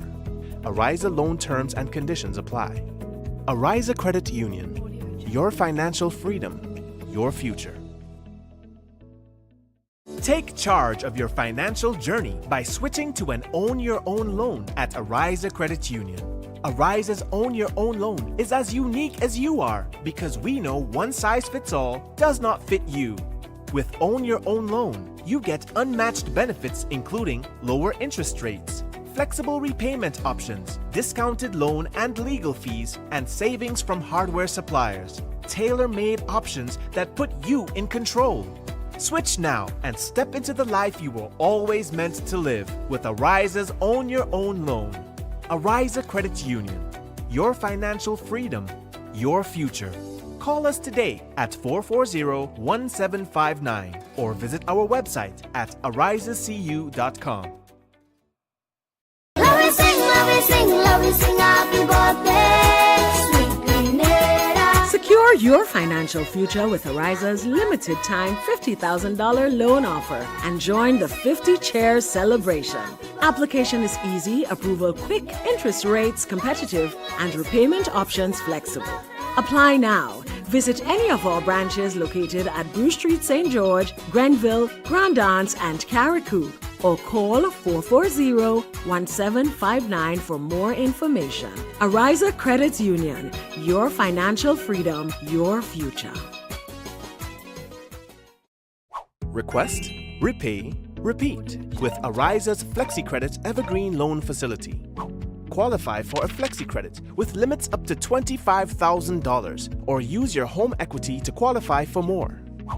Extra cash at your fingertips whenever you need it, accessed using your debit card and managed using AMI, Ariza's mobile internet experience app.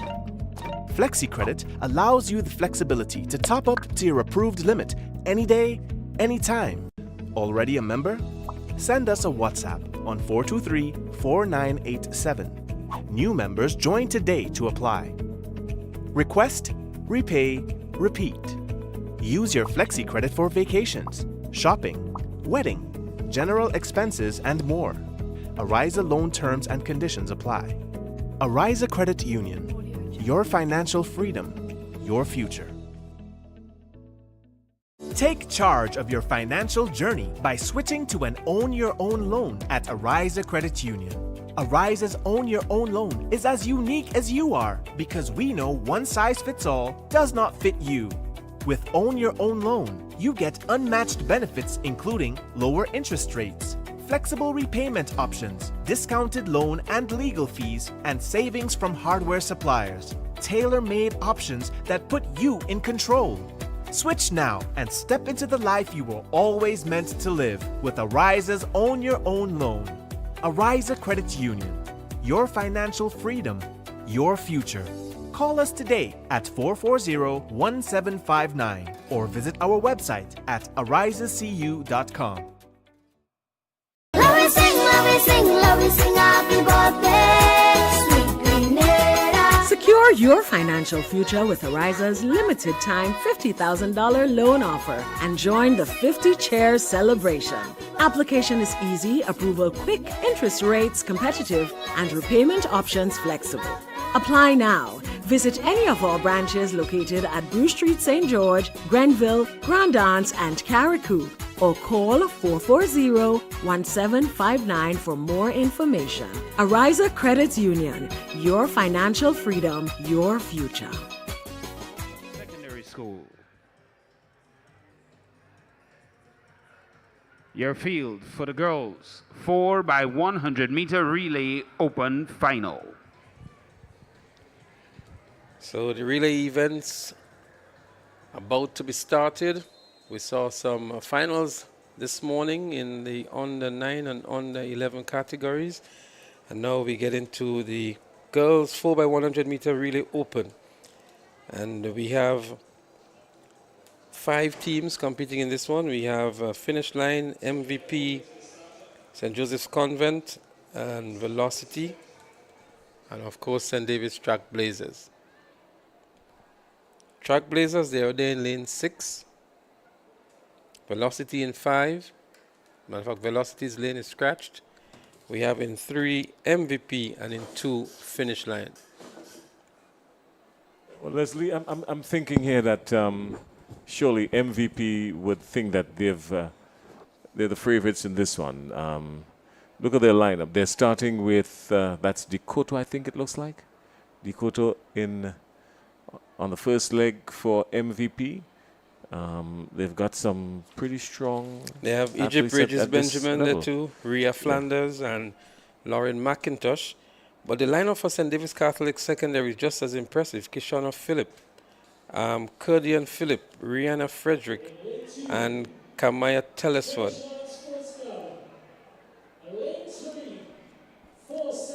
And they also have Ashade John and Denisha Scott. So they have submitted 6 names here. I'm not sure which 4 would be on the track. Who are we speaking about? St. David's Trailblazers. Okay. St. David's Trailblazers. I'm saying that they're equally impressive as the MVP in terms of the lineup. Okay. MVP is obviously without Ashanti Augustine, who is nursing injury. I saw down in the stands earlier on today. And she's just looking on and cheering on her counterparts from the stands.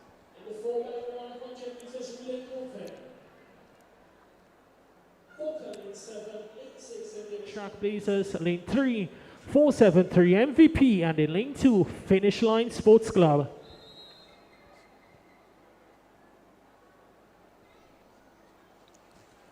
So they're getting ready to start. Is who can successfully pass that stick around the track and bring it back to the finish line.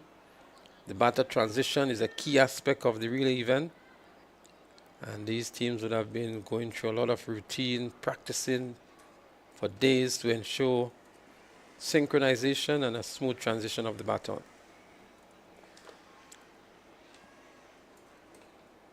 They're on the starters' orders. In 2, Finish Line. In 3, MVP. 6 is St. David's. And South City Rising Stars is out there in 7. Sorry, Boca Secondary is out there in 7. So it's the first handover. Boca out there in front and looking good. But here comes St. David's. Trailblazers. MVP is also looking good as well. Second handover.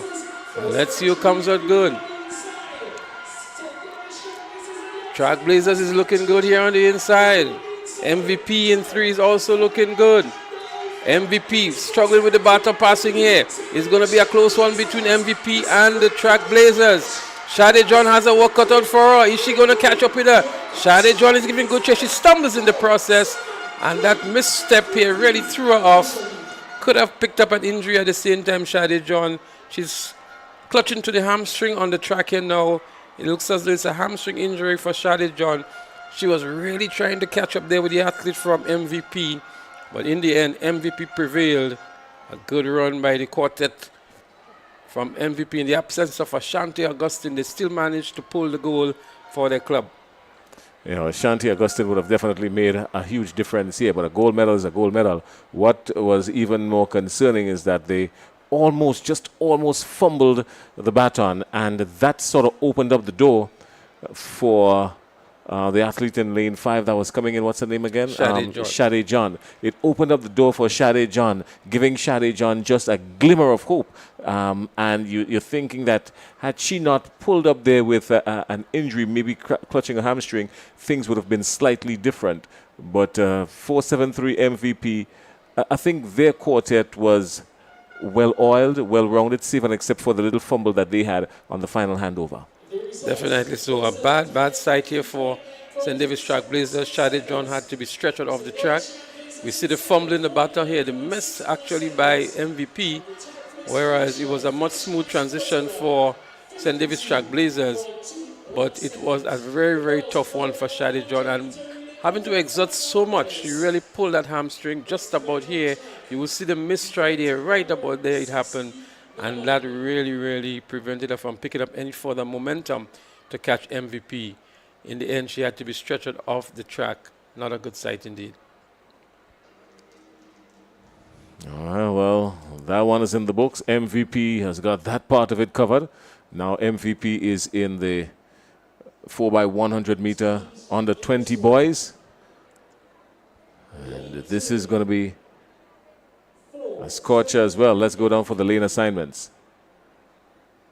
Lane 5, South City Rising Stars. Lane 6, Velocity Track Club.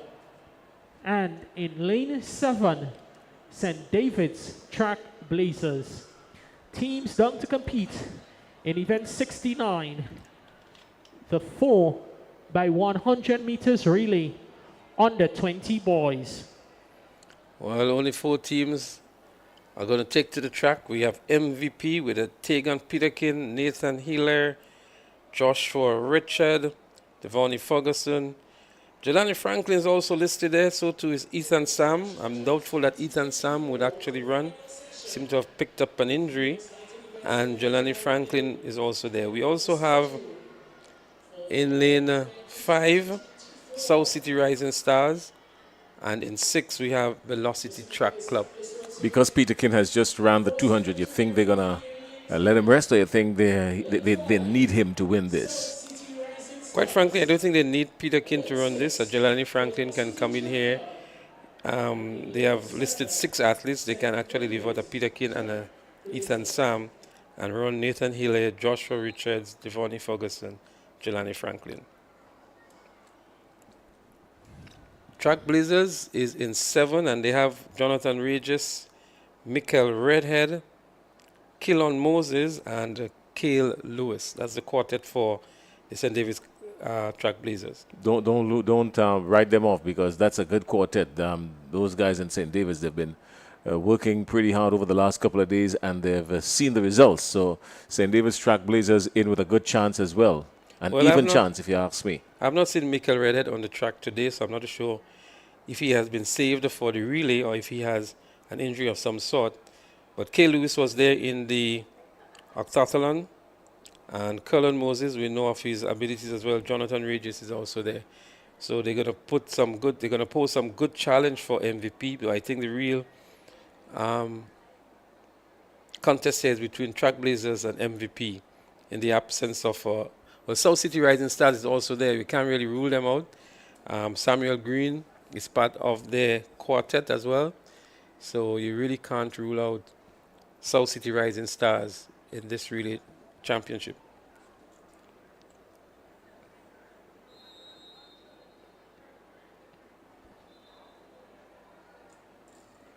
South City Rising Stars runs out of lane 5.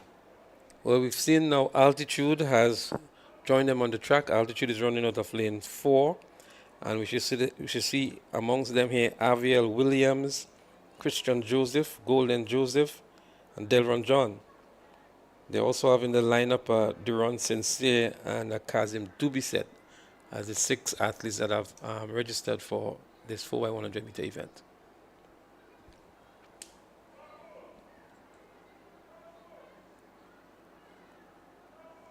It's the under 20 boys 4x100 meter relay.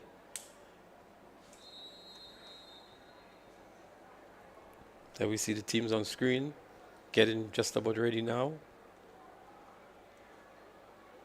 They've been called to the marks by the starter.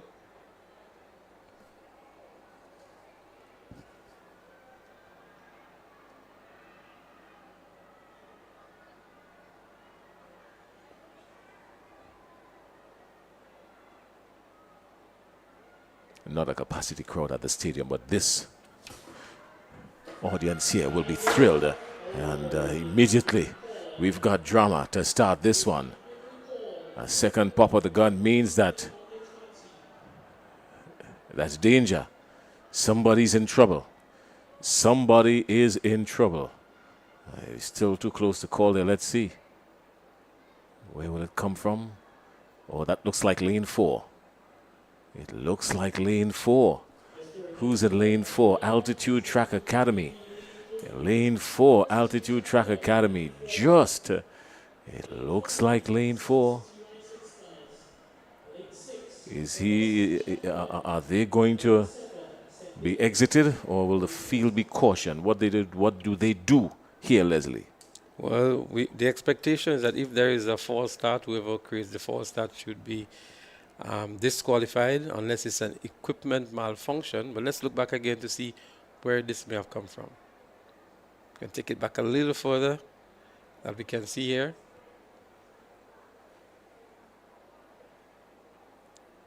So they're in the sit position at this point in time. It looks like a lane 4. It's either a lane 4 or a lane 8, but it looks like a lane 4 to me. Oh.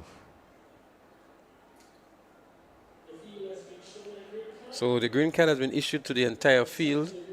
So they're going to have the full lineup of the 5 teams.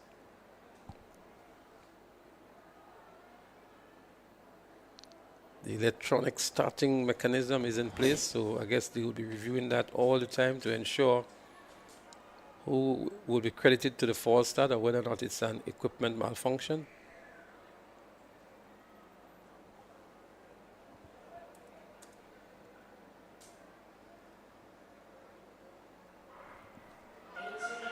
Up, out, away.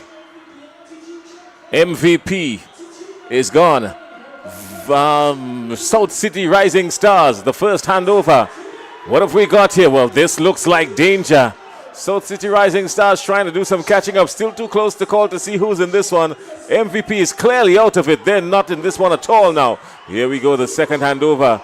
Altitude. Altitude. Altitude. Altitude. Altitude. Altitude is gone out with the wind. Altitude Track Academy. Altitude Track Academy. Velocity coming in but couldn't catch, wouldn't catch, no way. So Altitude, Velocity, and South City Rising Stars, 1, 2, 3. Miscommunication of some sort on the first handover with MVP, and that led them out of it. Well, what was interesting for me here, Jason, was the run by Delron John of Altitude on that second leg, and it was a good strategy. My honest strategy in any relay is to put your best athlete on the second leg and allow him to do 115 meters, and that's exactly what they did. Delron John ran the second leg and really eat up the track here. Altitude had a very bad handover on the last leg, but nonetheless, the lead that they had really propelled them across the finish line ahead of St. David's Trailblazers, who eventually picked up the silver medal. I'm interested to find out what happened over on the other side with MVP. But in the meantime, 44.31 for Altitude Track Academy picking up gold. St. David's Trailblazers 44.61 and South City Rising Stars 45.20. 1, 2, 3. So it was not a particularly fast relay. We expect that these teams should be like 41 thereabout.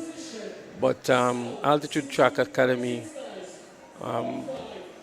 based on who they put together and who came up against them, were the eventual winners in 44.31.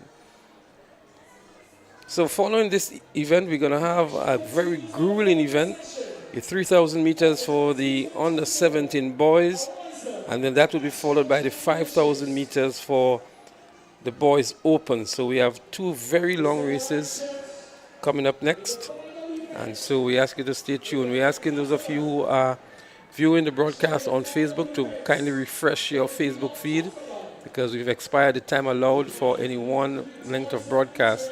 If you're on YouTube, you should be okay, but if you're looking on FaceTube, you may be required to refresh your page.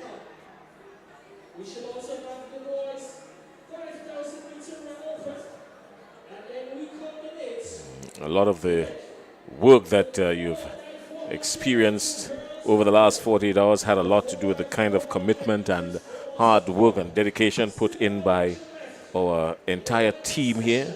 Blundell George, our director, as the person calling the shots behind the scenes, making sure that the cameramen get the right angle, making sure that we switch with perfect timing, that there's a constant communication between every single member of the broadcast here at any one point in time. Our director, Blundell George, Nazim Benjamin, audio and streaming. Of course, you know that when it comes to streaming, there's only one name that you can pick up and call and do that with precision and know that he's going to get it right. That's Nazim Benjamin. And of course, he's been responsible for the clean, clear, crisp audio that you've been hearing coming from us. Our cameraman, John Henry, Ron Ron Diali, Curlin Dragon, Kirk Oliver. They were some of the folks behind our cameras today and yesterday. That's John Henry, Ron Diali, Curlin Dragon, and Kirk Oliver. Corey Williams, our production assistant. Corey is an expert at so many things on the back end of these productions that you've been enjoying from TNR Communications. So very unassuming young man, Corey Williams, but take not him for granted. And Karen McDonald, he's a runner. Well, at an event like this, you need someone who has the pep in their step and is on the ball of their feet, so to speak. And even without the performance enhancement athletic drinks, he manufactured some of the greatest times over the last couple of days. So Karen McDonald, our runner, and on replays to bring you down to the final second so you can see all the slow motion, you can get the false start, the photo finishes, all those things that you were enjoying. Akim is the person that was responsible for that. And also Roger Joseph, he was the person behind the graphics. So when you see all the Ariza graphics and the slow motion graphics and the winners graphics and all of that, give credit to Roger Joseph for that. Of course, Leslie, it would not be complete without Clyde Rondell John, CR John, I like to call him, yourself, Leslie Smith, and your humble servant, Jason Skeet. We worked some long hours, excessively long hours, and it was a pleasure. Yeah, so we're out to the end, nearing the end. We're nearing the finish line. We're on the final curve right now, getting ready to hit the home straightaway on the National Championships broadcast. Leslie, take us through this one. So the next event is actually the 800 meters dash open for the girls heptathlon, and we have a full complement here. We have Kenaya Alexander, we have Destiny Langine, Makaya Ramsey, Cassie Walters, Rachel Etienne, Azuri Isaac, Talia Dason, Tavia Fletcher, Sophia Cox, and Melia Lambert. They all line up on the track here, getting ready for the start of the 800 meters open for the heptathlon athletes in the female category.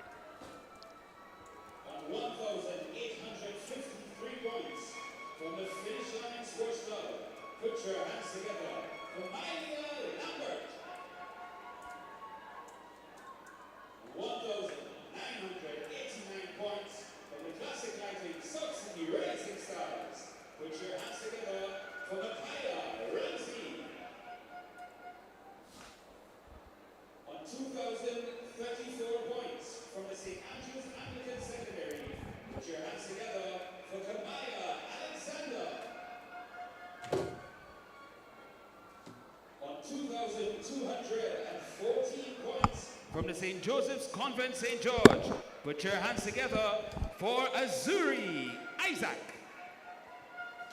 Your top three, 2,288 points.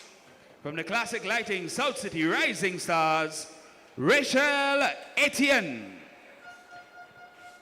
On 2,373 points. From the Classic Lighting South City Rising Stars, put your hands together for Destiny Langain. And ladies and gentlemen, leading the field into the final event of the day, 2,730 points, St. David Trailblazers, Talia Desant. Your field for the girls' heptathlon open. Final event, the 800-meter run. There you have it, the lineup and also the positions, the current positions of the athletes in the heptathlon for girls. This is their final event, and in the lead at the moment is Talia Desant of the St. David's Trailblazers. She's there, the athlete number 559, and a good time for her here would cement her gold medal performance in this event. We also have two athletes from SAS here, two from South City Rising Stars. As a matter of fact, three from South City Rising Stars, and from Fusion, another two athletes.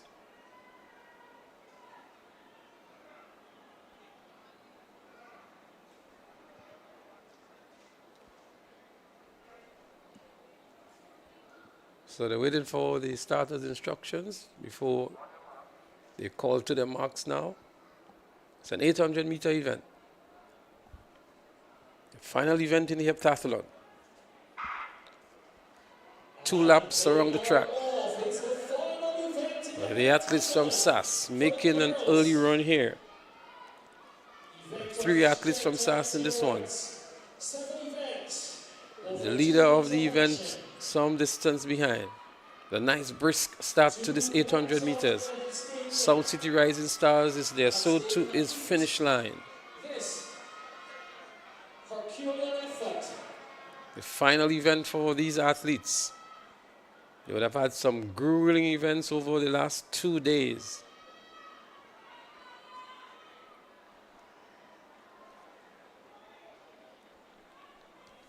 Just about 300 meters completed in this 800-meter event. It is still the athlete from the St. Andrews Anglican Secondary School, SAS, who is looking very comfortable up front. Sound of the bell indicates the final lap. South City Rising Stars is there in second, a distant second as well. Can she keep up that momentum, the athlete from SAS, in this 800 meters? South City Rising Stars is there in Destiny Langain. She's in second position. She keeps tapping that left leg. Not to show you she's pulling up with some cramps. SAS also moves into third, but a good run from the athlete from SAS with about 50 meters lead over South City Rising Stars, Destiny Langain. SAS also in third and fourth as well. There's no sign of Talia Desant. She has a commanding lead in this event, and maybe she's just coasting home here. But it is the athlete here from SAS who continues to lead this event. SAS now moves into second position as well in Casey Walters. SAS 1 and 2 in this final event, the 800 meters. Destiny struggling a bit here. But a good run by the athlete from SAS. She has about 200 meters to go. As a matter of fact, just about 150 to go. A very good run indeed from this athlete from SAS.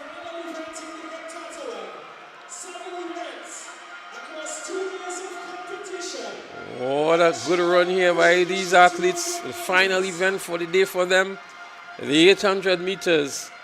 And a very strong run indeed by this athlete here from SAS. Can't pick up a name at the moment. She doesn't wear the number as well. So it's difficult for us to call the athlete by name. But she wins this one very, very comfortably indeed after a grueling set of events. And now to pick up this second position is the leader in the heptathlon, and that is Talia Desant of St. David's Trailblazers, and SAS in the likes of Casey Walters picks up the third position here. Remember, this is not a race about position, but about points based on the times that they've returned. And as soon as we have the final point standing in terms of the overall winners of this event, we'll let you know. But I think Talia Desant of St. David's Trailblazers would have secured the victory here have been coming into the final event in the lead and placing second in the event as well. She obviously the gold medal winner. The athletes are spread out on the track here, obviously very tired, as we see them here trying their best to cross the finish line. It has been a grueling 2 days of events for them, and they deserve all the commendations and compliments that can be extended to them. Rehydration as well. They've laid it all out on the track and in the field as well, as we witness the completion of the heptathlon. Yeah, well, I don't envy them at all, and this will it change the point standings at all? This final race, was it that close? I don't think it would. You've got the results. Did they bring that up just yet for us? The results from the heptathlon? But what we know is that Talia Descent of St. David's Trailblazers, she was in the lead. She came second in the event, and the person who beat her was way down the pack. So she would be the obvious gold medal winner in the heptathlon. Right, and we've got the 800 in the boys coming up now. The octathlon, that's what we've 1500 got. The 1500, right. The 1500 in the boys octathlon, that's coming up now. And, well, from all indications, based on the point standings that we had going into the octathlon, I think 1 and 2 is pretty much in the clear. Because with 2 more events remaining, the person at the top trying to get to Cale Lewis. Cale Lewis, yes. Of St. David's is in the lead in the octathlon for the boys.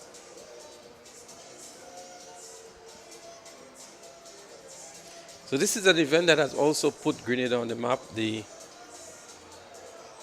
think they're taking too long to take these athletes off the track. Should be a little bit more urgency in dealing with that.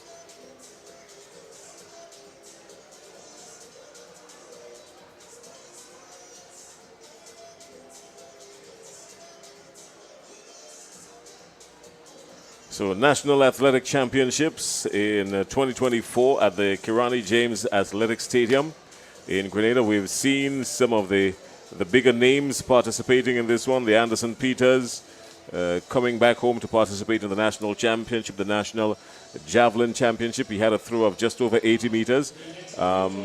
He was consistent around the 80-meter mark. He has been there for the last couple of months nursing, or I should say not nursing, but regaining strength in his right shoulder because of some kind of discomfort he would have had there over the last few months. So he's bounced back pretty nicely. He said he used the opportunity to sort of get himself ready, test the strength in the shoulders, test the strength in the arm, make sure that he's in a good place as he gets ready for the Olympics 2024.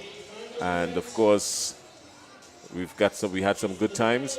Nothing to jump and shout about really as it relates to world leading, but from our own perspective here, I think a general good account is what we can refer to everything as. Absolutely, Jason, and we've seen some excellent performances that are character worthy, that can make the finals for sure, and in some instances can return medals at character. So it's there has been some things to shout about. There has been some areas where improvement is needed for sure. I still think we need to work a lot more on our field events. We have dominated some events at character in the field, the javelin in particular, and we have not been looking too good there at the junior level. We have Anderson Peters, who's doing well at the international circuit, but I think we need to work a lot more on the field events for our boys and girls. Our under-20s are looking good. Our under-17s are also looking good. We saw some very good performances from some of our girls as well. Shafina Houston, and others continue to impress. We saw a record-breaking performance from the athlete from the Boca Secondary School in the, I think it was the 800 meters. So there has been some promise and some good performances, and it's just for us to build on that now. Our coaches and our administrators need definitely to work on that. All right, well, we've finally gotten to the stage where we can move some of these athletes off the field. I mean, this heptathlon and the octathlon, they are two grueling events, like grueling events, and I wouldn't envy anyone who would participate in those events. So kudos to them.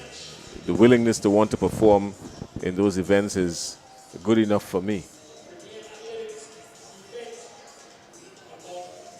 Well, Kurt Felix and Lyndon Victor, they have demonstrated that they can enjoy in those events, and they have participated on the world stage and brought real good accolades, Commonwealth Championships,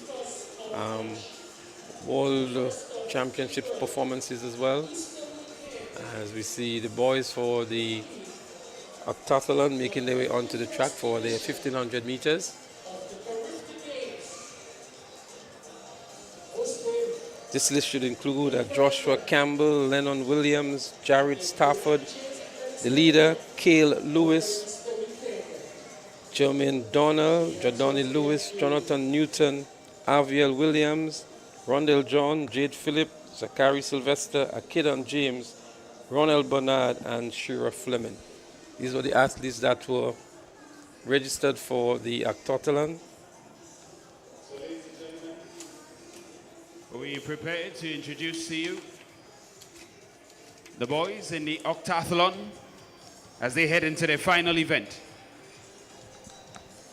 Once more, we ask you to put your hands together and congratulate the boys.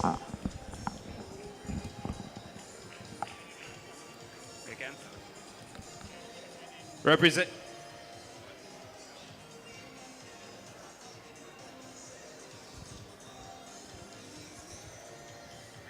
All right, thank you, Mr. DJ.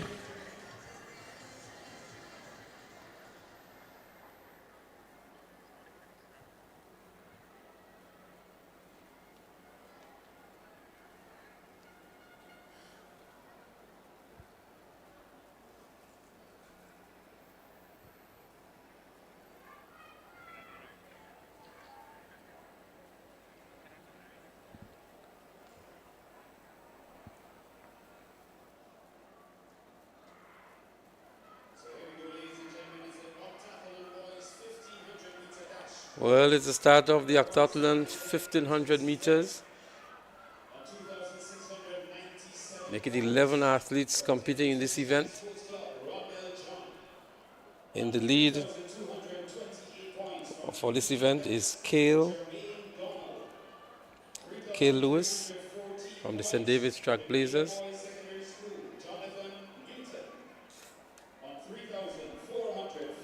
The athlete up front now is Rondell John of Finish Line. He's leading in this 1500 meters. I see the likes there too from Jordani Lewis from SAS. He's also there.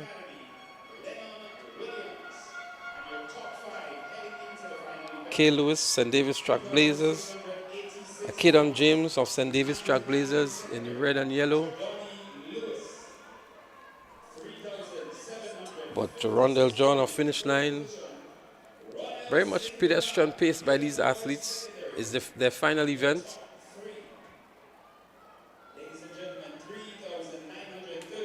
They've had to endure 8 events over these 2 days.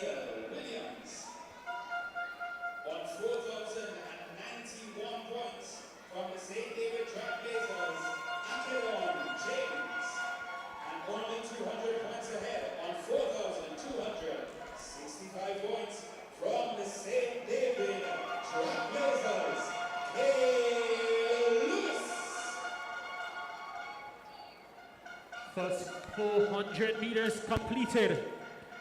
Quite an even bunch as they seek to complete the final event in the Octathlon, the 1500 meters run.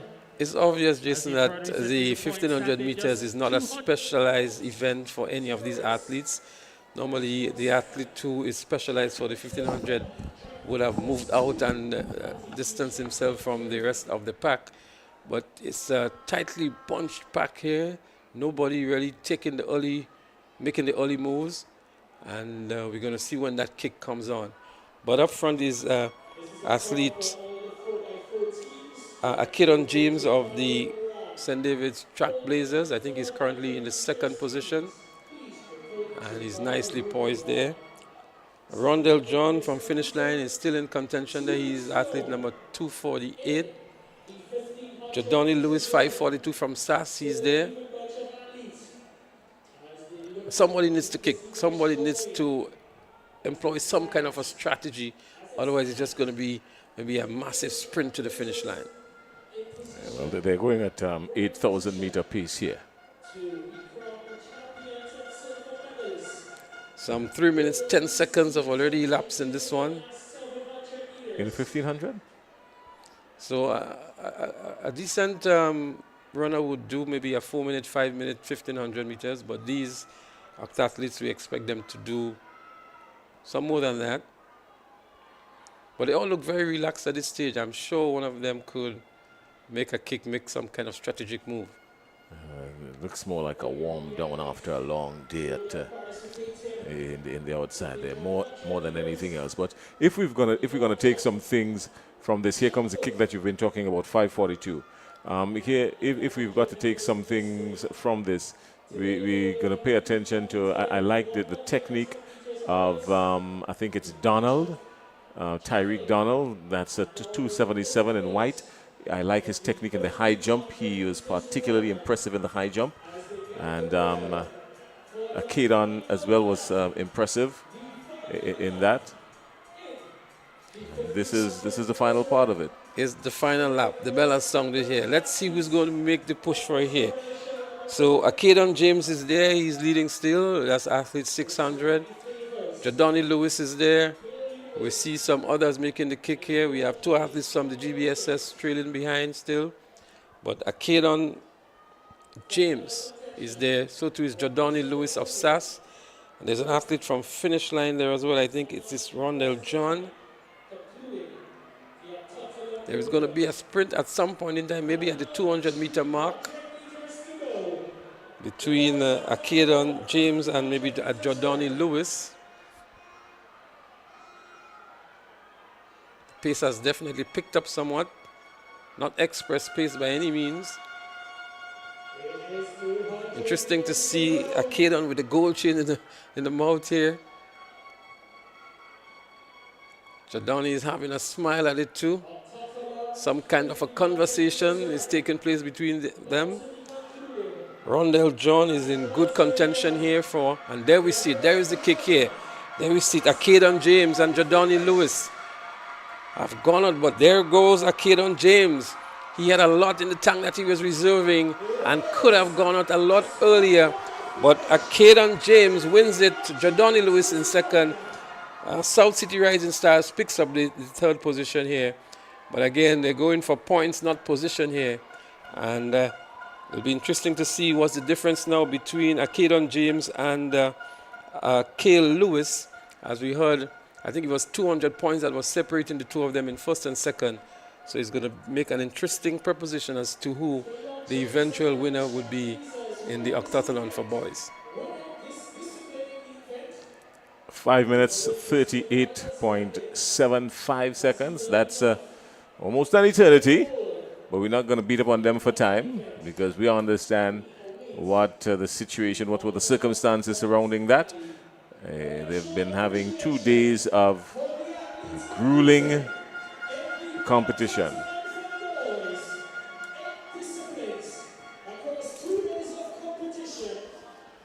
So that will bring an end to the Octathlon for boys after 8 events within a 24-hour period. A champion will be crowned definitely. Cale Lewis, Octathlon James would be the top 2 finishers for sure. They're both from the St. David's Track Blazers.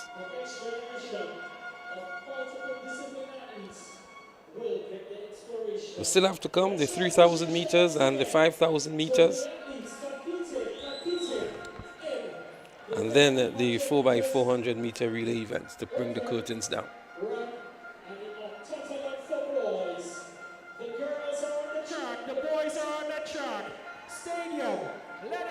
It seems as though, Jason, they've combined the two events and they're going to run them together. Although that's actually the octathletes and the heptathletes that are showing that's a normal routine that they do even at the international circuit to express the camaraderie and to really thank the people for putting up with them too after those 2 days of whirlwind events, and to thank them for the support that they normally give to these athletes after these very, very demanding events. They have my full support. I mean, we sit up here in the commentary booth and we say what we have to say, but they have my full support because at my age, which I'm not going to give away, you're not going to find me doing a 1500. Not, no. 30 years or 35, maybe even 40 years away from when that was once upon a time. So the fans have really expressed their true appreciation for what these athletes have done over the 24-hour period.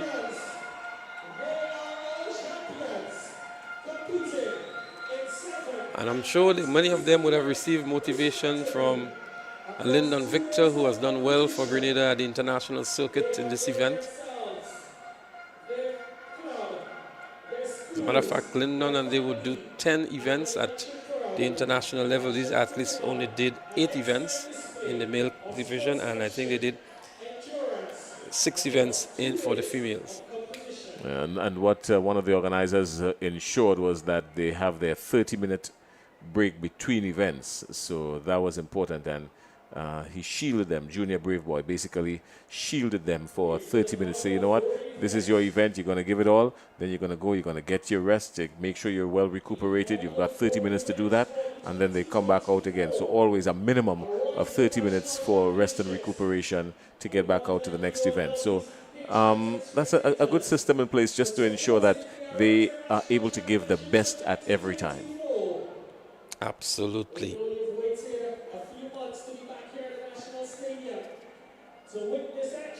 Well, coming up, we've got the primary school games that's coming up this coming weekend.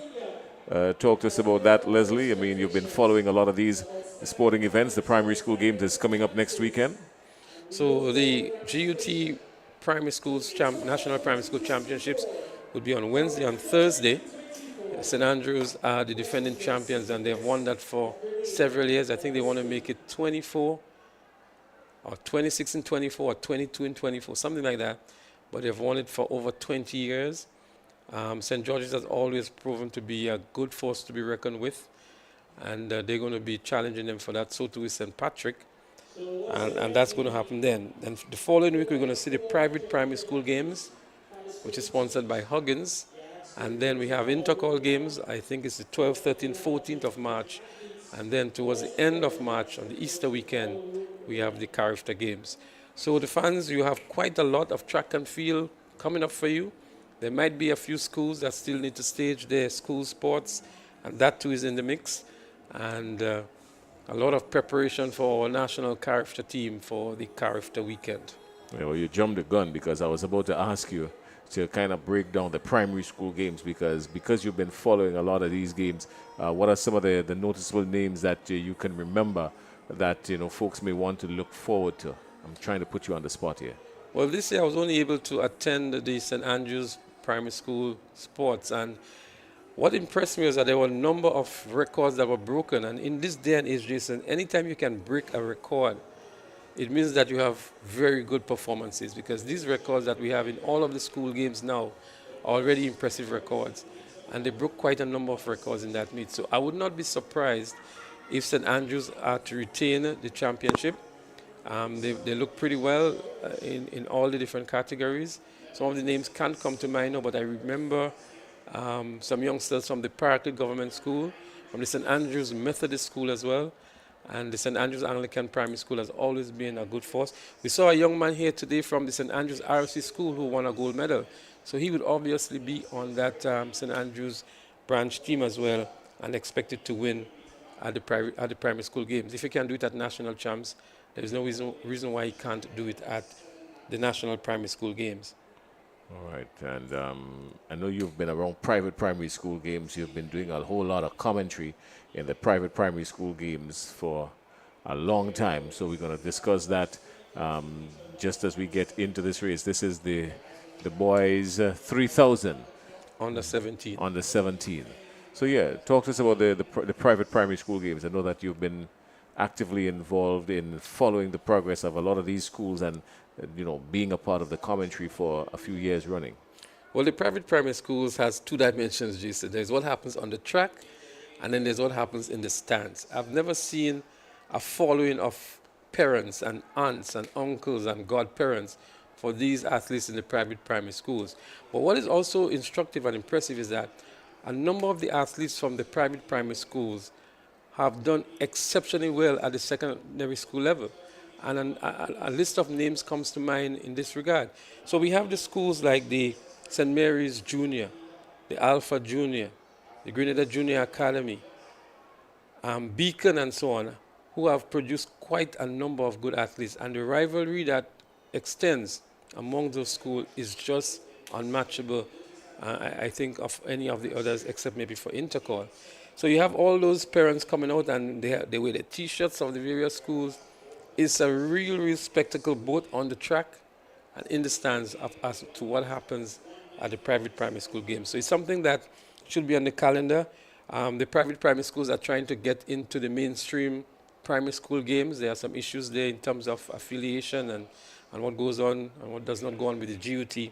But if they can sort that out and we can see a lane being afforded for the private primary schools, I think it would augur well for the development of these youngsters. Right on the heels of that, we've got Intercall games coming up, 12th, 13th, and 14th. Well, GBSS are the defending champions.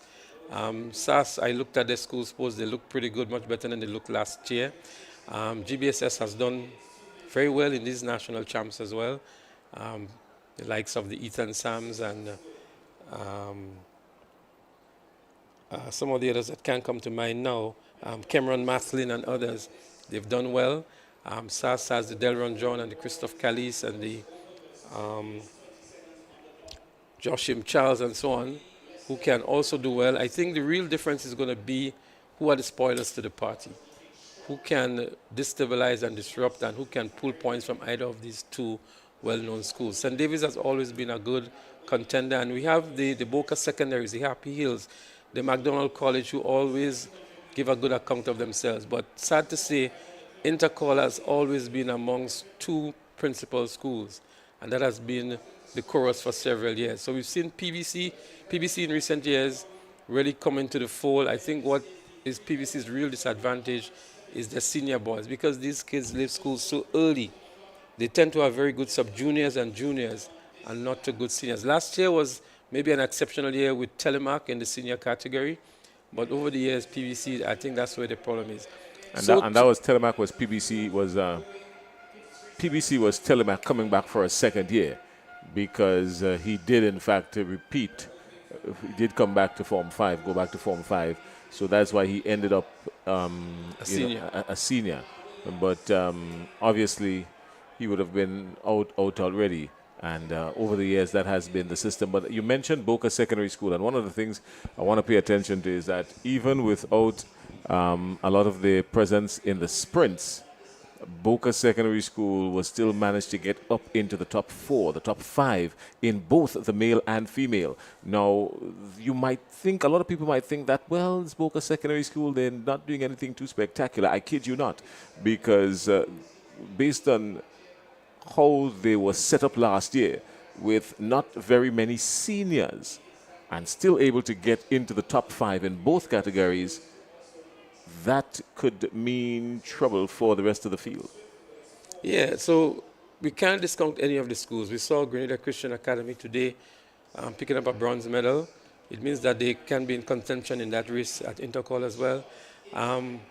St. David's Catholic Secondary, as I said, carriacou sometimes come with, they spring these big surprises because not many people know of what is in carriacou. And so it will go down to the wire, I think, again, between SAS and GBSS. All schools need to strengthen, I think, their performance in the field, and that has been to the detriment of a lot of schools over the years. And so the coaches really have their work cut out for them, but the real battle would always be until some other school emerges as a powerhouse, like how McDonald College did a few years ago, to really upset those two schools, SAS and GBSS. All right, well, I wouldn't tell you where my money is, Jason, but we're going to wait for 12, 13, 14, and the story will unfold for itself. Yeah, right, like I don't know. Yeah, right, like I don't know. Come on, you can speak that to somebody else. I've been around too long, Leslie. I've been around too long. Speak to us about this, the boys 3000, and what's happening here. Anybody from SAS in this one, Leslie? So let me see if I could... Are you looking for the SAS athlete, or are you just looking to see? I see South City Rising Stars. I see Grenville Secondary. GBSS is there. Athlete 341. And particularly asking you about Charles SAS. of Grenada Christian Academy. Not sure there is any SAS athlete in this race, Jason. Okay, all right. So I'm not here to comment about SAS. I've been admonished on the chat group for being biased against SAS. Can you imagine that, Jason? But that's an athlete from the Grenada Christian Academy who is up front here now, is Keith Charles. And I was mentioning about Grenada Christian Academy moments ago. And here is an athlete in the 3,000 meters for the under-17 who is already dominating this event. Yeah, the Grenada Christian Academy, as you say, a new institution for all intents and purposes, but are new to this kind of dominance in athletics. And they've been doing pretty well. I mean, they just need, in my opinion, some good coaching, and they're going to be all right. I tell you what, they already won one of the football tournaments at the intercore level, as young a school as they are. So they have a lot of talent. They're from an area where there's a lot of natural ability, and in years to come, I think they will really be a force to be reckoned with, coming from the St. Andrew Parish and having that level of ability within the parish. Talk to us about the coaching, because earlier on you mentioned the coaching ability of Lee Coffey. Lee Coffey, one of our young coaches, but successful in birthing a lot of talent and enhancing a lot of technical skills from a lot of these young folks in the South. And he's been associated with one of the young schools in the South. I can't remember the name, but you might be able to help us out on that. I think it's the Beacon Junior. But Lee Coffey has been doing a lot of good work, and for whatever reason, I don't think he's been given the recognition. He's never been part of any of the national coaching lineup, but we see South City Rising Stars over the years producing a lot of very, very good athletes. And I think it's about time that Lee Coffey been given the due recognition that he deserves as a coach, and bringing out really, really good athletes. There are several other coaches on the scene. We have the Albert Joseph. We have a young man who is coaching fusion. He used to be an athlete for the Presentation Brothers College. I think he's now at the Happy Hill Secondary School and has this club. Then there's the Callis from St. Andrew, and this new club in St. Andrew called Altitude. I just can't remember the coach name, but he's also working with SAS. And it's good to see that happening. Mr. Glean up in the north, working with the McDonald College students, and several other coaches, the Paul Phillip and others who have been working on the eastern side with the St. David's athletes. But the coaches have a very important role to play, and I'm happy that the Grenada Athletics Association is providing the capacity enhancement for these coaches so that they can produce excellent athletes, excellent students who can really come out and do us proud here. All right, well, while you're at that, don't forget Nick Benjamin, the coach of the GBSS, because you must have had something special happening, to be as dominant as he is. He has been. Nick, you'll have to accept my apology on this one. And there are some female coaches that have been doing good as well, the Rhonda Henrys and the young lady at the St. Joseph Convent. So this is the gentleman, Keith Charles, from the Grenada Christian Academy, who is in the lead here. A commanding lead as well. We're going to tell you how many laps is remaining is in this event. It's the final lap for Keith Charles, actually. He could walk it now, can he? But he has almost a 300-meter lead on the rest of the field. And he's running out there by himself, running for a good time. So wherever you are in the big parish, Pearls in particular, this is your homeboy, Keith Charles, winning the 3,000 meters under 17 boys. Guess we want to do a good time here. Keith Charles picking up the momentum and gaining some speed as well with 200 meters to go. He's going to have a sprint for the finish line. This is an athlete with good endurance, good form, and has a lot more left in the tank. Not been challenged by any stretch of the imagination here. 100 meters to go, and it's Keith Charles, eye on the gold medal here. The legs continue to pump. The arms are pumping as well. He's giving it all here. 60 meters to go. Keith Charles. And the spectators are really bringing him home. Keith Charles for the gold medal. Grenada Christian Academy. What an impressive run in this 3,000 meters by Keith Charles of the Grenada Christian Academy.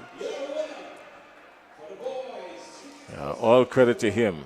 Keith Charles of the Grenada Christian Academy winning the 3,000 and still showing that he has something more. You run a 3,000 and could sprint at the end, you've got a lot in the tank.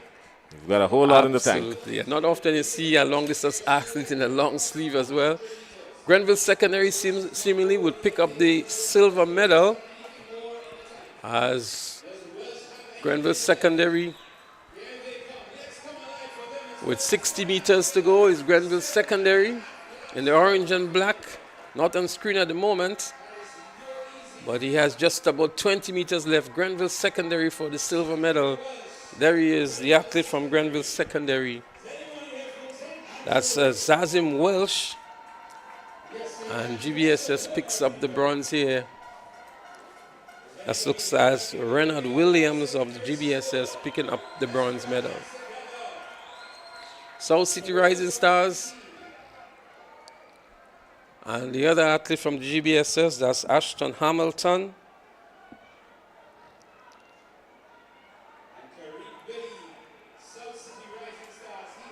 As we look, so actually, the athlete from South City Rising Stars still has a lap to go. He was actually lapped by the top 3 athletes.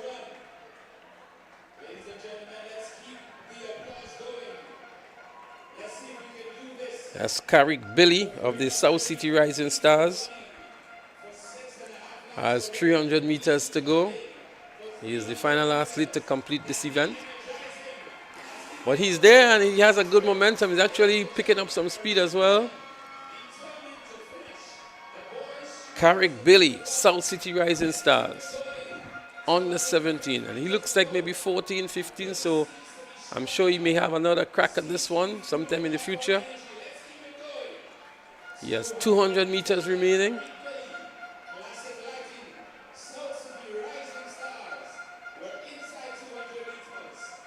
He's going to ensure that he finishes this.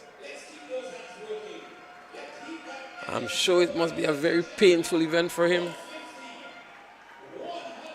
Carrick Billy.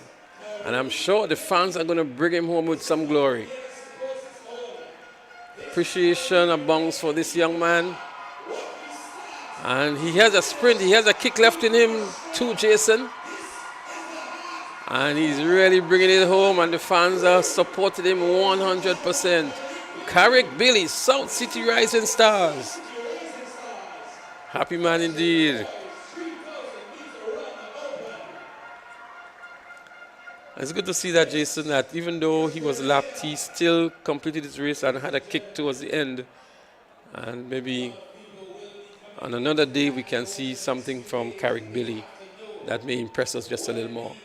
It's called Till the Very End. The race is not for the swiftest, but he who can endure to the end. This is Kid Charles, the winner. I just saw him moments ago doing some sprints, Jason, on the side of the track. This man has a lot more to give in the 3,000 meters. God bless him. He just finished doing 3,000 and you can still do sprints. Give all glory. He was also in the 800 meters earlier on today. Actually got a position in that race as well. So he has a lot of endurance, a lot of quick recovery as well. At our age, Leslie, when you run a 3,000, you're looking for a lung. Not to do sprints.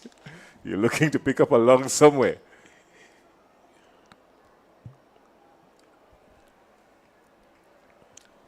So that's the results here. 10 minutes, 27.25 seconds. by Keith Charles of the Grenada Christian Academy. And on the track already, the boys for the 5,000 meter open. So if you thought 10 minutes was long, Jason, be prepared for another 15 on the track. Oh, no. Yeah, I'm tired just knowing that they're going to start it. I envy them not. I envy them not. All kudos to them. And when you see these young men walking the streets and you see them with their bags coming out of training late, just be happy for them. So we can tell you, Jason, we see a Shavid Noel. So the list of athletes registered for this event: Shavid Noel of SAS, Shakim Williams from South City Rising Stars, always here from the Tempe area, Jeremiah Matthew, Western Rockets, Kyle Alexis, South City Rising Stars, Edison Howard of the Grenada Boys Secondary, DeAndre Andal, Altitude, Levron Thorne, one to look out for definitely, he's a good road racer. He's from ACE. Miguel Cape, also from ACE, another one to look out for. Joshua Cadet, Altitude. Tyron Jacob, perennial Tyron Jacob. His name is listed here. Yes, he's there for South City Rising Stars out there in lane 6. And Tyron is one to look out for as well. Darian Purcell of GBSS is there. And EJ George, another one to look out for in this 5,000 meter race. The boys, 5,000 meter run open. Levron Thorne definitely has been doing well on the road, coached by Kendall Simon. Kendall Simon would have been a bronze medalist at Carifta in the 5,000 meters. Games record for this one, 16 guy that you mentioned, minutes, he has been around this for some time. I remember that name, EJ. We remember EJ George from sometime last year. He was a monster, especially at this event. So yeah, you're gonna look out for him. So an impressive lineup here. Anybody from carriacou in this one? I've not seen anybody from carriacou here. Right. But I want you to look at Shakim Williams. He runs with the same pace throughout the entire 5,000 meters, right? And he's listed here, but I've not seen him on the track. That's Shakim. No, there's no Shakim in 2024.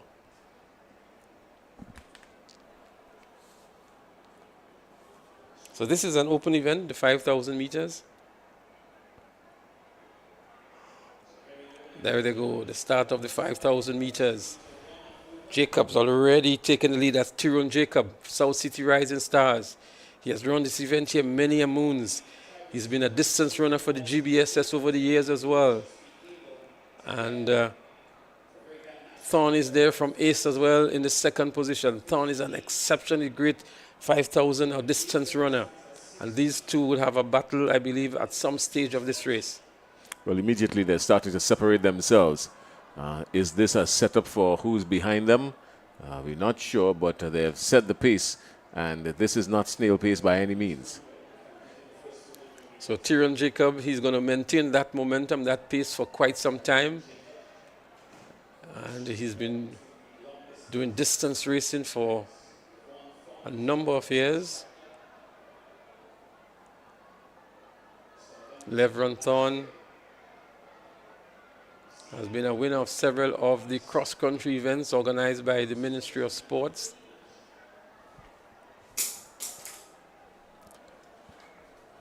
We've got to spend some time and say hi to our friends in carriacou. We've been through the entire broadcast, and carriacou has represented. They had a couple of athletes from carriacou in some of the earlier events. So hi to my good friend Collins in carriacou. Leslie, you know Collins? Come on, Leslie, jog your memory. And to all our friends in carriacou who has been on with us, thank you so much for being a part of the broadcast. And the games record for this event is held by Rion Radix, 16 minutes, 6 seconds. Rion Radix now is one of the FIFA referees and has been doing a lot of international matches for FIFA, and a good distance runner in his day. The national record dates back to 1981, Maurice Bull Williams. Name rings a bell, Jason? Not yet. Well, he was a phenomenal athlete, I can tell you. Maurice Bull Williams, 14 minutes, 58.23 seconds.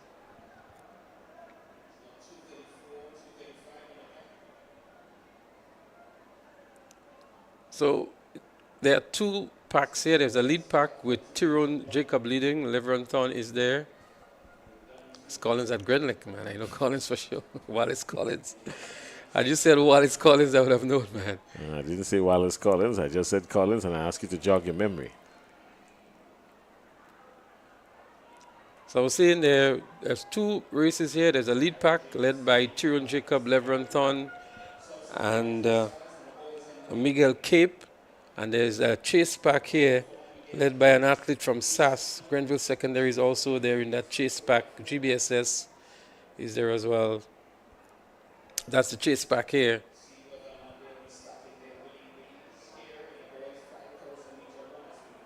We saw there a moment ago Darian Purcell of the GBSS. But Tyrone Jacob with a 10-minute lead over Leveron Thorne. We'll try to get that other athlete there for you, 389. So he's not listed here, but looks as though it's a McDonald College uniform he's wearing.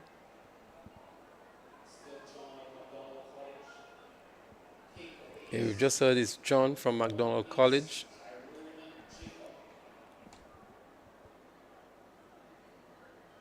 Nickel John it is from McDonald College, who is in that lead pack as well.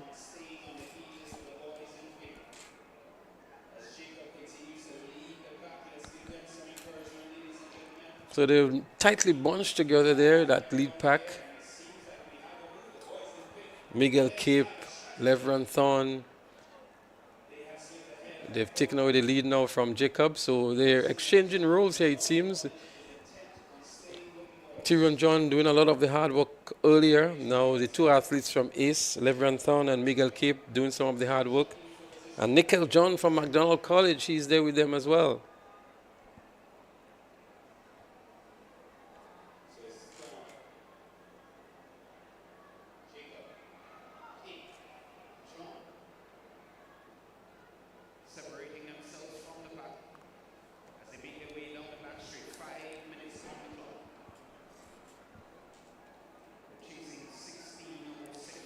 Yeah, I think Tyrone Jacob is running a brilliant race. He's running with his mind as well. He's not letting anybody get too far ahead, and he's stretching the pack, holding back, stretching the pack. It says that he has a whole lot in the tank that he's willing to play with. That's what those actions are telling me. Leslie? Well, he's one of the athletes with the most experience in this race. I can tell you, he's been racing 3,000s, 5,000s, 1,500s for many a moons, from since his days at the GBSS. So he is no easy feat, and he knows exactly what he's doing. He knows his ability as well, and has always been on the podium in these events in recent years. So really cannot count him out. As I said, Leveron Thorne has been dominating the road at the Ministry of Sports cross-country events. He's been trained by Kendall Simon, and if you can recall Kendall Simon, he was no easy feat on the track in these long distances. As a matter of fact, he earned a bronze medal at the Carriacou Games in the 5,000 meters. So he is actually the coach of Leveron Thorne, who currently is in the lead pack here. But again, you see the hard work has been exchanged here, and Nickel John is also there from McDonald College. Just like a stealth mission here is Nickel John. Not been featured, not much has been said about him, not much is known about him as well. He looks very familiar now that I've mentioned it, and he's one that has a good kick towards the end. So don't rule Nickel John out of this one as well. The face has just come back to me here. He can give them some good challenge. So those three at the top there, definitely going to have a sprint to the finish. They're going to remain like that. They're going to remain close to each other, Jason, and then it's going to be down to the wire. They all have some good sprints in them, and it's going to set the stage for an exciting finish to this very long and grueling event.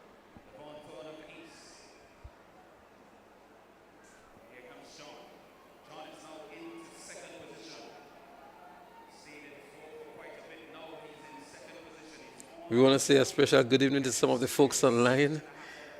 Shante Charles, on the in Salisbury Road, Aisha Edwards, Deb's Date. I want to say a special good evening to Rhonda Joseph. Yes, we are indeed looking at what you're saying about us.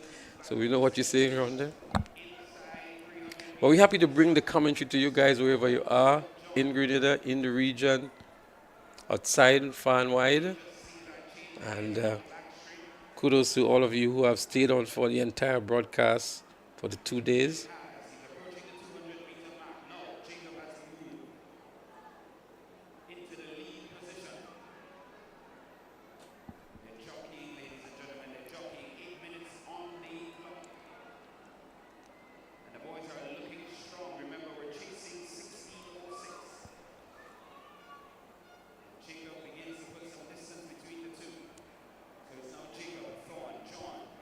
So Jacobs moves back into the lead.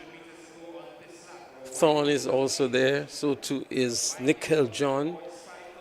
Cape has faded some way back. That's Miguel Cape of Ace. And that's the chase back here led by Grenville Secondary School, it seems now. But it's Tyrone Jacob, putting a 10-minute gap between himself and Leveron Thorn. Is this going to be the move here by Jacob? They have 6 laps to go.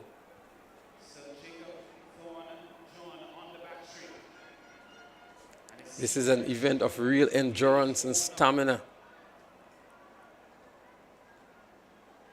It's also an event of strategy as well, as we recognize some sort of a strategy being employed here now by Jacob, looking to stretch the field. He looks like he's having an ice cream in the midst of all of this. He doesn't look bothered at all. He's not, there's absolutely no sign of weary on him. He's almost robotic. Literally a jog in the park.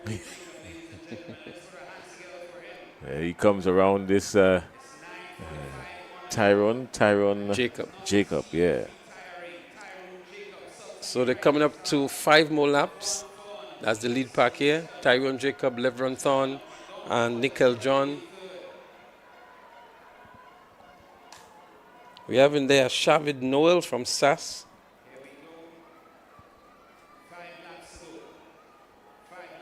That's Leveron Thorn. If you look at the style of Leveron Thorn, Jason, you can see the road running from him. Eh?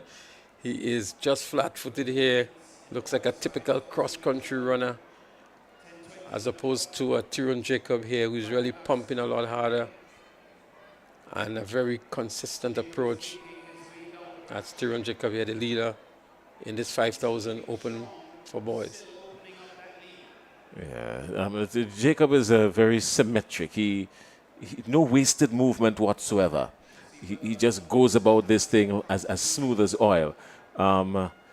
In the meantime, the other athlete you're speaking about there, Leveron Thorn. Thorn has a lot. He's hitting the track hard. You know, he's running heavy. He's hitting the track hard, and you can see him working. This is play. You know, so basically, the only way I could describe it is Jacob is play, Thorn is at work. Yeah, and you can see the difference in styles. And I made the point that Thorn is more of a road runner. Jacob is more of a track runner. And the styles of running really, really shows that as well. So you see a couple of athletes getting lapped here by Jacob.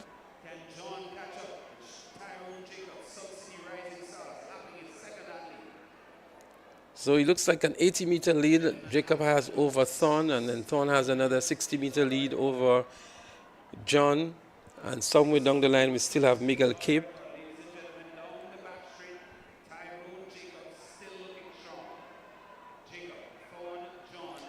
And if you notice, Jacob is really picking up momentum and speed as well.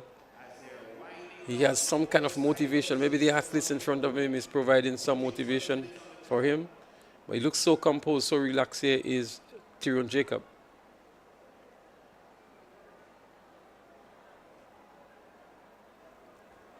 So he's one of those athletes who definitely would have continued running after finishing school.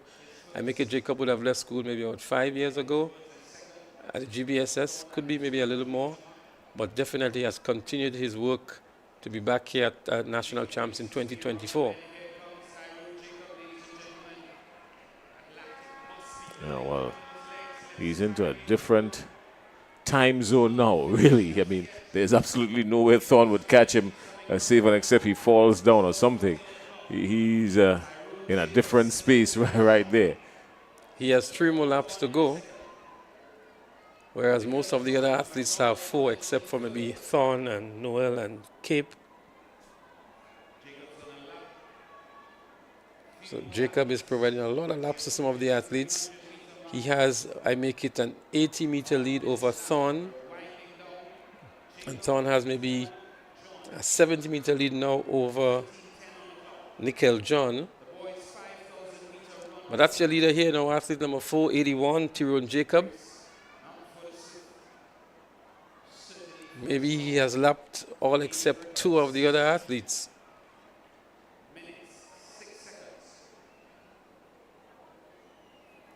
.13.5 minutes have gone so far in this race. We expect this race to go for maybe 16, 17 minutes.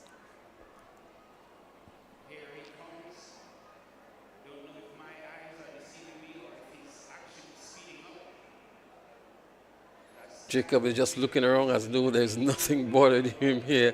So comfortable in this race. Comes in front of the pavilion or the main pavilion.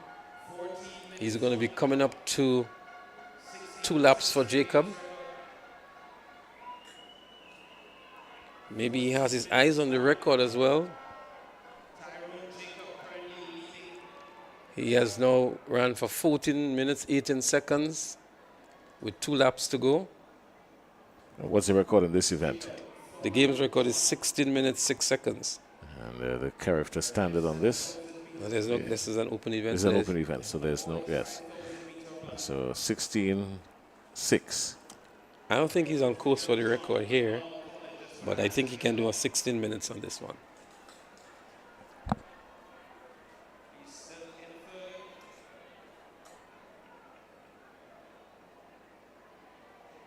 Jacob now has maybe 600 meters remaining. He's now at the 200-meter mark, and then he will have 1 lap to go. I'm going to tell you, when he has 300 meters to go, he's going to change into another gear. He's just looked up at the clock, so he's paying particular attention to the clock as well. So he's coming up for his bell lap. Yeah, the bell goes for Jacob. Let's see if he's going to change into another gear. We see 15.5 minutes gone on the clock. Jacob has his eyes on the clock as well. He's not within the record reach with the time that he's run so far, but he has just under 400 meters remaining. Let's see when he's going to kick. He's at the top of the curve here now. In the distance, we can see him going around by the discus area. With just about 300 meters to go, we expect a kick of some sort here from Jacob. We can see the legs turning over a little faster. Let's wait to see when the real kick comes on for Tyrone Jacob, South City Rising Stars. Nickel John has just gone past the starting lineup, so he has another 400. And I can tell you, Leveron Thorn has about 300 remaining. Jacob looking around to see if there's going to be any competition. There's none at all. He's all by himself there. He's looking around. He's maybe asking, where is my competition? He looks at the clock. And he's going to turn it up just about now, I would think. Tyrone Jacob. He's going to receive a rounding ovation from the spectators here who have been really, really provided with a phenomenal performance. Tyrone Jacob not even bothering to kick for the finish line. He's just going to run through the finish line. Tyrone Jacob for the victory here in just over 17 minutes. I make it 17 minutes, 6.8 seconds. We're going to wait for the official time on this one. But a good run indeed by Tyrone Jacob. Leveron Thorn would come in for the silver medal. Levron Town about to cross the finish line now to pick up the silver medal. And then I'm sure it's going to be Nickel John of McDonald College who is going to pick up the bronze. All these athletes you see here still have a lap to go.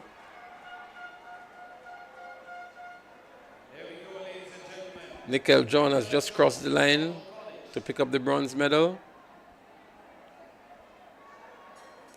So the top 3 athletes for the 5,000, Tyrone Jacob, Levron Thorne, and Nickel John. As you see an athlete from the Grenville Secondary School turning it up and sprinting towards the finish line. Grenville Secondary to pick up the 4th position. And Miguel Cape will take 5th position for ace. A number of the athletes still have laps to complete.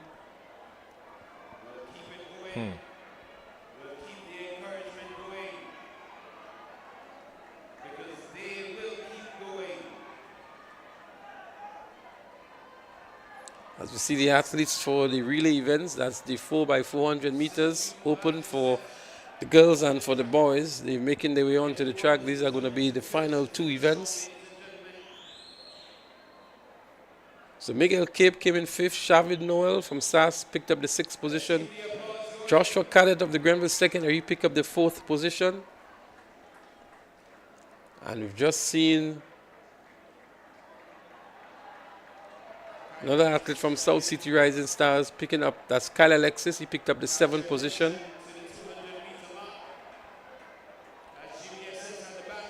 There's a race on between the GBSS athletes. And there's a sprint from them coming towards the finish line.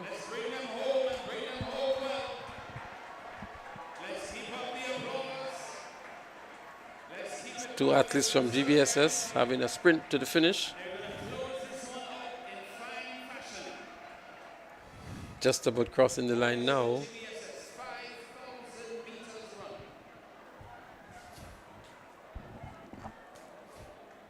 Edison Howard it was who picked up the 8th position.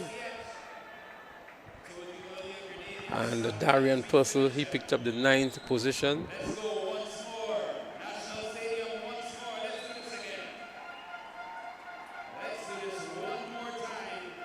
We still have an athlete to complete.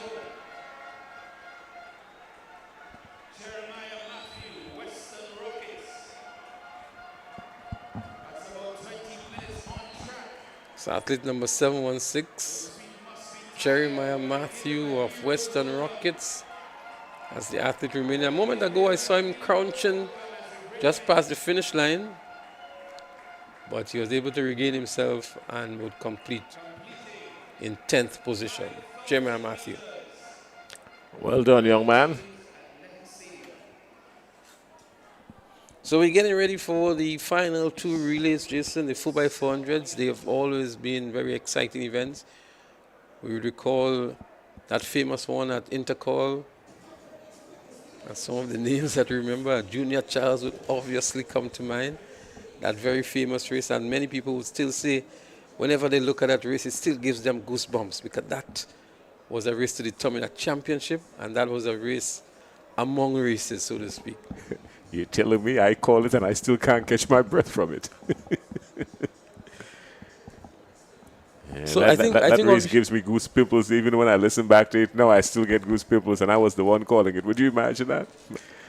So just I think we can maybe take a very short break, allow for some water, yeah, and then when we come back for the final 4x4s. We'll catch you in a little bit. In the meantime, just enjoy the view and the ambiance.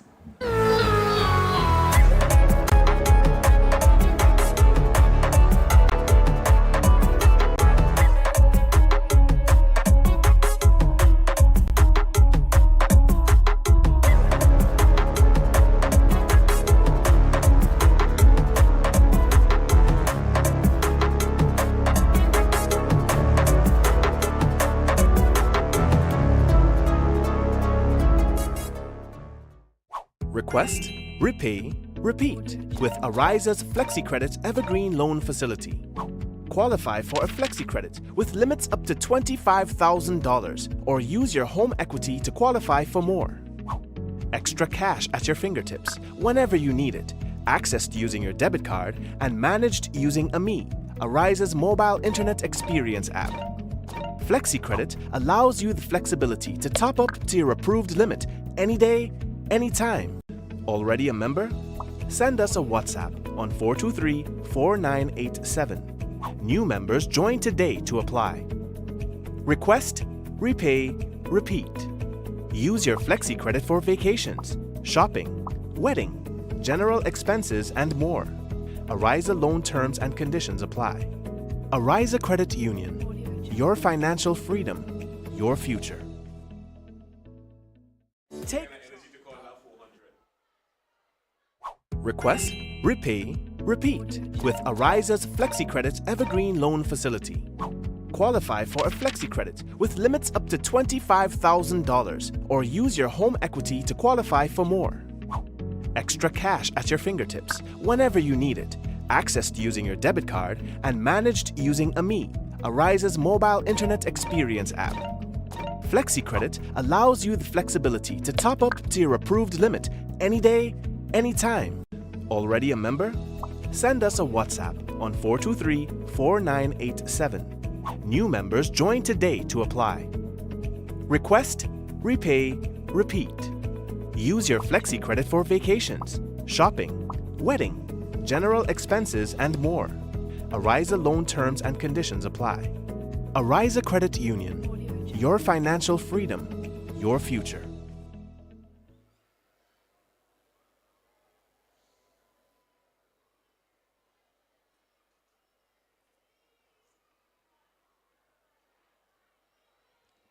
Naz. So we all set for the penultimate event of the day. That's the 4x400 meters girls open. And you see 3 teams lining up here. We have a long list of teams that have been registered. But we see finish line. We see South City Rising Stars, and that looks like Boca Secondary. It's Boca Secondary. Finish line and South City Rising Stars. No Track Blazers.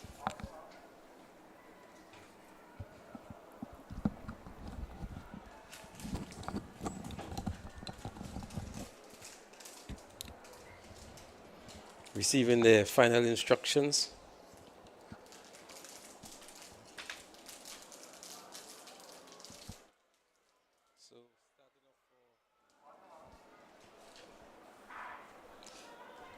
And they're up and running here. The start of the 4x400 meters girls open. We have finish line. The girls are into the back straight. 3 teams in competition. Finish line. Boca, South City Rising Stars. The games record 3 minutes 59.88 seconds. So these are the 3 teams here. Finish line in the lead, followed by Boca Secondary, and then there is the South City Rising Stars. This is the first leg of this event. And the girls would have their work cut out for them. There seems to be some bumping into each other between Boca Secondary and South City Rising Stars.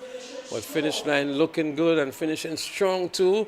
And the final 40 meters or so, and this is the first leg, the athlete from finish line. She's going to hand over first, finish line. South City Rising Stars coming up to do this, the first handover as well, and so too is Boca, but gone out with about 60 meters ahead. Finish line. Oh, here goes finish line. Finish line in front, heading to the finish line. They've still got another 2 laps to go, but a lot will depend on how this athlete from finish line runs this leg. Generally, your second leg athlete always has a lot of work to do, but here comes South City Rising Stars. South City Rising Stars is beginning to close the gap. You're going to see it just a little bit. Here we go. The gap has been closed. What started off at about 60 meters has now caved in to just about 25 or thereabouts. So she's got a lot of work to do to catch, but South City Rising Star, is it going to be a push as they come around from the final 100 meters into this handover. South City Rising Stars looking to make a push, but finish line stretching the lead out in front. The second handover on the third leg. Here we go. South City Rising Stars coming, but finish line is gone. Finish line is gone and gone. There goes finish line. South City Rising Stars have their work cut out for them. Is she going to catch up? Are we going to see one of those phenomenal 4x400 meter relay events here to bring the curtains down in the female category? But it is still finish line up front. Closing in the gap marginally is the athlete from South City Rising Stars, and some distance back is the athlete from the Boca Secondary School. But there she goes, finish line athlete with about 20 meters ahead of South City Rising Stars. The gap is really, really narrowing. We're going to see that just about now as she runs the turn. There comes South City Rising Stars. Finish line is maintaining good form, but the gap has certainly closed up here. They're going to have a battle on that final leg as they go towards the finish line. But a good run to maintain the lead here by finish line over South City Rising Stars. As they come up to make another handover, it's finish line. With 400 meters to go, there goes the athlete from finish line, out in front with purpose, with vigor, not letting up at all, looking like if she's got somebody on her heels, when in truth and in fact the nearest person from South City Rising Stars is about 80 meters back. Boy, she has stretched this lead to epic proportions. In the meantime, we can't seem to find Boca Secondary. They're somewhere in the far distance, just about 150 meters behind, now making their handover. Yeah, Boca, they've got a miracle to pull off if they need to do anything other than third. That's not going to happen, but here we go. Finish line now starting to accelerate even more. Paying attention to the clock and looking over her shoulder. She knows she's got this in the bag. She knows for sure. She surely has to be looking at the clock now. Check the time. It's just about 4 minutes up. And she is up, out, and away and heading to the finish line. And the athletes from the South City Rising Stars will have a lot to do if they need to catch finish line, who now edges to the finish line. And that's the story. Finish line 1, South City's Rising Stars 2 in the person of your favorite athlete, Shavonia Houston, and Boca Secondary School. 1, 2, 3, a few days behind, coming in third in this one. So as good as Shavonia Houston was or is, she couldn't catch that athlete here from finish line. What a good combination of athletes from finish line. They led from start to finish. And another impressive performance from finish line. They've laid it all out on the track. Here comes Boca Secondary School to pick up the bronze and to bring the curtains down in the female category, the 4x400 meters. Yeah, look at that distance, Leslie. She was a good clear 80, 85 meters ahead. And the gap started to close in. Shavonia Houston started to close in the gap because she was about 85 meters ahead when the baton change came, but she closed in the gap. And at one point, I'm quite sure she got it to about 55, 50, starting to close it in. But she just ran out of space, ran out of time. And the finish line ran a good 4x4. And Shavonia Houston and the South City Rising Stars had to settle for second.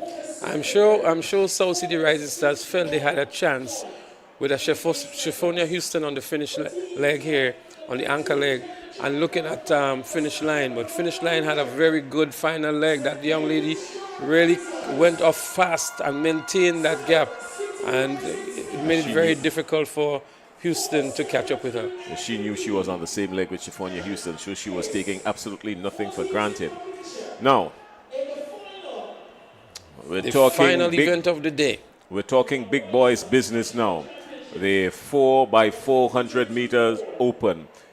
No matter if it's national championships, if it's intercall, if it's national relay meet, when we get to the 4x4, you know we've arrived to the big boys leagues and it's time for the big boys to play. It's only unfortunate that we have only 4 teams here, but Ace Track Club has been winning this event for several years. They've always received very good challenge from the St. David's Track Blazers, who's also in this event. South City Rising Stars is there, and the MVP Track Club is also there. So the 4 competing teams here are clubs.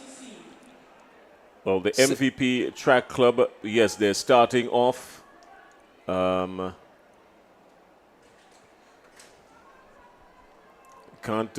pin him, but Tegon Peterkin is there. He's running the 4x4 for MVP, and he's a dangerous guy on the 4x4, this Peterkin young man.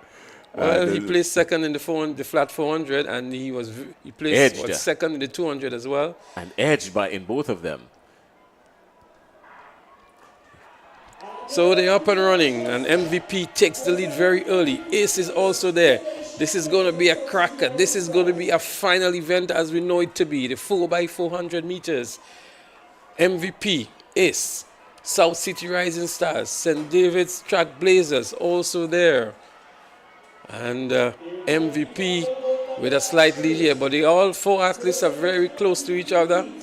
With 200 meters to go on this first leg, it's MVP, Ace, South City Rising Stars, and St. David's Track Blazers. They're going to sprint to make that first handover. MVP has turned it up. Ace has also turned it up. South City is fading away. Track Blazers in fourth position. They're going to hand over almost at the same time. MVP and the track and Ace. There they go. And here they go on the first handover. Peterkin is out for MVP. Peterkin, he's got someone on his heels. Yeah, that's him. He's got someone on his heels. But he is a magnificent at this event, 4x400 meters. And here, this is going to be an awesome leg. This is going to be a battle. We've got MVP and Ace. Ace. MVP, it looks like Kyle Ned for Ace. Kyle Ned, MVP, and Kyle Ned for Ace. Peterkin and Ned. Peterkin and Ned as they come around with just under 200 meters to go. Here comes the pump now. This is a tight one, the second leg. The second leg is going to tell the story in this base. I believe that is for true. Ned, his lead has started to extend. This is Peterkin. He's stretching Ned for just a little bit, maybe just a 5 meters difference, and out goes MVP again. Leslie, sorry, tell me. Well, this is going to be an epic finish here. They're sprinting as though it's a 100-meter event, but MVP with a 10-meter lead over Ace Track Club. Ace Track Club going down the back straight and narrowing the gap now that MVP has established on them. What a good run here by that athlete from Ace. Can he maintain that momentum? He goes past him now, almost goes past him, just about the 150 mark. It's going to be an epic sprint to the finish here. What an event to bring the curtains down. What a leg run here by that athlete from Ace. Does MVP have more in the tank to come back and catch Ace? It doesn't seem so, Jason. They're going for the final handover now. It's Ace who's going to hand over first, then MVP Track Club. Here we go, the final handover. Business time. Let's see what's going to happen here. Ace is gone. Ace is out with about a lead of about 20-25 meters. But MVP is coming.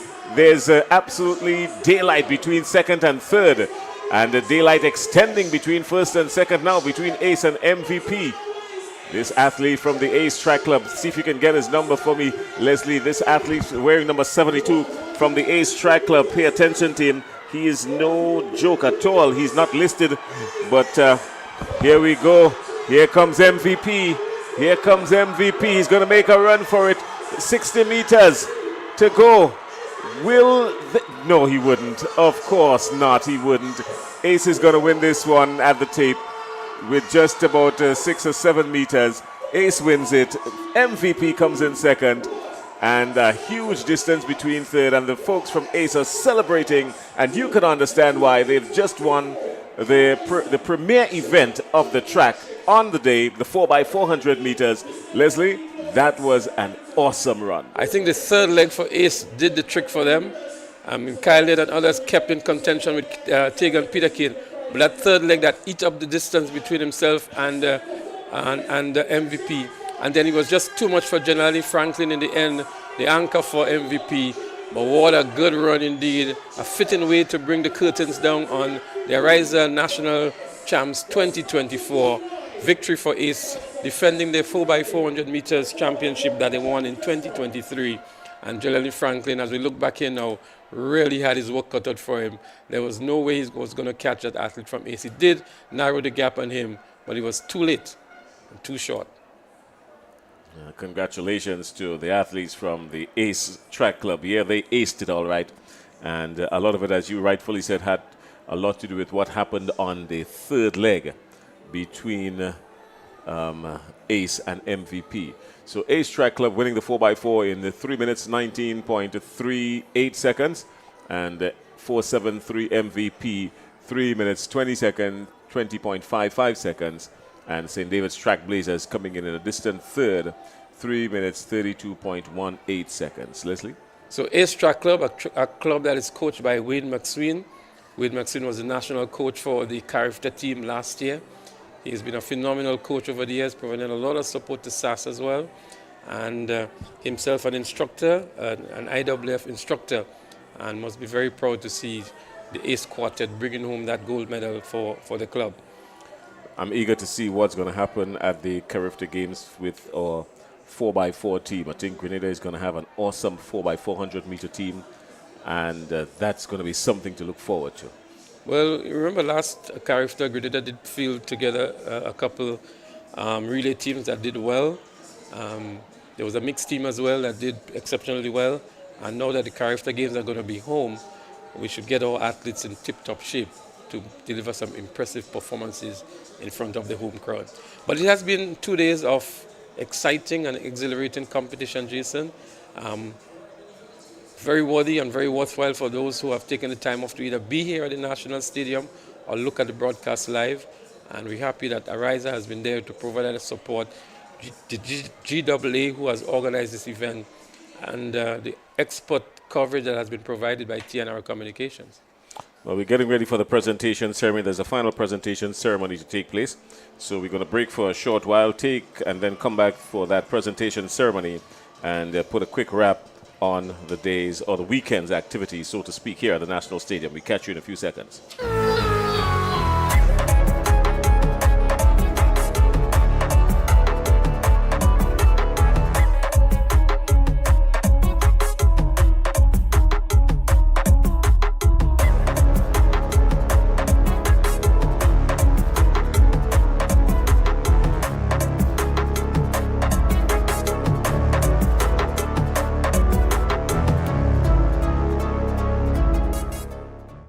Request, repay, repeat with Ariza's Flexi Credit Evergreen Loan Facility. Qualify for a Flexi Credit with limits up to $25,000, or use your home equity to qualify for more.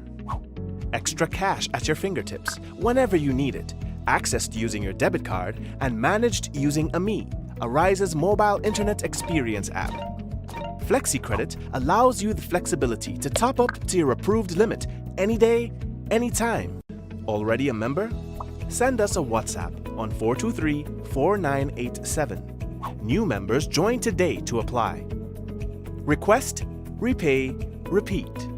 Use your Flexi Credit for vacations, shopping, wedding, general expenses, and more. Ariza loan terms and conditions apply. Ariza Credit Union. Your financial freedom, your future. Take charge of your financial journey by switching to an Own Your Own loan at Ariza Credit Union. Ariza's Own Your Own loan is as unique as you are, because we know one size fits all does not fit you. With Own Your Own loan, you get unmatched benefits including lower interest rates, flexible repayment options, discounted loan and legal fees, and savings from hardware suppliers. Tailor-made options that put you in control. Switch now and step into the life you were always meant to live with Ariza's Own Your Own loan. Ariza Credit Union. Your financial freedom, your future. Call us today at 440-1759 or visit our website at arizacu.com. Love we sing happy birthday, sweet Grenada. Secure your financial future with Ariza's limited time $50,000 loan offer and join the 50 Chairs celebration. Application is easy, approval quick, interest rates competitive, and repayment options flexible. Apply now. Visit any of our branches located at Bruce Street, St. George, Grenville, Grand Anse, and Carriacou, or call 440-1759 for more information. Ariza Credit Union. Your financial freedom, your future. Love we sing happy birthday, sweet Grenada. Secure your financial future with Ariza's limited time $50,000 loan offer and join the 50 Chairs celebration. Application is easy, approval quick, interest rates competitive, and repayment options flexible. Apply now. Visit any of our branches located at Bruce Street, St. George, Grenville, Grand Anse, and Carriacou, or call 440-1759 for more information. Ariza Credit Union. Your financial freedom, your future. We're getting ready for the presentation ceremony to take place. So we're going to break for a short while, and then come back for that presentation ceremony and put a quick wrap on the days or the weekend's activities, so to speak, here at the National Stadium. We catch you in a few seconds.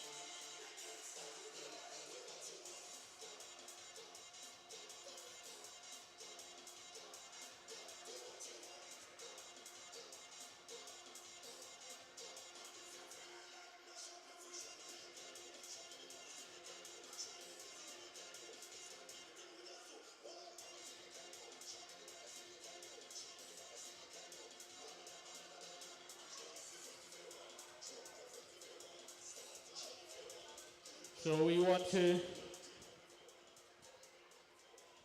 invite the following individuals to the presentation area. Shafania Houston, Amaya McIntyre, Talia Desand, Shade John, Tishona Bascom, Leah Campbell, Carissa St. Clair, Ronan Lessie, Akel Briggs, Giovanni Green, Delron John, Samuel Green, Jelani Franklin, Cale Lewis, and Khalid Tyson.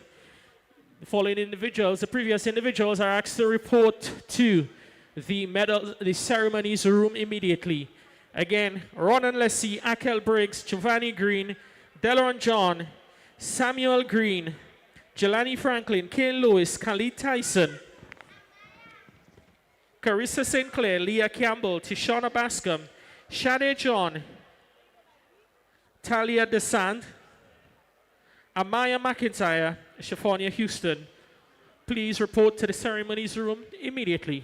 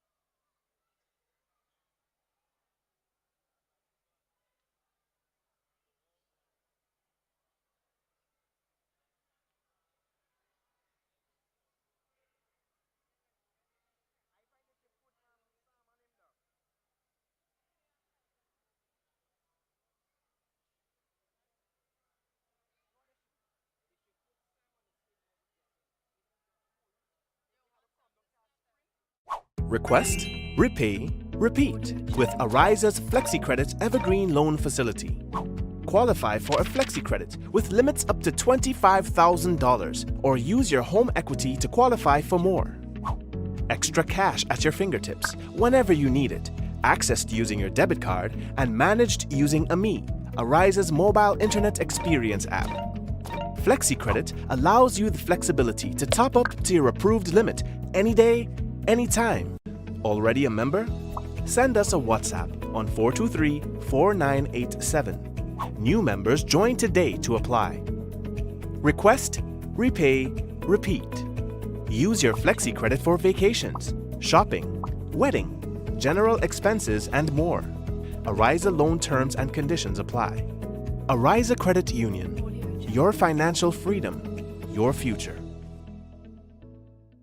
Take charge of your financial journey by switching to an Own Your Own loan at Ariza Credit Union. Ariza's Own Your Own loan is as unique as you are because we know one size fits all does not fit you. With Own Your Own loan, you get unmatched benefits including lower interest rates, flexible repayment options, discounted loan and legal fees, and savings from hardware suppliers. Tailor-made options that put you in control. Switch now and step into the life you were always meant to live with Ariza's Own Your Own loan. Ariza Credit Union. Your financial freedom, your future. Call us today at 440-1759 or visit our website at arizacu.com.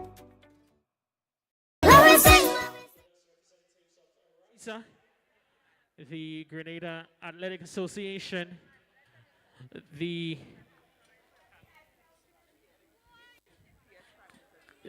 we have Miss Colleen McQuilkin, Permanent Secretary in the Office of the Prime Minister, and Honorable Andy Williams, Minister for Mobilization, Implementation, and Transformation. So first of all, we're going to present the medals for some of the outstanding events. We've not presented medals for us yet. And then we will do the divisional and the overall champion for Arisa National Champs 2024.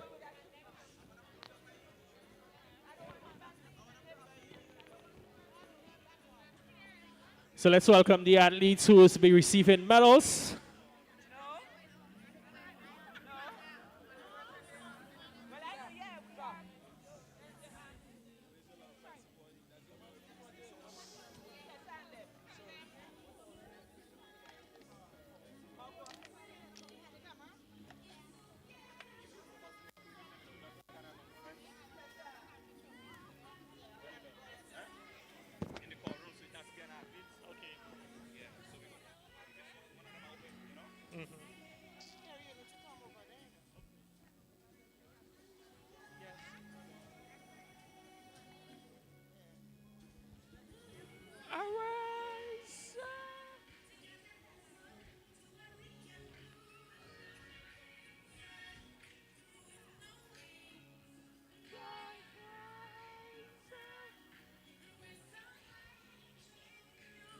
We start with event 68, the girls 4x100 meters relay open.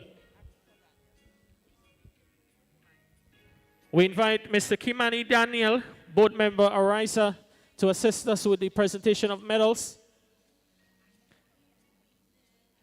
In third position, Finish Line Sports Club.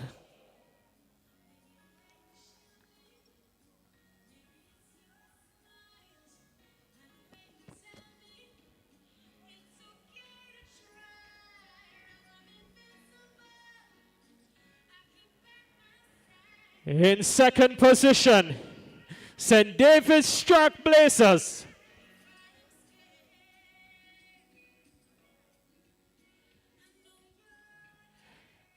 And our winners, girls 4x100 meters relay open, MVP 473.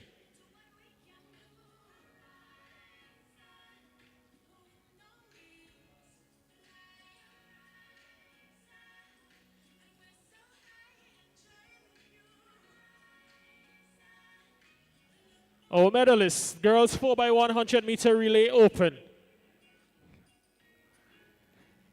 Event 69, the boys 4x100 meter relay on the 20. In third position, Velocity Track Club. In second position, South City Rising Stars.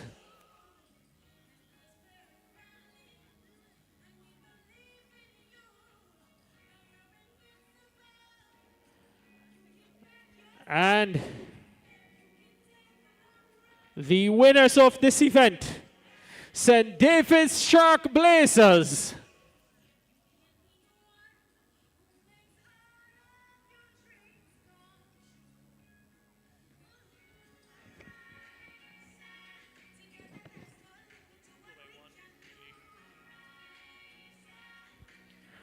That was event.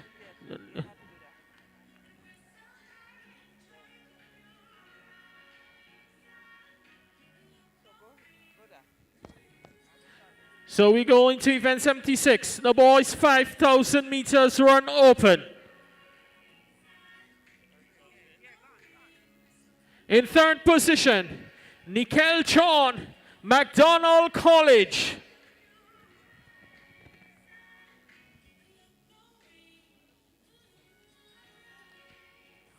In second position, Livron Ton, Ace.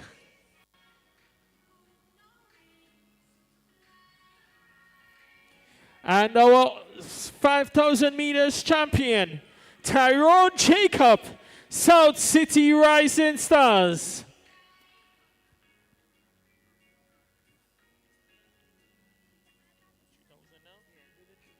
Event 79, 3,000 meter run on the 17. In third position, Renard Williams, Grenada Boys Secondary. In second position, Zahim Welch, Grenville Secondary.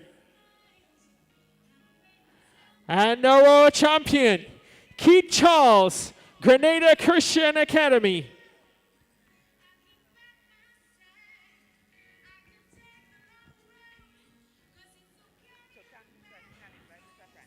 Thank you very much, Mr. Daniel, for assisting us with the presentation.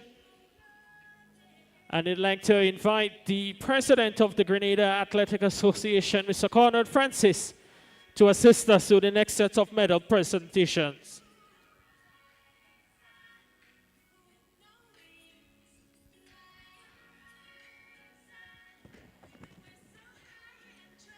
We move to the girls 4x400 meter relay open. In third position, Boca Secondary.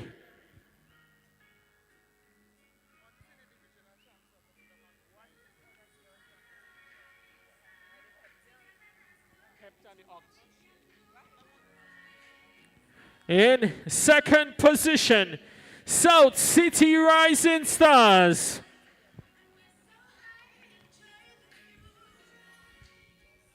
And the winners in the 4x400 meters relay open finish line.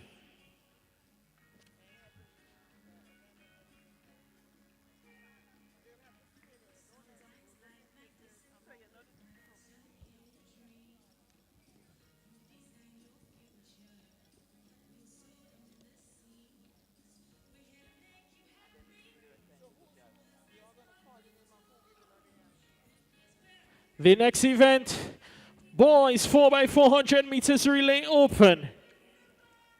In third position, St. David's Shark Blazers.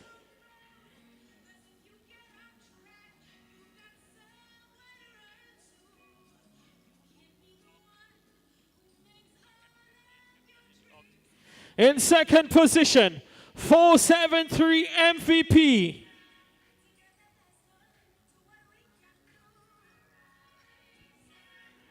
And the winners, Ace.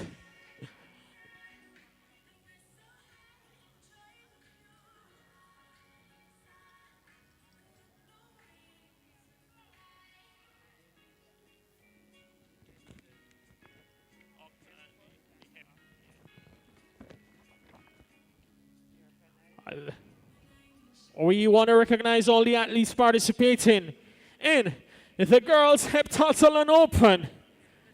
Event 7. Our top 3 finishers in the event. In third position, 2,603 points from the St. Andrew Anglican Secondary, Kimaya Alexander.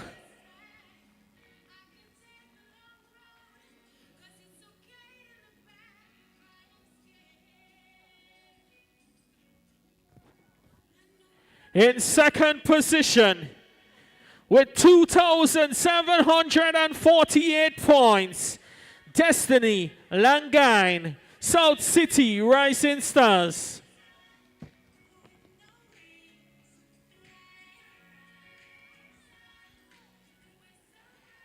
And the champion with 3,183 points from the St. David's Trailblazers, Talia Desant.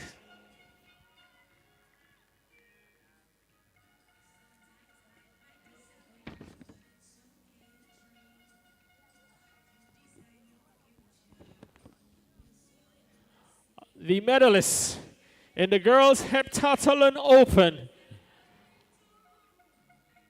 We move to the Boys Octathlon Open. In third position, 4,261 points from Altitude Track Academy, Afiel Williams.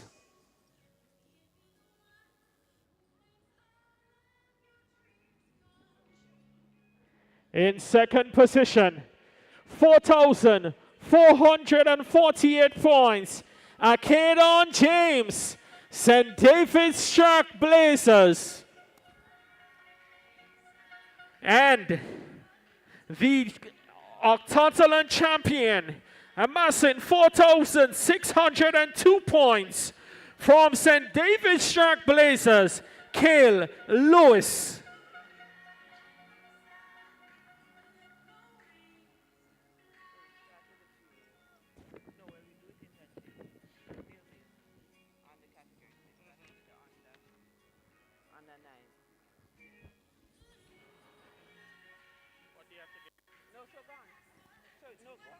We move to the divisional champions.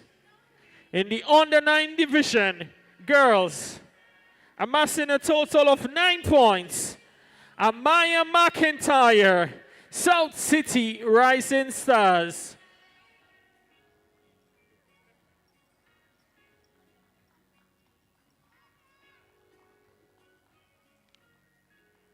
The boys champion under 9, amassing a total of 5.5 points, Khalid Tyson, Altitude Track Academy.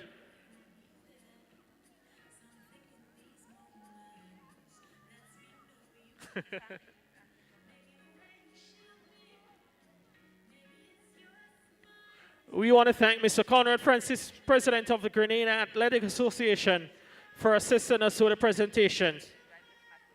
We now invite Miss Colleen McQuilkin, Permanent Secretary in the Office of the Prime Minister, to assist us with the next set of presentations. We move to the under-11 category. The under-11 divisional champion girl is Carissa St. Clair with 10 points, representing South City Rising Stars.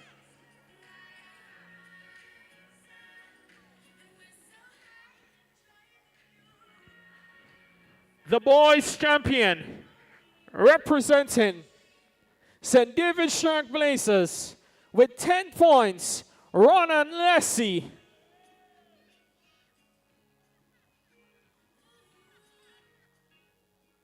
The under 13 divisional champions, amassing 10 points, representing Velocity Track Club, Leah Campbell.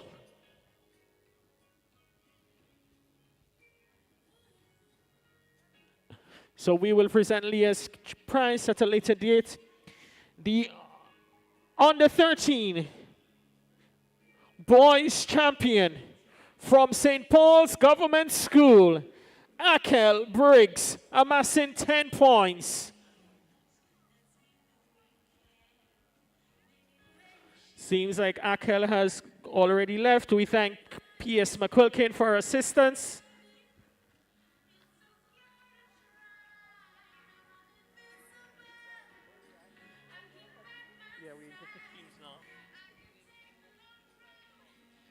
We now invite Mr. Lyndon Bob, President of Arisa, to assist us with the next set of presentation.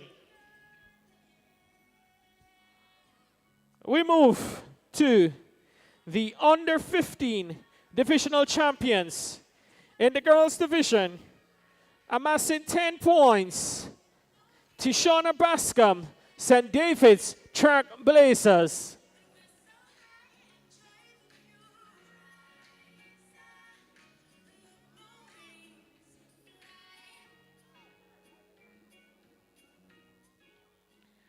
In the boys division, under 15 divisional champ, Giovanni Green, Finish Line Sports Club, amassing 10 points.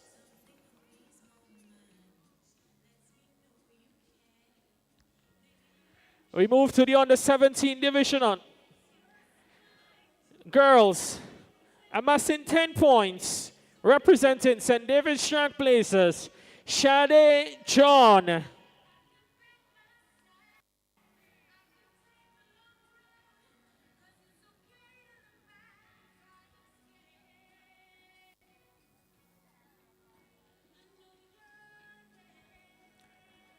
The boys divisional champ under 17, amassing 11 points from Altitude Track Academy, Delron John.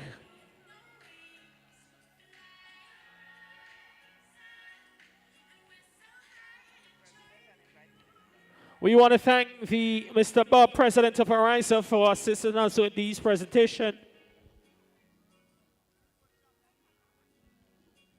And we now invite the Minister for Mobilization, Implementation and Transformation, Honorable Andy Williams, to assist us with the next set of presentation. We move to the under 20 and 20 plus female,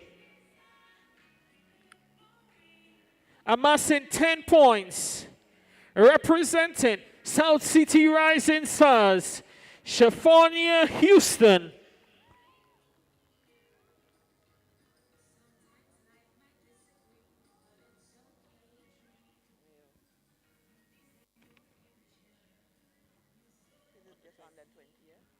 And the under 20 male champion, amassing 10 points, representing Fusion Athletics, Samuel Green.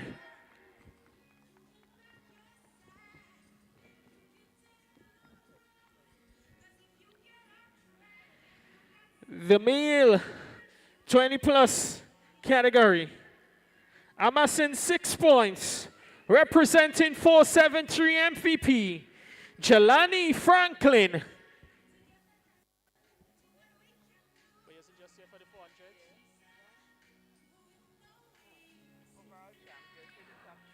All right, so we're going to the overall champions for the 2024 Ariza National Championships.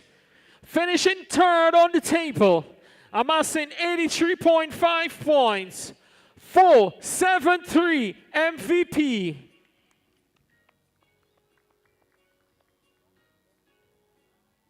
In second position, amassing 146 points, South City Rising Stars.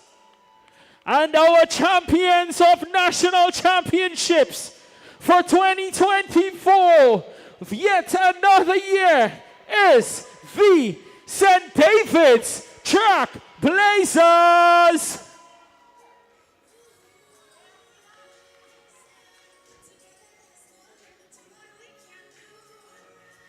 Congratulations to Track Blazers and all the teams participating in the 2024 Arisa National Championships. To everyone, we want to say thank you, Minister Williams, for assisting us. The other members of the presentation party, we say thank you for joining us at the presentation ceremony. To our wonderful athletes, we say thank you for 2 days of wonderful competition. To everyone, the organizers, officials, volunteers, sponsors, ladies and gentlemen, all patrons, thank you for supporting the 2024 Arisa National Championships, and we look forward to your continued support in the years ahead. But reminding you, the track and field season is just getting warmed. Intercall games in a week and a half time, and at the end of the month, it will be the 51st edition of the Carriacou Games held here in Grenada in the 50th anniversary of our independence. 50 years as a nation hosting our 51st Carriacou Games. Ladies and gentlemen, get up safe and do have a wonderful week ahead. And we look forward to seeing you back in your numbers next week here at the National Kirani James Athletic Stadium. Very much, we have come to the end of another National Championships 2024. Leslie, it has been a successful one by all standards. Absolutely. So the stage was set for what was expected to be a very exciting and keenly contested Ariza National Championships 2024 on a brand new track, so to speak, a track that was only recently laid down. And the expectations was that it was going to be a very fast track. And it really lived up to that expectation from the results that we've seen, Jason. So the clubs that are here, I think there were some 13 clubs or so. Or maybe 30 clubs. And quite a number of athletes in the hundreds, I would think, as well. And a good day, a good 2 days for track and field in Grenada as we set the stage for what is to come next week with the primary school games, the intercall games the following week. And then, of course, we have the Carriacou Games on the Easter weekend. All right, let's run through them quickly. We've got just about a minute and a half before we pull the curtains down on it. Some of the big names coming out of the day, run them, out of the last 2 days, run them through for us quickly. Well, I would say Samuel Green from Fusion would have been an outstanding athlete. He was deservedly named the under-20 boys champion, a 10.51 in the 100 meters, 21 plus in the 200 meters, and really stood head and shoulders above the rest. We also had a Giovanni Green. He was also very impressive. He was the champion in the under 15 boys category within the 100, 200, etc. Kimron Mathlin, he was also very impressive in the under 17 category within the 100, 200, and 400 with some impressive times as well. And in the girls category, we had the usual Shaffonia Houston. She was very good. 56.7 in the 400 meters. She also won the 200 meters, was named the outstanding under 20 champion. And then we had a Shade John in the 100 and 200. She was the under 17 girls champion. But Tishona Bascom, she did pretty well at 12.77 in the under 15 category. And she also won the 200 meters. These are some of the real standout athletes for me. But we cannot take away from the likes of Joshua Sylvester, 47.8 seconds in the 400. Shavin Charles, who also won the 100 and 200 meters in the over 20 category. And all in all, it was a very good team effort. In the end, it was St. David's Trailblazers who were judged the overall winners, with South City Rising Stars placing second and MVP in third. But Jason, I thought it was an exciting day for track. We had some good performances in the field. We had a record-breaking performance from our friend from the Boca Secondary School in the 800 meters, and would be a force to be reckoned with at Carriacou 2 on the Easter weekend. So, all right, some very good performances indeed. Yeah, tell us. Let's run through quickly now. Where do we go from here? Yes, we've got primary school games coming up, but for these athletes in particular, they're looking forward to Intercall. That's the next big thing for them. Most of the athletes who would have performed here over the last few days. What are your predictions moving into Intercall as it relates to records on this surface and the kind of overall performances that we've come to know over the years? Well, we have to look at Intercall, but I think we need to look at the National Primary School Games because we had I want us to look at Intercall first. There's a reason why I ask you that. Okay, great. So Intercall, I think the stage is well set for Intercall. We saw, if we were to look back last year, when we look at all of the school sports, GBSS looked most impressive. We came to national champs, it was again GBSS, the relay meets, it was again GBSS.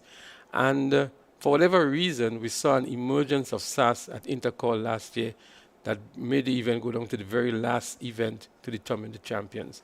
We see a very similar thing happening this year again. For me, over the 2 days, GBSS looked much better than many of the other schools. The athletes were competing under different clubs, and they looked pretty good.